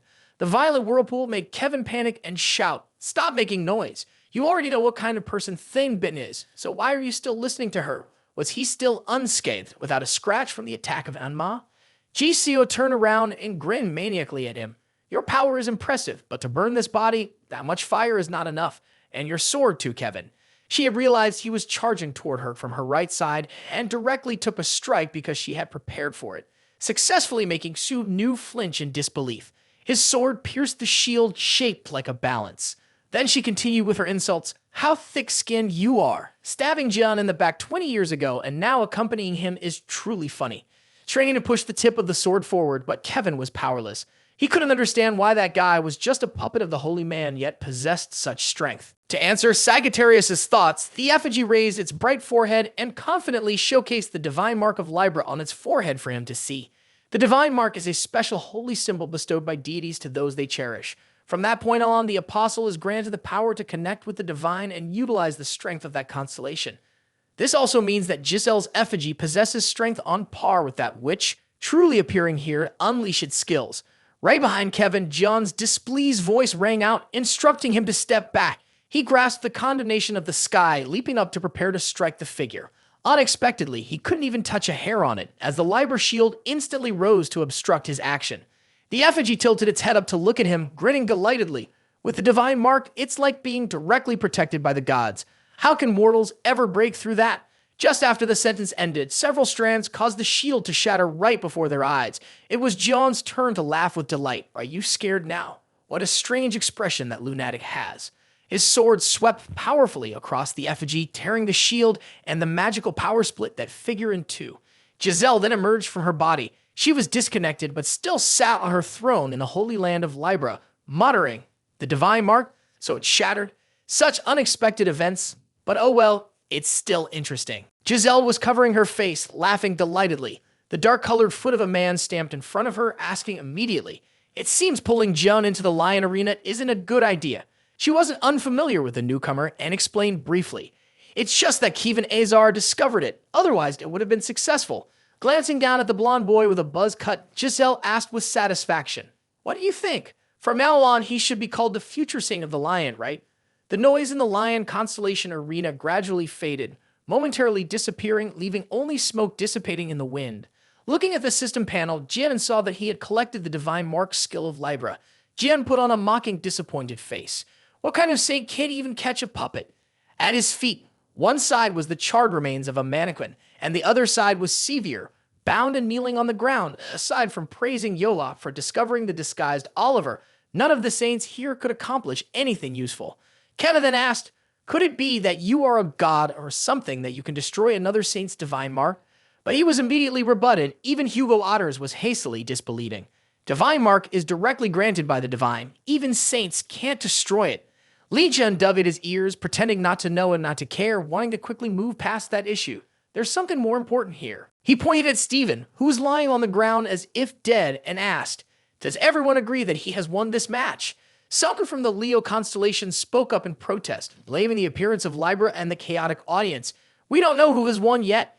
Jian threatened in a typical manner. "Dan, I gave you face, and yet you still don't know what to do." Jian switched to a more direct threat. "Try saying that again and see if I don't deal with you right here." The group of thugs immediately felt scared, whispering to each other. "What should we do now? Being small and weak, we don't dare to speak up. And anyway, the Saint Lord has already fainted. We don't know where Commander Oliver has gone."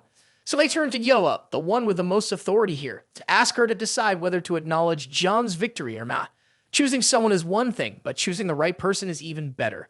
Javen gently called out, "Yoa, what is your decision?"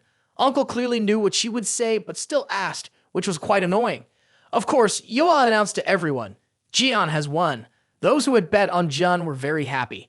Only the loyal ones to Leo felt sad for the Saint Lord, watching from afar as people cheered for Jian. Kevin whispered to Hugo Otters, "Is he mistaken? 20 years ago, he didn't have divine protection, right? Isn't it strange that Li Jun can destroy the divine mark with his own strength without any divine being blessing him?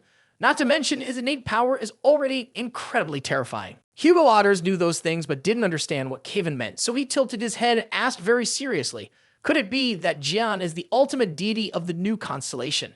Hugo Otters laughed. "Just look at John's blank expression when he was praised. It really looks quite similar." A moment later, the arena echoed with the cheers congratulating Li Jun. He ordered the defeated lions to bring the spoils for his piggy bank to suck in. Several of the young lions who had shouted earlier were now required by Jun to write contracts to transfer to the Ophiuchus constellation without missing anyone. As long as it increases the number of disciples to collect more taxes, anyone who was unwilling was placed on a temporary list. Looking at his triumphant face and Limer, who was looting, Kevin suddenly felt that if his hypothesis turned out to be true, this planet would be crying out. After repeating that hypothesis over and over, Hugo Otters had to ask, "Do you have any evidence?" He shook his head. Hugo asked, "Are you making things up?" Kevin nodded honestly, which drove Hugo Otters crazy, and he grabbed Kevin to show him what was what. Kevin was pinned under Sagittarius' arm, trying to analyze. This guy, Li Jun, really has the potential to be an ultimate deity. Don't you see, he can easily summon the gatekeeper, while normally they don't obey so readily. So why don't you think about it? Why is he so strong, yet no ultimate deity has blessed him? While talking and cursing, Hugo Otters told Kevin to shut up. A man is a man. How can you become a god? The struggle between the two caught John's ear, but he did not correct them. He was now thinking about that Libra who knew exactly where he was stabbed, speaking as if Giselle was really present to witness him being stabbed in the Demon Tower. Quickly, Li Jun could reach a conclusion. This woman was related to the trap from years ago. Looking back, Giselle always had a close connection with the ultimate deity. Could it be that a deity participated in the conspiracy to silence him back then? While thinking, Li Jun's gaze fell on the notice board for the baptism of the apostles. Those who newly joined the Ophiuchus constellation needed to be given a saint name in order to awaken skills different from those without this privilege. It's time to meet my beloved nephew, the first apostle. Li Jun glanced at the two young punks behind him and said, "Hurry up and pack your things." I thought there were still many issues to resolve here. Hugo Otters looked up and immediately saw his buddy from the Ophiuchus constellation say, "Since your wife and followers woke up, you have returned to South Korea. That's the reason why Hugo Otters needs to see some just so much. In Canada, where the Scorpion Sanctuary resides, the news announced by Yola about Lee Jun's victory was clearly visible on the magic mirror for Haley to see. Sipping a cup of tea and murmuring, indeed, the Leo constellation is not a worthy opponent for Lee Jun. She leaned forward to get a better look at the person in the mirror. Haley suddenly blurted out as the handsome face of the winner appeared. Haley raised her hand to touch. Now is the time to enjoy victory. At that moment, a small subordinate burst through the door, shouting, "Sabodas, Holy Lord, the hospital in South Korea is under continuous attack." After shouting, the girl realized her Holy Lord looked very strange. But no matter how she asked, he wouldn't say anything and diverted the conversation to avoid being questioned about the upside-down cup on his head. Haley wanted to hear information about the hospital, mentioning that it was temporarily stable due to the Centaur's presence. The subordinate reported immediately, "The observatory has seen the 13th constellation. It is none other than Lee Jun, Cheon Sum Jae, who happens to be the first follower of this constellation." This was information that Haley paid great attention to, as the 12 zodiac signs had created a special observatory to record any changes in the constellations. Any force that had to share with the 12 zodiac signs would surely not appreciate the 13th zodiac sneaking in. Once the first follower had appeared, other saints would definitely find a way to hinder Jin's expansion of influence. Looking out, she asked, "Is the hospital being attacked the result of another follower trying to eliminate Sum Jae? If so, we need to send someone to protect the kid." The subordinate hurriedly replied, "Eugene is gone." That shocked Haley. That kid hasn't even received the orders and already jumped from Canada to South Korea. Before long, from a distance, Eugene saw a huge explosion around the hospital. The hospital was completely flattened, not simply blown off one floor like before. But the attack didn't come from the other star disciples. It was from the 3 gatekeepers and the fire spirit, who were determined to prevent any suspicious individuals from entering and harming Sum Jae. Seeing this intimidating sight, who would dare to rush in? Just a moment's hesitation, the War King commanded, sweeping his sword to make them clear out. Sum Jae, hiding under the bushes, felt a chill as well. The Goblin King whispered, praising the kid for being quite clever, knowing he couldn't fight against 2 opponents and calling the gatekeepers for help. Recalling that, Sum Jae felt quite pleased. Earlier, the gods had wanted to smash him to bits, but now they were obeying his orders and fighting those opponents. At first, when summoned, the gatekeepers seemed very arrogant, just a kid favored by the Holy Master daring to give them orders. Yet in the end, Sum Jae had 3 big and incredibly reliable bodyguards. His mother was being looked after by the cavalry, and now he just needed to find a way to slip out of here, and that would be perfect. Suddenly, Eugene appeared right behind and asked directly, "Are you Sum Jae?" Sum Jae jumped back startled and exclaimed, "Is it the ghost month for you to show up like that?" He accidentally dropped the Ophiuchus coin that Lee Jun had given him. As he was about to dive to pick it up, a loud argument suddenly erupted from there. Then suddenly, Sum Jae's father fell right in front of him. It seemed that this unexpected landing in front of his son made Hugo feel a bit embarrassed, causing him to hold his head in pain and say, "Lee Jun is busy somewhere else." Sum Jae sees his father, but doesn't see Uncle Jun, so he's making a disgusted face. Many times Hugo wanted to say something but hadn't. Looking at the devastated hospital smoking in front of him, Hugo Otters intended to ask his son what happened when Eugene suddenly walked over. With his father as bodyguard, Sum Jae pointed directly at Eugene and accused, "This is the assassin who's planning to take me out." As soon as Hugo Otters heard that, he immediately cursed, prompting Eugene to defend his innocence. Both Hugo Otters and his son didn't believe him, insisting that Eugene's sudden appearance behind them definitely had malicious intent.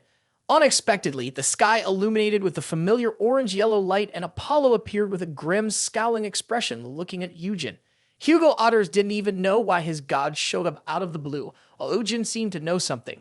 He shouted, "Damn, the gods keep interfering." Suddenly, Eugene's eyes lit up as he began to activate the Bible-reading skill of the Sagittarius. A book flipped rapidly in front of him, and Eugene's hand conjured something resembling a pen from the space in front of him. He picked a rather long passage and altered it to his liking. The light fades into the dark night, and man is no longer blessed. As soon as that sentence was written down, Hugo Otters immediately felt a strange sensation rising within him. As he looked up, Apollo had vanished abruptly just as Eugene had altered it. The sun could no longer appear in the dark night. Eugene pointed at himself with a delighted expression, confidently concluding, "I have eliminated a god. The ultimate deity Sagittarius cannot interfere anymore." He wasn't done yet. He wanted to see how far Hugo Otters would dare to challenge him. Eugene opened the Sagittarius Bible again, randomly selected another passage, and continued to intervene. This time, the passage was directly related to Hugo Otters. He collapsed to the ground, letting out a scream of agony that caused the earth to crack. Sung-jae was panicked, but didn't know what to do. He only knew that Eugene had just read a passage from the Sagittarius Bible. But how could he access the Bible when only the ultimate deity could read it? The content that this brat altered was too bizarre. Hugo Otter's head was pounding, but a crazy thought crossed his mind. Could it be that Eugene can alter the Bible? The Bible records the achievements and events of the ultimate deity of each constellation. From their birth to their exploits, all have been documented, turning into legends and myths. As a result, people worship, build their faith, and the power of the ultimate deity of the constellation they revere grows stronger. Aside from the ultimate deity, there is only one entity capable of viewing and changing the Bible, known as the archivist. Hugo Otters could not have imagined that a young and renowned person like Eugene was an archivist. In Hugo Otter's memory, this entity was supposed to no longer exist in the world. In the past, the ultimate deities eliminated all those who held the powers of the archivist and bound God because their prideful nature did not allow them to overlook mortals who acted blasphemously. Now Hugo Otters understood why Apple had suddenly appeared earlier. Eugene laughed joyfully as he saw the once arrogant face of the centaur saint now drenched in sweat. He was about to say more when, under the bright moon, Lee Jun appeared out of nowhere, crashing down dramatically right at the head with the green hat. Breathing out, Jian criticized his friend. "You were taken down so quickly. Why aren't you handling it quickly and coming back to help me? What are you still doing here?" That year, the entities sent by the Holy Spirit to destroy the archivist and bound gods swept through many places, wanting to eliminate all those capable of interfering with the powers of the divine. The entire village was massacred for harboring the clans capable of giving rise to the aforementioned different beings. At that time, Eugene was not yet 10 years old and witnessed the brutal slaughter in his village with his own eyes. He dared only to cover his mouth and stifled his cries. A few days later, the boy was bandaged and treated for his wounds. Unexpectedly waking up in a hospital bed, Eugene sat up. Next to him, someone spoke as if they had been waiting for a long time. Haley simply asked, "How are you feeling, kid?" But Eugene was too frightened, his face full of suspicion. Only when she closed the book, showing a gentle expression, did she say, "This is my city. It's very safe, so don't worry." The sound of moaning from Eugene's childhood dreams echoed in the deserted park near the Scorpion Hospital. He was tightly bound by something elastic and pink. Lost in a stupor, continuously calling out Haley's name. A group of centaurs gathered around as soon as Eugene opened his eyes to check on him. Surprisingly, what was by him was Limer, a creature capable of transforming into anything. No matter how much Eugene shouted, he could not escape the encirclement. Upon hearing his subordinate report, "He's awake, Holy Master," Hugo Otter shouted, "Ji Woo," and then rushed towards his wife. On the other side, Ji Woo shouted back, "Oh, my darling." The two ran to each other and embraced joyfully, as if they had never been apart. The scene was truly beautiful in the eyes of the centaurs, but Gart was actually telling that brat to wake up, without mentioning anything about the lady. Jian noticed Eugene, so he stepped forward and asked with interest, "You have some interesting abilities. Are you an archivist?" Eugene deliberately denied it, but John's glimmering gaze had used the fixating eye of God's skill, leaving no chance to deny, knowing that the archivist could not conceal information. Eugene immediately activated the shadow move skill of the Scorpion Bow, turning his body into red liquid, stepping on a few columns, and darting away from human reach. He flew past the couple who were affectionately embracing, and Eugene intended to reach out and grab Ji-won as a hostage to escape. But another strong hand was quicker, pushing Hugo Otters away from Ji-woo, catching her and leaping away from Eugene's reach.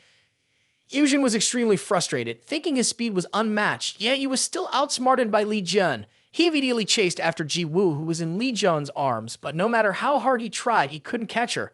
In the meantime, Ji-woo kept yawning, while Lee Jun laughed with delight, driving Eugene crazy. With nothing else to do, he changed direction, ignored Ji-woo, and just wanted to punch Jian to vent his anger.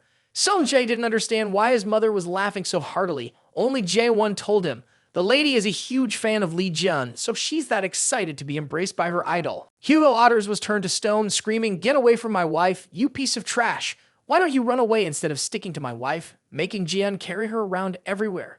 Eugene wanted to escape, but out of anger, he felt he needed to punch Jian to be at ease before leaving. However, that only pleased Ji-woo too much, and she excitedly said, "Honey, wait a little longer. How often do we get a chance to be held by Jian?"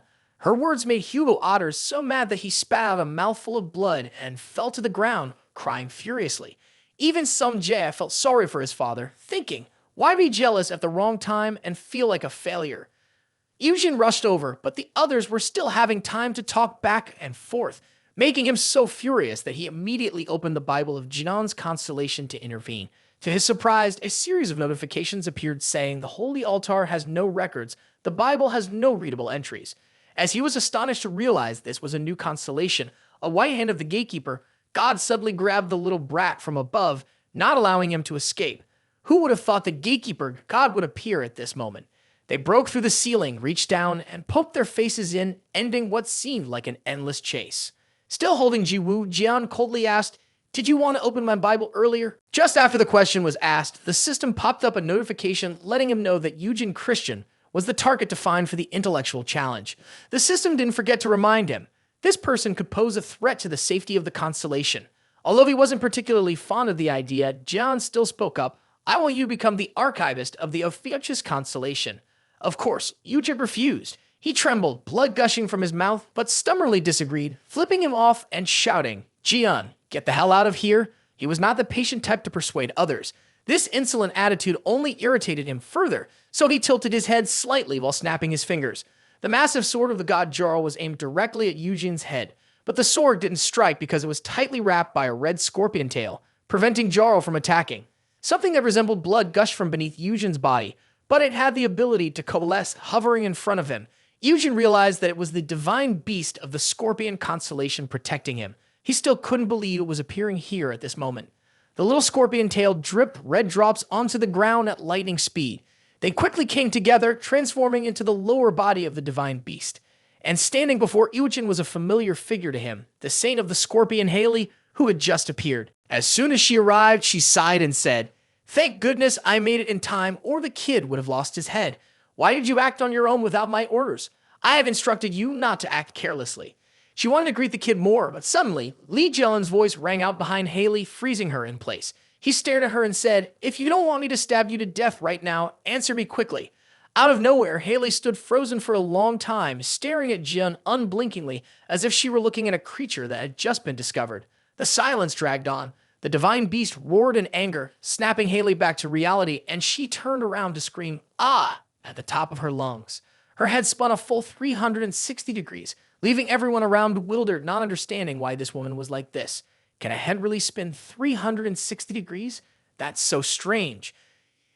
Yujin looked up to see the high-ranking deity suddenly kneeling on the ground, trembling in fear, which was truly odd. Above, the three gods and two divine beasts watched the drama with bated breath.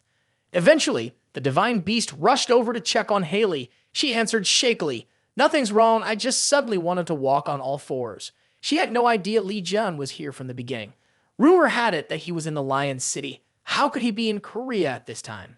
Haley covered her mouth, trying to keep calm, taking a deep breath, and then turned to look at Jian calmly. But in Haley's eyes, Jian looked like a handsome god filtered through 10 beauty filters, extremely charming. She asked, "What are you doing?" Haley couldn't help it. "Oh my god, can't stand it anymore." Her heart raced like a school bell. She couldn't endure his aura. Haley kept covering her mouth, just wanting to hide her head somewhere. Sung Jae whispered, "Why are so many people acting strange today?" He had been asking silently, and Haley's behavior was quite odd. Jian was trying very hard not to get angry. He reached out and grabbed Haley's shoulder, yelling, "Get a grip!" That action made her face turn even redder. "Oh my god, Lee Jian just touched me." She screamed as if he were a cockroach, losing all the calm demeanor of the Scorpio saint. Even the divine beast had to step in to intervene. "Lee Jian, put your hand away. The saint is currently very emotional. Please don't make her lose control any further." Jian let out a long breath. What emotion? Haley clearly hates me. The Scorpio saint in his grasp was burning up like she had a fever and then fainted. At a loss, Jian turned to call Sung Jae while still holding Haley with one hand. The boy had just stumbled closer, not yet having the chance to ask, "What do you need me to do?" when John's hand grabbed his mop of red hair and said, "Accept your baptism. I mean the ceremony to introduce the saint and be recognized as an official disciple. Understand?" Hearing this, Sung Jae wanted to jump up. Such an important ceremony, how can it be done hastily in this place? Jian didn't care about the useless rituals. He didn't say much, emitted a blue light, and began the ceremony without giving his nephew a chance to resist. When he opened his eyes again, Sung Jae found himself thrown into a dark space. He squinted into the thick darkness, but saw nothing at all. Sung Jae wondered, why hasn't the ultimate deity appeared yet? At that moment, words appeared above him. Do you want to become the first follower of the zodiac of Fuchsius? The text only showed for a few seconds, but Sung Jae immediately accepted, boldly declaring, Cheon Sung Jae believes in the zodiac of Fuchsius and is ready. Suddenly, a brilliant light shone from behind, illuminating his back and causing Sung Jae to turn around immediately. From the dark space, a crack opened and the shape of the ultimate deity, resembling a human, flew out, dazzling to the eye. He could see the form of the ultimate deity more clearly through its two arms. Suddenly, Sung Jae found this image very familiar.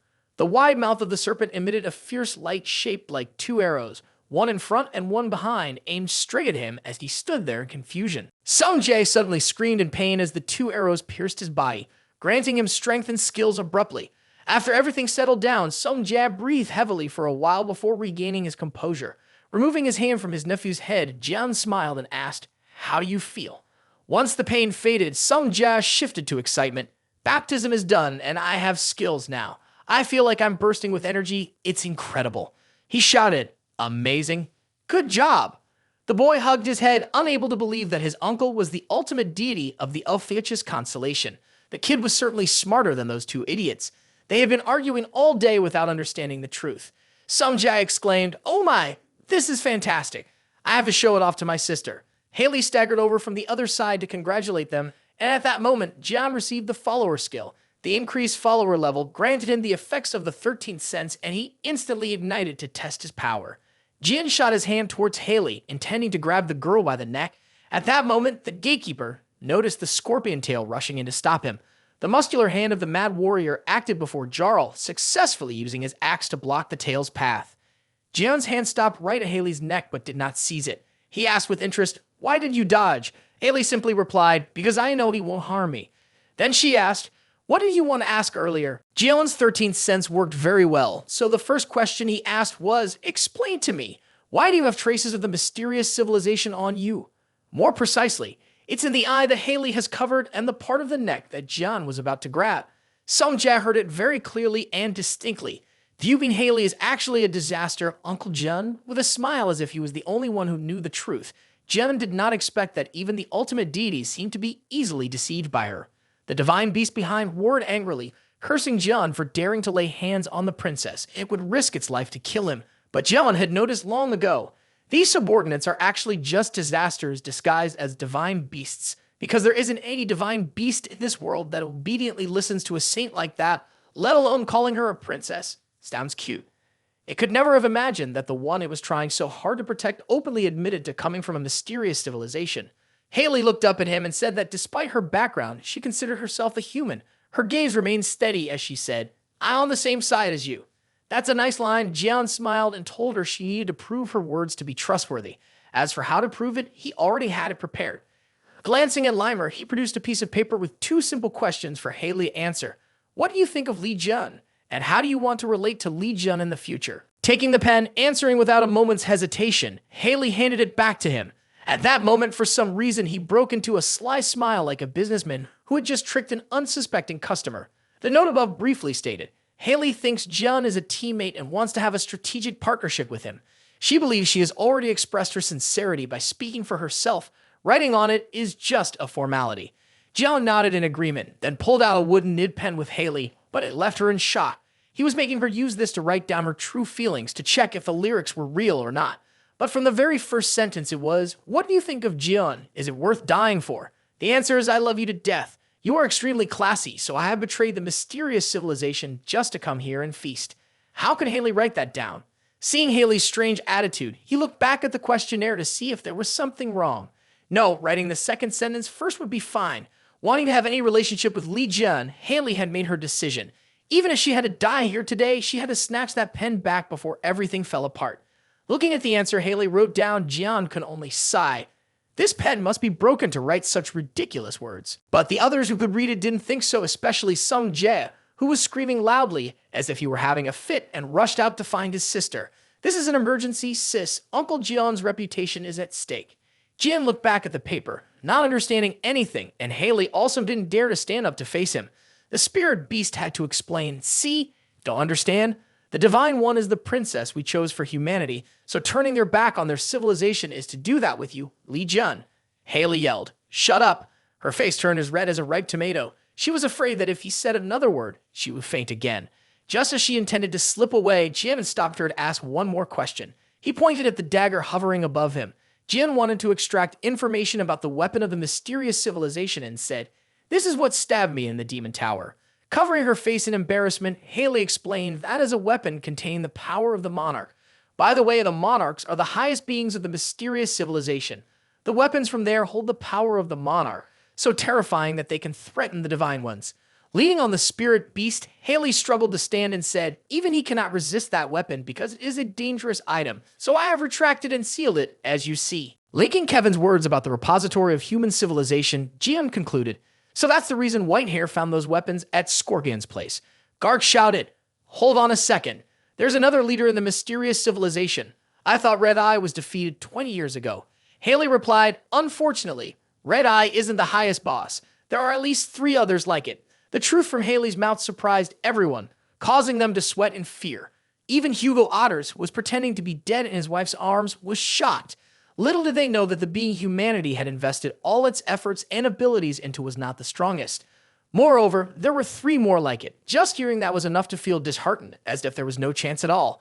Jian silently absorbed the information he had just received. Of course, he was not happy, but piecing it together made it seem quite reasonable. Inside the Demon Tower, the manager there said something to him. "I'm surprised. I didn't expect you to capture one of humanity's famous pets. That's quite a nice toy to play with." Hugo Otters panicked, pulling him out of his thoughts. "Did you hear what the lady said? There are 3 monsters like Red Eye." With a confident smile toward Lime, Jian assured, "Don't be so frightened. I just have to cut down everything in front of me. That's all." That was Jian trying to ease his friend's worries, but inside he was thinking, "I have to become stronger." To do that, Jian approached Haley, pointing in that direction, wanting this person to prove she was on his side.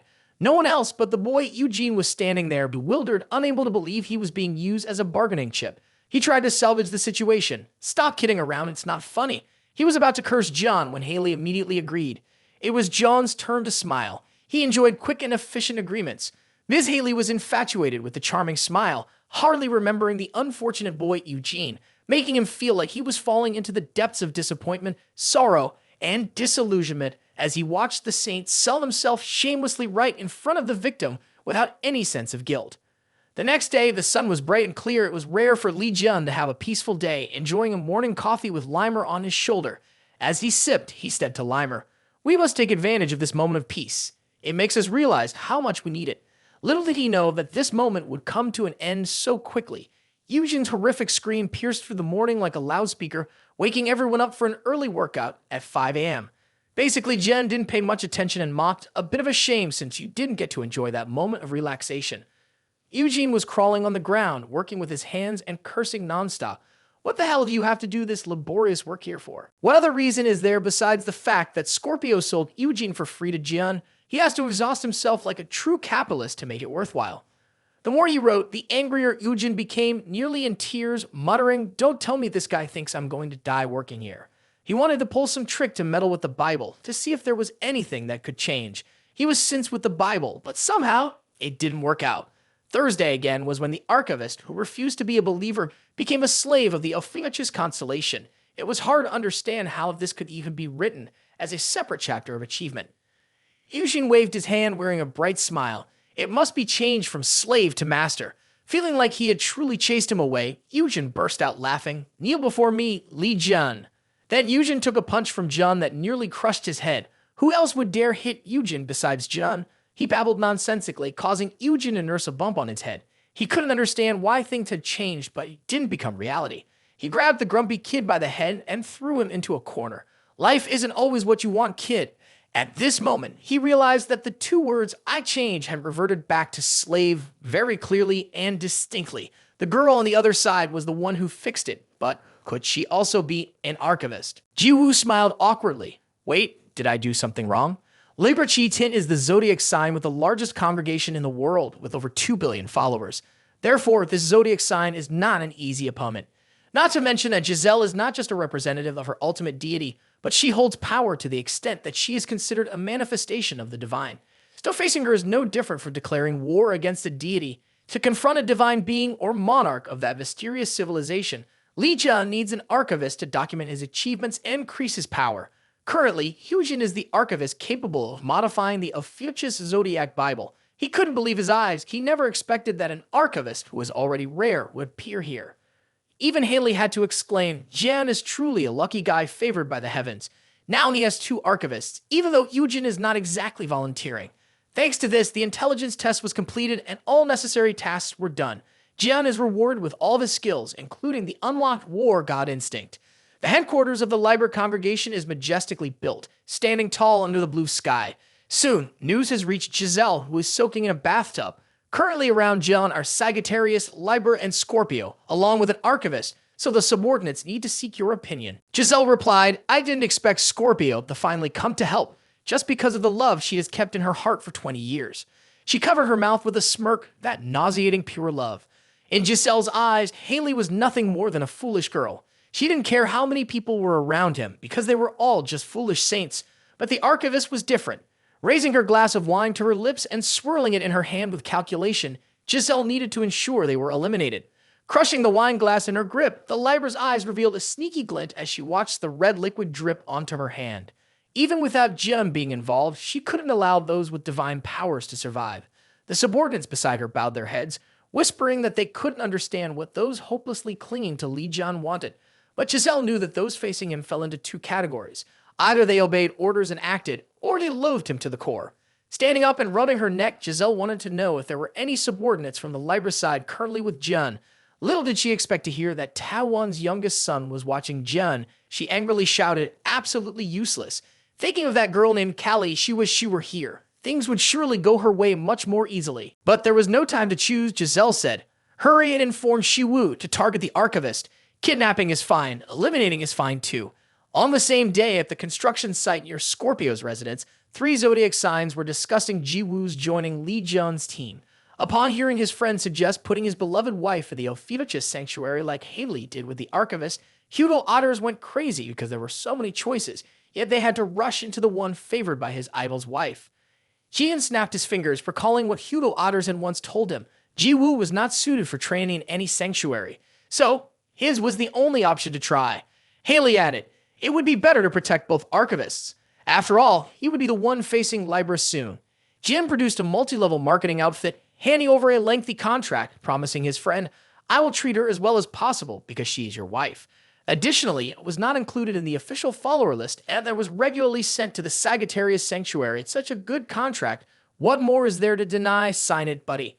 After that, Haley shifted to the subject of Hugo Otter's eldest daughter visiting his sanctuary the other day to check the condition of her arm. Although he had used his mana diligently to heal her, Haley still had to report that the situation was very serious. Despite trying to hold back in every way, they were reaching the limit. Seeing the panic-stricken expression on Hugo Otter's face, Jian realized that the two were discussing something serious that he didn't know about. He turned abruptly, wanting to understand more about his niece, Yoha. While the three were in discussion, inside the construction site, Jiwu had just finished writing a thick stack of papers and excitedly said he had copied all of this. Does Yujin need help to organize it right away? The kid, disheveled, sat between 2 towering stacks of paper, looking like he wanted to just do whatever, not caring. Earlier, John had thrown a pen at his forehead, leaving a huge mark, just because he refused to work for him, which made Eugene extremely angry. Jen not only forced him to write a slave contract, but also played a torturing game. Glancing down at his arm that kept moving on its own, he cursed this damn thing out of frustration. The eternal pen that writes the truth, having the seal of Li Jian and infused with blood from Archivist Eugene, chose him as its master. The two had fused together, turning into something with sentience. Now it was laughing and quickly scribbling several pages of blank paper with Eugene's hand. Eugene was very frustrated, throwing it away to ease his exhaustion. But to his surprise, it hit the wall and then flew back to bash his head in anger because its master dared to discard it. Jiwu thought Eugene was considering suicide and shouted out, not noticing that someone was secretly hiding behind the door. The blonde boy clenched his teeth. He knew he was here under his mother's orders, but what was she expecting from him while his older brother was still being beaten up? After thinking it over, Shiwu still had to get down to work. After the failure of Blood Fob, this was his only chance to prove to his mother that he wasn't useless. Glancing inside, Shiwu identified that the kid was from the Scorpio faction, looking hard to attack so he would leave him for later. The woman looked easier to deal with, even possibly useful for threatening some Jay. Too focused, he didn't realize the loud footsteps outside or the sound of the door being kicked in. Now he just hoped to finish quickly and go home. To his surprise, Kevin burst in and kicked the door away, shouting, "Lee Jian!" He stomped his foot down on the door and yelled, "How dare you leave me behind in Leo? I won't let you off the hook." Eugene saw the familiar figure in panic, standing up with Jia Wu and wondering, why is the Virgo Saint here? At that moment, even Azar noticed that Li Jian was not here. After a moment of chaos, he saw Sagittarius and Scorpio appearing behind him. Just as he was about to keep yelling, he realized Haley was also present, and all four exchanged looks that were far from pleasant. At this point, Sagittarius noticed an additional eighth person in the room. The blonde head peeking out from under the broken door was none other than Yun Shi Wu. Some people blame Kevin for bringing this kid here, but he doesn't even know anything. Jian just realized that this was the kid who bullied Sung Jia, the one he had once beaten up badly. His friend next to him with his teeth bared, prepared to attack the child of Libra. "What are you doing here?" At this moment, Jian recognized that this was one of the two culprits of the blood mist incident he had heard Gart talk about. The kid groaned under the rubble, struggling to get up, only to be brutally stomped on the face by Li Jian's foot. He was very angry, wanting to unleash his fury on the trash that had caused his friend and two nephews pain for the past 10 years. Meeting someone who had beaten him up before would definitely not be pleasant, not to mention Li Jian was now even stronger and clearly hostile towards Shiwu. Behind him, Hugo Otters lost his composure and shouted, "What the hell are you doing here, Shiwu?" Thinking about the possibility of him coming to ruin his family again, Hugo Otter's eyes blazed with fury. Immediately, he transformed into a demigod, ready to deliver a beating. Haley stood beside him, showing her anger. Clearly, this kid's mother knew about Li Jian and the Archivist, both exuding a powerful aura. She wanted to know if Giselle had indeed ordered the elimination of the Archivist. Another person drew his ice sword due to a deep-seated hatred for Libra, as Kevin had later heard news that their offspring ordered the Blood Fog to demolish the Virgo stronghold, which made Kevin Azar extremely angry. Yashi won, right? Let me see how much you've grown. Very satisfied that everyone around wants to beat this little brat to a pulp. Jian pressed his feet down harder, smiling with a wicked grin. "You're about to die, kid." Stomping a few more times in line with his words, Jian wanted to see what everyone planned to do with the kid. Or should we just kick until his head explodes? Shiwu was terrified under Jian's foot. In this situation, he couldn't even keep his life, let alone accomplish the mission. He yelled out to summon the spirit beast, telling it, "Quick, take me to the secret base." Jian kicked his foot away just as a golden light shone with countless chains, the symbol of Libra surrounding Shiwu, smiling happily. "Finally, I can escape successfully." But oddly, in the depths of Shiwu's eyes reflected the image of Jian, also grinning widely. In an instant, Shiwu vanished before everyone's eyes, leading them to believe he had successfully escaped. Hugo Otters angrily asked, "Why did you let that scratcher escape?" But in reality, Jian was doing it on purpose. If we just caught him and beat him up a bit, wouldn't that be a bit boring?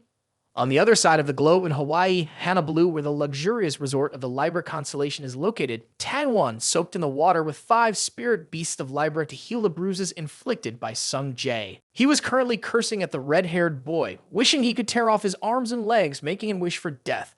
The teleportation gates suddenly opened and a scream rang out right above him. Taiwan was lost in thought, thinking it was the scream of Sung Jae, which he imagined would cause him pain later on. Little did he know it was his younger brother tumbling headfirst into the lake, landing on Taiwan. As soon as he found out, Jian discovered that Thin Bin wanted to eliminate the Archivist. Taiwan relentlessly cursed his younger brother without mercy. Shiwu didn't dare to resist, only holding his head in fear that his brother might hit him with a rock. Now, no matter how much Taiwan cursed, he had to endure it because getting here was thanks to him saving himself. The most important thing now was to stop Li Jian when he arrived.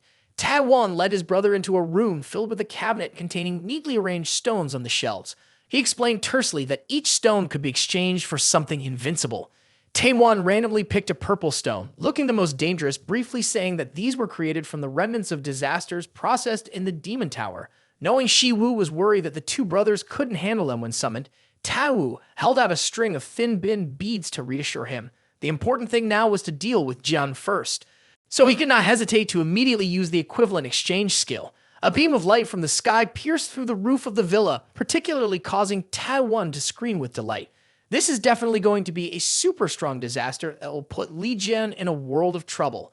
Unexpectedly, the golden beam shifted to a jade green, then gradually consumed the original color. More precisely, it pushed the golden beam back into the sky and completely replaced it. The shape in front of them left both of them panicked, not understanding what they had just summoned. This feeling of power is so familiar.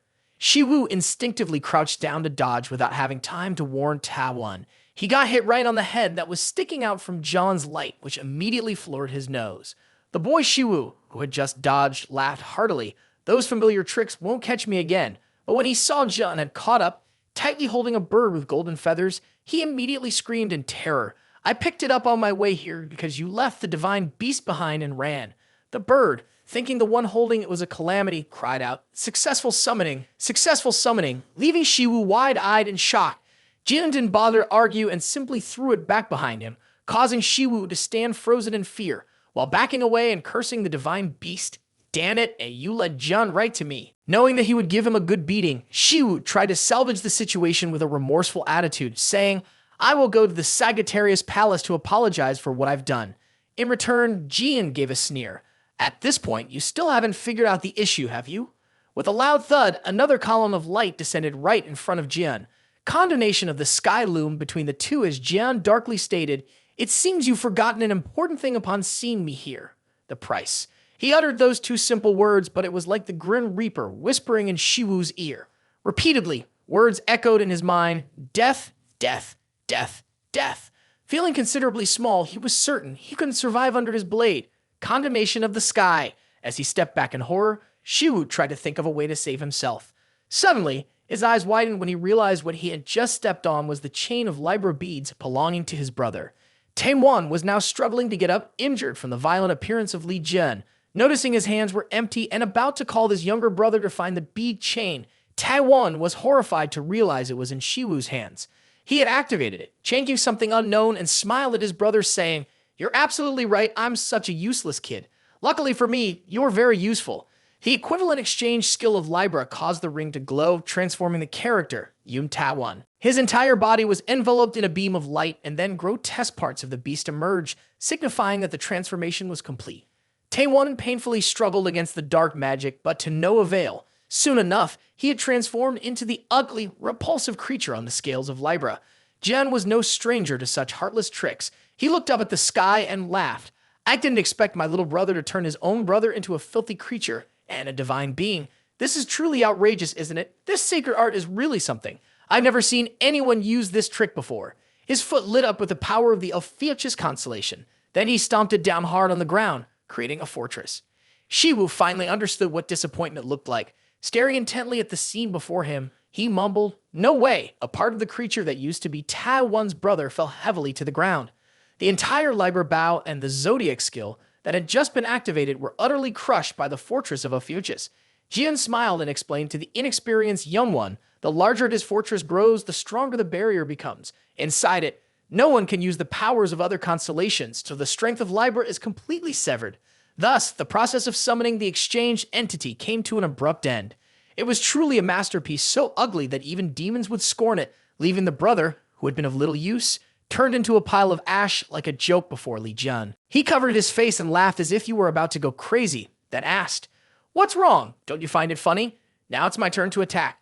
Searching the Bible for the constellation of Ophiuchus, Li Jian picked out the second event. The Saint Sagittarius admired the master of the constellation of Ophiuchus, thus unlocking the ability to use the power of Sagittarius. Jian's eyes were suddenly embraced by the fire of the sun god. By the way, he also used the insightful eyes skill of Sagittarius, stepping forward as he asked, Do you have any last words? Speak up. Usually, before dying, people tend to atone. I'll give you 3 seconds. If you want to confess, hurry and say it. His eyes blazed with the condemnation of the sky on his shoulder. His words were calm but carried a heavy threat. If you want to leave a last will, choose your words carefully and say them, you bastard. Shiwu gritted his teeth, his body trembling as if having a seizure. He was so scared of him that he froze. Even the curses escaping his mouth sounded broken. Finally, unable to bear it any longer, Shiwu grabbed his head and screamed, Damn it! He roared in questioning. Who the hell are you? Who are you that keeps bullying me? Is it because of what I called in the blood mist 10 years ago? But back then, I was too young and made a mistake. Haven't you ever done anything wrong when you were young? Or is it because I controlled the blood mist in Europe or attacked the Scorpion Palace Hospital?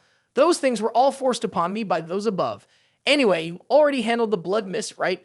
Those who were thought to be dead 10 years ago were all saved. So why make a big deal about it now? Haven't everything been resolved? Shiwu kept shouting louder. What do you want from me after everything has ended? Do you know who I am? His eyes blazing with intensity, he declared, "I am Yun Shiwu, son of Giselle Lawrence, the saint of the Libra Palace." Driven into a corner with no way out, he resorted to mentioning his mother to intimidate. Shiwu boldly asked, "If you touch me, will my mother let it go?" After shouting, he had to pause for a few seconds, unable to believe his eyes, noticing that Jian was dozing off to the point of drooling. Jian startled and asked, "Ha, are you done talking?" At that moment, he opened his eyes and asked, "Is there anything else? Speak." Yawning a few times for the kid to have a few more seconds. Is life really full of regrets that you have to talk so much? Seeing Shiwu trembling and pointing at himself in disbelief.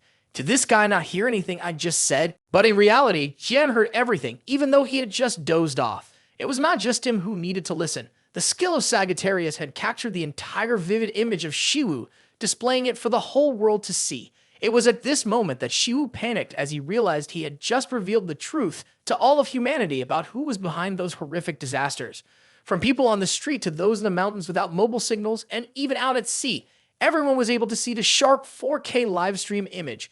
Roughly counting, it seemed that around 8 billion people were watching, truly a broadcasting god, the livestream king that many streamers envy, but cannot attain.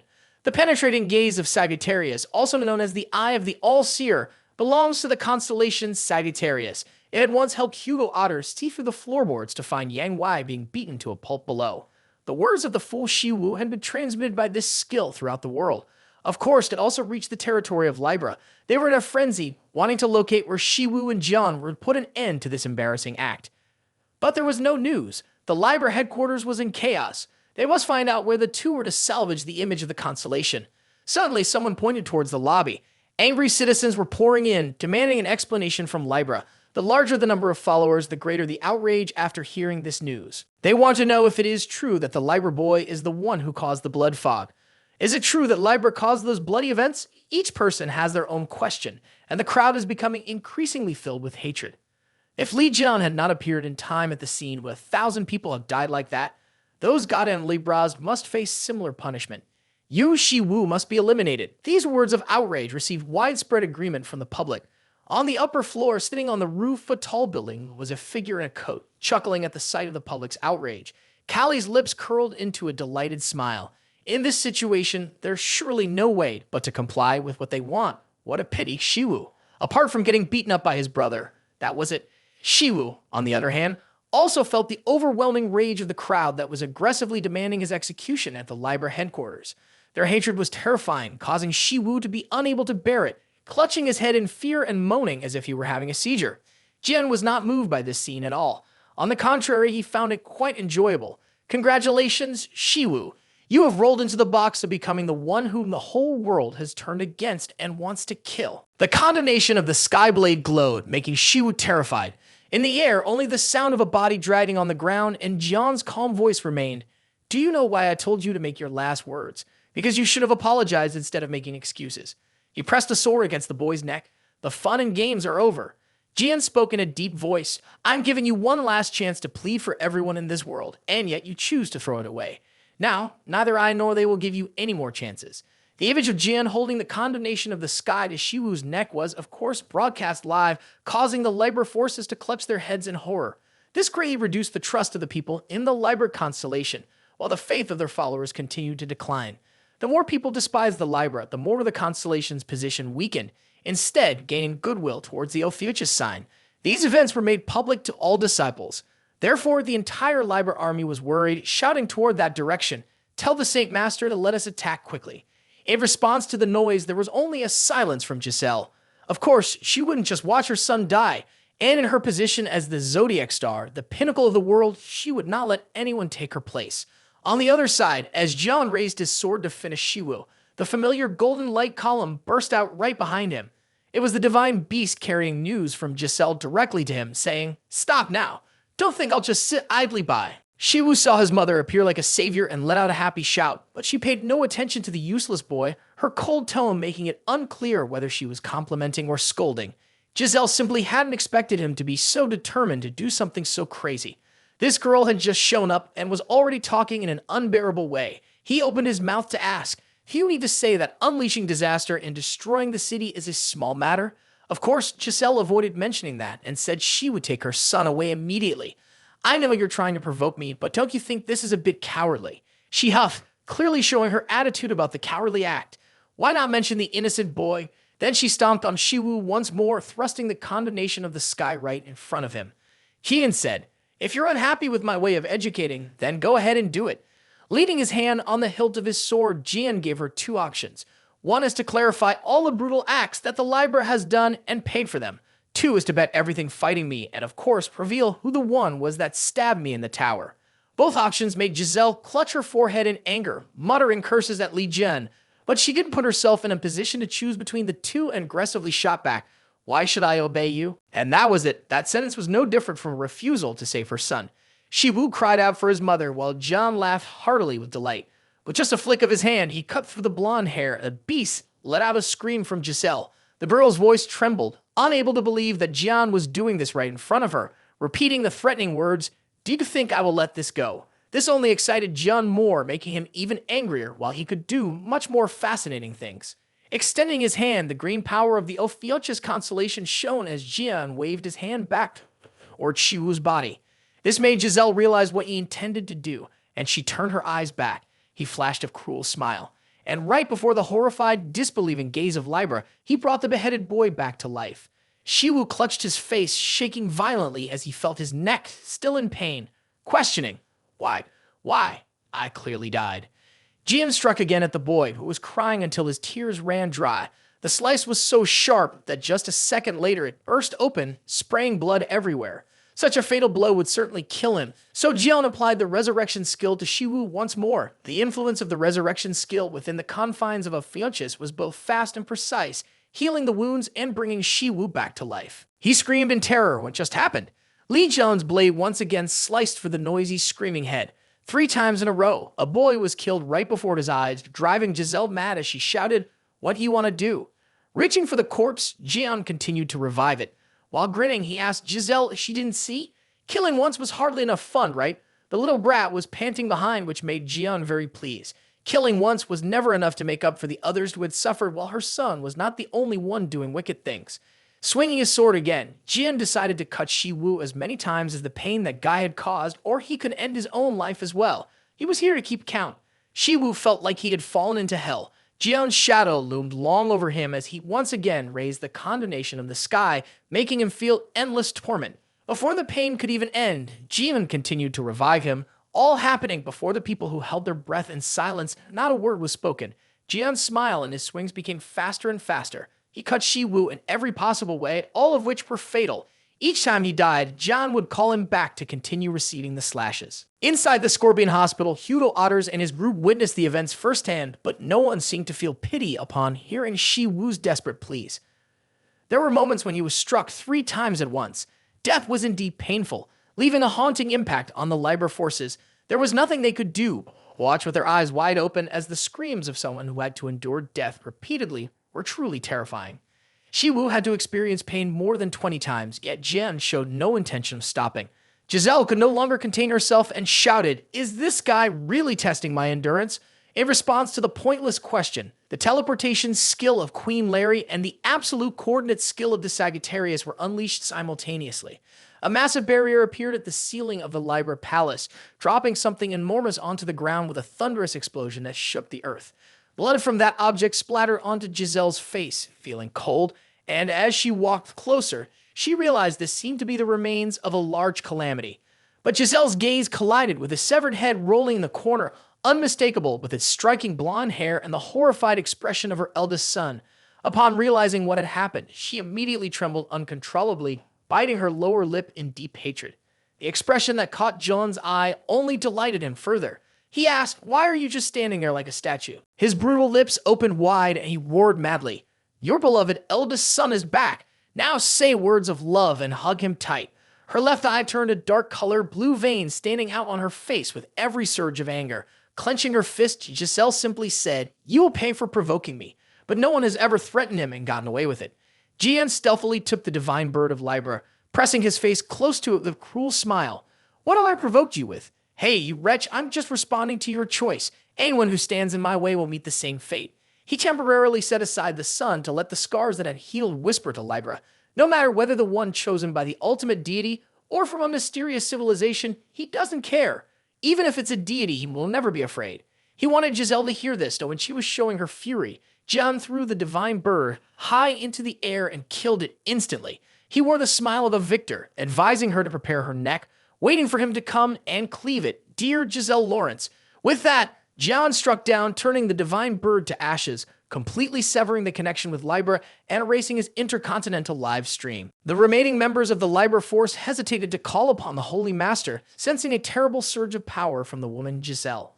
Li Jian's roar echoed far and wide, accompanied by a peak of anger that made the entire city tremble, as if it were experiencing an earthquake. Upon arriving, Giselle paid no attention to the people anymore. She shouted, "Dare you insult me? I will surely chop you up along with that trash."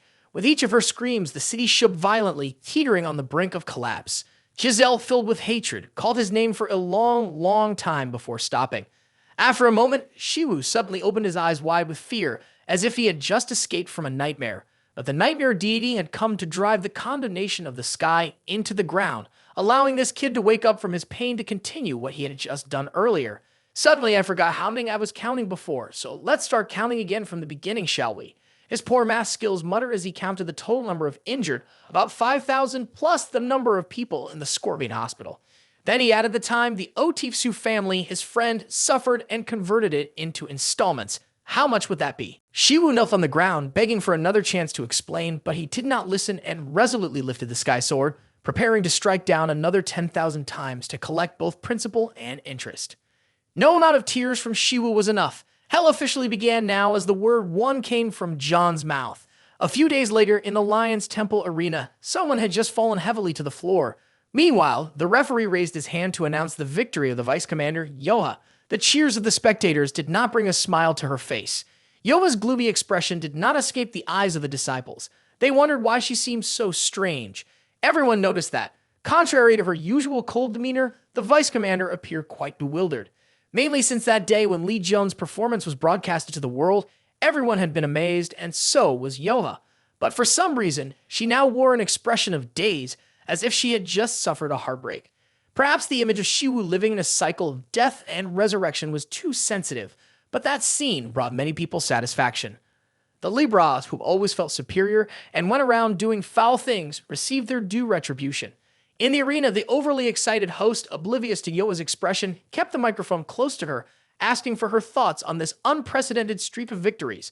"I have made a decision." Suddenly, Yoa let out that phrase, yet still maintained her dazed expression. She said, "I have decided to leave the Lion's Holy Order." Before the crowd could stir, she continued, "And then I joined the Sacred Order of Lord Jun."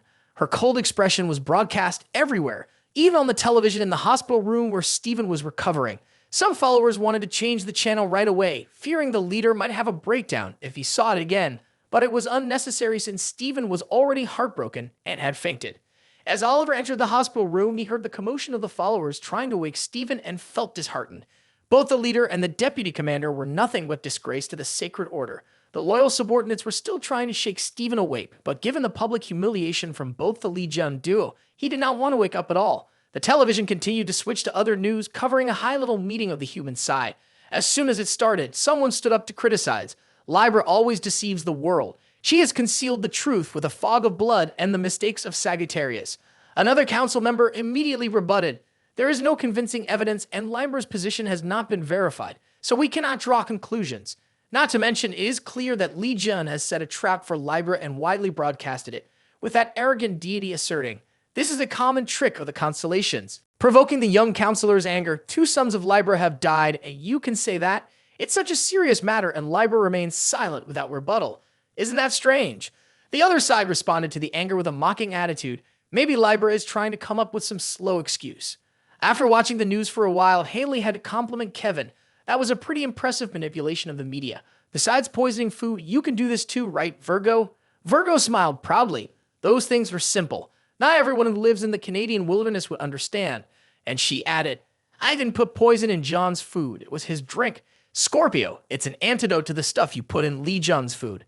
Haley immediately retorted, "Your antidote may work for what Kevin put in, but it's too much trouble. It's because of you that I wasted time."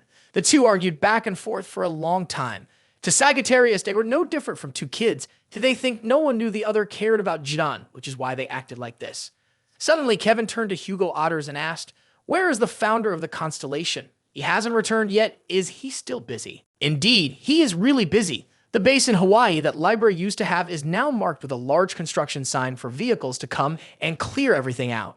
Nearby, along with a heap of fast food and chill music, Li Jian, in a sleeveless shirt, is enthusiastically munching away. At his feet lies a mess of takeout boxes, and he's chewing while checking whether he has finished wrecking Libra stuff to see what he can build for himself. On the positive side, he found the core of the calamity, which are crystal stones created from the crystallization of the calamity Li Jian had destroyed in the Tower of Evil before. Come to think of it, it seems they were planning to call him out with those stones he had created. That's why that dumb bird claimed to have successfully summoned him when he was tracking it. Tossing aside the hamburger and standing up, the construction worker Jun realized his lunch break was over and he had to dive back into work. Looking up at his creation, he felt refreshed, thinking he was about to have a new house. And there was also a gift for that woman. He wondered if it had arrived yet. The gift John was referring to was the head of the second sun slumped in the middle of an intricately decorated wreath, inserted into the decorative pillar in Legra's temple. Giselle was so enraged upon seeing it that she increased the gravity, making everyone in the lobby kneel behind her. In a fit of rage, she knew that guy John had sent this to humiliate her. Plus, Kevin Azar had publicly insulted Libra on television as well. She glanced at the person standing behind her and coldly asked, "Do we have no plans to deal with this many subordinates?" Looking at the ground several meters away from her feet, which was cracking with each of the saints' anger, the apostle could only feel helpless. The Verno was acting too quickly and broadcasting live, so no one could intervene in time. Thinking about the mockery of a servant of the Virgo goddess daring to infuriate her to this extent, Giselle felt her insides churn. We can't let those who cling to Jian live quickly gather our forces.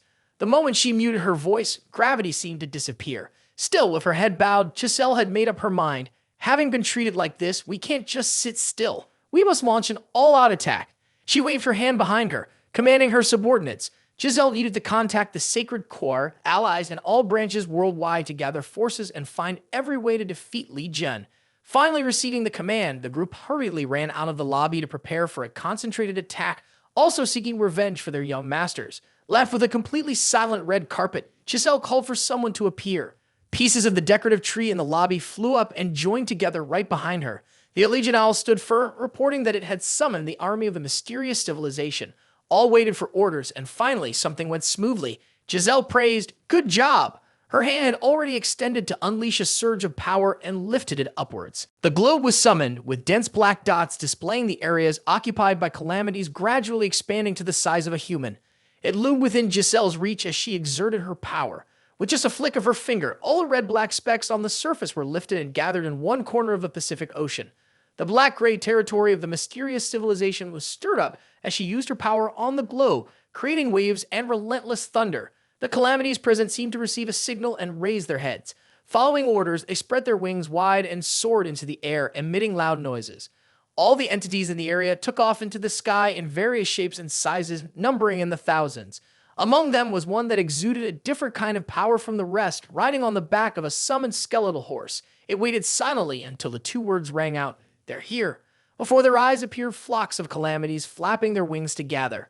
Lightning flashed across the sky, blindingly bright, as the riders soared above alongside the winged creatures, counting the numbers of the walking calamities, who soon formed into a formidable army, waiting in silence for orders. Giselle poked her finger into the ocean on the globe, conjuring the image of her hand having truly groped that place, stirring the waves. The black and red masses representing the play rushed in violently like vines grasped by her hand.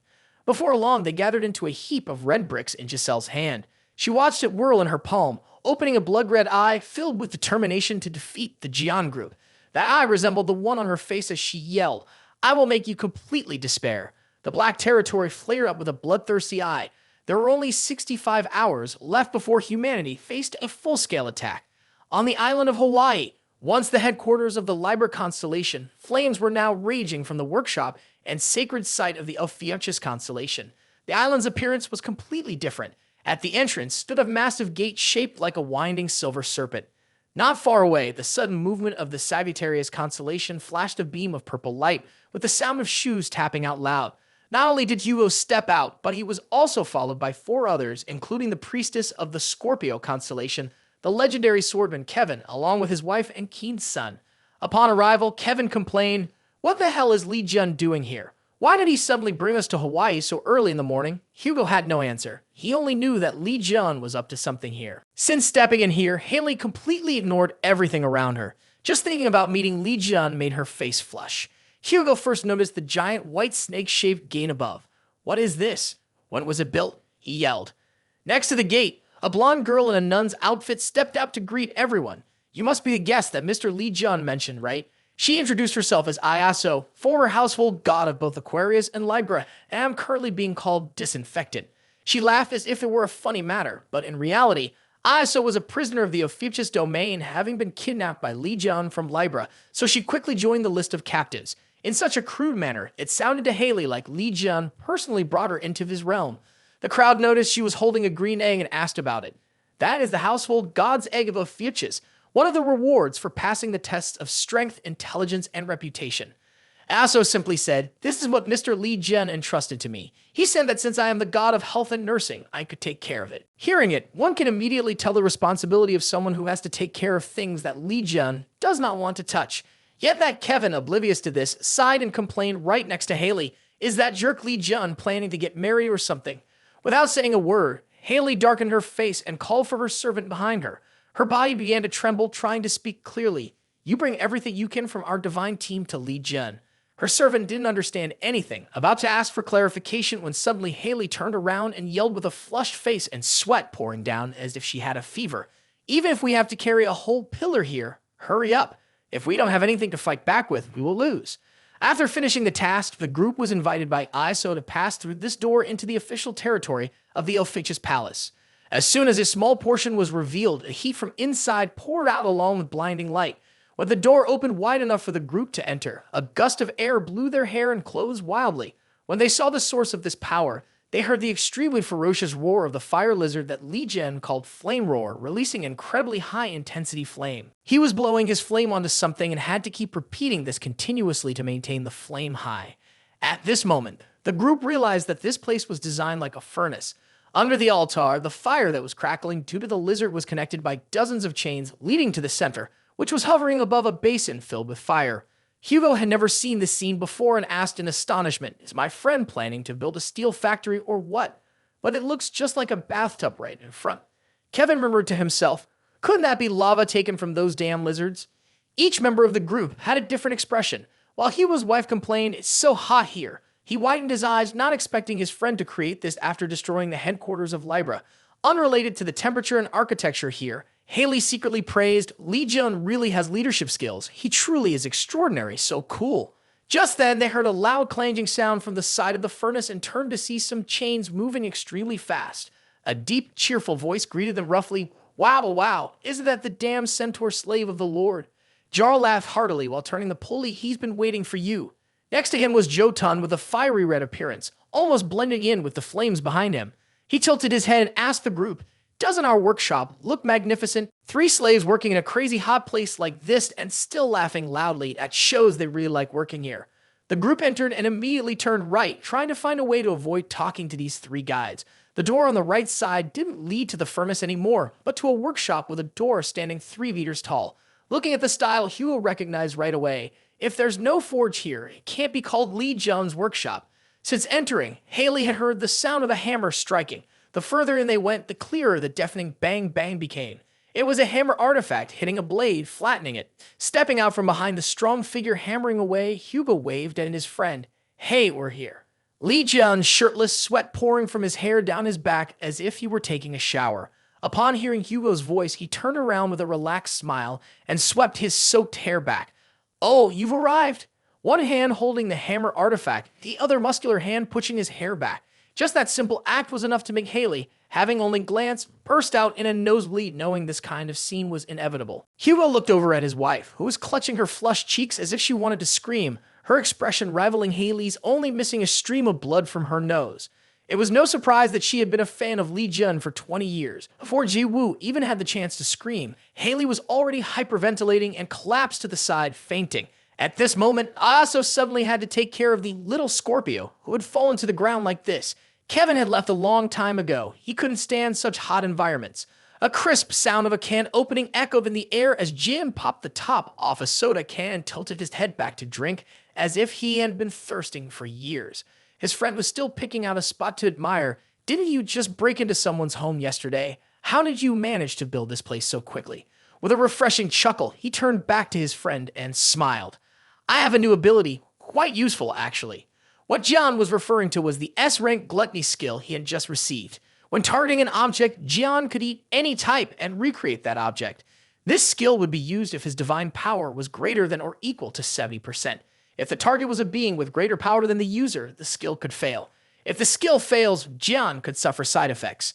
But looking at his appearance, it was clear that everything was going smoothly. He exhaled sharply and said briefly, basically, I'm just combining the sanctuary with a futurist and my workshop into one.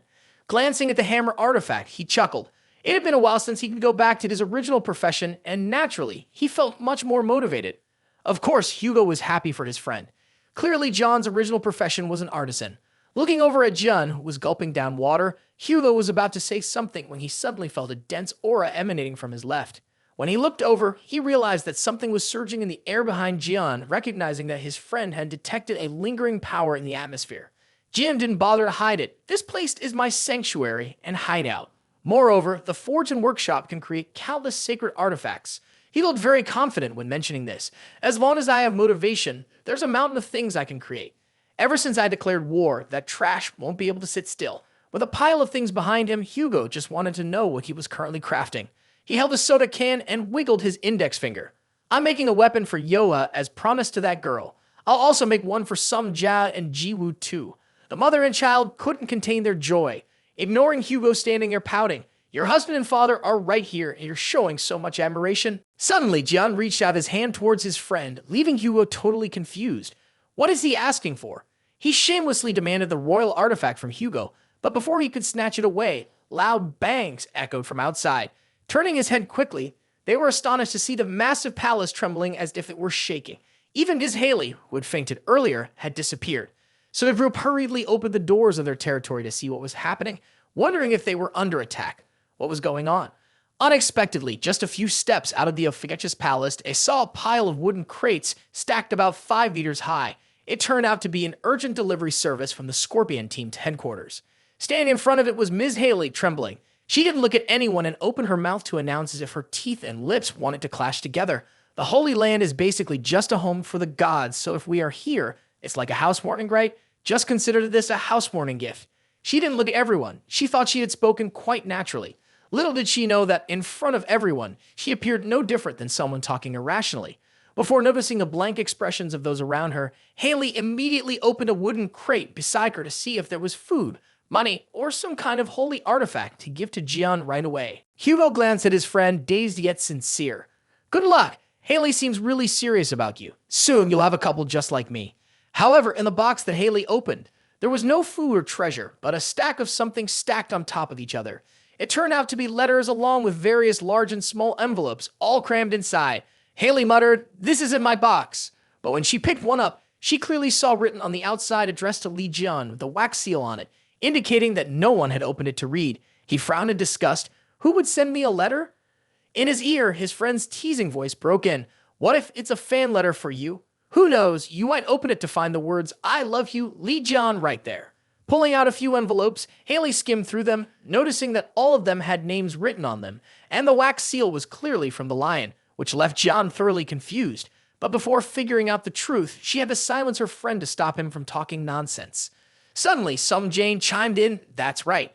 The Lion Club has been in big trouble ever since your sister announced she would leave that sanctuary. Who knows? Maybe that's why they're sending letters to you. At that moment, at the headquarters of the Leo Club in the US, where a towering 40-story building stood imposing on the main street, Steven's large hand slammed down onto the table, full of anger. Why did you say that? He struck the table hard, still seething with rage. Surrounding him, voices mingled with questions. Even if you leave, things won't end easily. Do you know how many people will leave with you, Cheon Yova? Faced with Steven's fury, Marker appeared small, standing sullenly with his hands behind him, and replied casually, Yes, I know. Saying he understood but appearing indifferent made Steven's face contort with frustration. Having exhausted his options for banging on things, he had to sincerely ask for the reason. What's the problem? I've given you everything you wanted. Just tell me. Yoha unexpectedly found him to be reasonable. After a moment, she still said something to infuriate Steven, Please let me leave and transfer to another club. In desperation, he put his hands to his face and lamented. What about the contract clauses, salary, or anything else that matters? Just say yes, of course I'll adjust it. Yet Yoa said, no, I don't need those things. So what's the conclusion? He sighed. Do you really want to leave this place? Suddenly changing the subject, Stephen asked an unrelated question. How has she been lately? I mean her arm. Stephen's question brought back memories for both of them from 10 years ago, on a day when it was pouring rain, a few days after the blood fog disaster occurred. In the quiet hospital of Scorpio Palace, the sound of the breathing machine was the only thing breaking the midnight stillness. Sonja and Yoa's mother was lying on the hospital bed, and the two sisters were peacefully asleep together under the heavy rain. Suddenly, Yoa sensed a noise and a light coming from somewhere. The little girl Yoa sleepily stepped outside and pushed the door to see if her father had come home. But there was no one in the hallway. Instead, the elevator door was wide open, emitting a warm golden light, which made her rub her eyes and walk over to see what was going on. The elevator, about to close, was completely empty. Yoa was dozing off when she suddenly heard a voice right above her. Hello, you must be Yoa, right? The voice belonged to Giselle beneath her cloak just as thunder rumbled outside, completely shaking off Yoa's drowsiness. Turning around, Yoa saw the woman standing very close to her, Giselle, the saint of Libra, displaying a rather ominous smile as she pulled down her cloak. Oh dear, did I scare you? Her blonde hair and distinctly foreign-looking eyes were unforgettable after just one glance. Yoa had seen her interviewed on television before. The girl took a step back in shock. This person is the Libra saint. Giselle's attitude at that moment was quite normal. She asked Yoa, I would like to talk to you for a moment. Shall we go somewhere else? The sky outside continued to pour down rain. Finding a table in the closed dining hall, Giselle spoke with concern. I have some worries for you all after the blood fog incident, which is why I came to meet.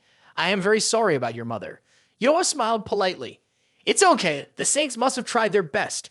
I believe this is the best outcome. Across from her, Giselle appeared as a kind older aunt, bowing her head in gratitude to the girl for her reassuring words.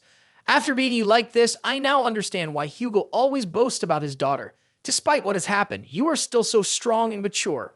Yoa looked up in surprise to see the saint of Libra praising her. She even remarked, I worry so much because my child always troubles me. If only they could be half as capable as you. Yoa smiled lightly, unsure of what to say when Giselle continued. They ran into trouble again, so I put them in the punishment room to correct their behavior. Raising children is truly hard. Wanting them to be both smart and obedient is no easy task. Reaching for a can of soda on the table, she tossed her beautiful hair, just like you, Yoa. When she looked up, her golden eyes sparkled with a dangerous glint. Yoa, if only you were my daughter, how wonderful that would be. That eerie smile made Yoa feel terrified, her face pale and trembling as she stammered, What do you mean, sir? Another thunderclap outside lit up the sky. Inside the dining room, Giselle suddenly stopped speaking, making the atmosphere strangely silent. After a moment, she let out a breath and suddenly burst into laughter. Ha ha, I was just joking. I was only teasing. Look at your confused face. She laughed to herself as if there was something very funny, laughing and saying, After all, you are just a child. Yoa couldn't grasp the bizarre mindset of her eccentric aunt, just staring in disbelief, waiting for her to finish laughing before she waved her hand to dismiss the beautiful golden light above her head. Sorry, Yoa, I've been a bit mean, haven't I? When she spread her left hand open again, two extremely exquisite earrings fell into Giselle's palm. They were designed like two hearts trapped in a gold cage. The light emanating from them was mesmerizing, causing Yoa to gaze in wonder. Giselle held up the earrings, shaking them in front of the child invitingly. Take them. It's a gift to commemorate our meeting. No matter how beautiful the jewelry was, it could not overshadow the calculating smile of Libra that was blooming on her lips. Yoa was not sure why she had such an expression, but she knew she should not accept it, so she seriously refused. I can't accept this. We've only just met once. But Giselle's voice right beside her was so sweet, always urging, Just take it. I brought it here for you. The hospital corridor was quiet. The sound of shoes clattering echoed, but because Giselle was persuading Yoa to accept the gift, she didn't pay attention. Just take it, or do you want me to hold my hand out like this forever? As Hugo leaned in to see where the voice was coming from, he recognized it was Libra's voice. But who was she talking to? Hugo stood frozen as he saw Libra, whom he had always been cautious of, talking to a girl and dropping something into Yoa's outstretched hand. Thank you. I will accept it. The light emanating from it left Hugo stunned. He whispered, Yoa, seeing the girl happily turn around and call, Dad, without noticing the two items emitting an unusual light as they were about to touch her hand. In the very moment that Yoa couldn't retract her hand in time, she flashed a sinister smile. letting the dazzling earrings fall into Yoa's hand. It fell abruptly into the small palm right before Hugo's astonished gaze. It didn't matter what it was. Fear was clearly written on Hugo's face. No matter what it was from the Libra's hand, he didn't even dare to accept it, let alone let his little daughter accept it. Indeed, as soon as the earrings touched Yoa's palm, they emitted a very suspicious dark energy, wrapping around her arms and tearing through the sleeves of her long shirt. Hugo seemed to go mad with anxiety and fear. He screamed, "No!" But it was too late. The dark, malevolent force shot straight up to the roof of the hospital, causing it to explode into pieces and disperse into the sky, blending into the dense night above. From a distance, the hospital could be seen exploding, smoke rising thickly like the scene of a gas explosion. People sheltered under umbrellas in the pouring rain, seeing that the rain could not extinguish the fire, hurriedly called one another to report the incident to the authorities. Among the crowd was Stephen Maker, with the youthful face of 10 years ago, gripping his thick eyebrows tightly and looking up. Amidst the debris flying everywhere, Hugo's voice could be heard screaming, almost lost in the chaos.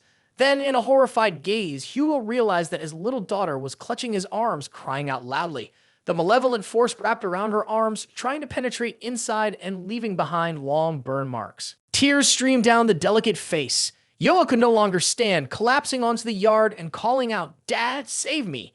Hugo instantly teleported to the spot where his little daughter was enduring pain. He moved so quickly that the clothes on his body tore apart, partly due to the power of the centaur, summoned too hastily. Clearly, Yoa was less than a meter away from him, and Hugo's hand reached out urgently. He was too eager, too anxious, wanting to touch his daughter right at that moment. However, the horrifying smile of Libra prevented that. The moment Hugo's fingers touched Yoa's head, a tremendous force from the mass of dark energy flung him backward, slamming his back against the wall behind him. The flames of the centaur that had enveloped Hugo earlier were now extinguished instantly. His body was steaming, and the skin on his arms was gnawed by deep burn marks. Hugo coughed painfully. This was beyond his current strength. Seeing the helplessness on Hugo's face, Giselle clutched her blonde hair, shrieking and laughing joyfully, as if she had never laughed before. "Don't tell me you still see yourself as a saint." Unable to get close to his daughter while seeing the continuous stream of dark energy emanating from Yoa at the center, Hugo could only helplessly shout Thin Bin's name. "What have you done to Yoa, my child?" Thin Bin laughed gleefully. "You're too late, Hugo. It's so late, and you left your daughter all alone. Aren't you unworthy of being a father?" The dark energy was getting thicker, completely enveloping Yoa, who was clutching herself, writhing and crying on the floor. The floor cracked open, floating, and then falling with a loud thud, making Hugo's horror intensify. The dark energy was also gradually seeping into Hugo's skin. "Not far away," he shouted again. "Thin Bin, restore Yoa to her original state immediately." But she had no intention of complying. Remembering the night when Hugo came to confront her about the blood fog being solely her doing, Giselle smiled. "This is a warning. It seems you have underestimated my words. However, your daughter is even better than I thought. Even if she gets swallowed by the dark energy, it's no big deal. She can still endure it." Though Yoa was resisting, all of her strength was draining away. She was kneeling on the floor, crying out in pain, while Giselle's voice remained filled with delight. "Anyway, she'll soon be devoured by that energy. Oh no, Hugo, it seems the only way to save your daughter is to bring her to my domain." The pain seeped into Hugo's flesh, along with helplessness and anger. Finally, he let out a roar. "Don't act like you have no other choice when you're the one who makes everything turn out this way every time." Seeing Hugo in more pain and anger, Giselle felt even more pleased and delighted. She put her finger to her lips and pretended to sob. "Centaur, when you're in the hospital, you should keep quiet. If you don't want to hand Yoa over to me like this, why don't you just become my subordinate?" Covered in blood, Hugo stared at her in disbelief. Giselle's voice continued to ring in his ears. "Discard any remaining ties you have to that dead name Legion and submit to me. I know your worth. I value you more than all the other saints. If you follow me, I will restore your lost power and help you regain your status as a saint. Doesn't that sound good? Forget that dead name." Biting his lower lip until it bled profusely, the bloodshot gleam in Hugo's eyes revealed his realization. Turns out she had planned this all along, didn't she? The cruel smile of Libra widened. Her hand gestured invitingly. "Hey, Hugo, you have to make a choice again. Will you hand the girl over to me or join me?" At that moment, Yoa's tiny hand reached out and grabbed the ankle of the noble shoe belonging to Libra. Using the dark energy that was invading her body, the girl wanted to transfer it into Giselle's body. Struggling to crawl on the ground and fight against the pain, Yoda still raised her head, trying to speak clearly. "Don't bully my dad." The girl tightened her grip even more, the dark energy from her body coiling around Libra's leg increasingly. She began to feel the ground beneath her feet shaking and crumbling away. Although surprised, Libra felt even more delighted. This little girl is really cute. She dares to use the power of the dark deity to resist me. Her hand transformed into the scales of Libra. Her voice was laced with a warning. Yo, what did I say to you earlier? I like children who are both talented and obedient. Cross-shaped pendant flashed with light directed at Yoha, who was writhing at her feet. Libra's voice became threatening. It seems that before taking you with me, I need to teach you how to be obedient first. Hugo couldn't allow her to do that. His entire body ignited with blazing flames. Even if he were to be burned alive, he had to rush in to stop Libra from laying hands on his daughter. Unexpectedly, a deep voice suddenly rang out, causing both individuals to recognize it as somewhat familiar. The wall of the hospital was struck by a tremendous force from the outside, forcing Thien Bin to move away from the child for a moment due to the overwhelming power of the thunder. In the pouring rain, the sky struck down a yellow bolt of lightning right at the location of the hospital. The light was blinding, causing Hugo to stammer incoherently. Isn't this the battlefield for the victory skill of Saint Lion? Looking back, he saw his little daughter at the center of a ball of thunder. The dark energy surrounding the sphere was also trapped within it. The electricity crackled, but it seemed that Yoha was unharmed. Looking up, Giselle was also perplexed. The skill is here, but where is the person? The activation of the skill indicates that he must be very close. Indeed, Stephen walked in and spoke in a nonchalant tone. Hey, Sagittarius and his daughter are the recruitment candidates I've had my eye on for a long time. Both Giselle and Hugo turned towards the source of the voice. It was indeed Stephen Maker, appearing with dozens of lightning bolts wrapped around him. 10 years ago, he seemed younger, but the flamboyant appearance he had whenever he showed up had not changed at all. Pointing forward, Stephen said directly, If you understand, then go line up Libra. Wow, knowing he was in the dominant position, Stephen comfortably put his hands in his pockets to face Giselle opposite him. Looking over, he saw Yoa beginning to slip into unconsciousness. Stephen realized that the black thing inside his thunderstorm orb was an evil deity. Libra, you must be very ruthless with this child. A monster as strong as this will become a high-level being capable of rivaling even a divine entity. It looks powerful, but that's fine. The lineage of the Lion Saint is such that the stronger the opponent, the more pleasure it takes in unleashing its own power. Stephen wore a pleased smile. The lion is a saintly guardian of all beasts. I will just consider it a loss for having tried to recruit the high-level member. What are you saying? Giselle screamed as if someone had slit her throat. The clear attitude of wanting to snatch someone away only made Stephen smile even more, driving her crazy. Stephen Maker, don't do anything foolish. But he wasn't afraid, still wearing a challenging smile in return. Libra, let's be honest, isn't doing everything to enhance the power of the Holy Order fundamental for any saint. Just like how you use an evil deity to snatch chi on Yoa. You must know that I'm only trying to stop you. The hostility of Stephen Maker was as clear as day. She gritted her teeth and cursed. You filthy barbarian, dare you stand in my way? Yes, I dare. He stepped onto the tiled floor, feeling the thunder and lightning emanating with menace. What's wrong, not happy? He stated bluntly as Stephen stood in front of his sphere challenging her. Try to break my royal skills and take the girl back. In that case, Giselle was not at all polite. In her hand, she had separated a distinctive stream of golden energy, preparing to charge at the bulky figure in front of her. Below the hospital, amidst the rain, people were calling the police, chaos erupting as they ran back and forth. The authorities warned, this area has been cordoned off, the building could collapse at any moment, so it's very dangerous. At that moment, the subordinates of the Lion Saint ran through the rain, shouting for Stephen. Where are you, sir? But after a while, they still couldn't find the Lion Saint. He had separated from his brute to rush upward without leaving a word. Sticking his hands into his pockets and looking down at the growing crowd below, Stephen chuckled. It seems I've unintentionally attracted a crowd here. I was created to adapt to the battlefield, so if we have to go all out and fight, that's fine. And Libra, what do you think? As the power in his hands was about to erupt, Stephen's words became increasingly assertive. Do you want to escalate the situation here? Of course, she had to maintain her reputation, so she swung her hand forcefully, sending a wave of power straight into the wall not far from her, causing it to explode with a loud bang. It was the wall perpendicular to the part that had just been shattered. Bricks and debris fell with a clattering sound, causing the residents to panic and call for each other to stay away. 2 sections of the hospital wall had been punctured by these 2 individuals, creating 2 large holes. The wind rushed in through the openings. I don't want the situation to escalate further, so I will leave this time. But Leo, you owe me. One day, I will find a way to collect.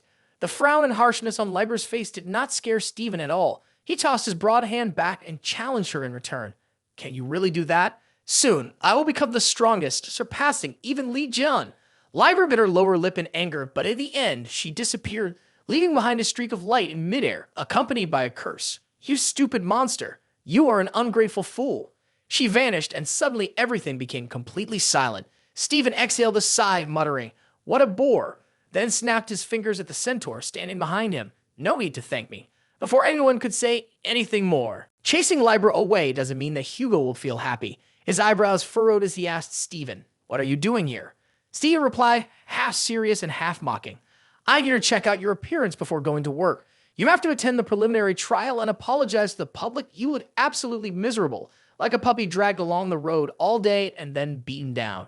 Stephen waved his hand towards himself and continued, "Or would you like to join my holy team before you become even more pathetic? If I still have one supporter for Li Jun, then I might have a chance to outdo Li Jun." Hugo was too familiar with this line. He nodded but did not agree. Everyone said that. "Thanks for your help, but right now I can't afford to think about this. Now let Yoa go." Suddenly, Hugo heard a refusal in his ear. "I can't do that." He thought Stephen had bad intentions for his daughter and shouted angrily, "What are you planning to do?" But on the opposite side, Stephen was very serious. "Your daughter is being possessed by a dark god.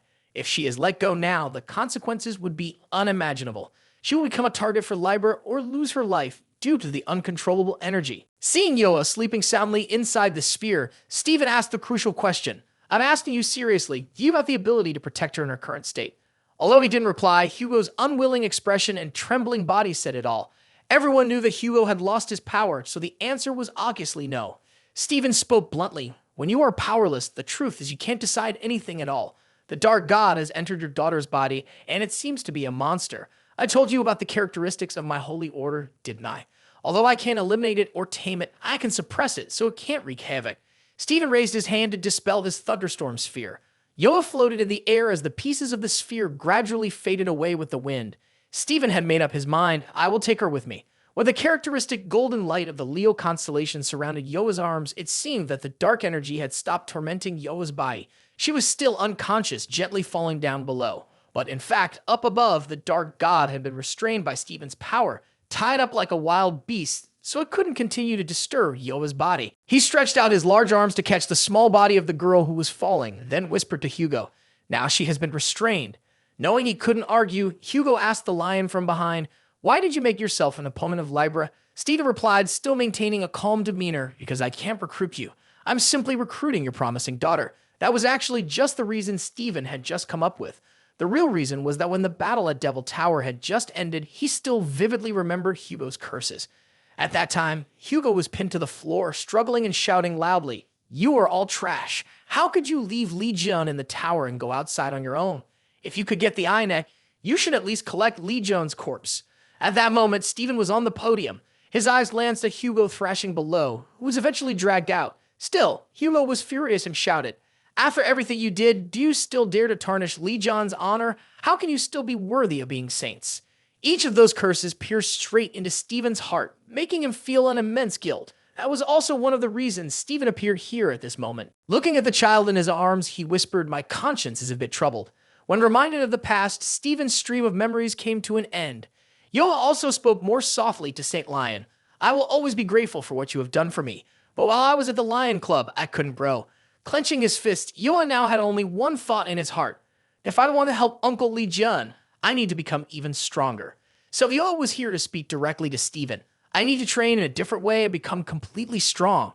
Stephen did not turn around, his voice sounding more somber than usual. "All right. For the past 10 years, I thought I had done my best as your guardian." Suddenly, two large hands cradled his face, and Stephen's voice sounded unusually choked. "By the way, about you secretly meeting Saint Scorpion because of your arm, I have kept that quiet." Seeing him trembling, a tear rolled down his cheek. Stephen's voice at this moment sounded truly pitiful. "If after all this, you still want to leave, then it's because I haven't done well enough. It's inevitable. Even after you leave this place, I hope you will live happily." Yoa was astonished. Why is he acting like that? Is he really crying? Yoa's face was pale, and she was about to step forward to advise him a few words. Suddenly, the door was pushed open forcefully from the outside. The large figure of Oliver came in shouting loudly, "Chio and Yoa, I've heard everything." "Fine, I don't care. I've never liked you. You always have those childish activities like some kind of saint team." Yoa was too accustomed to this guy's insults. She just sighed and ignored him. "Say whatever you want. Get out of my way, and don't think about coming back." Before she could insult him further, Stephen turned back abruptly and shouted directly at him, "You fool! The girl has already fallen for my acting skills. Why are you trying to get rid of her?" At that moment, the eye drop bottle in Stephen's hand let Yoa immediately know it was this uncle's dirty trick. But Oliver wouldn't back down, fiercely questioning. Do you really want to keep this arrogant girl here? She'd openly said she would quit, and she's following Li Jian too. What then? Stephen still considered Yoa as his vice president and insisted on keeping someone like her. In a fit of rage, Oliver asked, "So what if I choose to quit?" Stephen couldn't understand why Oliver would do that, but since he insisted on a response, he concluded, "Fine, fine. If you want to leave, then go ahead." The reply hit like a bolt from the blue, leaving Oliver wide-eyed, aware he had spoken but unable to take it back. Stephen shouted loudly, "What are you surprised about? I'm just angry, that's all." Seeing Oliver trembling in defiance, he gritted his teeth and said, "I get it. You don't care whether a lowly SS like me stays or goes, but you want to keep Shion Yoha, the S rank here, right?" Steve responded, "That's not it." But rage took over Oliver and he yelled, "Both the vice captain and the Saint regard the Saint team as a joke. Who would think that the Saint, the one representing the values of the Saint team, would blatantly ignore the truth that the strongest survive?" A beam of light enveloped Oliver. His entire body radiated a surge of power, filled with the aura of Libra. Stephen furrowed his brows, staring in disbelief. "Is that the energy of Libra? Oliver, what have you done?" Strange changes began to occur in Oliver. The distinctive circle of Libra spun rapidly behind him. Oliver's voice was now deep and unusual. "This feeling is amazing. It's been a long time since I felt this powerful. I will teach you all a lesson, show you what the power of the Leo constellation is all about." Stephen hastily raised his voice to stop. "Oliver, stop! Do you even know what you're doing?" But at that moment, Oliver didn't care to listen anymore. As soon as a gust of wind swept by, Stephen immediately became alert. But before he could react, something brushed against his right arm, causing sand to fly out of his body. Stephen clasped his arm and knelt beside the road that Oliver had destroyed. The pain in his armpit was nothing compared to the anger that was surging inside him. How could this be? My arm was severed by just one blow? Oliver, have you betrayed us and joined the heavens' balance? The bald man laughed heartily. Betrayed you? Don't make me laugh. If you, the Saint Lord, had done your job properly, things wouldn't be like this. I'm simply reinstating the rights of our God Squad. The strongest will survive. That is the meaning of the Leo sign. Stephen Maker, you have forgotten that. That's why you chose Cheon Yoa, an S rank, as your vice president, while I, an SS rank, am right here yet overlooked. My loyalty to Leo, my understanding of the Holy Assembly, and my achievements and skills always surpassed Cheon Yoa in every aspect, so why wasn't I chosen? The hatred that had been brewing for so long, Oliver continued to shout directly into the face of the Holy Master. This was never the will of the Holy Lion, who always respects strength. That decision is solely yours. Stephen Maker, who always favors Cheon Yoha. You were easily defeated by Li Jian. She went crazy over Li Jian, surely neglecting the holy team. Yoa gritted her teeth in frustration and angrily replied, "What's wrong with being mad at him?"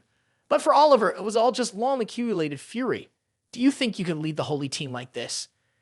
Do you know what I did to the previous vice captain to become a candidate? Before Stephen could speak up, Yoa confronted Oliver. What did you just say? Don't mention the reason my master died. At this moment, Oliver had nothing left to hide. Do you think that guy died because he was isolated and didn't receive help? I was the captain of the Holy Order responsible for our forces at that time. The atmosphere around Yoha seemed to freeze. Stephen couldn't hold her back. She had already dashed past him. Yoa slammed her palm straight into Oliver's big face in a fit of rage. As her hand made contact with her opponent's face, Yoa unleashed the skill Rock Wall Crush, creating a thunderous explosion. As soon as Yoa set foot, she immediately unleashed her good speed move, combining her fire and speed to push the bastard back while simultaneously punching his ghastly face. The ground and rocks behind Oliver shattered, and he was knocked down hard. But under Yoa's hands, he flashed a triumphant smile. Ha ha! That's really scary. Oliver chuckled, grabbing her tiny wrist. His voice was now filled with danger. Is this the special skill that Stephen Maker and Li Jian created together? It's called Rock Wall Crush, isn't it? It seems that's the only thing Stephen Maker taught you alone. The halo of Libra behind Oliver moved violently, and the bow mark on his hand became more prominent. Oliver's anger escalated as he glared at the girl he had hated for a long time. He chuckled. However, his skill is still too weak for you to take revenge. If you want to hurt me, it has to be like this. Oliver's right arm, as big as a boulder, lifted up, and when it came crashing down, debris flew everywhere, making it impossible for anyone to see the shapes of the two. A single blow from him shattered the office level, piercing through to the gym level, causing nearly 10 explosive sounds in succession. In the end, it left behind a pile of rubble, and no one could see where Yoa landed. The blow not only shattered 10 floors of the building, but also left Yoa in pain, spitting blood from her mouth. She lay among the rubble, coughing hoarsely and full of suffering. But then, she managed to get back up in front of the astonished gaze of those around her. "Is the Leo Pavilion's deputy president okay?" One person spoke up. Before she could fully stand, a loud scream from Oliver echoed behind her. He had just leaped down from the upper floors, determined to kill her at any cost. "Want to play the heavy meat crush game?" "Ha!" Oliver chuckled gleefully. "Get up and fight back quickly." His speed increased, and he propelled Yoa through 20 buildings, crashing down to the lower floors. While attacking Yoa, he yelled in excitement, "Even the good speed you pride yourself on is nothing compared to my new strength. You're not even worthy to be my opponent. If you don't want to die, then release the monster that has been sleeping in your hands." Oliver continued to punch and kick as both of them traversed dozens of floors of the building. It was unclear how long it had been. He continued to threaten her. "If you don't fight back, you'll keep taking hits like this." He kept punching Yoa while she could only use her hands and feet to block his attacks. The towering Leo Pavilion echoed with loud crashes and then finally exploded in the middle, sending the crowd below into a panic as they scattered. Not stopping there, the beam of power that Oliver created ultimately ended on the ground floor of the Lion Building. It was also the moment when the weapon that Li Jia made for his nephew emitted a strange aura, accompanied by a buzzing sound as if the wind was blowing through. He squeezed the second kin in his hand, examined the indication of that weapon, and smiled. "The energy source within it is abundant, even though I just finished it not long ago. Wow, it's time to give Yoa this weapon." At the Ophiuchus Sanctuary, the workshop on the Hawaiian archipelago was still engulfed in roaring flames. Jin glanced at his friend's wife behind him and called out, "Jiwoo, I will assign you your first mission as a secretary." Both she and her husband looked at Li Jian in confusion, but quickly grasped the situation when he said, "Yoa needs your assistance." Facing Oliver in front of him was also the moment Yoa and he were at the subway tracks deep underground. Oliver stomped forward, thoroughly enjoying the power disparity between himself and Yoa. Every time Oliver's rage surged, the image of the scale behind him shone a little brighter. He looked down at Yoa with a proud expression. "You and Stephen Maker have enjoyed that quite a lot, haven't you?" Yoa remained steadfast in her stance, looking at Oliver's imposing appearance and responding back. "Are you causing this trouble just because you crave the deputy position? Are you this excited just for becoming a bit stronger?" Oliver disagreed. "Are you blind to say a bit? I severed the hand of Stephen Maker, a man who is as tough as iron, with just one blow. My strength is on par with a saint. I am the strongest." Oliver's declaration only made Yoa laugh. "Strongest, huh? You say you're the strongest, but what have you actually done? Aside from pushing Master into a trap and secretly chopping off Stephen Maker's hand, you haven't accomplished anything. I'm just a greatest. Where are you the strongest?" Oliver glared at Yoa. Although her body was injured, she took off her jacket, tied her hair up, and prepared to enter a combat stance. Looking straight at Oliver, she coldly stated, "You are just Oliver, a fool who was once the predecessor captain of the Lion, a person who doesn't even know his own status. I will punish you, the traitor of the Lion, right here." Yoa's declaration of war infuriated Oliver. His massive body trembled, and within 2 seconds, half of his face began to transform as the lion skill was activated. He roared with a voice no longer human. "You still don't know how to use the beast transformation power, the source of the lion's strength." Finishing this sentence, Oliver lunged forward in a fully transformed beastly form, charging straight at Yoa. She immediately entered a defensive stance, her agile thighs raised. In an instant, all that could be seen was a flash of light as Yoa ducked low, attacking directly at the stomach of the monstrous Oliver, causing him to double over. Not stopping there, Yoa bent her body and delivered a powerful kick to the beast, sending him flying about 10 meters away. While Oliver was still airborne, Yoa lunged forward in the stance of an athlete. The fire and thunder around her caused the ground to rumble with lightning, cracking into a long fissure. Then Yoa moved swiftly, rushing in with a fist charged with power, striking directly into Oliver's torso, making him let out a fierce roar. Afterwards, Yoa immediately switched hands, using a lightning punch to hit his sturdy chest, lifting Oliver high and hitting him hard, causing his large body to crash against the wall and stick there without falling. Knowing that Oliver wouldn't go down so easily, Yoda leaped up, driving her knee into his stomach. However, Oliver hunched down, biting to block her knee, preventing it from connecting. The giant hand of the monster tightly grasped Yoa. Oliver changed his stance, holding her like a toy and violently slamming her to the ground. That throw made Yoa crash through the front of the subway train, ricocheting off the wall on the other side before continuing to fly a bit further before stopping. That level of attack did not injure Oliver at all. He was now roaring, trying to extinguish the fighting spirit of the young girl. No matter how hard you try, it's all in vain. This is for you, Yoha. Oliver's roar echoed throughout the subway tunnel. Yoha, after being tossed around, lay not far from the train. This place had been turned into a battlefield by both of them. As she was getting up, she heard Oliver's nonsense. Saint Celestial Peace wants me to defeat you, but you don't need to worry about someone who can't even control the godly power in their hands. Oliver continued to utter the teachings of a villain, laughing challengingly. While Yo felt herself exhausted along with a growing anger, she thought, I am very angry.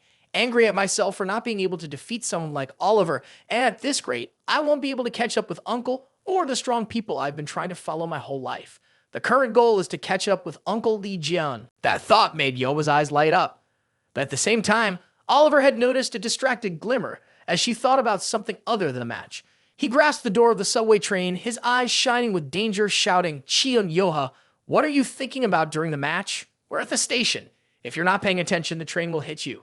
He threw his arm wildly, sending the entire subway train sliding along the track, rushing toward Yoa, who was standing several dozen meters away. The force of Oliver's throw was terrifying, the screeching of the wheels clashing against the rails deafening. In this cramped area, Yoa knew she couldn't jump elsewhere, and there was only one way left. She had to counter this attack. Thinking that, her hands began to gather strength. Thunder crackled in her palms, hinting all of Yoa's power. This time, she did not want to lose miserably like she did before. When Libra appeared using dark energy against little Yoa, she could do nothing but cry out as the dark energy invaded. Even when facing calamites or calamites' 1,000 arms in the sea, she could not defeat them. Thinking it over, Yoa didn't want to lose again. She had to win. She had to be stronger so she could stand beside Uncle Li Jian. She would pour everything she had into every moment. She opened her mouth and let out a long roar as the power that had been buried inside her for so long erupted violently. At the most tense moment, Yoa suddenly felt as if she could hear Uncle Li Jian's laughter. I like that attitude. She looked around in shock, and the fierce momentum she had just felt vanished. The train engine was less than half a meter away from her, charging toward her without slowing down even for a beat. Suddenly, the train collided with something and blue-white light flashed. All the windows shattered, and the train was squeezed between two enormous forces, sending sparks flying along the tracks. That power swept through the front of the train, tearing up the ground beneath it and shooting in the opposite direction. A moment later, as the tracks buckled under pressure, Yoa looked back and saw the subway train had been split in half right before her eyes. While she remained unharmed in the middle of the light coming from a large hole in the tunnel ceiling, the wind whipping her hair back, she continued to scan her surroundings, searching for the figure of Uncle Li Jian. To her surprise, she couldn't find him anywhere. A source emitting the distinctive blue-white light of Li Jian was now standing firmly in front of her. It was a spear radiating overwhelming power. Ophiuchus welcomes you. It seemed to express an indomitable fighting spirit. Before that spear reached the hands of Yoha, Jiwoo had taken it, murmuring, the weapon of the Ophiuchus constellation has chosen its master. No matter where the master is, it will find them. Behind her, Rajan touched her back as if to lend strength. She mumbled in front of Jian, who was standing there, and will continue to accompany until the life of its master ends, until the assigned mission is completed. At the end of the incantation, Jiwoo opened her round eyes and saw the bright aura of the Ophiuchus constellation shining on the spearhead. She closed her eyes again in a solemn atmosphere, then a moment later suddenly broke into a silly smile. What should I do next? Jian also laughed. Now throw the spear up into the sky. Throw it up into the sky? Jiwoo asked in surprise, then immediately hurled it upwards as Jian instructed. Rojin thought he was joking. Can you really just throw it like that? Unexpectedly, after floating in the air for a few seconds, it immediately shot off like a rocket leaving the launch pad, causing the three to stumble backward in shock. The light from that spear illuminated the entire Hawaiian archipelago, soaring into the sky, twisting into various shapes for a long time. After reaching the lowest cloud layer, it began to accelerate, disappearing from view. Looking at the spear that had disappeared, Jiwoo absent-mindedly asked, Can I throw it like that? Of course. Before long, and flown across the vast land of America, and according to Jian, the spear now knew where to go. The destination of the spear was the tower of the Leo constellation headquarters in the heart of Washington, D.C. At that time, Stephen was enduring pain from his right armpit, despite having borrowed first aid skills from his subordinates. Seeing the Holy Lord in pain, she suggested, If you want proper treatment, you should meet with the Aquarius constellation. But Stephen refused, saying, How humiliating! How could I let others know? Just then, a beam of light from the spear shot past the torn wall, causing everyone to turn and look. It plunged straight down to the street below like a shooting star, piercing through dozens of meters of ground, suddenly appearing right in front of Yoa, who was less than a meter away from the train. That was also the reason why the front of the train collided violently with something, screeching on the tracks, and then was split in two. No matter how massive the chunk of metal was, it could not withstand the impact with the fine spear crafted by Jen. At that moment, Yoda did not even know what it was, thinking that it was Jian coming to save him, but there was not a soul in sight around him. The only light illuminating the subway tracks is the spear that has flown across an entire continent to meet her. Its aura is vibrant, sending a warm greeting from the owner of the Ophiuchus constellation. Before Yoa could comprehend what was happening, the tip of the spear automatically lifted off the ground, placing the handle into Yoa's hands. It informed her, to join the Ophiuchus constellation, you must prove your worth. Do you wish to be granted immortal power and to vanquish all enemies before you? Yoa's sweaty fist tightly grasped the spear's handle, her face clearly showing joy. Immediately, she agreed to the mission she had just been entrusted with. Instantly, the brilliant light of the Ophiuchus constellation erupted with a bang, surrounding Yoa and granting her extraordinary power. From Oliver's position, he could only see her figure flickering within that blazing light. He did not know what was happening, but felt something threatening him, so he charged forward, his feet thundering on the ground. It seemed she had been fortunate enough to destroy the train, but that would not change the events about to unfold. Using his muscular build, Oliver roared like a fierce beast charging towards Yoa. Now, once and for all, I will end her. At this moment, Yoa was no longer afraid. The spear in her hand was enveloped by the power of thunder and fire, its surface changing to a distinct color. Her bare feet touched the ground, and Yoa decisively unleashed the blazing lotus skill, as if summoning a multitude of intertwined lotus flowers striking directly at the beast's abdomen.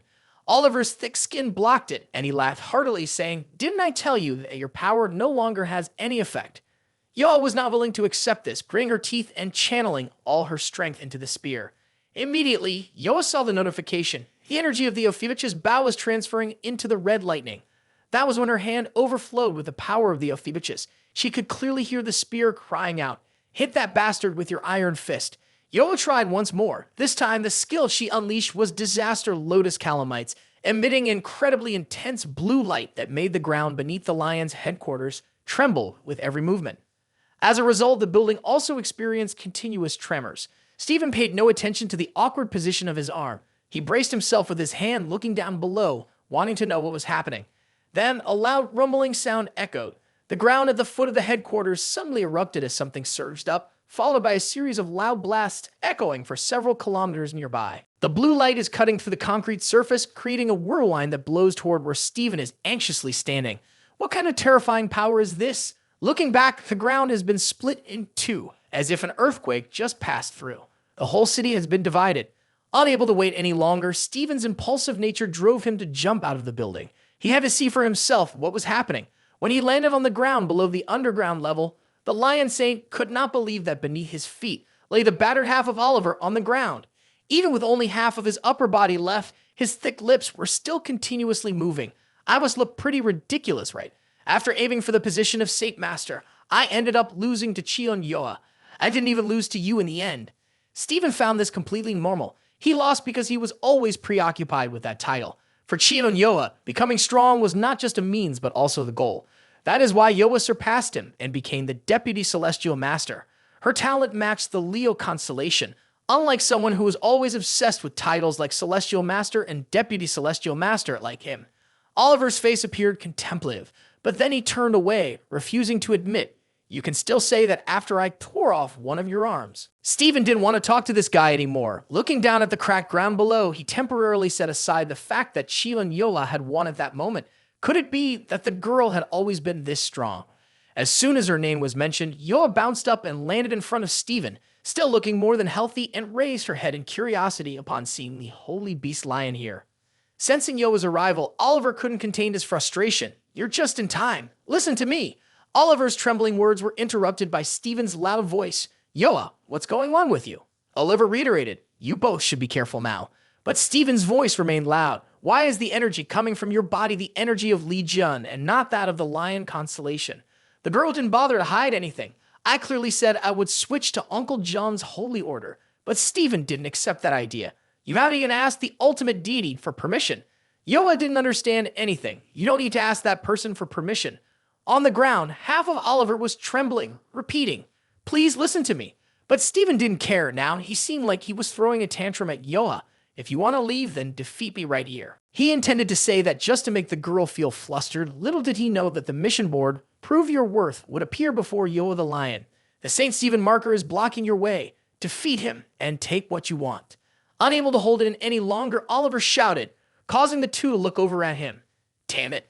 Listen when someone else is talking. There's no place for you to speak here. Both looked at him with disdain as if he were a pile of ashes wanting to talk or a traitor. Oliver finally managed to attract a little attention before completely dissipating into the wind. Oliver was still speechless. Don't think this is the end. This is just the beginning. You have no idea what the existence of Libra is like. Our battle has destroyed the headquarters and the surrounding area. Do you two even know what this means? Oliver's gaze glinted maliciously. It means that the barrier of the Lion Castle protecting this place has weakened. This place will be doomed. As he finished speaking, Oliver's body exploded with a loud bang, emitting a blinding light. The two of them dismissed the argument. This guy seems to have some other scheme right. In the sky, there was a loud bang, a dazzling light as the summoning barrier was just cast. Steven sensed danger. That bastard Oliver just summoned calamities or something like that. The thunderous noise echoing under the enormous claws gave Steven his answer. The look in his uncle's eyes was one of shock. There was only one calamites with hands quite similar to a human's and of such colossal size. The minions of the lion's den had naturally never seen anything like this. They stood there, wide-eyed, staring at the patch of light above being obscured by something. How terrifying it was. In the radiant circle, a head with two massive horns emerged. Steven instinctively raised his other arm to shield Yoha. Her generation had never seen this type of calamites. They could only stare in awe at its size. But Steven knew all too well. The malicious red eye in that place, no matter how many times he died and came back, the Lion Saint would never forget. First was the set of horns along with the blazing red eye, and then, stepping out from the summoning light, was the towering figure of a calamites standing on two legs. It was taller than buildings several stories high. It was not the terrifying appearance that frightened Stephen Maker, but he could not believe it. How could something that was supposed to be dead in Devil Tower appear here today? Behind them, there were still countless ordinary people, but the calamites did not wait. Its mouth opened, releasing a torrent of red fiery breath that suddenly blasted at the crowd below. Regardless of who lived or died, it would incinerate everything present here. While Yoa was still in shock, Steven swiftly moved forward, using his remaining arm to block the attack from the red-eyed devil. Meanwhile, at the Ophiuchus Star Fortress in Hawaii, Jam was taking a break with everyone. Suddenly feeling that something was off, he glanced towards the open gate of the Holy Land. At that moment, he clearly saw the calm sea outside, pondering something. Jam twisted the bowstring while wondering, why do I feel so uneasy? That day, breaking news flooded the media. Calamites had attacked multiple places on Earth. So far, we have confirmed calamites of the United States, European Union, and Hangwo. In Washington, a giant calamites had appeared throughout the region, and an emergency was declared. The face of the red-eyed devil blurred in the flames it emitted, but everyone could tell this was a calamites with red eyes that had once dominated Devil Tower many years ago. Each holy squad recognized this as a serious situation and issued divine orders. The Libra constellation held the first press conference, announcing that they would lead the effort to stop the calamites.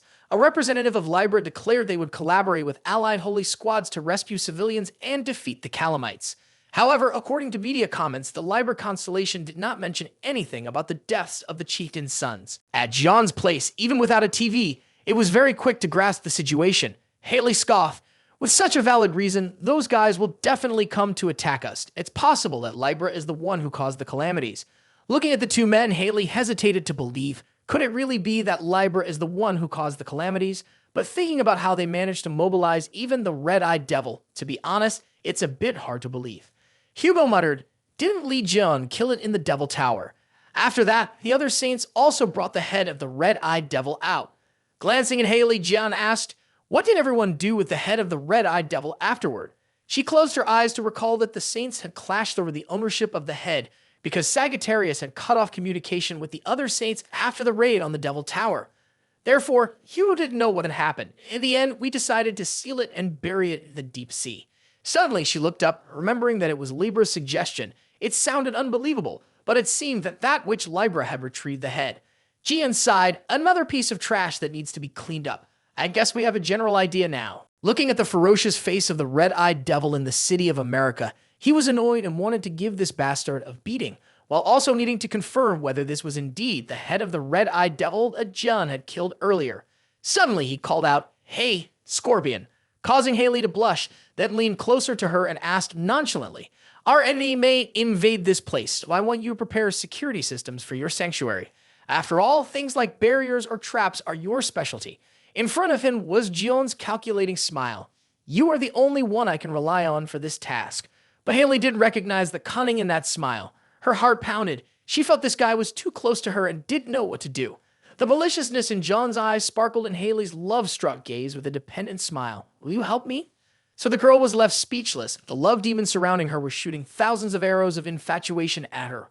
Blushing, Haley giggled awkwardly a few times and dashed out of the wooden crates she had just delivered.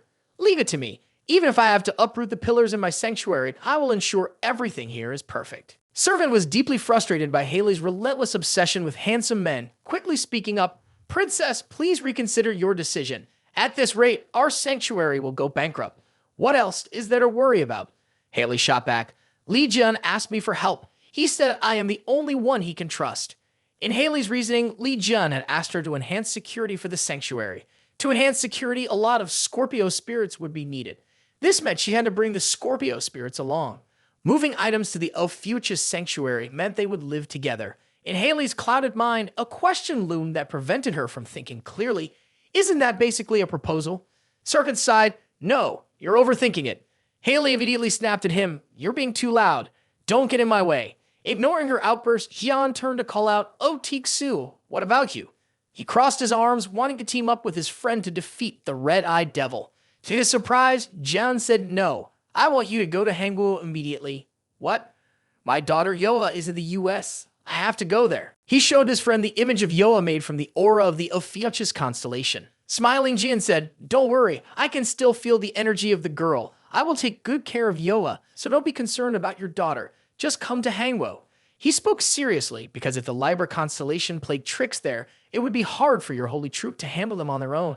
In Seoul, Hangwo is currently shrouded in huge columns of smoke that seem to cover the entire sky, as the calamites have appeared in overwhelming numbers. The elite force of Sagittarius, led by Gart and J1, continuously shot arrows at them to protect the defensive line, but could not hide their panic. Where the hell are these bastards coming from? Suddenly, a wild beast burst through the buildings behind Gart, appearing fierce, causing everyone to turn back and be alert. Damn it. In the vast city of Seoul, plagued by hundreds of calamites of all sizes, the elite force of Sagittarius had only about 20 members forming a circle to protect each other. Enemies were everywhere. This was going to be a never-ending battle. Out of nowhere in the distance, the calamites heard a loud noise. Something was blowing up tall buildings along with a swarm of calamites clustered there. The beam of light got closer and knocked away many calamites. The painful cries of the creatures could not stop the beam of light from piercing through the tall buildings, sweeping clean a path, and pushing back the calamites' monsters. The elite centaurs looked back in shock. The calamites that had threatened them earlier now had a hole punched in its belly, its lower jaw twisted to one side, clearly dead. Somewhere, a deep male voice mixed with laughter rang out, "I can't believe you all are struggling with such a feeble calamites. This is truly unbearable." The one who said this was Ivan Kruger, the Saint of Taurus, mocking them all. Really, can't expect anything from the incompetent Saint band of that foolish centaur. After insulting them, Ivan stood there as if he were a superhero. Then he asked, "Hey archers, where's that fool Hugo?" Gart spoke for the team. "Thank you, Ivan, for your help. Our saint leader is currently away. If you have any message for him, I will pass it on." Ivan approached and lightly touched J1's shoulder as if they were old friends. "It's okay. I'll wait for him to arrive. But you know, I truly hate those who get in my way." Before he finished speaking, Ivan's hand grabbed J1's shoulder and threw him into a nearby building like tossing a bag of trash. Gart went insane and shouted directly at Ivan, "What are you doing?" But all he got back was a delighted smile. I'd held back, so he might survive if he's lucky. "Don't worry." Unexpectedly, Ivan heard the voice of the one he had just thrown, very robust, ringing out from behind. "You came here to fight us, not those calamites, right?" Thanks to the blessing of the hidden constellation of Ophiuchus in his soul, Li Jia-1 stood up completely unharmed from the rubble. "I knew it. There's no reason for someone with a bad relationship with our saint to show up here." Ivan, unashamed, turned around and pointed at Jia-1 while chuckling. "Oh, it's you. Quite sturdy, huh? Serving under Sagittarius is such a waste." Jia-1 interjected, "You have been insulting our saint this whole time. Please restrain yourself and don't speak about him like that." Avid ignored him and shook his head in displeasure. That fool Sagittarius must have been doing a terrible job, not knowing how to manage his subordinates. I really can't believe you dare to be rude to me like this. Looking at the elite forces before him, Ivan no longer bothered to hide the reason for his presence. Anyway, Libra said I could crush all of you. Stamping one foot on the ground, Ivan ignited the power of Taurus, known for its defense. It's time for a slaughter. In his eyes shone a hint of delight. Before things in Seoul became hectic, John and the others said goodbye outside the workshop of the Ophiuchus constellation. Before leaving, Hugo advised his wife, make sure to contact me if you need help, understood. Jiwoo replied with a smile, yes, don't worry. Jev is here. There won't be any problems. The Sagittarius saint helplessly patted his wife's shoulder, knowing Jiwoo was right, unable to argue, yet still feeling annoyed. After all, this was nothing new. Hugo used his exclusive authority as a saint to return to the sanctuary, hovering above, bidding farewell to his wife. Jiwoo asked her husband, please send my regards to Sung Jiao and everyone. Jian took the opportunity to remind Hugo, go take care of the situation in Hangguo. I'll head there right away. After defeating the red-eyed devil, I'll text you about the bow that Tak Su requested when it's done. Okay, buddy, Hugo said before shooting up into the sky, disappearing like a shooting star. Once his friend had completely vanished, Jian smiled and told Jiwoo, we should also start preparing slowly. She thought they would go to eliminate the red-eyed devil right away, but to her surprise, a cunning smile appeared on Jian's calculating face. No, before dealing with the red-eyed devil, I'll catch a few rats in my sanctuary first. As the beam of light from the saint's centaur gradually disappeared from the sky, whispers echoed along the beach outside the Hawaiian Islands. The servant of the sun god has gone elsewhere. Should we deal with him now? The soul holding the reins of the black horse replied, no, leave him to us calamites. Our target is Li Jian, not some trivial servant like him. Understood, the soul knight responded. The figure gradually emerged completely, riding on a steed reeking of death. It raised its voice to call the knights. Prepare for the attack. The sky around the Hawaiian Islands suddenly filled with dark clouds crackling with lightning. The soul knight, with a threat level of black deemed unbeatable, had now positioned itself not far from the holy site of the Ophiuchus constellation, preparing for an all-out attack on the command of Libra. This black-painted hand belonged to none other than Ms. Haley. After slapping the sand of Hawaii, she looked at the statue she had just erected with pride. All right, it's done. I've placed them all over here. What Haley had built was the relic of Scorpio, also known as the sturdy Scorpio statue. This was a guardian statue constructed to maintain the barrier of Scorpio. As soon as she finished this statue, Haley was excited to see if there were any areas left unaddressed. However, Hyojin's expression seemed very strange. How could there be any place that we've overlooked? Everywhere around them, there was a strong scorpion statue every meter or so. In front of the sanctuary of the Ophiuchus Palace, it now resembled a forest of statues. Hyojin shook his head. If they're looking at this and still saying it's not enough, then isn't that a sign of their lack of conscience? But for Haley, this was still not enough to put her crush at ease. The Scorpion Saint uttered a sound. We need to cover the entire island with relics to feel secure. Poor servant and Hyojin, if this continues, the Scorpion Sanctuary will surely go bankrupt. But that didn't worry Haley at all. Bankrupt or not, what's the problem with going bankrupt for Li Jian? At this point, it was hopeless, and Yu Jin could only whisper to servant, he has lost his mind. If this continues, something big is bound to happen. Even in the Scorpion Sanctuary, we have never brought in so many relics before. Servant was too familiar with his master's personality and quietly told him to be quiet. The princess has made her decision. He knew that, but it still irritated Hyojin a lot. He intended to let out a sigh and get started on the work. But suddenly, Hyojin noticed the scorpion relic behind him jumping up. It turned out to be the vibrations from beneath the ground that were causing it to tremble. A cracking sound echoed as a large part of the scorpion's tail began to crack open. What's happening? Hyojin gasped in horror, his eyes wide open. Before he could grasp what was going on, the scorpion statue exploded with a loud bang, shattering into many pieces. Immediately after, explosive sounds rang out everywhere. The entire collection of scorpion statues that Haley had carefully placed around the entrance of the Ophiuchus domain now burst like fireworks. What's going on? Hyojin ran towards his saint with a panicked expression. Although he had somewhat anticipated this, he still needed to hear it from Haley herself to believe it. This meant that someone was approaching who the statue could not withstand. Suddenly, a low, ominous sound resonated through the air, full of danger. Is this the holy realm of Ophiuchus? As they looked out over the vast sea beyond Hawaii, both of them saw the sky above darkening. The embers on the horizon flickered, creating a distinctive point of light. The voice came from a figure, but what appeared before them was an entire cavalry composed of skeletons mounted on sturdy war horses. In the forefront, there was an infantry team armed with various weapons, casting a blinding light over the sea. The figure standing at the center of the army wore a helmet with horns protruding upward, laughing mockingly. Truly pathetic. Looking at the three individuals in front of him, Spirit Knight sneered, "Hey you, where is the human Ophiuchus?" Yojin spoke up indignantly on behalf of his master. "Who are you? How dare you barge in here like this?" Suddenly, a swift sound whizzed before their eyes. The knight beside them had swung his bone sword violently, creating a loud explosion. After showing his authority, the knight sheathed his sword and warned in a deep voice, "Who do you think you are to interrupt him?" On the beach, the servant of the Scorpion King clenched his trembling fists. The blow had been intercepted by the servant, so both Rogged and Harry were unharmed, but it left a huge dent on his forearm. With his arm shaking and his voice clearly strained, the servant wanted to warn the princess to be cautious. Those bastards are not ordinary opponents. Without him saying it, Haley already knew. To damage the armor of a guardian deity like that was undoubtedly not the work of mere mortals. She gritted her teeth and guessed, "Don't tell me. This is the headquarters of the main forces of that mysterious civilization." The skeleton warrior narrowed his eyes, realizing something similar to Haley. Those bastards, although they are hiding, their aura is very similar to ours. What should we do? The Spirit Knight tilted his head and asked, could they be the traitors of their kind that Libra mentioned? Its voice was filled with disdain. They are a shame to our species. Destroy them.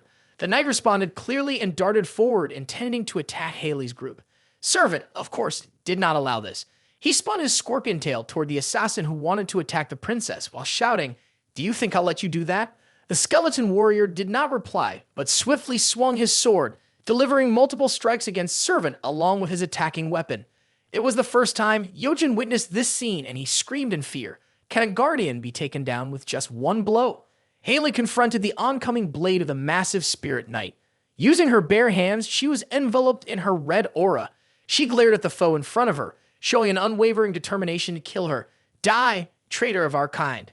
The clash between the enormous sword and Haley's bare hand produced a tremendous impact. Yet she did not retreat even a step. Her right arm, clad in iron armor, sparked fiercely as it clashed with the knight's blade. Without any hesitation, she scoffed. That's indeed a dull attack. Just as the cavalryman had not yet managed to sheath his sword, Haley crouched down and struck fiercely with the scorpion tail on her left wrist, hitting straight into the protruding collarbone of the skeleton warrior. He broke his bones and fell backward immediately. The scorpion whip twisted in the air, adding to Haley's fierceness as she had switched to her battle attire. Do you think you're stepping into where with those filthy feet? At the most tense moment, suddenly Jion's excited voice rang out, "Well said, Scorpion." Behind Haley, silver-white light rushed forward, illuminating her beautiful form. They not only complemented Haley's momentum, but also shot like shooting stars from the domain of Ophiuchus, aimed directly at the line of cavalrymen on the beach. The arrows collided directly with the bones, producing loud explosions and scattering numerous bone fragments. They shrieked in chaos. No one noticed an arrow shot swiftly towards the head of the Spirit Knight. However, before it could touch the skull, his bony hand had grasped it tightly when it was less than 10 centimeters from his face. Jian calmly and indifferently spoke as if telling a story.